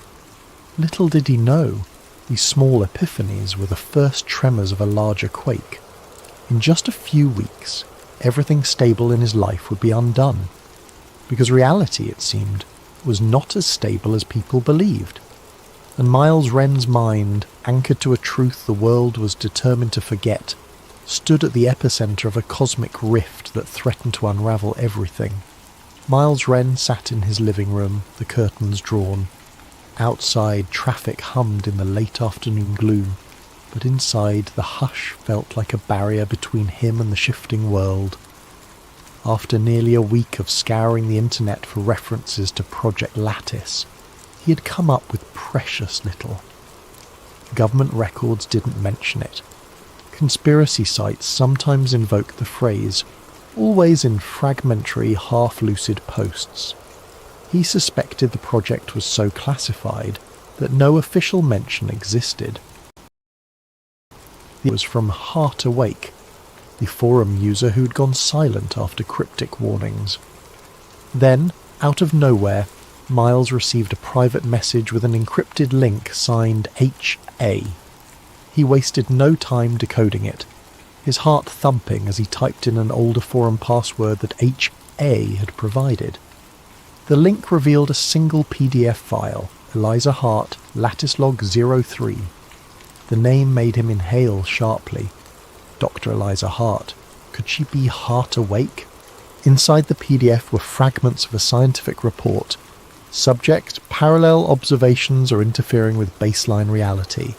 Anchor individuals remain aware. Evidence of memory overwrite in 99% of population. We must secure the anchor subjects or face unstoppable merges. Miles's face flushed hot. This was no idle talk. The data was official, stamped with an outdated. The log alluded to quantum bridging events, unintentional merges, and a classified facility. Dr. Eliza Hart had apparently led the project that studied these phenomena. The final lines read, "We cannot remain silent, the bleed will intensify." That day, he took off from work, claiming a headache. He felt compelled to chase the next lead. Hours of online searching led him to a ghost site with partial references to an Eliza Hart PhD, a physicist who vanished 5 years ago under suspicious circumstances. She had once published papers on quantum wave function collapse, then abruptly left academia. The next mention of her was a missing persons notice. No resolution, no public record since. Miles's mind reeled. Could Hart have tried to blow the whistle on a secret experiment that caused the Mandela effect? And if so, had she been forcibly silenced? His phone interrupting his thoughts. The caller ID was unknown. He hesitated but answered, tension coiling in his gut. Mr. Wren, a low voice said. This is Agent Delar. We need to talk about your forum activities. Miles's throat tightened. How did you get this number? A pause then. Let's say we have resources. You're not in trouble yet, but we've taken note of your postings. We're aware you have certain documents relating to Project Lattice. Silence. Miles's hand shook. He forced composure. What do you want? I want to give you a chance to stop before you cross a line. You're chasing illusions that could unravel a delicate balance. Drop it, Mr. Ray. Return to your normal life. People who dig deeper don't remain healthy for long. Miles bristled. Is that a threat? It's a fact. The more you cling to memories from a previous timeline, the more your mind fractures. If you keep interfering, you'll end up like Hart. Or worse, you'll risk triggering further merges that might destabilize entire swathes of reality. The line clicked dead. Miles's heart hammered. The call left him rattled with unanswered questions. Who was Agent Delar? A genuine agent or some spook from a Black Ops team? The idea of destabilizing entire swathes of reality sounded insane. Yet the events he'd witnessed suggested something insane was indeed happening. The man on the phone had implied that those who remember the original timeline cause instability. Could that be why forum members disappeared? They threatened the official narrative. And this talk of the more you cling to memories from a the more your mind fractures. Was that a psychological effect or something more literal? The concept reminded him of quantum wave theories, how observation collapses probability. If too many contradictory memories existed, would that tear reality at the seams? Haunted, Miles hammered out an email to a friend from college, an old friend who was a data scientist. He attached the PDF asking if she could help verify its authenticity. The friend replied hours later. Encryption style is advanced. The doc's metadata suggests it's from a government system. If it's a hoax, it's extremely sophisticated. Miles, this is big. Tread carefully. He had to meet others like him in person. The online realm was compromised, too ephemeral. So he posted a coded message in a local offshoot of the forum, requesting a meetup for Mandela anchors, at a downtown cafe. A single user responded, "Down the rabbit hole we go. Tomorrow, 7 p.m, grey jacket, table by the corner." At 7 p.m. the next day, Miles arrived anxious. The cafe was a modest place known for late-night coffee. He scanned for anyone wearing a grey jacket. Eventually, a slim man with a shaved head waved him over. Introductions were terse. The man called himself Cal. Over coffee, they swapped experiences. Logos changed, historical events out of place, phone contacts vanishing. "I used to have an ex-girlfriend named Samantha," Cal whispered. "We dated for a year. Then one day she was gone. No evidence she ever existed. My friends insisted I was single the whole time. That's when I knew something was deeply wrong." Miles recounted his fiasco with the cereal brand, the family vacation recollection, the forum vanishings, Dr. Hart's log. Cal's eyes widened at the metis. "I've heard rumours of a facility that monitored parallel timelines, like a radio scanning multiple frequencies. If we keep glitching between them, maybe that's the cause." They parted ways warily, agreeing to share info discreetly. Yet as Miles left, he glimpsed a black sedan parked across the street. The driver wore sunglasses even in the dim evening light. A chill crawled up Miles's spine. The next day he texted Cal, but the message bounced. The phone number no longer existed. Shaken, Miles realised how quickly these Mandela anchors could vanish. He was being watched, and so was Cal, presumably. This was more than a casual conspiracy. Something official and dangerous was stamping out anomalies, ensuring no one pieced together the truth.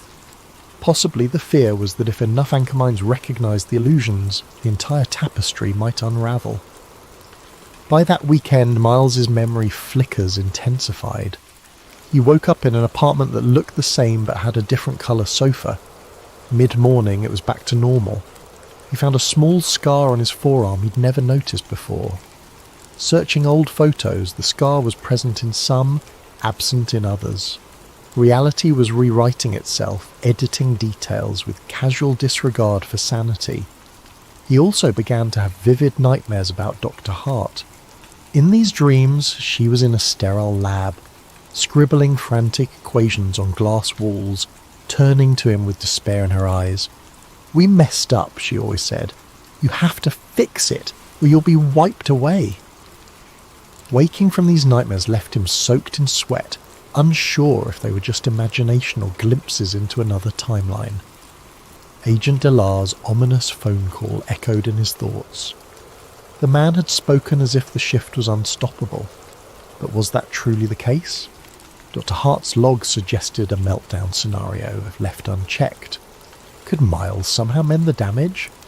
Every step forward put him in deeper danger, yet turning back felt impossible.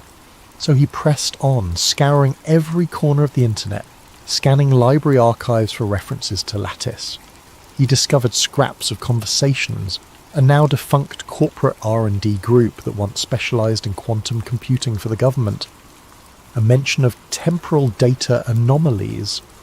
The puzzle was maddeningly incomplete, and so alone in his living room with laptop in hand, he braced for the next phase. The stage was set for a deeper confrontation. If the reality around him was a precarious tapestry, he had begun pulling at the threads, determined to see what lurked behind the fabric, even if it meant unravelling himself, and the world along with him.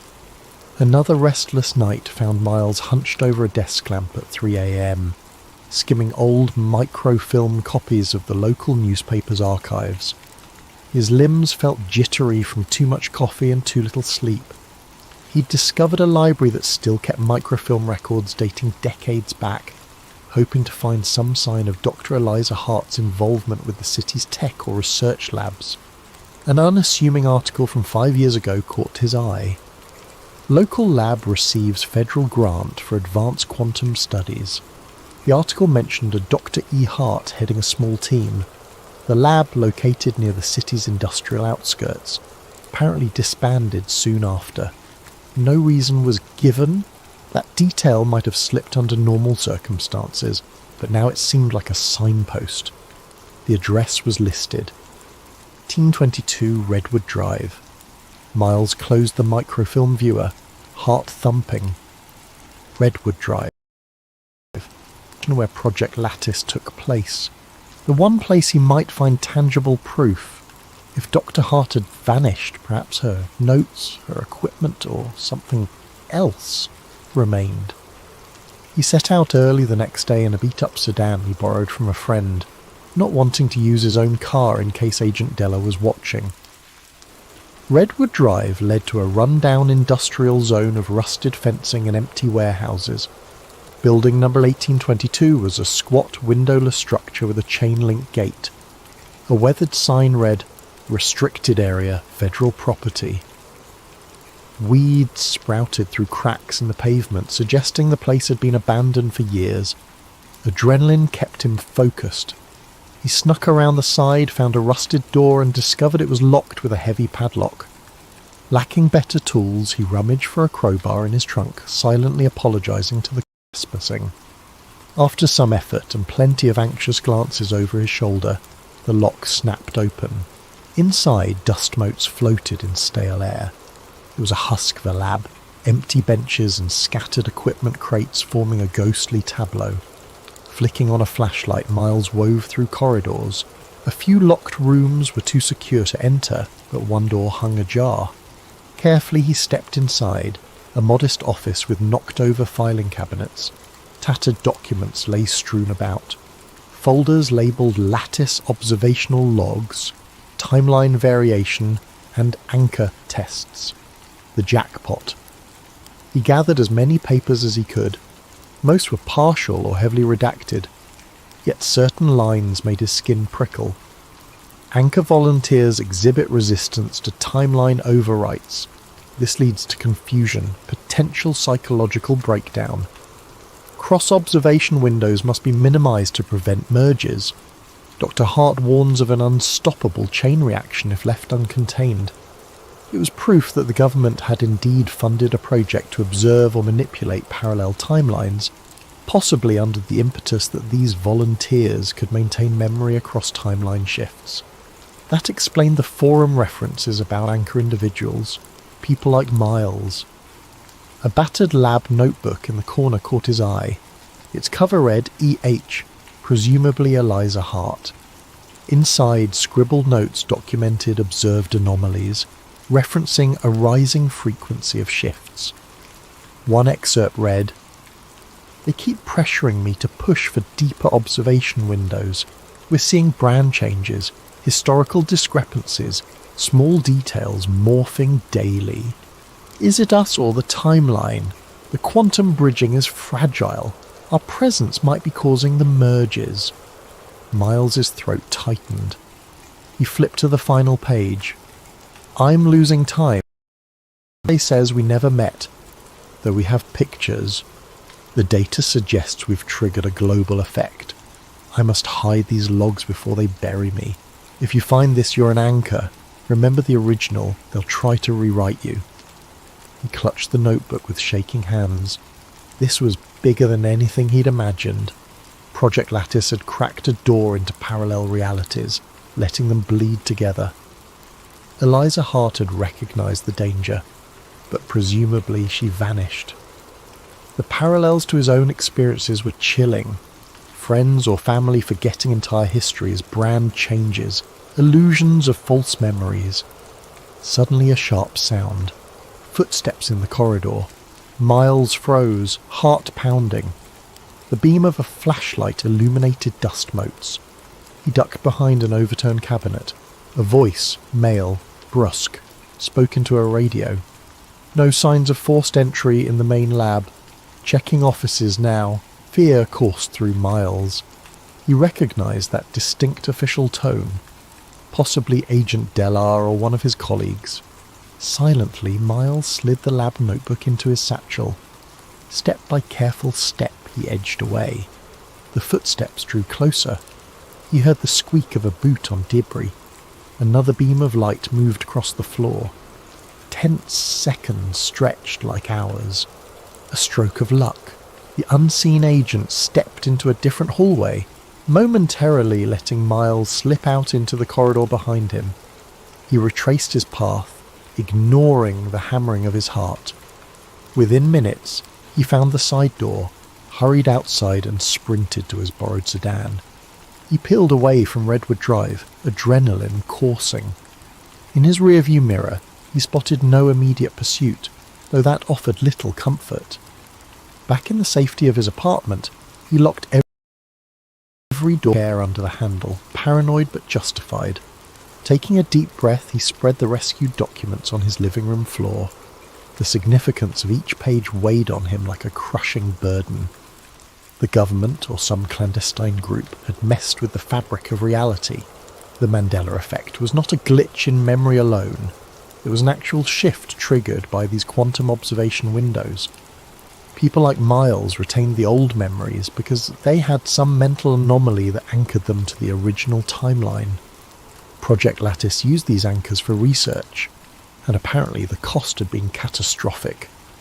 He scanned the pages, searching for any mention of Agent Della. Indeed, a memo indicated a Della was assigned to contain anchor anomalies.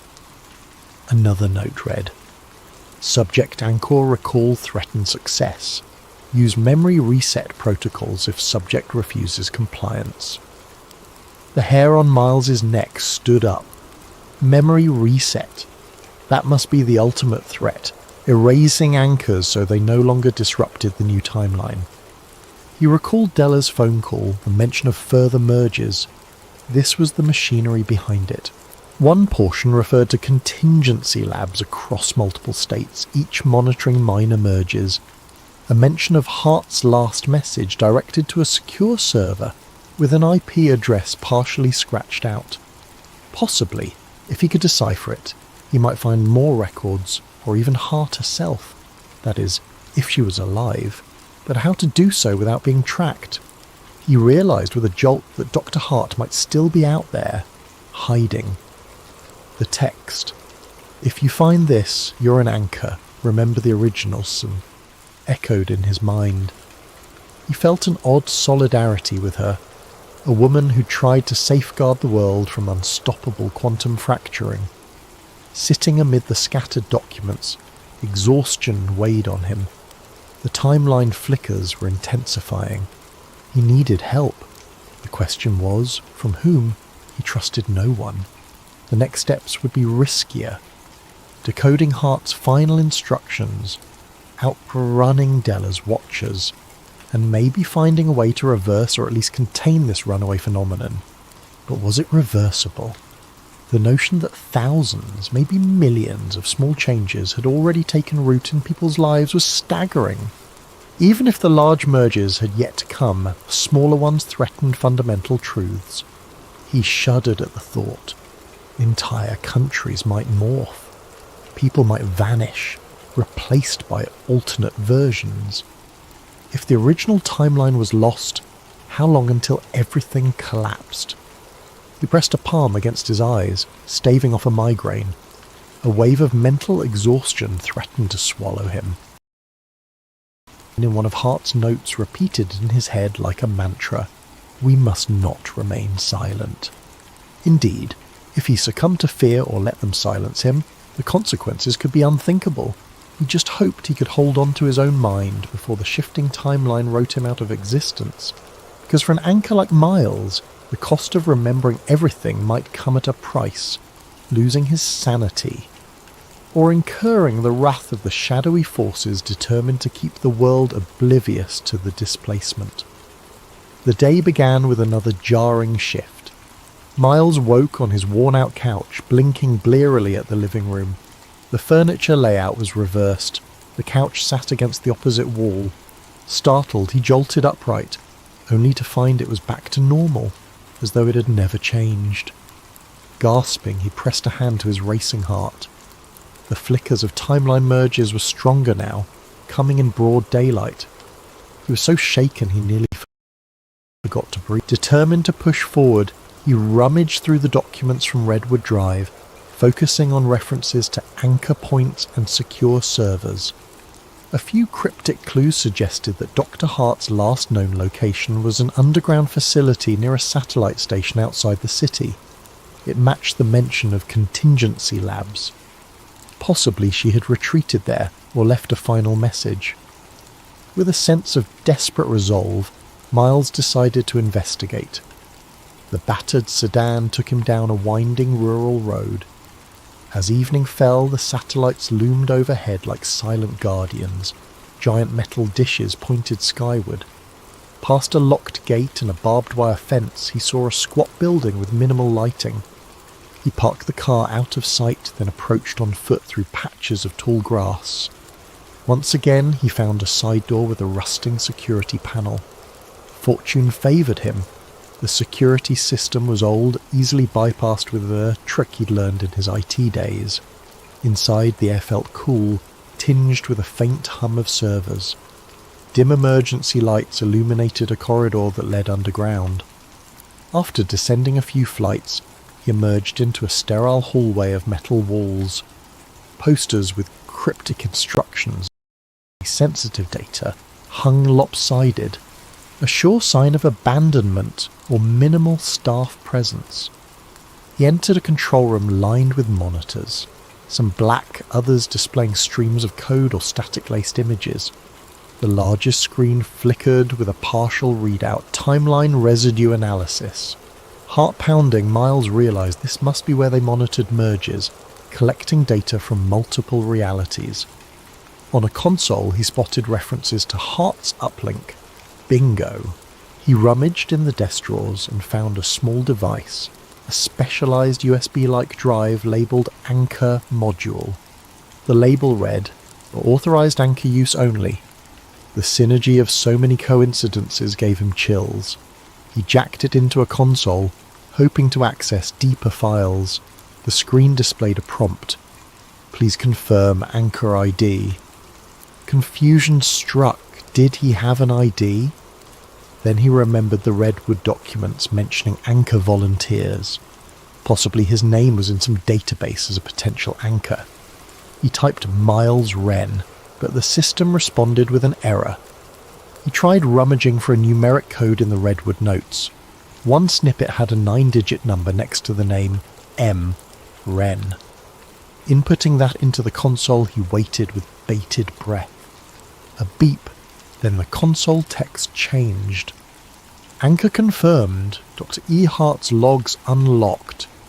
Suddenly, lines of text scroll. Miles, if you're reading this, you're an anchor who resisted the overwrite. Project Lattice was designed to observe alternate timelines, but we triggered collapses. Merges accelerate each time we open a new observation window. I suspect the final meltdown is imminent. The only chance we have is to localize the anchor field and forcibly unify all drifting timelines, preventing further fracturing.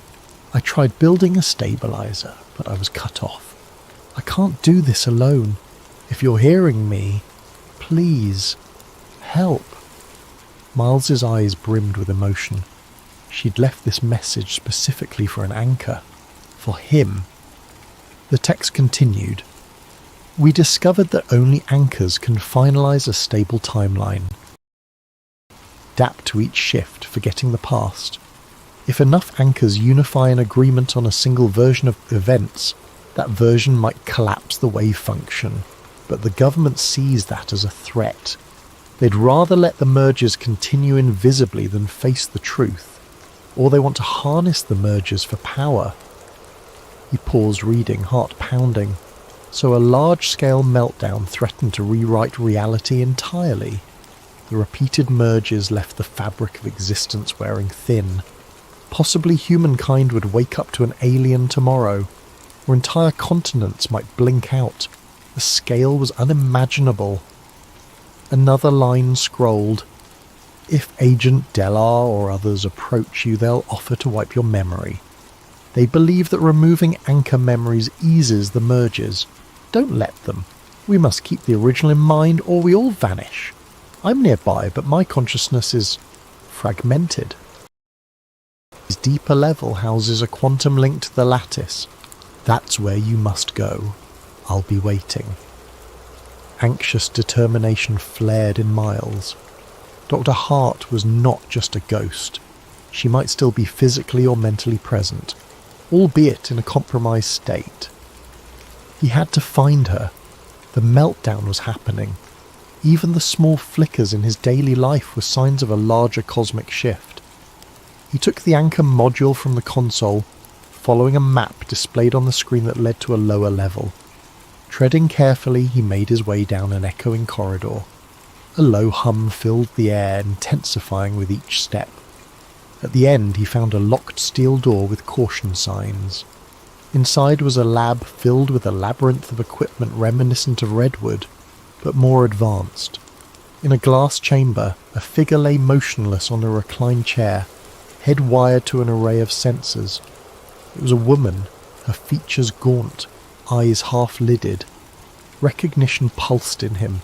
Dr. Eliza Hart, the woman from his nightmares. She was alive, connected to machines. Approaching, he saw faint flickers across the monitors. Brainwave patterns soared in chaotic spikes. On a screen was a 3D rendering of multiple timelines, overlapping. Strings of spun patterns, each labelled variance ratio. She had apparently jacked her consciousness into the lattice, observing countless realities at once. Her physical body might be near catatonic, but her mind was hyperactive in the quantum realm.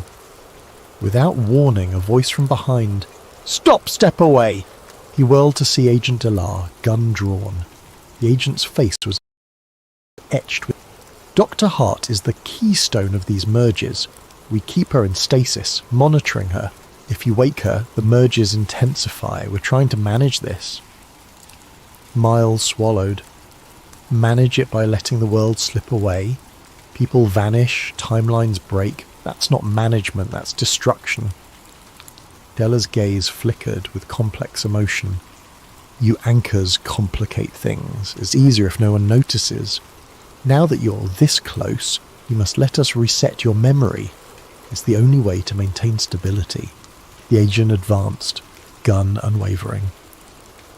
Miles's hand clenched around the anchor module. He realized the next steps would define everything. Either accept memory erasure or fight for the chance to unify reality. Dr. Hart's words about forcibly unifying timelines rang in his mind. If he could awaken her and combine anchor memories, maybe the meltdown could be halted or a stable timeline established. Della pulled the hammer back on the gun. "Don't do anything rash. We can fix you. Then you can go back to living a normal life, ignorant of all this. It's not so bad." Miles considered the cost. A false normalcy at the expense of the entire world's continuity, or the risk of a universal meltdown if he tried to save it. The decision loomed, fraught with cosmic consequences. His mind flashed with images of changed serial quoted movies, entire people erased. That wasn't living. That was sedation. He exhaled. "I can't let you bury the truth." Agent Delar's eyes narrowed. "Then you're forcing my hand." The next moment a shot rang out, echoing in the metallic chamber. Fear coiled in Miles's gut. The final confrontation had begun, and reality itself hung in the balance. The gunshot reverberated, shocking the quiet air. But Della's aim wasn't for Miles's head or heart. It was a warning shot into the metal floor, sparks flying. The agent's voice wavered with tension. "I won't kill you unless I must. Stand down. You can't comprehend the bigger picture." Miles's pulse pounded. Over Della's shoulder, Dr. Hart remained in her glass cocoon, oblivious or locked in some mental battlefield. Her monitors spiked with each passing second. The data suggested her mind was bridging multiple timelines simultaneously, like an engine revving past redline. If she crashed, the mergers might intensify beyond control. Or if she was awakened incorrectly, the meltdown might become unstoppable. Yet if they did nothing, the slow unravelling would continue. He took a shaky breath. Look around, Della. The meltdown is happening. Timelines are colliding daily. I see them. People vanish. Reality changes. And we call it the Mandela effect. This can't go on. The agent's expression flickered with something akin to regret. Our superiors tried to contain it. We minimise public panic, fix minor timeline illusions, quietly reset anchors who might disrupt the merges. We believed it safer than letting the masses know reality is broken. Safer, maybe, Miles retorted, but it's failing. Wrote that only anchors can unify a stable timeline. She's trying to do that from inside the lattice. That's why you keep her locked up, because if she succeeds, your hush-hush approach collapses. Della's jaw clenched. We fear what unification might do. Merging contradictory timelines can produce paradox. Millions could die, or existences might flicker out. At least our method keeps society afloat, no matter how frayed the tapestry gets. From behind the glass, a faint moan sounded. Dr. Hart stirred. The monitors beeped wildly. She mouthed something inaudible. Miles realised they had no time. Carefully, he sidled near the control panel, anchor module in hand. If he could interface with her, perhaps unify their anchor memories, it might give her the push to close the merges properly. Della noticed his movement. Don't press that really stupid button. You have no idea what you're risking. He raised the gun again, this time aiming more deliberately, but in that instant a violent timeline flicker seized the chamber. The entire facility seemed to warp, the walls around them morphing in a swirl of metal and shadow. For a heartbeat, Miles glimpsed an alternate version of the lab. Different equipment, a different layout, Agent Delar wearing a different uniform. Then it snapped back. Both men staggered. The console lights flickered. Dr. Hart's monitors beeped frantically. Miles used the confusion to slam the anchor module into the console's port. A surge of static electricity jarred him. The entire system glowed with a weird luminescence. Delar cursed, stumbling forward. Another flicker. For a moment, the glass chamber was gone, replaced by a large with Dr. Hart nowhere in sight. Then it flickered back. The meltdown was accelerating. Reeling from the shock, Miles found himself face to face with the console's user interface, which displayed two massive buttons: Stabilize Protocol and Reset Anchor. The latter must be how they wipe memories. The former might unify the timeline. A high-pitched whine vibrated through the floor, as if the lab were about to tear itself apart. Agent Delar lunged, shouting, "No! You'll destroy everything!" But Miles pressed, Stabilize Protocol. The screen demanded, Anchor Confirmation. He typed in the code from Redwood, the one accepted earlier.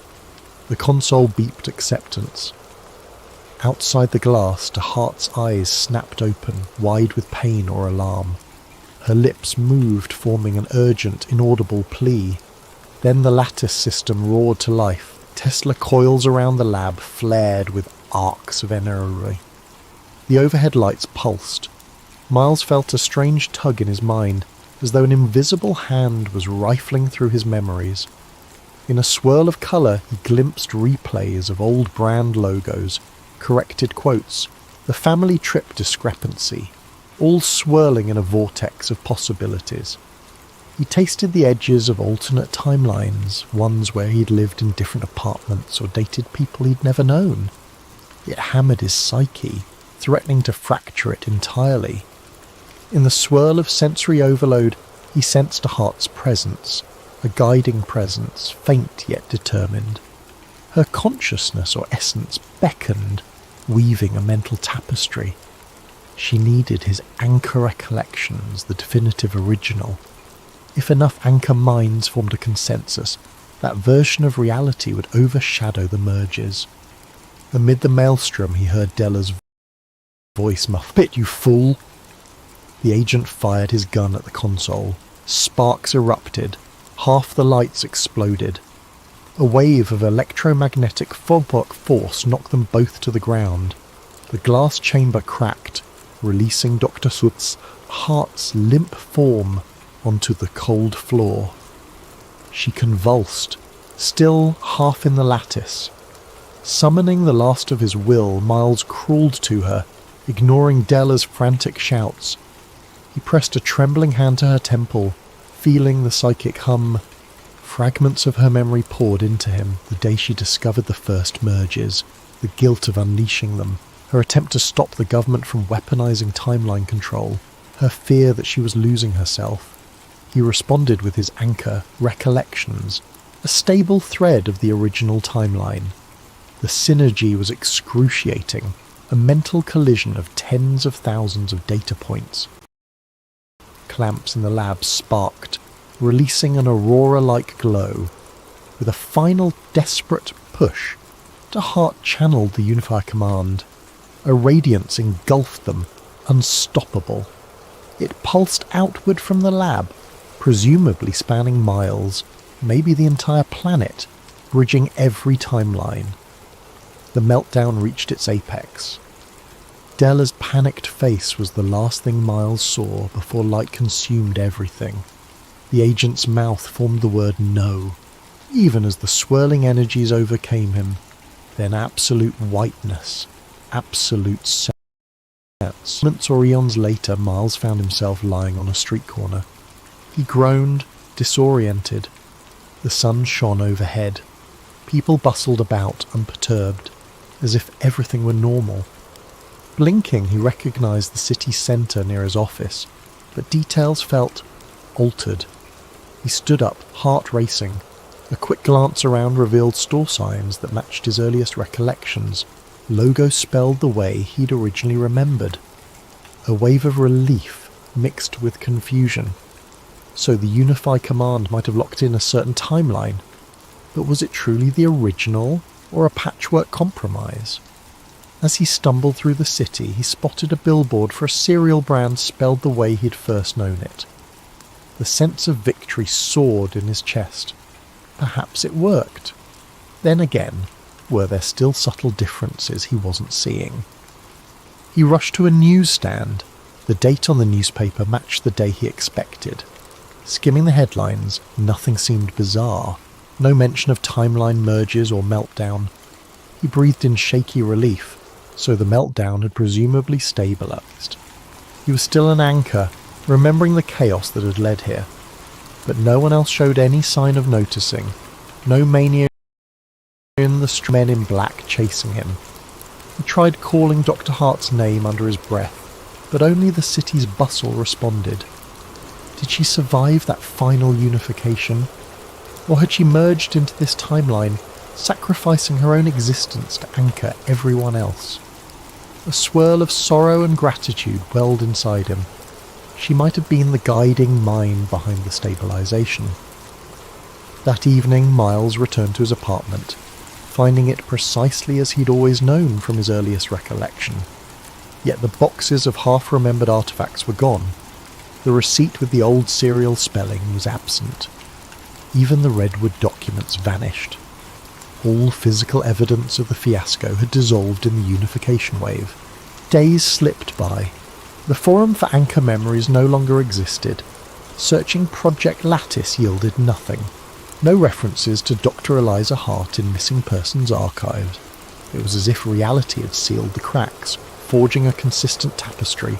But deep in his mind, Miles remembered the merges, the Redwood Lab, the meltdown. No one else did. He was alone in that knowledge, or so he believed. The final clue arrived in the mail a week later. A small padded envelope with no return address.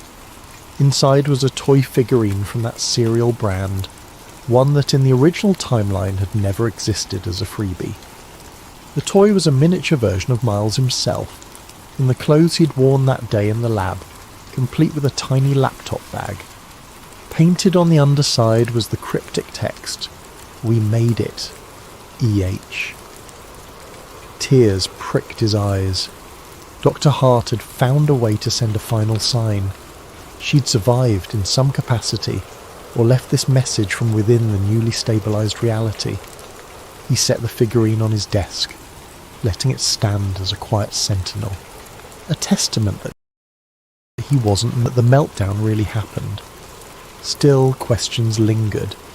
Did Agent Delar also remain in this unified timeline, possibly with no memory of the mergers? Could the mergers reignite under new circumstances? And was the stable timeline truly stable, or a temporary respite? He supposed only time would reveal the answers. For now, Miles continued his unremarkable daily life, feeling the faint hum of a cosmic secret beneath it all. He'd become the man who remembered too much, but that memory no longer threatened to unravel the world.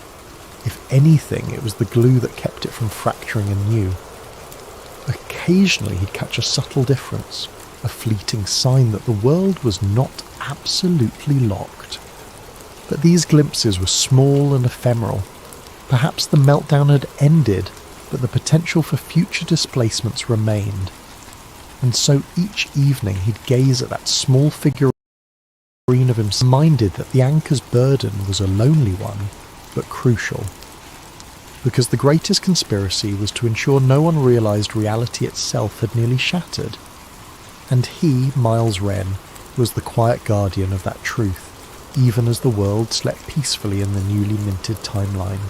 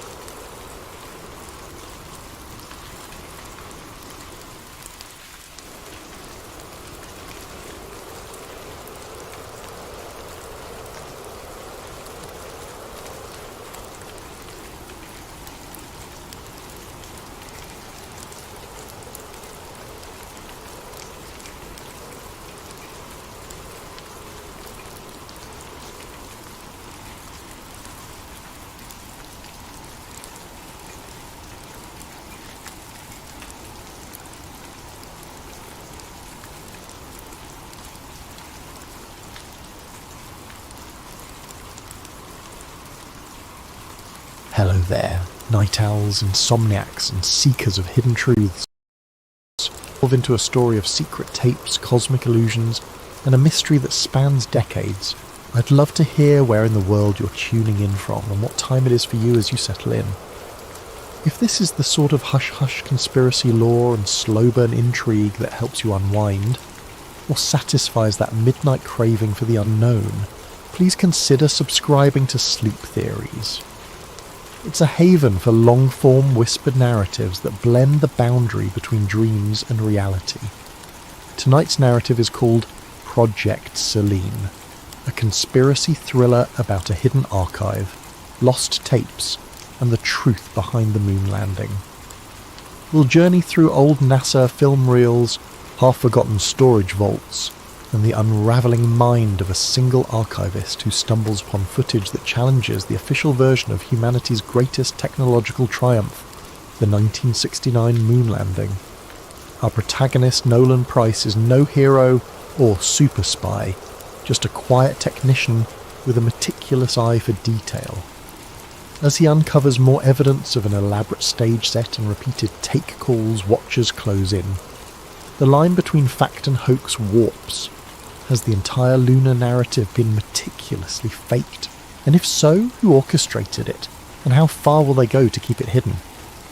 So find a comfortable position, maybe in bed with the lights low, or in a cosy chair as midnight drifts closer. Let your breathing slow. You'll sink into the flicker of analog film, that soft whir of a projector spinning old reels. Perhaps the gentle hum of a reel-to-reel tape resonates in the background. As we pass each chapter, you'll see how obsession can bloom from a single stray frame, and how the story of one small step for man might have been filmed under glaring stage lights all along. Remember, what follows is a work of fiction with a dash of what if, but sometimes those who ask what if unravel illusions that were never meant to be seen. Let's begin. With the hush of a locked storage facility, a reclusive archivist, and a battered cardboard box of tapes labelled Project Seline. Nolan Price stood outside the cinder-block walls of an abandoned government warehouse on the outskirts of Houston. The midday sun beat down on cracked pavement. He clutched a letter from Arcadia Aerospace Solutions, a private contractor that handled everything from satellite design to climate data. They had found references to ancient NASA reels in a sealed corner of a facility left over from the Cold War. The letter said Nolan, a freelance film restoration specialist, was chosen to digitize them. Urgent for historical archiving, they claimed. The pay was good, suspiciously good. Nolan stared at the weathered steel door. A single guard in a dusty uniform waved him in. Inside, the air was stale with the odour of old cardboard and decaying reel canisters. Flickering fluorescent lights revealed rows of shelves stuffed with NASA-labelled boxes, many slashed or water-damaged. This was typical. NASA's official archives were famed for mishaps, lost tapes of early rocket tests, missing telemetry from the Apollo missions. But something about Arcadia's hush-hush approach set Nolan on edge. A short, grey-suited woman introduced herself as Madison Harlow, acting as Arcadia's liaison. Without fanfare, she led him to a small side room, a makeshift editing suite they'd rigged with a battered 16mm projector, a spool rewinder, and a digital capture device. Stacks of reels labelled Apollo 11, RAW, Apollo 12, AVA, Saturn telemetry, HUL, and a curious mark, Seline, or SB footage. Harlow told him, "Your job transfer them to high-resolution digital. Mark any anomalies or degrade. No public commentary, no copies, understood?" Her tone was matter-of-fact but severe. Nolan didn't argue. He'd done hush projects before, and the hush came from corporate sensitivity or undisclosed research. Usually it was benign, so he shrugged. "Sure, I'll keep it discreet." She gave him a passkey, instructions on the alarm system, then left with final words. "We want it done swiftly, there's a schedule." Over the next few days, Nolan methodically fed reels into the projector, capturing them via a specialised scanner. In the first wave, he found typical NASA mission logs, rocket staging, crew training, pre-launch interviews. The colour had faded, the audio scratchy but recognisable, ground control chatter, astronauts reciting checklists. He found it a bit mesmerising, the old swirl of a countdown, boosters roaring. A shame these tapes had gathered dust. Day 3, he encountered the first odd reel. A label read, Apollo 11 Stage B, Take 3. The word Take 3 was strange. NASA mission reels usually said T-plus timeline or mission date references, not take. He shrugged, loaded it. The footage flickered. A wide shot of what looked like a lunar surface mock-up. Astronaut suits in frame, then a voice off screen. Positions and action! The two suited figures hopped across the grey dust. One stumbled. A laugh was heard. Then another voice. Cut, we'll reset. The reflection's too bright on the visor. Nolan's heart pounded. This was no standard rocket or EVA footage. It looked like a staged film set, complete with overhead lighting rigs. The black backdrop was a poor simulation of starless lunar sky. You could see wires in the corner. Shaken, Nolan reversed the reel to confirm. Indeed, there was an assistant carrying a boom mic half hidden behind an artificial crater. The date code on the reel said 7/1/1969, the day before the public broadcast of Apollo 11's first moonwalk. Could this be a training simulation? NASA did have partial staging for practice, yet the clapper, board reading Take 3, and the director's voice implying an actual production unsettled him. He digitised it, flagged it as anomaly, and moved on. Over the next few days, normal mission footage resumed, so he chalked it up to a weird test shoot. NASA might have used it for PR or promotional B-roll, but that night, lying in a cheap motel, Nolan replayed the snippet in his mind. Why such hush around these older reels? NASA training footage was typically labelled as such. The next morning he dug deeper. Opening a battered can labelled Seline B, he discovered a reel that started with a NASA colour bar pattern, then abruptly cut to a behind-the-scenes environment. Men in suits conferring around what looked like a partial lunar lander set. A man in a white shirt read from a script. Lunar surface continuity, camera feed approach. We must ensure the horizon line matches the predicted lens angle. Another man wearing thick-rimmed glasses nodded. We fake it right, or we fail. Understood? Nolan's breath quickened. This was no trivial training. The group on tape specifically talked about fooling an audience. They discussed vantage angles to hide stage edges, how the overhead rig should mimic low gravity. One phrase jumped out. Public must see only the broadcast feed from the designated channel. He set the reel aside, heart pounding. This was conspiratorial gold. Actual evidence of a potential staged moon landing scenario. It defied everything taught in history. NASA had always faced accusations by conspiracy buffs about the 9 moon landing being shot in a Hollywood set, referencing anomalies in flagged photos. But mainstream science easily refuted them. Yet these tapes, if real, it was the smoking gun. Then again, it could be a hoax, decades later staged footage. But the film stock was definitely vintage, and that the audio matched 1960s analogue characteristics. With sweaty palms, Nolan rummaged more, finding references to PSH Kubrick liaison.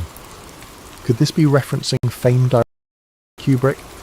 The name was never spelled out fully, but S. Kukub, the idea was insane. He'd heard rumours Kubrick was asked by NASA to film backup footage for crisis scenarios. The next reel's label read Moon Landing Studio Revan. The conspiracy was intensifying. That evening, a creeping sense of paranoia took hold. He locked the reels in a small closet. The quiet facility seemed ominous, as though someone was always behind the next aisle. Indeed, he glimpsed shadows near the corridor, possibly just the overhead lamp flicker.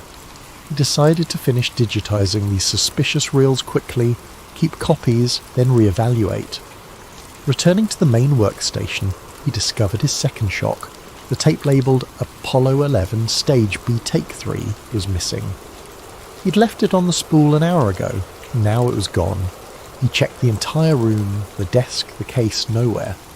Another reel was in its place, labelled simply Seline each. This was no accident. Someone knew he'd found the suspicious content. They replaced it with a cryptic reel, possibly a warning or a booby trap.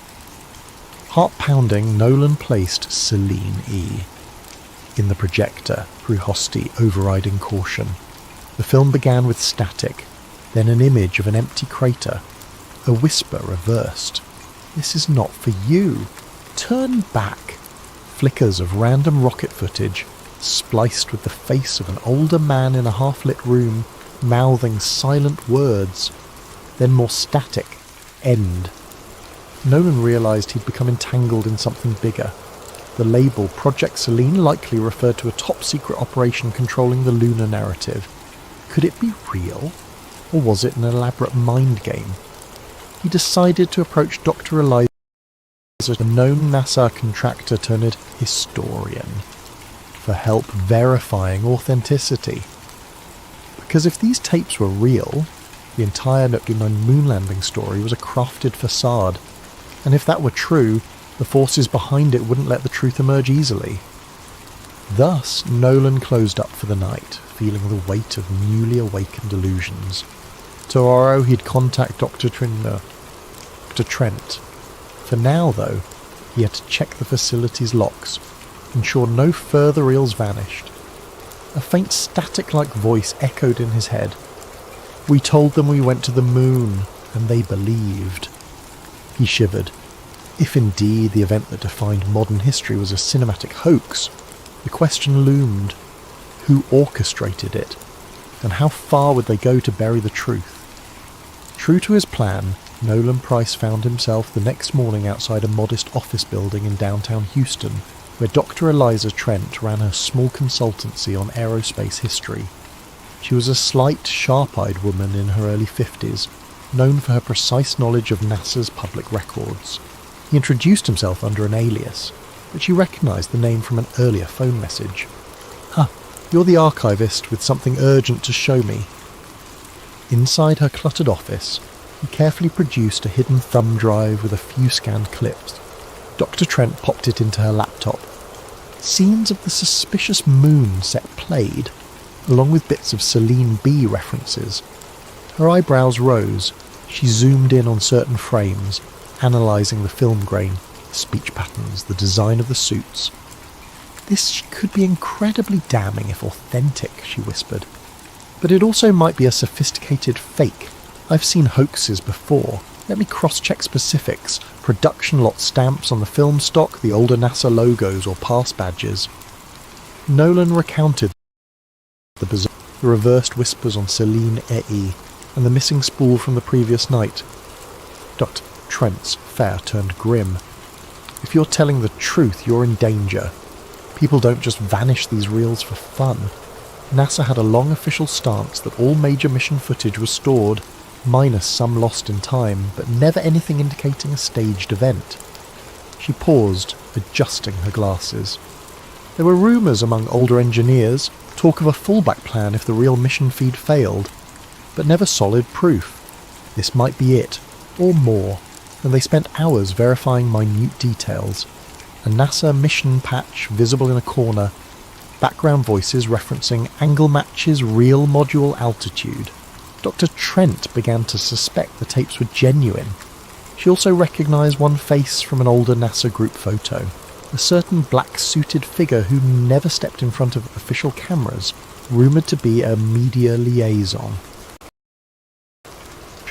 Rumoured to coordinate with a big Hollywood name, possibly Kubrick.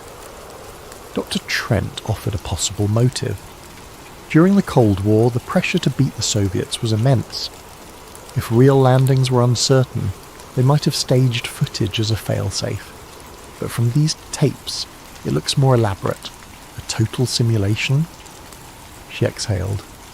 This changes everything. She urged Nolan to gather more evidence, but do it safely. That night they parted ways, planning to regroup once she did further checks in NASA's official archives. Meanwhile, Nolan returned to the old facility. The next morning he discovered the entire building locked, a renovation sign posted by Arcadia. Harlow, the liaison, was nowhere. Security had orders that no one enters, as the project was on hold. Furious, Nolan realised they intended to shut down any further rummaging. He tried to call Harlow's number. The job was effectively over. The suspicious reels presumably removed. He retreated to his small apartment, heart pounding. If the conspirators had the tapes again, that left him with only a few digital copies. Enough maybe if the file survived. He backed them up to multiple flash drives, but as he tried emailing Dr. Trent more footage, an error flagged. File blocked, suspicious content. Some large-scale infiltration of his system was in effect. The Watchers were definitely onto him. In the swirl came a break. Rummaging through older, unlabelled reels he'd already digitized, he found an odd snippet showing a man in a starkly lit corner, mid-70s style, glancing nervously at the camera. The film was scratched and audio was reversed. By reversing the track, Nolan deciphered fragments. Project Seline, never meant to see. We built illusions for a greater cause. Coughed, spat out. We lied. Or we lost the war. I left a final record in the Saturn archives. Then static. Confused, Nolan tried to see if Saturn archives might reference Saturn V rocket logs, but Dr. Trent had all standard Saturn V data. Possibly it referred to a hidden code or a separate repository. The man in the clip might be the archivist, or Red Hand, the rumoured original whistleblower. If so, his message suggested a bigger trove of evidence existed somewhere else, presumably safer than the official NASA channels. Maybe that trove spelled out the entire impetus behind faking, or partially faking, the moon landings. Nolan phoned to Trent again. She was frantic. Her home office had been ransacked, old NASA microfilms stolen, and suspicious men in suits loomed outside her building. She believed Arcadia Aerospace was a front for a deeper Black Ops group. She said a public place with the new reel. Nolan agreed, setting a meet at a busy bus station. However, the next day she never arrived. Her phone went dead. In parallel, an eerie wave of accidents claimed two older NASA retirees who'd been tangentially tied to the lunar era. Stroke, heart attack, but the timing reeked of cover-up. The media said nothing, overshadowed by typical news cycles, but a small corner of online conspiracy forums lit up. Moon archivist missing. Spike in NASA retiree deaths. Project Seline rumour intensifies. One forum user named Apollo Truth posted a cryptic line, "Look to LB7, the final broadcast is hidden." Nolan recognised LB might be Lunar Base 7, some old reference from the tapes. Or maybe LB7 was code for a hidden stage. He rummaged the digitised catalogue, eventually unearthing a label that matched. L. the Devonter's footage. Opening it, outtakes. An entire set with rovers, multiple crater backdrops, and a partial script reading, "The audience sees only the final cut." Another snippet showed a NASA official saying, "We can't let them see the starfield difference. We'll keep it black." It confirmed the idea. The official moon footage was heavily edited, possibly reshot. As tension soared, Nolan sensed the Watchers nearing. Strange cars lingered near his apartment. The old building caretaker told him men asked about him, flashing some government ID. Fearing for his life, Nolan packed the digitised reels, stashed them in a battered suitcase, and hopped on a night bus out of town. He had one lead, a mention from Dr. Trent about the domain of the final transmissions, an alleged secret NASA comm station in the desert, which might hold old telemetry backups. If the Watchers stored illusions in reels, maybe the raw signals existed, real or fake, that confirm the staged transmission. That might be the final piece to prove everything. Exhausted, he slumped in a bus seat, the flicker of highway lights passing. He felt haunted by the question. If they never truly landed men on the moon, what did that imply about decades of scientific progress, cultural memory, even the illusions of human achievement? The scale of deception would be monstrous. Or maybe the real landings happened, but the televised footage was partly staged. The puzzle was too big, but the watchers clearly wanted him silent. He closed his eyes, drifting into half-sleep, hearing static-laced audio. "We told them we were first. The Soviets believed. We soared," voice whispered. Project Seline was the key to winning hearts, no matter the cost. He jolted awake, heart pounding. Could the cost now be his life? Thus, we near the threshold of the final confrontation. A hidden station, possibly guarded by those preserving the illusions, and a desperate archivist determined to reveal the truth, no matter the personal toll. The watchers circle like wolves. Dr. Trent is missing, and the ghostly voice of the archivist from the 1970s beckons him onward to the final spool that might shatter the world's beloved myth. A dusty desert highway led Nolan Price to a sign half rusted and unreadable. The day was scorching, reminiscent of a place NASA once tested rovers or illusions of them. Lacking a car, Nolan walked hours from the bus drop-off, carrying a battered duffel, loaded with the crucial reels and a battered laptop. He was guided only by a rumour of a closed NASA comm station, rumoured to have moon feed backups. If he could find that station, he might locate the original uncut transmissions, or a final log from the Watchers themselves, validating the entire hoax. The Watchers were not far behind. They had resources to track phone pings, credit usage, license plate scanners, but Nolan used none of those, moving off-grid.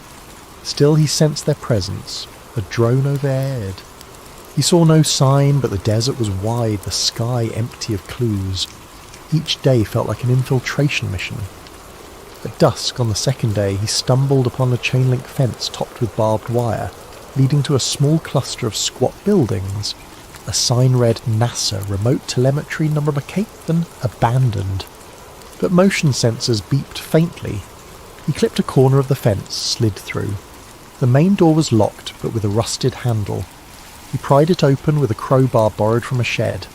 Inside the facility lay dark, stale air, thick with dust. A backup generator might still exist. With a flicker of old, he found a control room lined with defunct monitors, consoles labelled Apollo, Gemini, Deep Space TLM. A wave of awe overcame him. This was NASA's old telemetry link?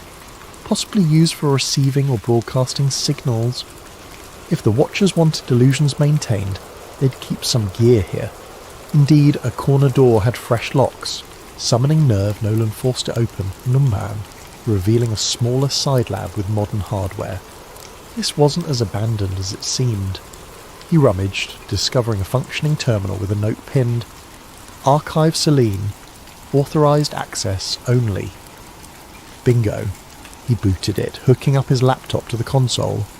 The system asked for credentials. He typed a guess. Seline. No luck. Another guess. Apollo 1969. Another fail. Searching the desk, he found a slip with partial codes referencing. He typed it. The screen flashed green. He was in. File directories indicated live stage feed 69, simulation mix upped, broadcast cut. This validated the idea that at least partial coverage had been simulated. Another folder read Archive Trent Comms. That name. Was that Dr. Eliza Trent? Possibly her attempt to gather data. He opened it, a partial video showing Dr. Trent forcibly questioned by men in suits. She pleaded, "We can't let them keep lying, people deserve..." Then the video ended. Nolan reeled with horror. She'd been captured. He had to act fast. The Watchers would realise the system was accessed. He found an old satellite uplink control ironically used in the 60s for deep space transmissions. If it still worked, he could broadcast a direct feed of these unedited files to multiple open frequencies, unstoppable by typical net censorship. A perfect find. He rummaged for cables, hooking everything up. The generator hummed. The old dish on the facility's roof squeaked into position. The console flickered with an option. Signal frequencies, low Earth channels, civil comms, even random radio bands. He could saturate them all. He selected the files, raw footage of the staged moon sets, outtakes with directors, plus newly discovered voice logs referencing, "We never left Earth, we built illusions." He included the Dr. Trent clip, proving watchers had her. Tapping transmit, he waited for the progress bar. Slowly it climbed, 10%, 20%. Then boots on concrete outside. The watchers had arrived. They swarmed in, flashlights cutting beams in the dusty corridors. He jammed a filing cabinet against the door. Gunfire erupted from the hallway. The broadcast was at 60%. If he could hold them off a few more minutes, the entire world would see the raw data. Shots tore through the flimsy door. Splinters flew. The watchers forced an entry. Nolan, crouching behind a console, tapped a final override to lock the station's outer doors. The watchers hammered at them from within. They must have cut an external fence, but the building's metal doors might by seconds. The bar rose to 80%. Sparks flew as the watchers tried to break the console. Nolan fired a single-shot flare pistol he'd found, more a diversion than a weapon. The watchers scattered, returning heavy fire. The console took hits, but the broadcast still beeped along. 90% of them. In a swirl of chaos, the watchers overcame the obstacles, stepping into the lab. Their lead figure, masked, raised a rifle. "Stop this now," he barked. "We'll kill you.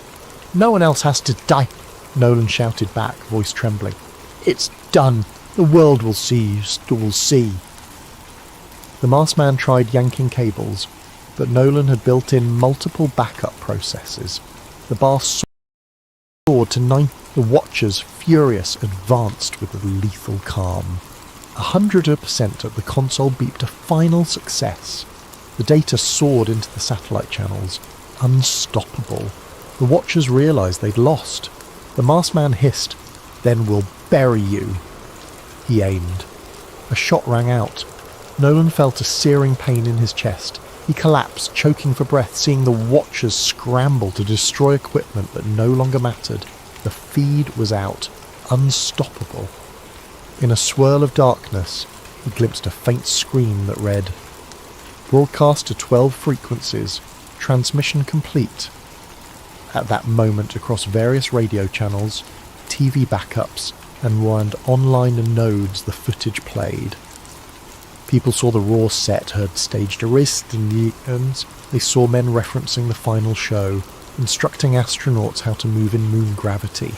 The illusions were no longer rumour or partial. A mosaic was out. Social media exploded. Even those who had refused to doubt the official narrative watched in shock. By the next day, an unstoppable wave of meltdown overcame news outlets, overshadowing watchers' attempts to disclaim. Nolan lay on the floor, vision fading.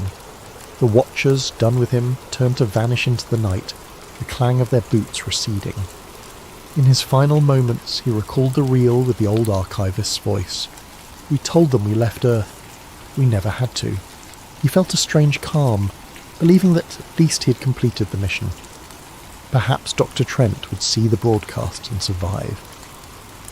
The next morning, the world awoke to the shock of unfiltered footage spreading across every major and minor digital platform. Twitter, ephemeral streaming sites, pirate radio channels. The images showed the alleged set for the moon landing. Dusty sound stages, mocked-up craters, overhead rigging. Audio captures and alleged Hollywood technicians planning each scene. For many, this was an utter betrayal of faith in humankind's greatest triumph. For others, it vindicated decades of suspicion. Debates raged over how much was real, or whether some actual missions occurred, but the televised parts were faked. NASA and the White House scrambled to disclaim the footage, calling it forged propaganda. Yet the level of detail referencing actual mission rosters and behind-the-scenes technical talk was too well constructed for a simple hoax. Media responded in a frenzy. Reputable outlets tried to decode the timeline. Was it partial or total fakery? Did NASA still go physically to the moon while using stage broadcasts as a backup? The footage suggested a grand pre-arranged deception. A few ex-astronauts vehemently denied the claims, but curiously some had died or refused interviews. Conspiracy forums, ironically, mainstream. Everyone had a stake in the truth. If the Mardenid broadcast was faked, what else had been manipulated in history, and how many watchers lurked behind official illusions? Arcadia Aerospace, the front that hired Nolan, came under intense scrutiny. Their offices claimed ignorance, stating, "We believed it was standard NASA archival material." Their press statements were overshadowed by insider leaks that Arcadia was deeply connected to old intelligence circles. Government statements insisted an internal investigation was underway. All typical deflections. Meanwhile, the public demanded answers. Protests outside NASA centres soared. People carried signs reading, "We deserve the real truth." In the hush of those gatherings, tearful individuals who once admired Neil Armstrong's moonwalk felt gut-punched by the notion that they'd been shown a grand cinema piece. Sarah Voss re-emerged, having fled watchers. She published a scathing editorial, Project Seline, the greatest story never told, detailing her collaboration with Nolan, the missing reels, and the final broadcast. She confirmed that Nolan likely perished after ensuring the transmissions went live. She praised him as a tragic hero. Reaction poured in from across the world, sorrow that his name would be tied to the Moonlie revelation, but gratitude for exposing it. Hashtags at Project Seline and #MoonHoax soared. NASA's official line: "We categorically deny any mission staging. We continue to investigate maliciously edited footage."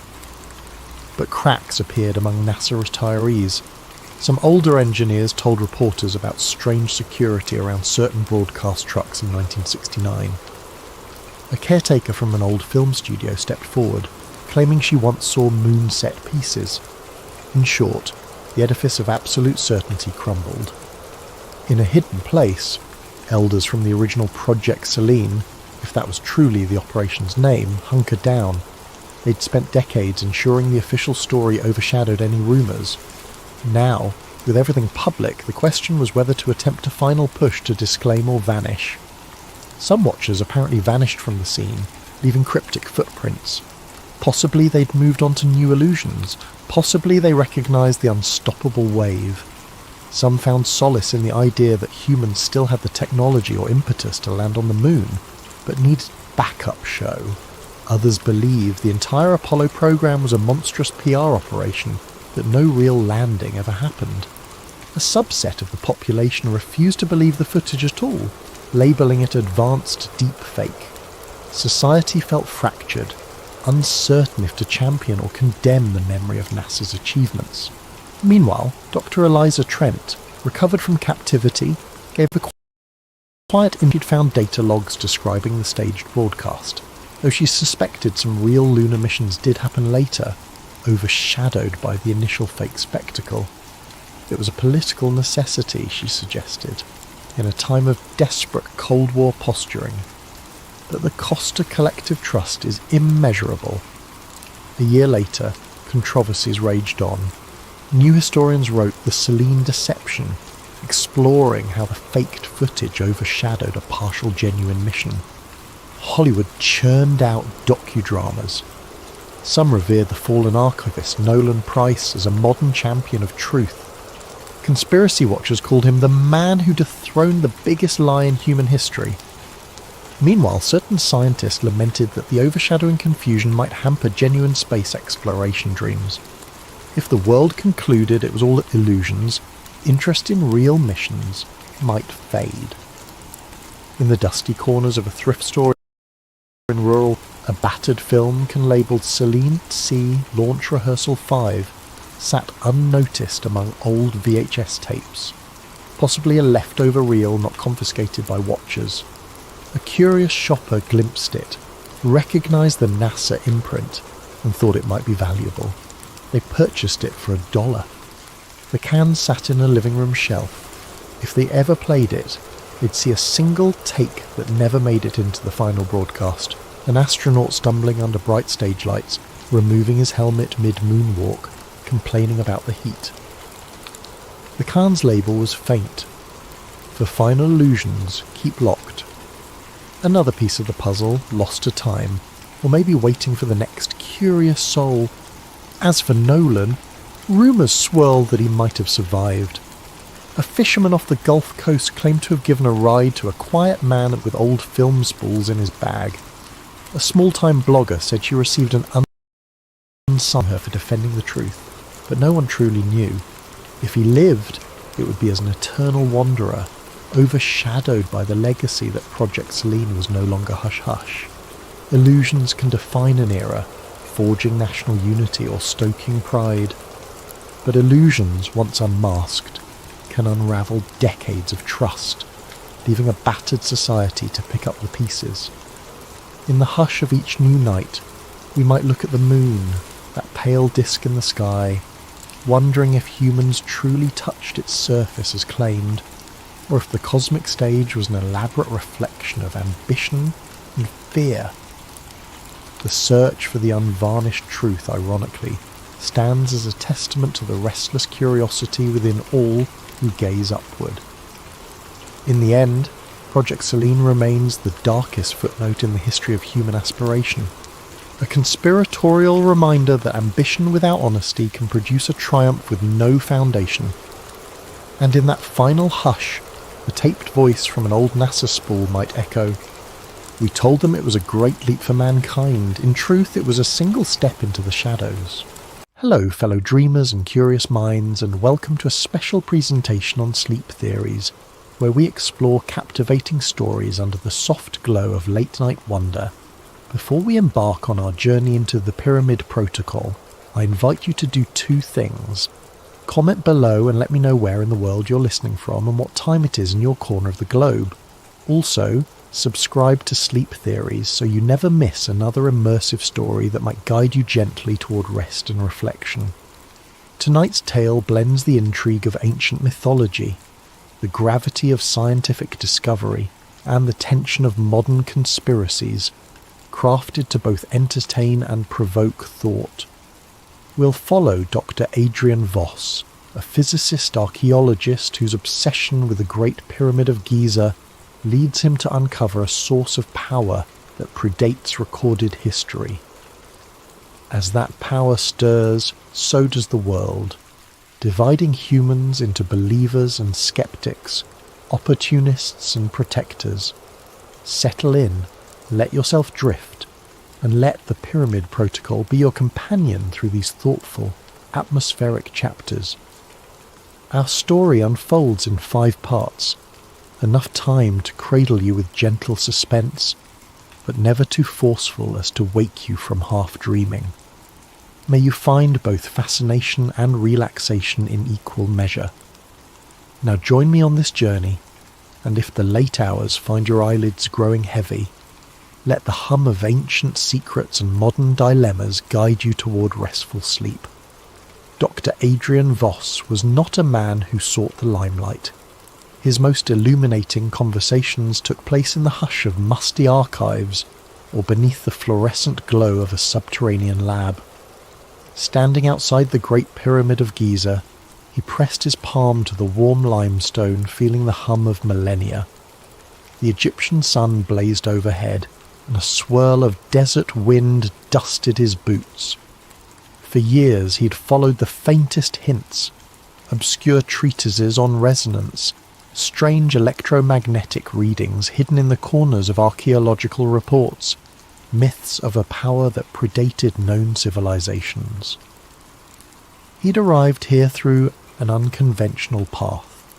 Once a brilliant physicist researching high-energy phenomena, he found himself increasingly drawn to ancient sites whose architectural precision challenged mainstream history. The Great Pyramid was the zenith of his fascination, a monolith rumoured to encode mathematical constants, star alignments, and cryptic inscriptions no one could fully decode. Adrian believed the structure wasn't merely a tomb. He harboured theories that it served as a sophisticated device, possibly for energy generation. On day 1 of the dig, his small team set up an array of instruments around the pyramid's perimeter. Layla Mansour, an Egyptian historian and cultural preservationist, stood by, arms crossed. She had reason to be wary. Too many times foreign researchers had arrived with grand ideas, disturbing sacred ground and leaving only disruptions behind. Yet Adrian had earned a fraction of her trust by collaborating with local experts and promising respect for the site's integrity. Lowering delicate sensors into a narrow shaft, Adrian's excitement grew. Early data hinted at acoustic resonance expectation. When signals were pulsed into the pyramid stone, readings echoed back with patterns suggesting internal chambers beyond the known rooms. There was a quiet hush in the makeshift control tent, a hush that signalled awe. "This is no ordinary cavity," Adrian whispered, analysing the waveforms. "The amplitude is—" He paused, recalculating. "It's as if the stone channels energy along certain frequencies. If so, the pyramid may act like a resonator." Layla adjusted her scarf, half impressed, half uneasy. "Adrian, I appreciate your thoroughness, but you're treading on dangerous ground, historically, and, perhaps, spiritually." Meanwhile, rumours swirled among local workers too. Some whispered that the pyramid had always guarded a cosmic secret. Others rolled their eyes at the notion of science unravelling age-old mysteries. Nonetheless, no one could deny that even the air around the Great Pyramid felt charged, as though something was waiting. Within days, Adrian's team, equipped with advanced ground-penetrating radar, identified an unmapped corridor descending deep beneath the granite. The corridor's existence was, in itself, sensational. Layla stood at the entrance, breath caught in her throat, as if crossing into forbidden territory. "We must proceed carefully," she murmured. Under flickering floodlights, they ventured into the hidden passage. It stretched for nearly half a kilometre before opening into a chamber shaped like a hexagon, lined with polished stone in which flickered faint crystal deposits. Adrian's heart pounded. The slightest footstep echoed in impossibly layered reverberations. He knelt, shining a beam across the walls. Etched symbols spanned the surfaces, not purely hieroglyphic. Some looked older, more archaic, with geometric motifs reminiscent of advanced mathematics. Others evoked star charts. "This is something beyond standard dynastic Egyptian designs," Layla said, voice trembling. "Could it be older? Something that they built upon?" Adrian nodded, eyes tracing lines that seemed to converge at a central dais, a rectangular slab. He found his gaze drawn to a cluster of crystals embedded within the dais, arranged in a radial pattern. He recognized them as a type of quartz-like mineral with potential piezoelectric properties. "This," he breathed, "could function as a power node if the entire chamber resonates. Possibly the ancients harnessed natural vibrations from the earth or cosmic sources." The next weeks blurred in a flurry of meticulous documentation. Mineral samples were tested, electromagnetic scans performed. The data left Adrian's team baffled.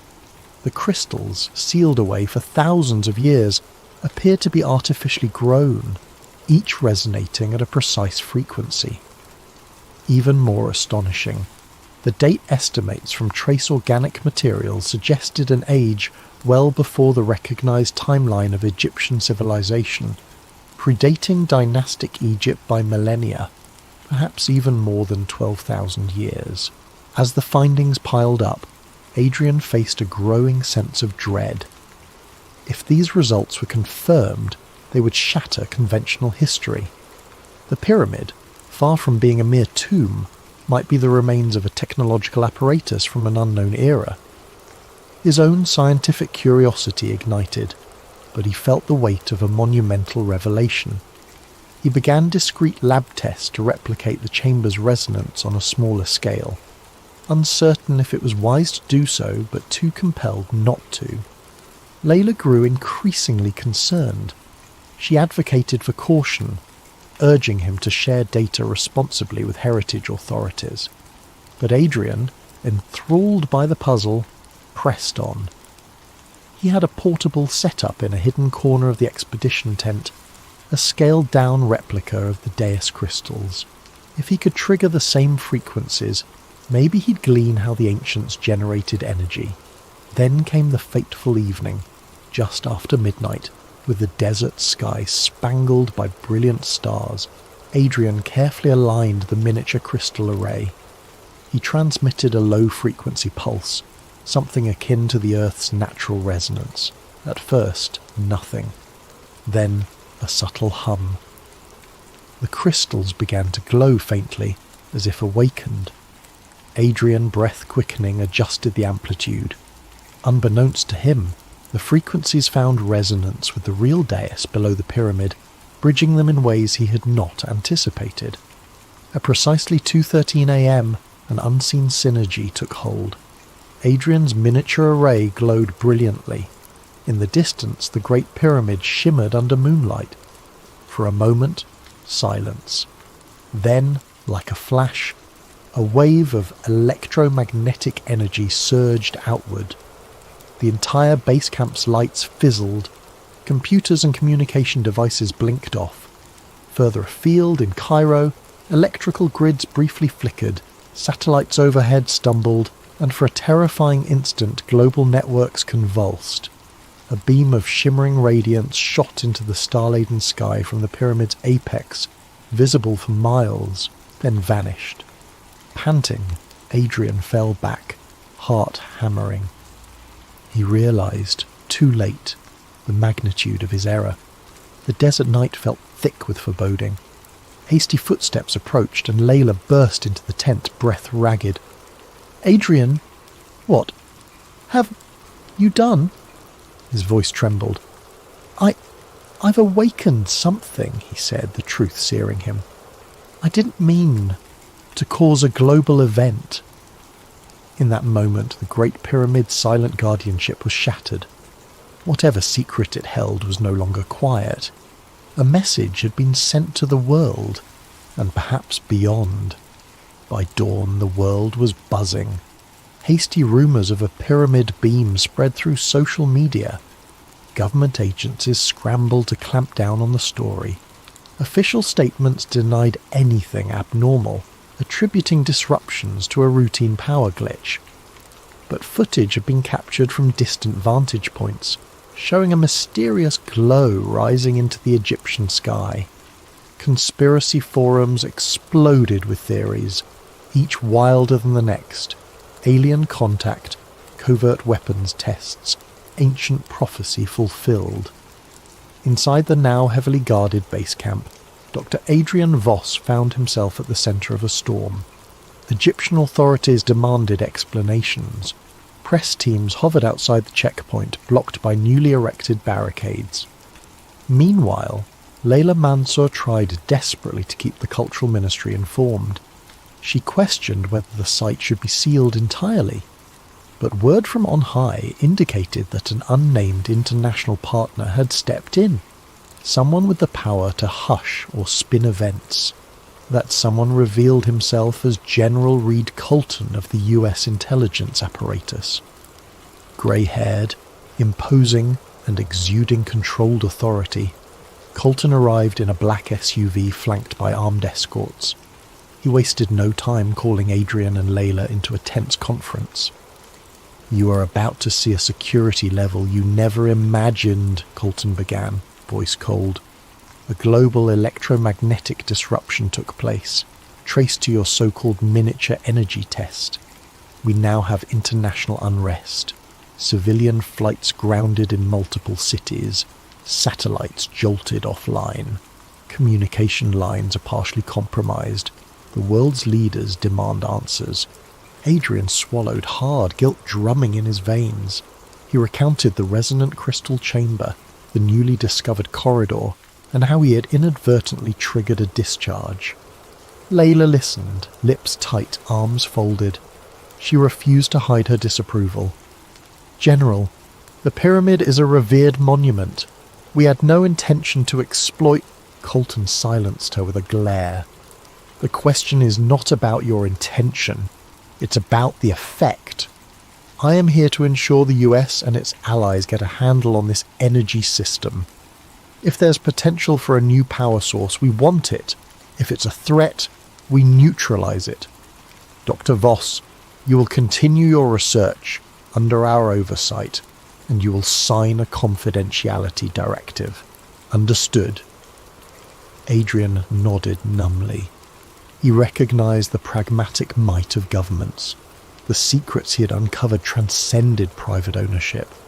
Fear of misuse gnawed at him. He recalled the bombings of Hiroshima, Oppenheimer's regret. Ancient knowledge harnessed as a modern weapon. Was that the path they now trod?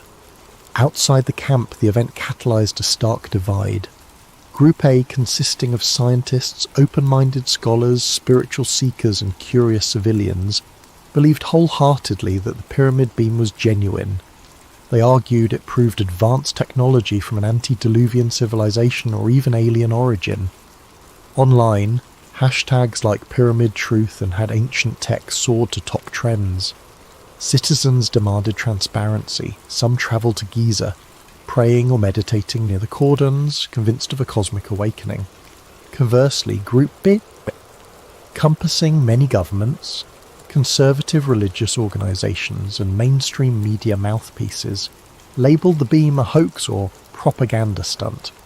They cited lack of credible evidence and insisted the phenomenon was a fluke power surge. By rolling out official denials, some sought to quell panic and maintain the status quo. After all, if the public believed that relics from an unknown era could overshadow modern science, entire power structures might quake.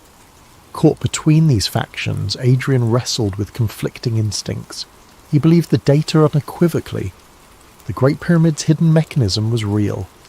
Yet the more he cooperated with General Colton, the more he feared that knowledge would be militarized. One late evening, Layla cornered him in the expedition tent, her eyes flashing with concern. This is no longer purely academic, Adrian.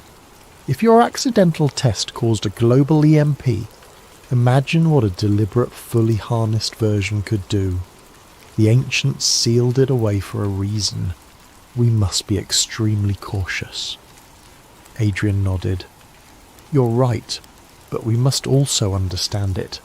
If we let the military or opportunistic powers study it alone, we risk devastation. I can't just walk away now. Reluctantly, Layla agreed, but her expression was grim. She began poring over new glyph translations, searching for hints about the ancient civilization's intentions. Her reading indicated references to a gateway of fire and resonance to the stars, but the context was cryptic. She worried they implied some catastrophic outcome if reactivated incorrectly. Meanwhile, the media frenzy escalated. Document dumps, presumably leaked from well-placed insiders, revealed partial translations describing advanced crystalline technology within the pyramid. This triggered a global wave of conspiracies and fervour. Some believers championed the event as a sign humanity was on the cusp of a new era. Others predicted apocalypse. In certain cities, small riots broke out as protesters clashed with police, shouting for the truth about the pyramid beam. Under increasing pressure, the Egyptian government tightened its hold around Giza, but even they seemed overshadowed by the presence of General Colton and his allied forces. Tensions rose by the hour. One day, an Egyptian official arrived, demanding a full lockdown, but was rebuffed politely yet firmly by Colton's men. Adrian, overhearing the standoff, felt the noose tightening. The historical guardianship of the pyramids was overshadowed by global power plays. In a temporary lab within the site, Adrian demonstrated the new data for Colton, scans showing deeper resonance channels within the pyramid. General, the pulses run throughout the structure. If we attempt further activation, it could reignite the effect on a larger scale. Colton rubbed his chin, eyes betraying keen interest. So, you're saying it can produce energy on command? Potentially we could refine it, control it? Adrian hesitated. Yes, but the system's complexity is enormous. We must figure out how to stabilize it. One slip could trigger another global outage. Or worse. I'm urging caution. The General offered a thin smile. As am I, Dr. Voss. But progress sometimes requires risk. We want you to replicate a larger version of your earlier experiment under our safe protocols, of course. Imagine the implications. Clean energy for the world, or at least for those who earn it. Adrian caught Layla's distressed look. He recalled how Oppenheimer must have felt at Los Alamos. An unstoppable momentum behind a discovery that could change the world for good or ill. Already rumours whispered of other world powers sending covert teams to glean whatever intelligence they could.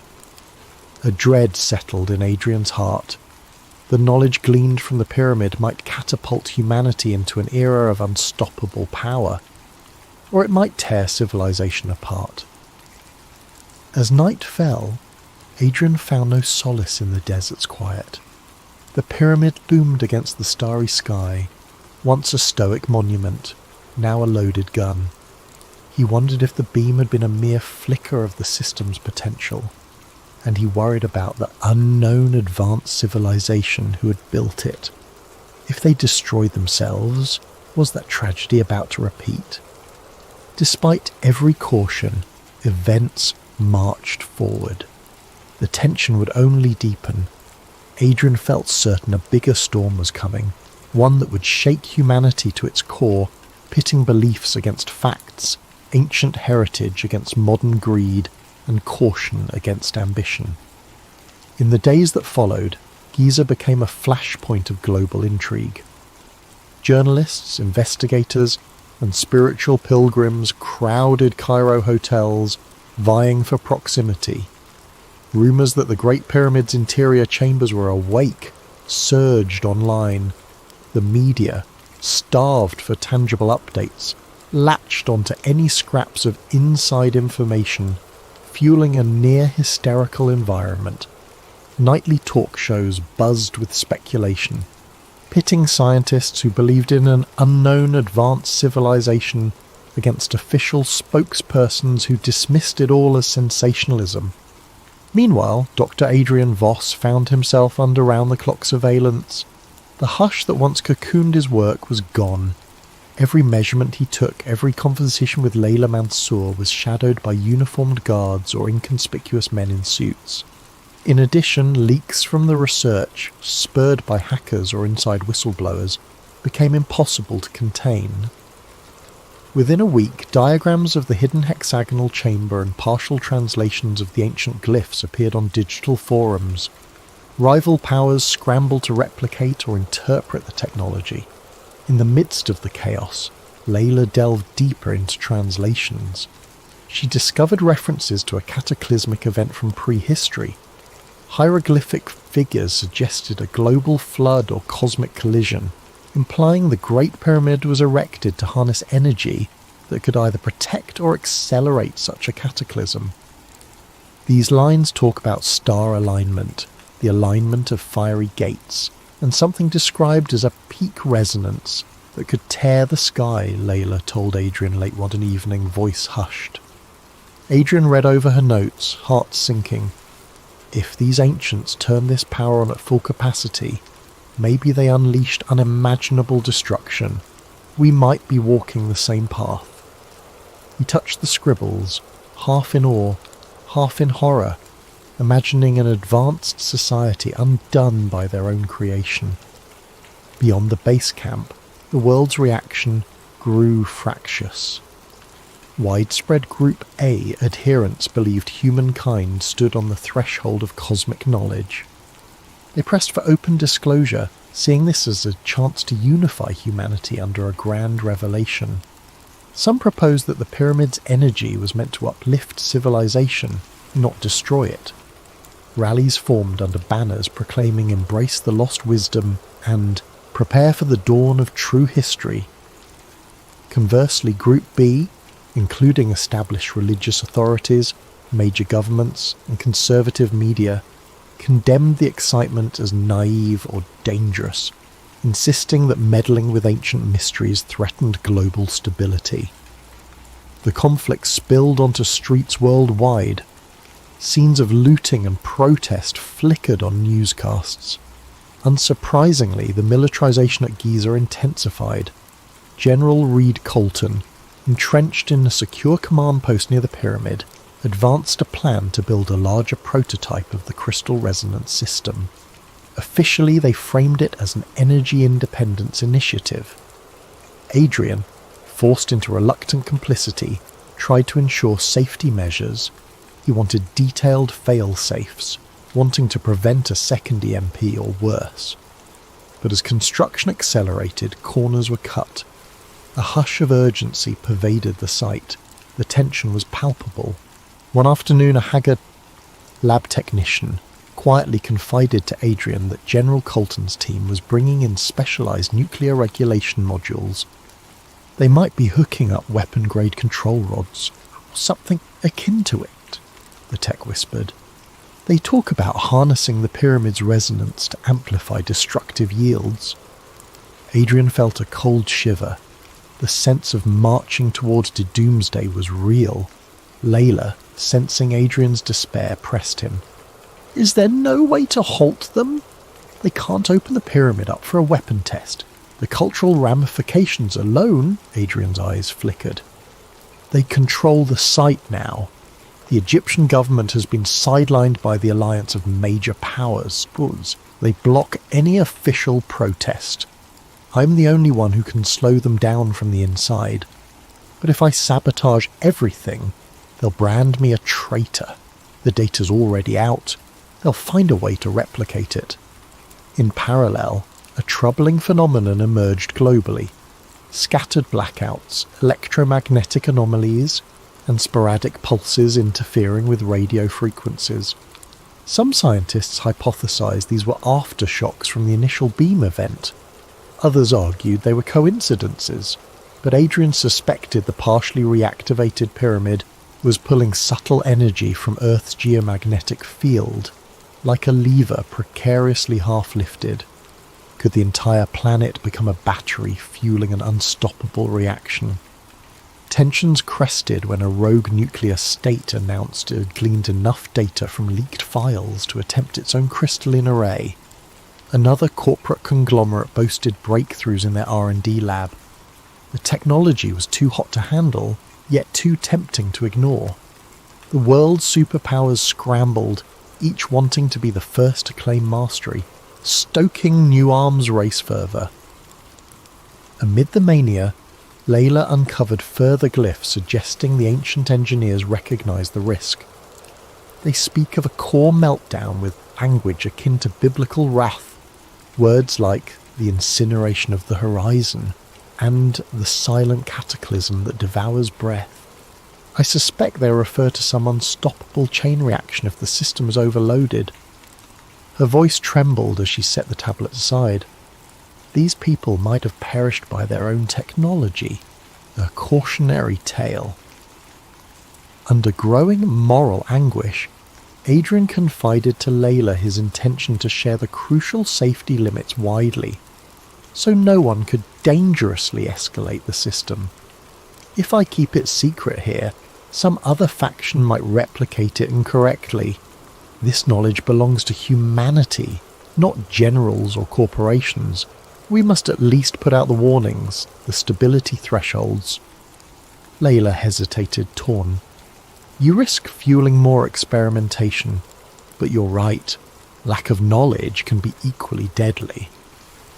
That night, under swirling desert winds, Adrian clandestinely transmitted an encrypted data packet to an international scientific forum. The document included theoretical maximums for the crystal resonance, meltdown conditions, and recommended shut-off protocols. He labelled it Stop the Fire VOS data. Moments after pressing send, he felt both relief and dread. If the rightful mind saw it, maybe they'd prevent catastrophic misuse. But if unscrupulous parties gained it, they might expedite their doomsday. A wave of guilt suffused him. Was there any winning? Within hours, the leak was discovered. Furious, General Colton confronted Adrian in the pyramid's shadow. "Did you just hand a loaded gun to every terrorist group on Earth?" he roared. "We could have contained this technology, but you had to go whistleblowing." Adrian stood firm, though inside he quaked. Containment was never possible. The horse is out of the barn. The only hope is that the world learns the dangers and tries to cooperate. Colton's glare was lethal. "Cooperate?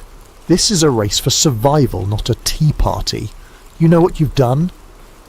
Adrian said nothing. He knew precisely what he had done. Tried to be the conscience in a machine spiralling out of control. Elsewhere, chaos brewed. Nations suspected each other of secret tests. The global economy took hits as markets reeled from the uncertainty. Religious leaders warned of an approaching apocalypse. Protesters camped near Giza, chanting for the pyramid's liberation. In some corners of cyberspace, extremist groups threatened to storm the site and claim the star power for the chosen. Weary and haunted, Adrian trudged each day through the new lab being built inside the hidden corridor. Industrial cables snaked along the ancient walls, feeding into... One evening, Layla approached him with the newly translated line. "The cost of knowledge is the way of souls." She let the words hang. Adrian swallowed. The pyramid's ancient architects had glimpsed tragedy. Now modern humans teetered on that same precipice. With global tensions rising, it wouldn't be long before the story reached an explosive turning point. Adrian felt it in every breath. The pyramid's dormant power had reawakened, and unless wisdom tempered ambition, that power might devour the planet. No matter the scale of security or denial, the ancient energy thrummed beneath the sands, unstoppable, beckoning a date with destiny. In the gloom beneath the Great Pyramid, a new crystalline device stood half-assembled, a scaled-up version of Adrian's earlier miniature array. Cables ran from generator trucks outside, forming a labyrinth of modern metal harnessed to primeval stone. General Reed Colton supervised the installation, ignoring the anxious glances from engineers uncertain about bridging ancient and modern systems. Tensions were so thick they could be tasted. For Dr. Adrian Voss, the parallels to the Manhattan Project were impossible to ignore. Like Oppenheimer, he now found himself trapped in the unstoppable momentum of a scientific triumph, twisted by militaristic aims. His core hammered with dread. The more they refined the device, the more it tapped into Earth's resonant frequencies. Layla Mansour, near despair, busied herself deciphering glyphs in hopes of gleaning a final failsafe. On the other side of the world, news broadcasts revealed that multiple nations had tested smaller crystalline rigs. Some reported mild EMP bursts, others failed catastrophically. But the appetite for what was being called the next nuclear revolution only grew. Diplomatic talks faltered under suspicion and threats. A race to harness or replicate the pyramid tech overshadowed everything. Traditional nuclear deterrents lost their luster next to the rumoured cosmic-level potential of a fully realised pyramid energy core. Amid the swirling global crisis, Layla uncovered a chilling phrase in the newly translated text. "When the starfire rises, a devourer of Earth shall emerge." She explained to Adrian that it might reference something akin to a feedback loop feeding on planetary fields, unstoppable once triggered. Maybe the ancient civilization once believed they'd open a channel to the heavens, she mused, but ended up summoning cataclysm. Late one night, Adrian paced the corridor, studying the massive crystals. Could the pyramid system behave like an antenna beaming signals into space? Had the earlier beam alert something out there? He recalled how, at the moment of the initial EMP, a pillar of light shot skyward. Perhaps the original architects intended an interstellar communication, or a cosmic energy draw. The possibilities terrified him. General Colton, meanwhile, pressed forward. He believed in forging a demonstration test blast, that if successful would place the Allied power block at an unassailable advantage. "No one will dare cross us if we prove the capability," he told Adrian. "All we need is a controlled demonstration, maybe in a remote desert." Adrian's protest fell on deaf ears. He insisted any large-scale activation risked meltdown or unstoppable chain reactions, referencing the ancient warnings. But Colton and his entourage remained unconvinced. "You're the genius who discovered this," the general retorted. "I'll ensure it doesn't kill us all." In a desperate bid, Adrian approached the Egyptian Minister of Antiquities, hoping to rally local condemnation. But political muscle had shifted. The minister's hands were tied, overshadowed by the joint operation. Meanwhile, external pressures mounted. Protesters outside the perimeter grew bolder. Some tried scaling fences, only to be pushed back by armed soldiers. Violence simmered. One fateful morning, an urgent meeting was convened in the subterranean lab. 10 or so high-ranking officials, plus a handful of scientists, including Adrian, gathered around a large display. Preliminary data indicated the newly built core was nearing operational readiness. The general, standing at the table's head, declared that a small-scale test would be performed within the week, verifying the weaponizable properties. "Once we demonstrate control, we'll deter any rogue nation from igniting a chain reaction," he stated confidently. Adrian found his voice shaking as he tried to reason. "General, the historical context suggests the chain reaction can't be easily stopped once initiated at full magnitude. We risk an Earth-wide event. The meltdown scenario is real. The ancients made that clear." Colton gave a dismissive wave. "You've said that many times, Doctor, but we're not amateurs. Our engineering is advanced. We'll keep the power threshold below meltdown. Or do you not trust your own safety measures?" Adrian stared at the display. The data was incomplete, the potential for miscalculation enormous. Even so, the die was cast. He was witnessing unstoppable inertia. That evening, Layla arrived at Adrian's tent with a final revelation.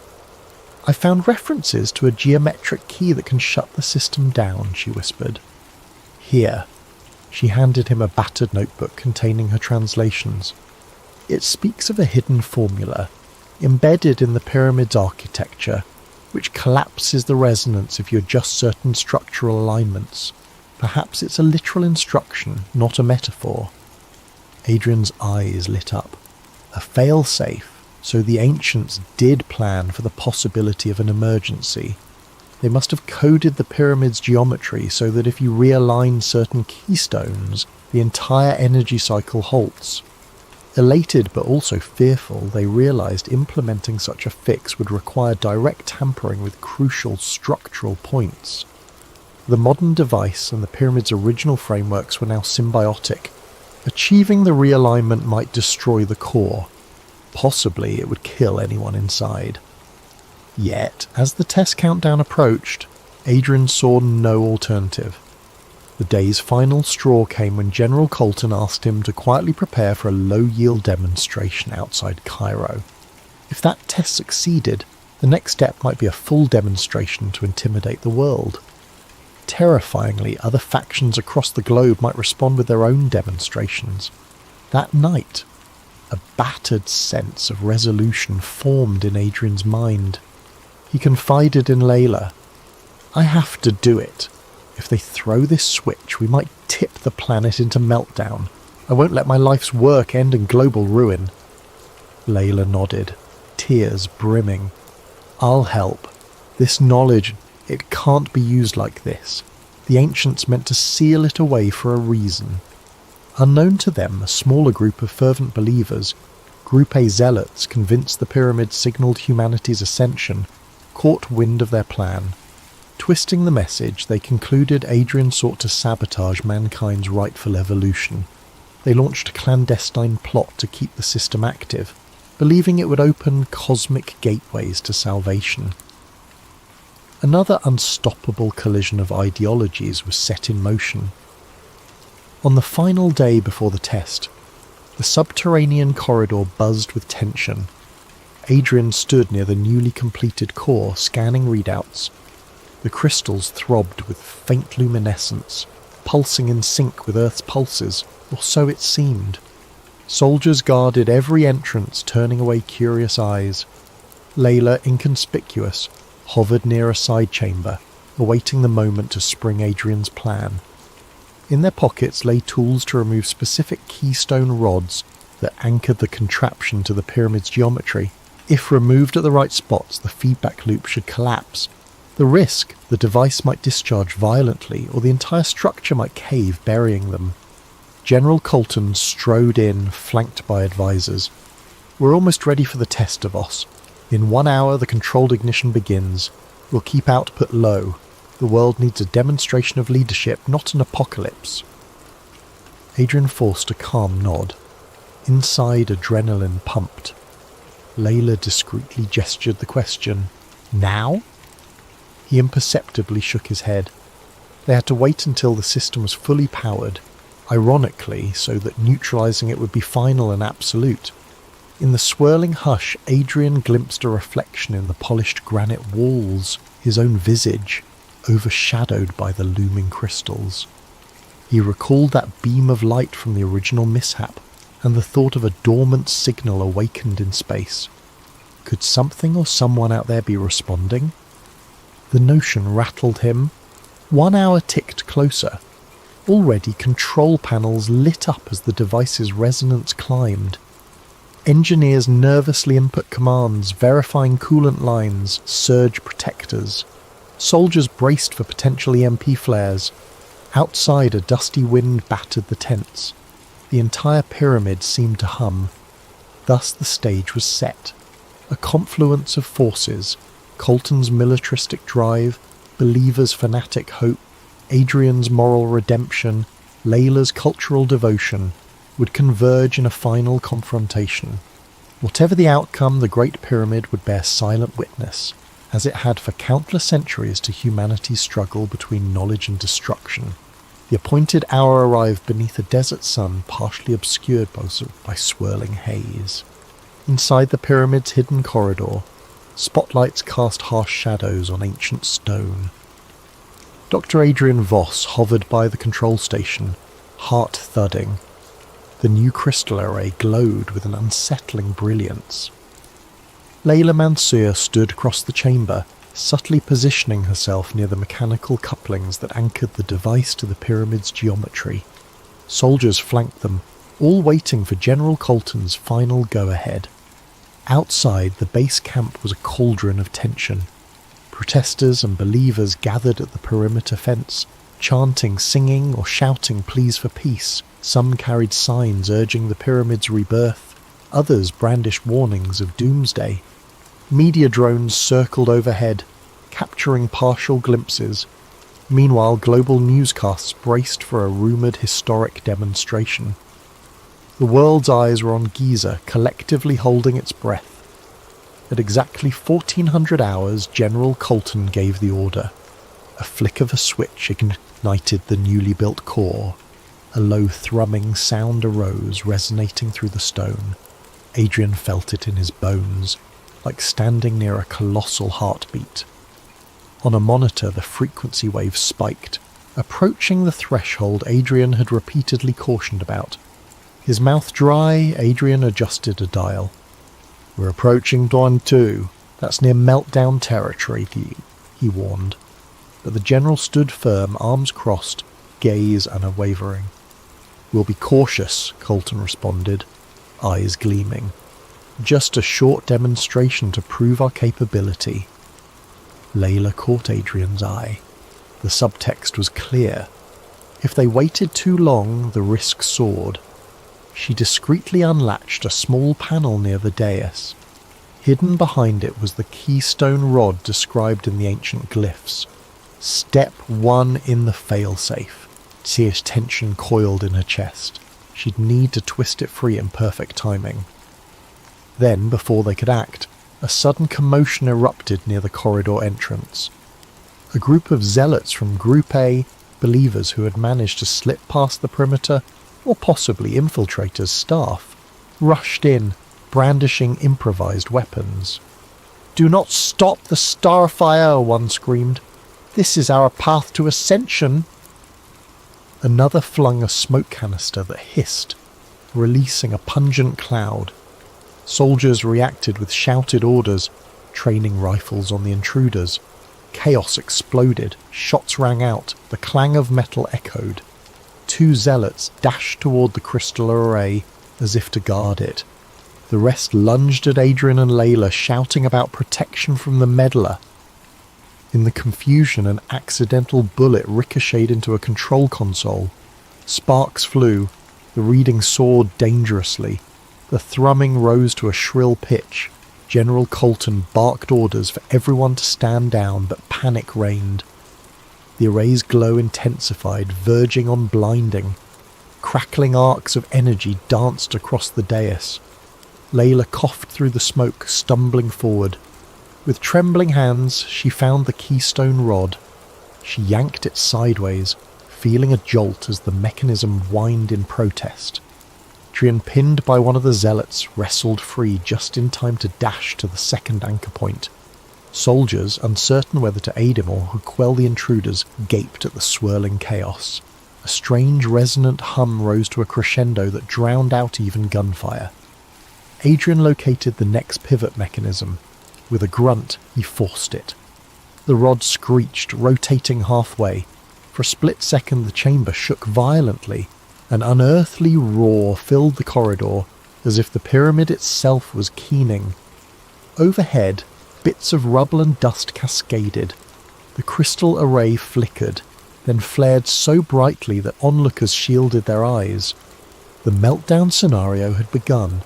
The partial failsafe was engaged, but it needed all keystones undone to fully collapse the resonance. Layla scrambled to a third anchor. She could feel the floor vibrating beneath her. The glyphs on the walls seemed to shimmer in the flickering light. She recalled the line about the devourer of Earth, and realized with horror how literal it might be. If this meltdown advanced, an unstoppable wave of energy could envelop entire regions, possibly the planet. General Colton, battered from the scuffle, staggered upright, shouting, "Stop them from destroying the device!" Even at this dire juncture, he clung to the hope of harnessing the power. Some soldiers obeyed, but confusion ran rampant. One soldier aimed at Layla. Adrian, breathless, lunged to intercept, shouting, "No! If we don't shut it down, we all die!" In that heartbeat of hesitation, Layla wrenched the third rod. A jolt of raw energy coursed through the dais. The device flickered, half stabilizing, half raging. The meltdown teetered on a razor's edge. Adrian realized the final anchor was beneath the dais, near the massive crystals. He locked eyes with Layla across the swirling haze. She nodded, tears streaming. He dove onto the dais, ignoring the arcs of electricity that seared his coat. Beneath, a labyrinth of mechanical braces and crystal conduits glowed white-hot. The heat was immense. One misstep and he'd be incinerated. His mind raced. The plan required realigning or removing a final segment. In the half-blinding glare he found it, an ornate, elongated rod plugged into the largest crystal cluster. With trembling hands, Adrian grasped it. A monstrous wave of energy nearly flung him back. He forced himself to hold on, calling upon a will beyond logic. The rod was jammed. Summoning the last of his strength, he twisted, then pulled. A shriek as metal tore. In that instant, a massive pulse surged out, a flash that consumed the corridor. Searing brilliance, then a vacuum of silence. Every occupant felt as if the air had been stripped away. For a moment, time froze, then came the collapse. The dais flared with one final cataclysmic burst, and the energy field imploded, forming a sphere of electromagnetic nullification that expanded outward. It swallowed the corridor, the base camp, the pyramid's immediate surroundings, leaving behind an eerie hush. Outside, watchers saw the apex of the pyramid glow bright as a miniature sun, then blink out. For miles around, Electronics shorted out in unison. A hush fell across Cairo's outskirts. Helicopters whirled out of control but managed emergency landings. The protesters were knocked off their feet by a silent wave. Inside the corridor, fragments of stone rained down. Layla coughed amid dust, searching for Adrian. She found him pinned under debris near the destroyed dais, body still. Soldiers, once hostile, now just dazed survivors, scrambled to pull him free. The crystals lay shattered. Flickers of fading energy danced across the rubble. General Colton lay unconscious, a bloodied gash on his forehead. The zealots who had stormed in earlier sprawled in various states of shock. Flickering emergency lights offered the only illumination. Step by agonizing step, they carried Adrian's limp form out of the corridor. Above them, the pyramid stood intact but scarred from the inside. A hush more profound than any tomb reigned. In the days that followed, the site was cordoned off by an international coalition. The meltdown had created a city-sized zone where electronics remained disrupted for days. Thousands were displaced by the electromagnetic fallout. The pyramid's interior was deemed off-limits. Across the world, partial calm returned, though fear lingered. Some believed the meltdown was a sign from the heavens to abandon the technology. Others insisted on forging ahead with better designs, but the catastrophic near-miss spurred urgent ceasefires. Diplomatic summits were held to ban or heavily regulate further research. As for Dr. Adrian Voss, he lingered in a hospital bed, comatose from the ordeal. Layla Mansour visited daily, speaking softly of the outside world. She told him how the governments had locked away the site, how conspiracy theories abounded, and how small pockets of believers still clung to the idea of cosmic ascension. She wept quietly, knowing he had sacrificed everything to avert a planet-wide disaster. In her pocket she carried a battered notebook with Adrian's final notes and the translations of the fail-safe instructions. Part of her wanted to burn it, destroy the knowledge forever.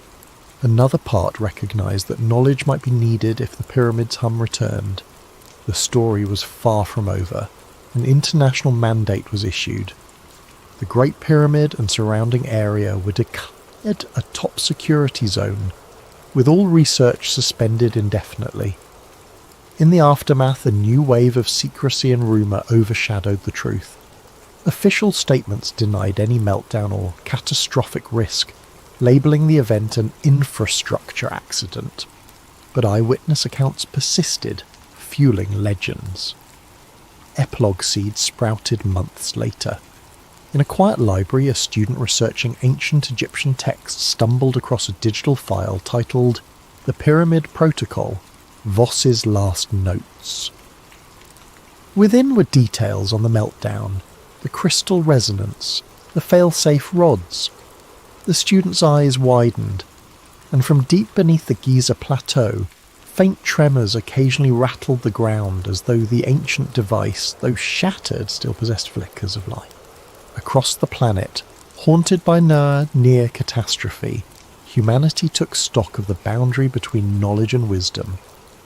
Myths of lost civilizations echoed anew, resonating with the notion that advanced science without humility invites ruin.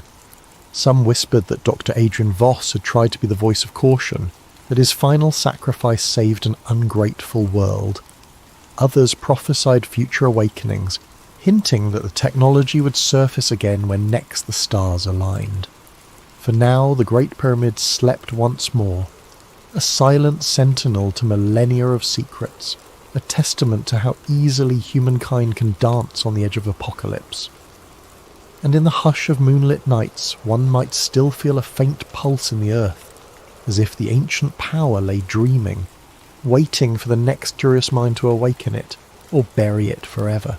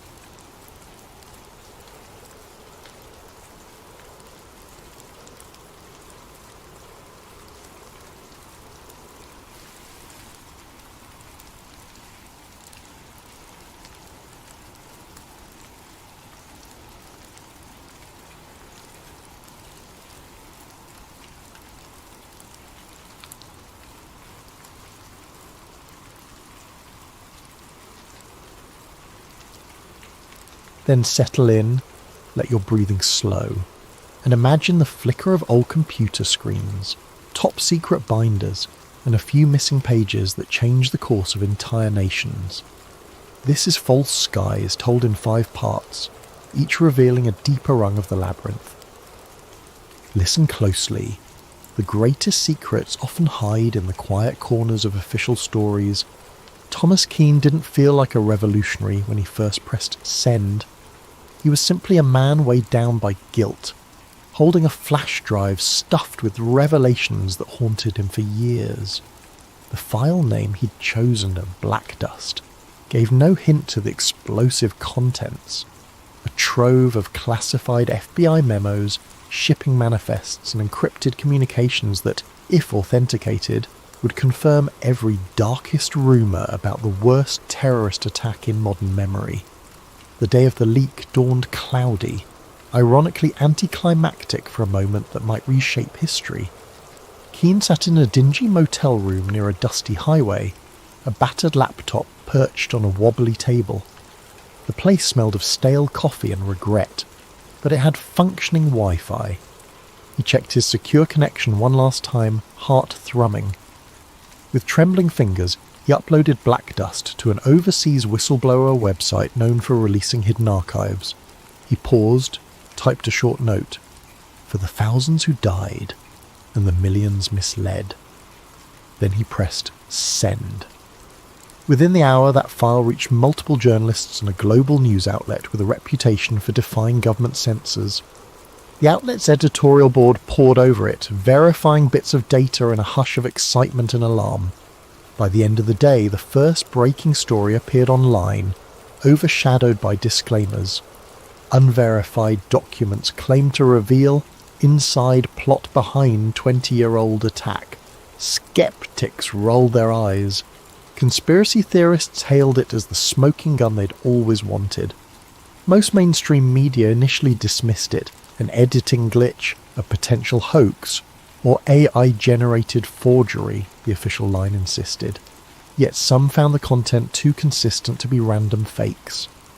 A set of typed memos from high-level intelligence briefings dated months before the attack, discussing the necessity of a catalytic event to unify public support for indefinite overseas campaigns. Detailed logs showed insurance policy expansions on certain tower floors days prior. Even stand-down orders for certain war games suspiciously matched the real timeline. Keane watched from his motel room's flickering TV as a breathless anchor tried to explain the leak, disclaiming that the White House calls it foreign propaganda. He sighed. The official denial had begun. Next would come the manhunt for the leaker. He closed his laptop, stuffed it in a bag and left the motel. Time to vanish.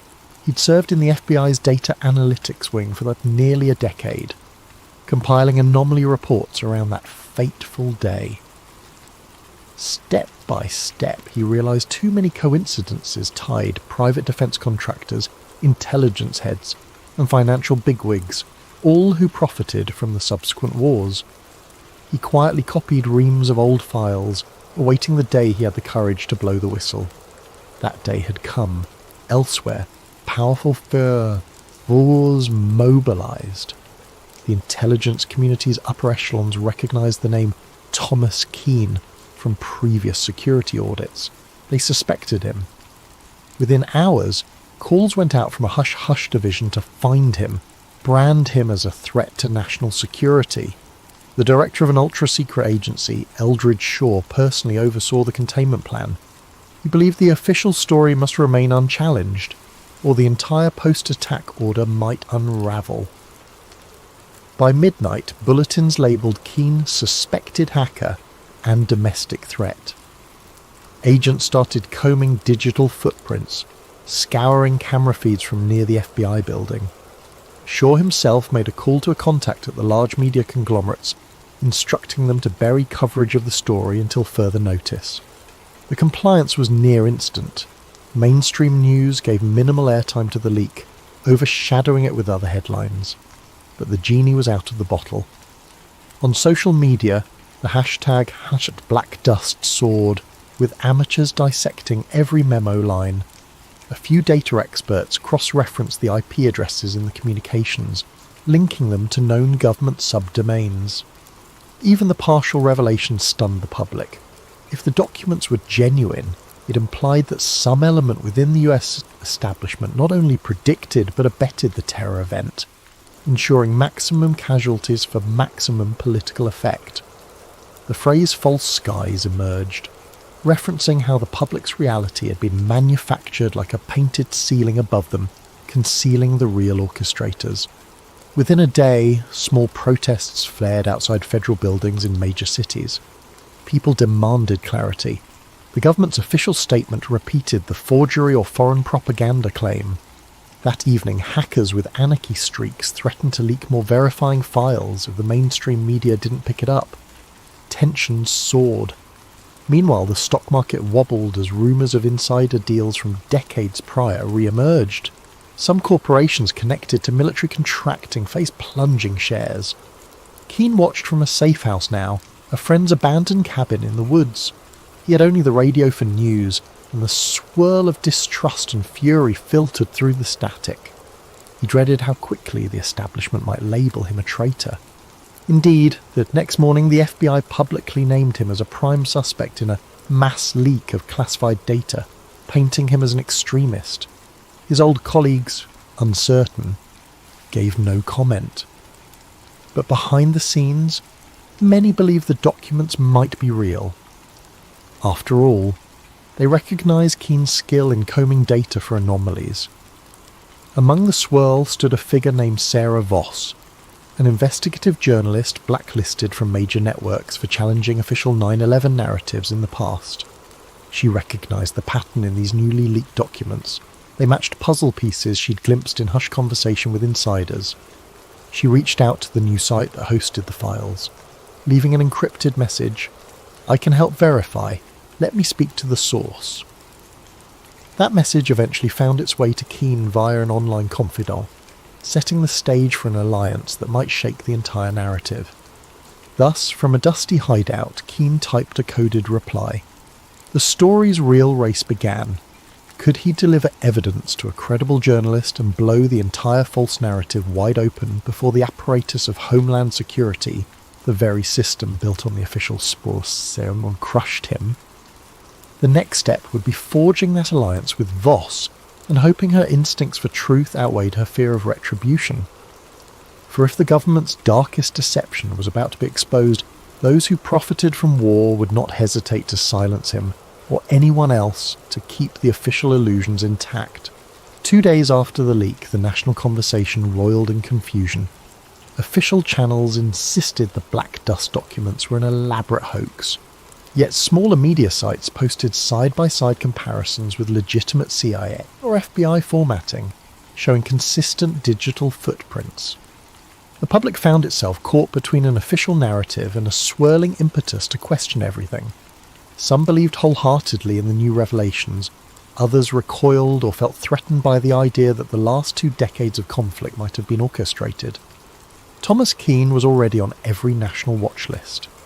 He'd been a mid-level FBI data analyst until 2 years prior, known for thoroughness but also for quietly raising flags about inconsistent intelligence reports pre-9/11. The day he left the bureau, no one suspected he'd spent months copying old files slated for permanent seal.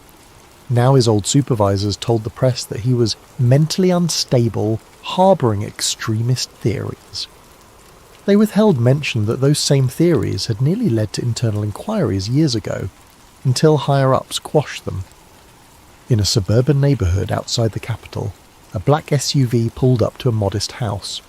4 men in plain suits stepped out.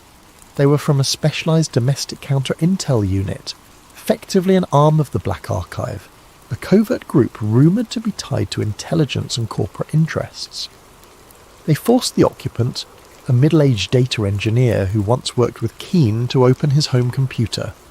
They rifled through his messages, seizing any mention of Thomas or black dust or files. This was repeated across multiple homes of ex-FBI colleagues, all without official warrants. The watchers answered to a higher chain, operating in the shadows. Director Eldridge Shaw, head of a new consolidated intelligence agency formed after 9/11, presided over these manhunts from a sleek government tower. He remembered the day of the attacks vividly, the chaos that allowed the Patriot Act and massive expansions of surveillance. He'd advanced quickly by endorsing these expansions and forging alliances with top defence contractors. Now, seeing the leaked docs threaten that entire architecture, Shaw was determined to snuff out the source. Reeve, or Keane, whatever his name is, must be found, he told subordinates. We cannot let fantasies unravel 2 decades of progress. As the manhunt escalated, Keane lurked in the outskirts. He recognised the checkposts on highways, the routine scanning of licence plates. He switched vehicles, used an old identity pass, and avoided all major city centres. He survived on snack bars and occasional small store purchases with cash only. At night, he found a cheap motel, paying in a borrowed name. Every moment felt like it might bring a black SUV squealing into the lot. The tension weighed on him, gnawing at his nerves. Sarah Voss, the investigative reporter, finally established contact with him through a secure chat app. "We need to meet," she wrote. "I can help verify these files properly. People trust me to an extent in the alternative media sphere. We must do it soon. The window is closing." Keane hesitated, knowing any in-person meeting risked being traced. But if they never took that risk, the documents might remain in a swirl of unverified rumour, easy for the mainstream to dismiss. They arranged a rendezvous in a small coastal town's library after hours. The next day, as Keane approached the library, he spotted an unmarked sedan idling in the parking lot. Fear pricked him. Watchers might be tailing. To confirm, he looped around the block. The sedan didn't move, possibly just a random visitor. Summoning courage, he stepped inside. Voss, a tall woman with a worn leather jacket, recognised him from the scattered photos circulated in the media. They sat in a corner among dusty shelves. She offered a handshake, voice calm but urgent. "Thomas, I believe you. The official story has always had holes. Let's finalise the proof so we can break it wide open." Keane exhaled relief, sliding a small USB drive across the table. This is a more complete set than what was posted. Contains direct memos about the stand-down orders, the deals with defence contractors, the flight path manipulations. Also internal emails referencing the hijackers as assets gone rogue. He paused, tears flickering in his eyes. They used the tragedy for indefinite war, Sarah. They let it happen, or worse, engineered it. Sarah's breath caught. She skimmed a few files on her laptop, eyes widening at references to bank accounts, coded references to Operation Silence. She nodded. This is explosive, but we need a big platform, enough to force coverage. If we just post it on my blog, they'll discredit or block it. We'll get shut down. She explained a plan. Find a mainstream journalist with a rebellious streak, or do a well-publicised live event that too many watchers can't black out entirely. Suddenly, a muffled scuffle at the library entrance startled them. A figure in dark clothes peered in, Keane tensed. Sarah pressed the laptop closed. They ducked behind shelves as footsteps approached, but the library's old caretaker bumbled out, greeting them obliviously. The suspicious figure, glimpsed through the glass, retreated. Possibly a false alarm, possibly a watcher verifying the location. They parted ways quickly, agreeing to meet again in 48 hours near a major city, planning an infiltration of a local news station that might still allow an unfiltered broadcast. Danger soared. If watchers caught wind of their plan, they'd likely come down with lethal force. That evening, Keane received a frantic text from a friend who had once helped him interpret old FA logs. "One of our guys is dead. A boat accident. They're picking us off." The message cut short. Keane shuddered. The watchers had begun eliminating secondary sources who could confirm the leak's authenticity. He realised the ephemeral window for truth was closing. On the streets, protests flared up as rumours swirled of official foreknowledge. Some saw it as disrespectful to the memory of the victims. Others believed the truth must come out no matter how painful. The government, for its part, ramped up a rhetorical war on misinformation. Director Shaw delivered a short, ominous address. vowing that domestic agitators spreading baseless conspiracies will be brought to justice. Among the swirling chaos, Sarah discovered partial references in the documents to a deeper archive, the Saturn Files, an intelligence ledger tracking post-attack financial flows from official budgets to clandestine owners. If they found that ledger's location, they could show the money trail behind the war expansions. That might be the final nail in the coffin of the official story. They needed it, but time was short. Thus the manhunt overshadowed all. Helicopters roamed certain highways, random car searches increased, and the populace grew uneasy, sensing the government's fear that the leak might be real. Keane ducked from motel to motel, adopting new disguises. Soon, though, his luck would run out, or he'd have to risk a direct showdown, trusting the thunder of public outrage to keep him alive. Little did he realise, the Watchers were about to tighten the net, deploying a Black Ops team to ensure the leak never reached unstoppable momentum. If Keane couldn't outmaneuver them long enough to break the final evidence, the official illusions would remain intact. If he did, though, the entire structure of post-attack governance might collapse. The next moves would determine everything. The following week saw Thomas Keane evading Watchers by day and collaborating with Sarah Voss by night, each meeting more urgent than the last. They discovered references to the Saturn Files scattered in older CIA memos. Allegedly, it was an encrypted database that meticulously traced the money funneling to defence contractors, oil conglomerates and political campaigns in the immediate weeks after the catastrophic event. If authentic, it would confirm the real motive behind the orchestrated false flag: indefinite war and profiteering. At a safe house borrowed from an old contact of Sarah's, they pored over these hints by lamplight. Among the digital shards was a location clue: a retired NSA facility on the outskirts of a southwestern desert, defunct but rumoured to store old backups. "We find that offline archive," Sarah said. "We can copy the Saturn Files in raw form. That's the smoking gun." Keane nodded, though dread of infiltration weighed on him. Between them, they had minimal resources: a battered car, a few $1,000s in cash, and a handful of laptops. The Watchers, on the other hand, had near limitless means: drones, infiltration teams, access to every camera feed in the nation. But the Watchers didn't fully expect them to attempt a break-in at a presumably abandoned facility, so maybe the element of surprise worked in their favour. Director Eldridge Shaw ramped up the clampdown. The official narrative shaped the public mind. A rogue ex-FBI analyst has unleashed foreign-forged documents aimed at undermining national security. Many believed it, but a growing minority saw government overreach, especially after multiple suspicious accidents claimed the lives of other potential whistleblowers. People asked, if it's so false, why chase and kill so aggressively? In one instance, a known data archivist was found shot in his home, with the press labelling it a botched robbery, ignoring the data archivist's link to the leaked material. On social media, had black dust soared. Some city squares erupted in protest, carrying signs that read "We deserve the truth" or "Stop killing our whistleblowers." The Watchers responded by intensifying arrests, calling them rioters. Keane tried to remain focused.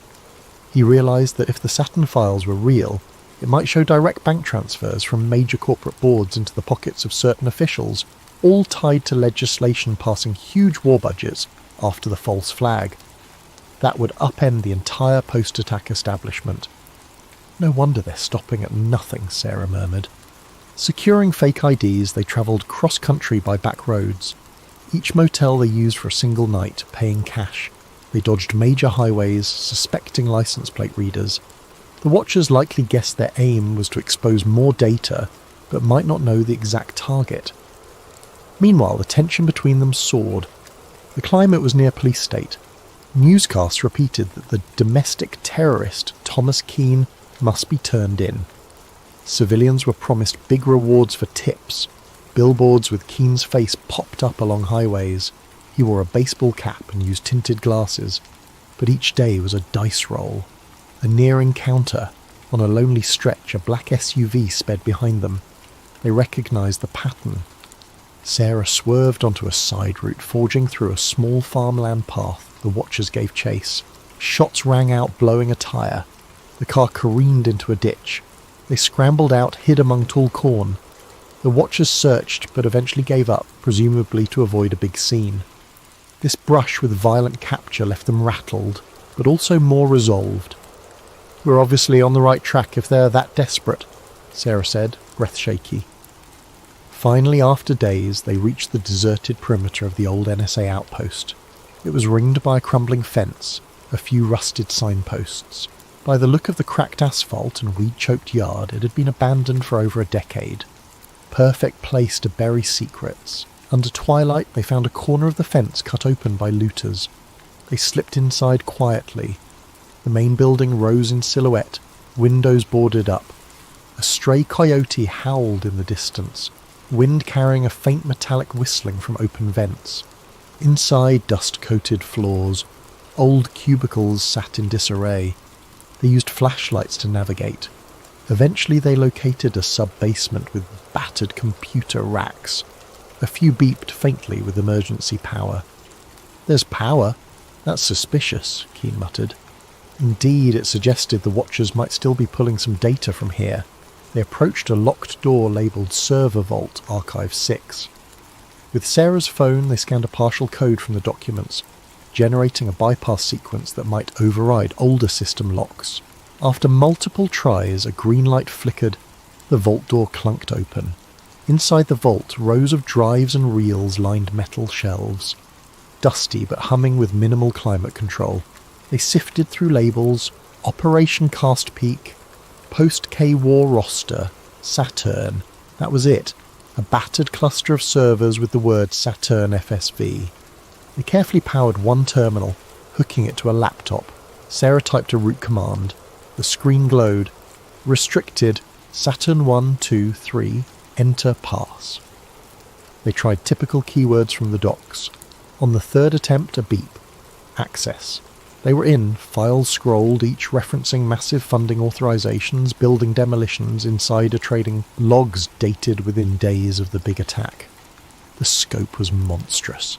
It implicated high-level bureaucrats, big banks, and even a few journalists. They orchestrated the tragedy to galvanize fear, pass endless war budgets, feed the arms economy, Sarah whispered, stunned. All hidden under national security drapery. Some lines suggested hijackers were known assets used as a controlled ignition.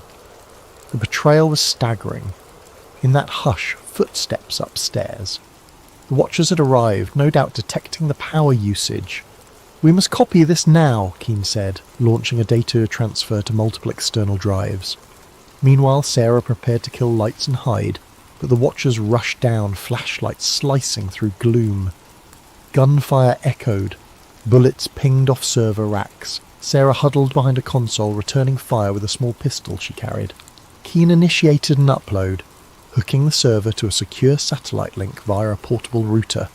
The watchers advanced. He typed frantically, the progress bar inching along, transmission at 10%. Then Director Shaw himself stepped in. "Stop!" he roared, voice reverberating in the metal corridor. "Keane, you have no idea what you're unleashing. The stability of entire alliances depends on burying that day's complexities." Shots resumed. Sarah took a graze to her shoulder, but kept the watchers pinned. The bar reached 50%. Shaw barked an order to lob a small explosive. They tossed a flashbang. The ear-shattering pop disoriented them. The watchers closed in, tackling Sarah. Another pinned Keane. The laptop screen cracked under a boot. The upload froze at 80%. In the struggle, Keane twisted free, smashing a guard's face with the laptop, which ironically forced the laptop back to life. The watchers tried to pull cables. Meanwhile, a stray bullet hit a server coolant line. Steam hissed. The infiltration team realized this was too risky. The entire place might go up. Shaw advanced on Keane, gun raised. "You can die here with your illusions, or you can vanish quietly. The truth will never see daylight." Suddenly an explosion from the coolant line triggered a chain reaction in the old power system. Fire licked the corners, sending watchers scrambling. Sarah crawled to safety. Keen, battered, saw the upload bar at 98%, he roared in defiance, pressing a final keystroke to confirm. The system beeped success. The watchers realised the data had been sent out, unstoppable now. Furious, one aimed at Keen's chest. A final shot rang out. Darkness overcame him. The watchers yanked the cable, but it was too late. The Saturn files had presumably reached a safe node on the open web.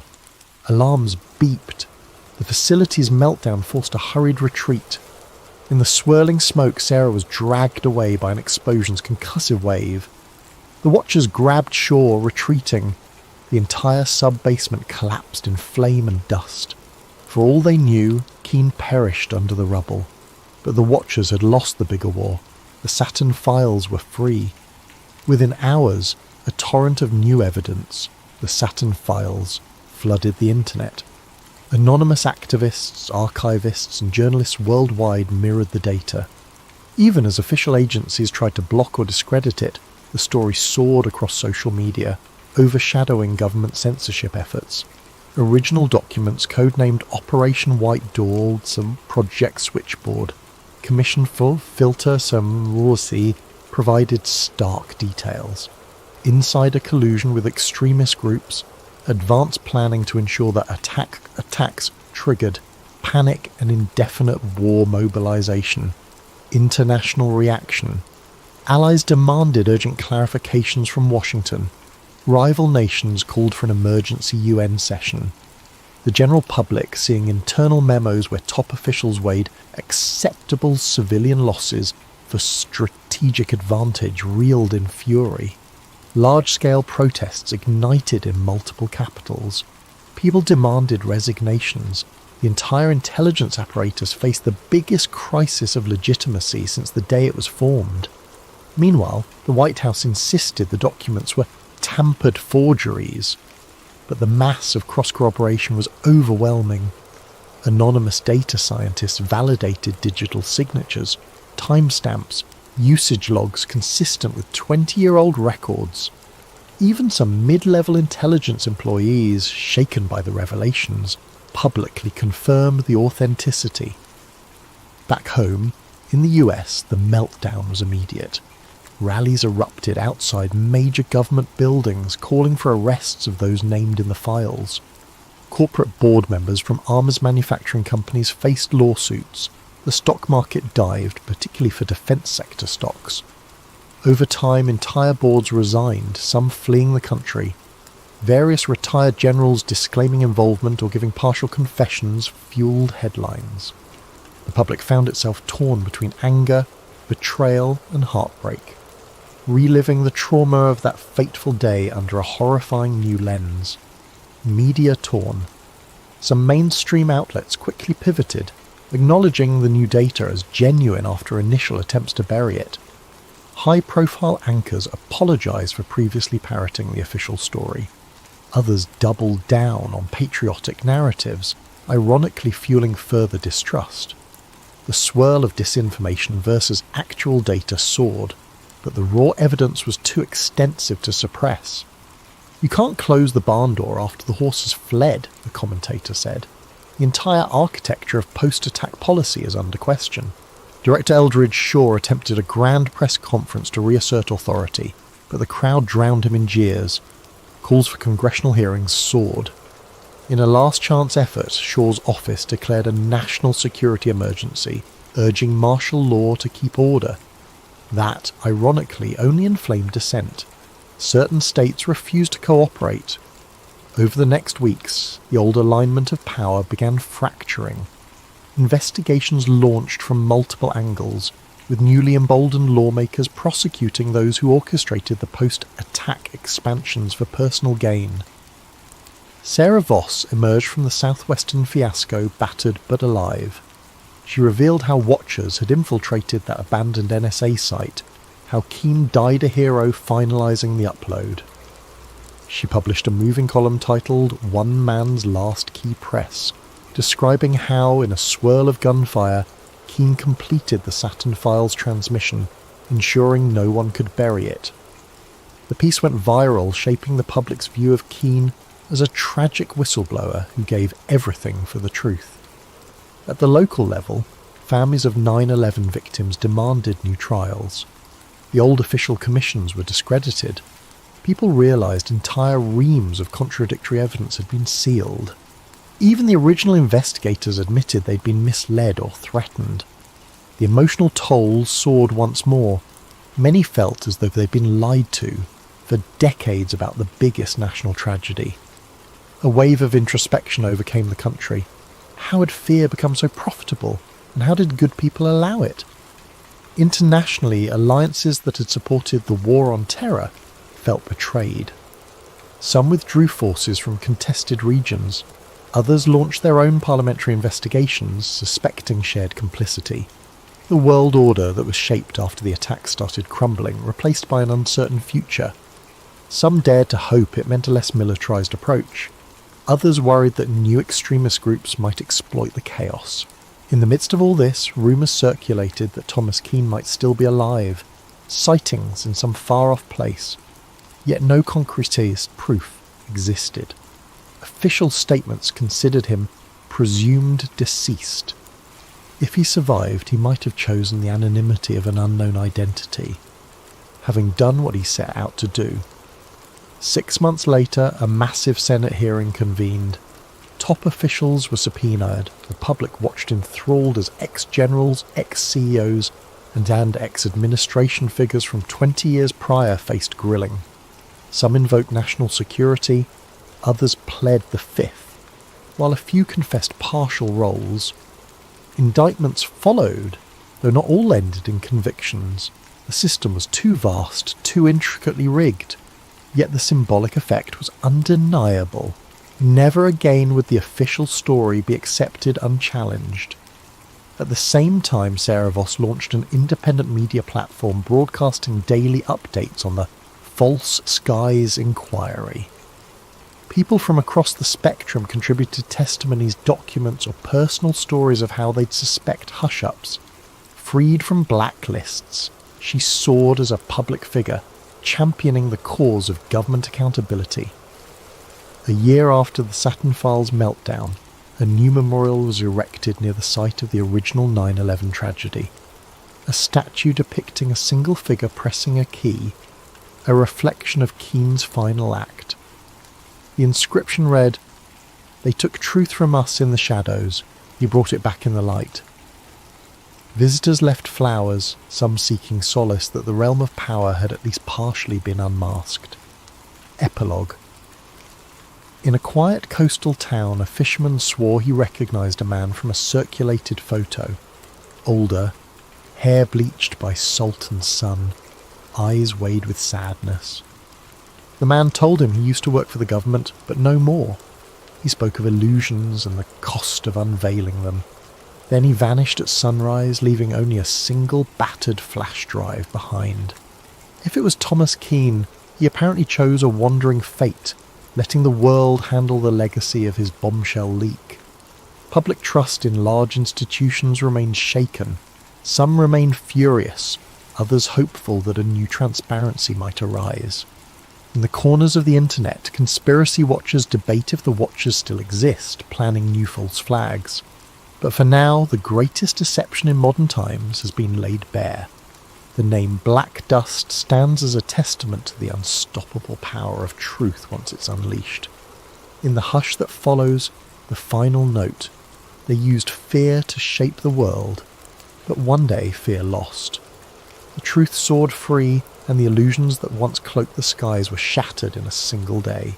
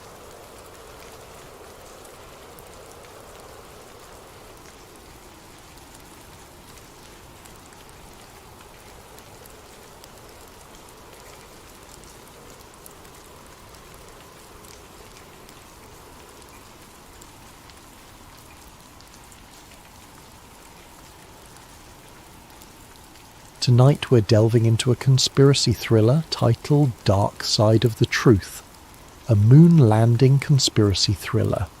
It's set in the year 2025, yet it digs into events that occurred more than half a century ago, or so the official history says. Our protagonist, Elliot Graves, isn't the typical tinfoil hat conspiracy theorist. He's a rational investigative journalist who's built his reputation on skepticism and fact-checking. But his life takes a sharp turn when he receives a mysterious reel of 16mm film, suggesting that one of humanity's greatest achievements, the 1969 moon landing, was staged on a secret set. As we progress through the story, you'll meet characters with their own moral compasses, locked in a deadly dance. There's Sam Reyes, a sharp-witted former NASA engineer who knows more about the organization's secrets than is probably safe. Dr. Bernard Callaway, an agent haunted by regrets and memories so dangerous they could sign his death warrant. And lurking in the shadows is Agent Jonathan Kane, an operative who believes that national security demands certain truths remain buried, forever if need be. Expect twists at every corner. A single piece of film can become the spark that ignites an inferno of questions. If the moon landing was faked, what happened to the real astronauts? Could an entire government organization keep such a massive secret under wraps for 5 decades? And how far will those in power go to ensure the lie never sees the light of day? In this narrative, trust is a fleeting commodity. Allies turn to enemies. Illusions of safety crumble under the relentless pursuit of those who believe the ends justify the means. Most of all, this is a story about the cost of truth. Is it worth risking one's safety, peace of mind, and very identity to challenge one of history's most iconic moments? Would you stand your ground if the price were everything you hold dear? So sit back, whether you're at home, in the office, or on a midnight train to somewhere distant. Let yourself be pulled into a reality where the lines between historical record and government-engineered fantasy blur, leaving only one certainty, that once you learn the truth, there is no going back. Ready? Then let's begin. In just a moment, we'll step into part 1, where a mysterious package arrives on Elliot Graves' doorstep, sending him hurtling into a hidden world of secrets and illusions. Keep your wits about you, and don't forget to keep the lights on. Welcome to Dark Side of the Truth, a moon landing conspiracy thriller. Elliot Graves had no reason to suspect the night would bring anything unusual. He sat in his small book-lined apartment in downtown Philadelphia, finishing an article on local corruption, a typical piece for his modest but dedicated readership. A coffee mug stood half-empty beside him, thick smudges of ink marking the final edits on his notes. It was the kind of moment he usually relished, quiet, focused, and free of the outside world's chaos. Then came the knock, 3 sharp raps, unannounced and oddly urgent. Elliot glanced at the clock. 10:47 p.m. He wasn't expecting anyone. The hallway light flickered as he opened the door, finding nothing but a single battered cardboard box at his feet. No note, no name, just his address scrawled in black marker. It could have been a source dropping a tip, though most of his informants were digital ghosts, rarely venturing into the physical realm. Curiosity piqued, Elliot brought the box inside. It weighed more than he expected. Taped across the top, a plain sheet of paper read, "Watch immediately." The handwriting was jagged, as if penned in a hurry or under duress. Carefully he cut the tape, half expecting a bomb or a rig device. Instead, inside lay a vintage 16mm film reel in a metal canister, the label partially peeled off.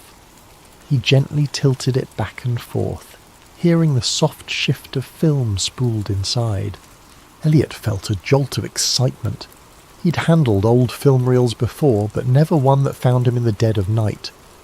An archaic machine in his study closet, passed down by his grandfather, might be the only way to view it. He rarely used the projector, but he was determined to see what was on this reel, if only to figure out who had gone to so much trouble to send it. Setting up the projector took nearly half an hour. Dust motes swirled in the beam of a single lamp as he threaded the film carefully. As the flickering images began, Elliot's anticipation turned to pure disbelief. The footage was in black and white, shaky in places, but unmistakably capturing a large, elaborate set. A moon-like surface crafted on what looked to be a soundstage. Stage lights hung overhead, cables snaking across the floor. He squinted, recognizing the shape of a NASA lunar module prop, like something out of a historical documentary. But it wasn't a documentary. He saw men wearing astronaut suits, one of them bearing an uncanny resemblance to Neil Armstrong. Off to the side, a group of technicians hovered, adjusting cameras that weren't from 1969. They looked older, yes, but not quite from the era. A man stepped into view, clapping a film slate. On it was scribbled, Apollo 11, Take 3. The adrenaline spiked through Elliot's veins. This reel showed the moon landing being filmed on a set. His rational mind scrambled for explanations. Could this be a Hollywood recreation or some kind of promotional footage? But the detail was too raw, too disorganized for a typical behind-the-scenes doc. There were sections where the astronauts removed their helmets, revealing sweaty faces. The lander and flag props looked hastily put together. One of the men off-screen shouted, "Watch the reflection, we can't show the lights," as if aware of how a real moon environment should look, no visible reflections of rigging in an astronaut's visor. By the time the reel ended, Elliot's hands trembled. He remembered hearing about the moon landing conspiracy theories, wild claims of stage sets and Kubrick involvement, but he'd always dismissed them. He prided himself on debunking such nonsense. Yet here was tangible evidence, or the best fake he'd ever seen. A single question throbbed in his mind. Who would send this to me, and why now? He reached for his phone, intending to call a trusted colleague, only to find the screen black. No power. He was sure it was charged. Strange. He tried to boot up his computer to search for any reference to lost Apollo footage, but the internet connection was dead. He felt his chest tighten in a wave of paranoia. Was he imagining things, or was this more than a coincidence? Deciding to do a quick external check, Elliot gathered the reel, locked up his apartment, and headed for the elevator. As he stepped out onto the street, a hint of movement caught his eye. A black SUV parked at the curb, lights off. Its windows were tinted, impossible to see in. The hair on his arms rose. Philadelphia had plenty of SUVs, but why did this one feel like it was there for him? He took a breath, telling himself not to jump to conclusions. Still, his heart hammered as he walked 2 blocks to an all-night coffee shop known for its reliable Wi-Fi. Inside, the smell of espresso and donuts steadied him a bit. He found a corner table connected to the cafe's network and tried searching for any references to moon landing staged film reel. Thousands of hits, mostly conspiracy websites. Nothing verifiable. Minutes later, he typed a cautious email to a colleague, attaching a single grainy screenshot from the reel. He pressed send. An error message blinked back. Message undeliverable. He tried again. Same result. He wondered if his phone or laptop had been compromised or if there was a bigger net around him. The idea of being watched in real time chilled him.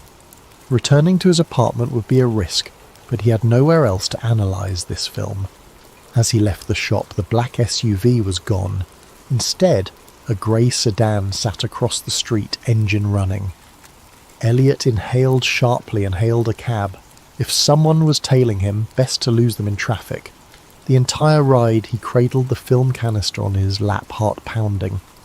He found himself muttering under his breath, "It can't be real, it can't be real." Yet some buried part of him whispered that it might be.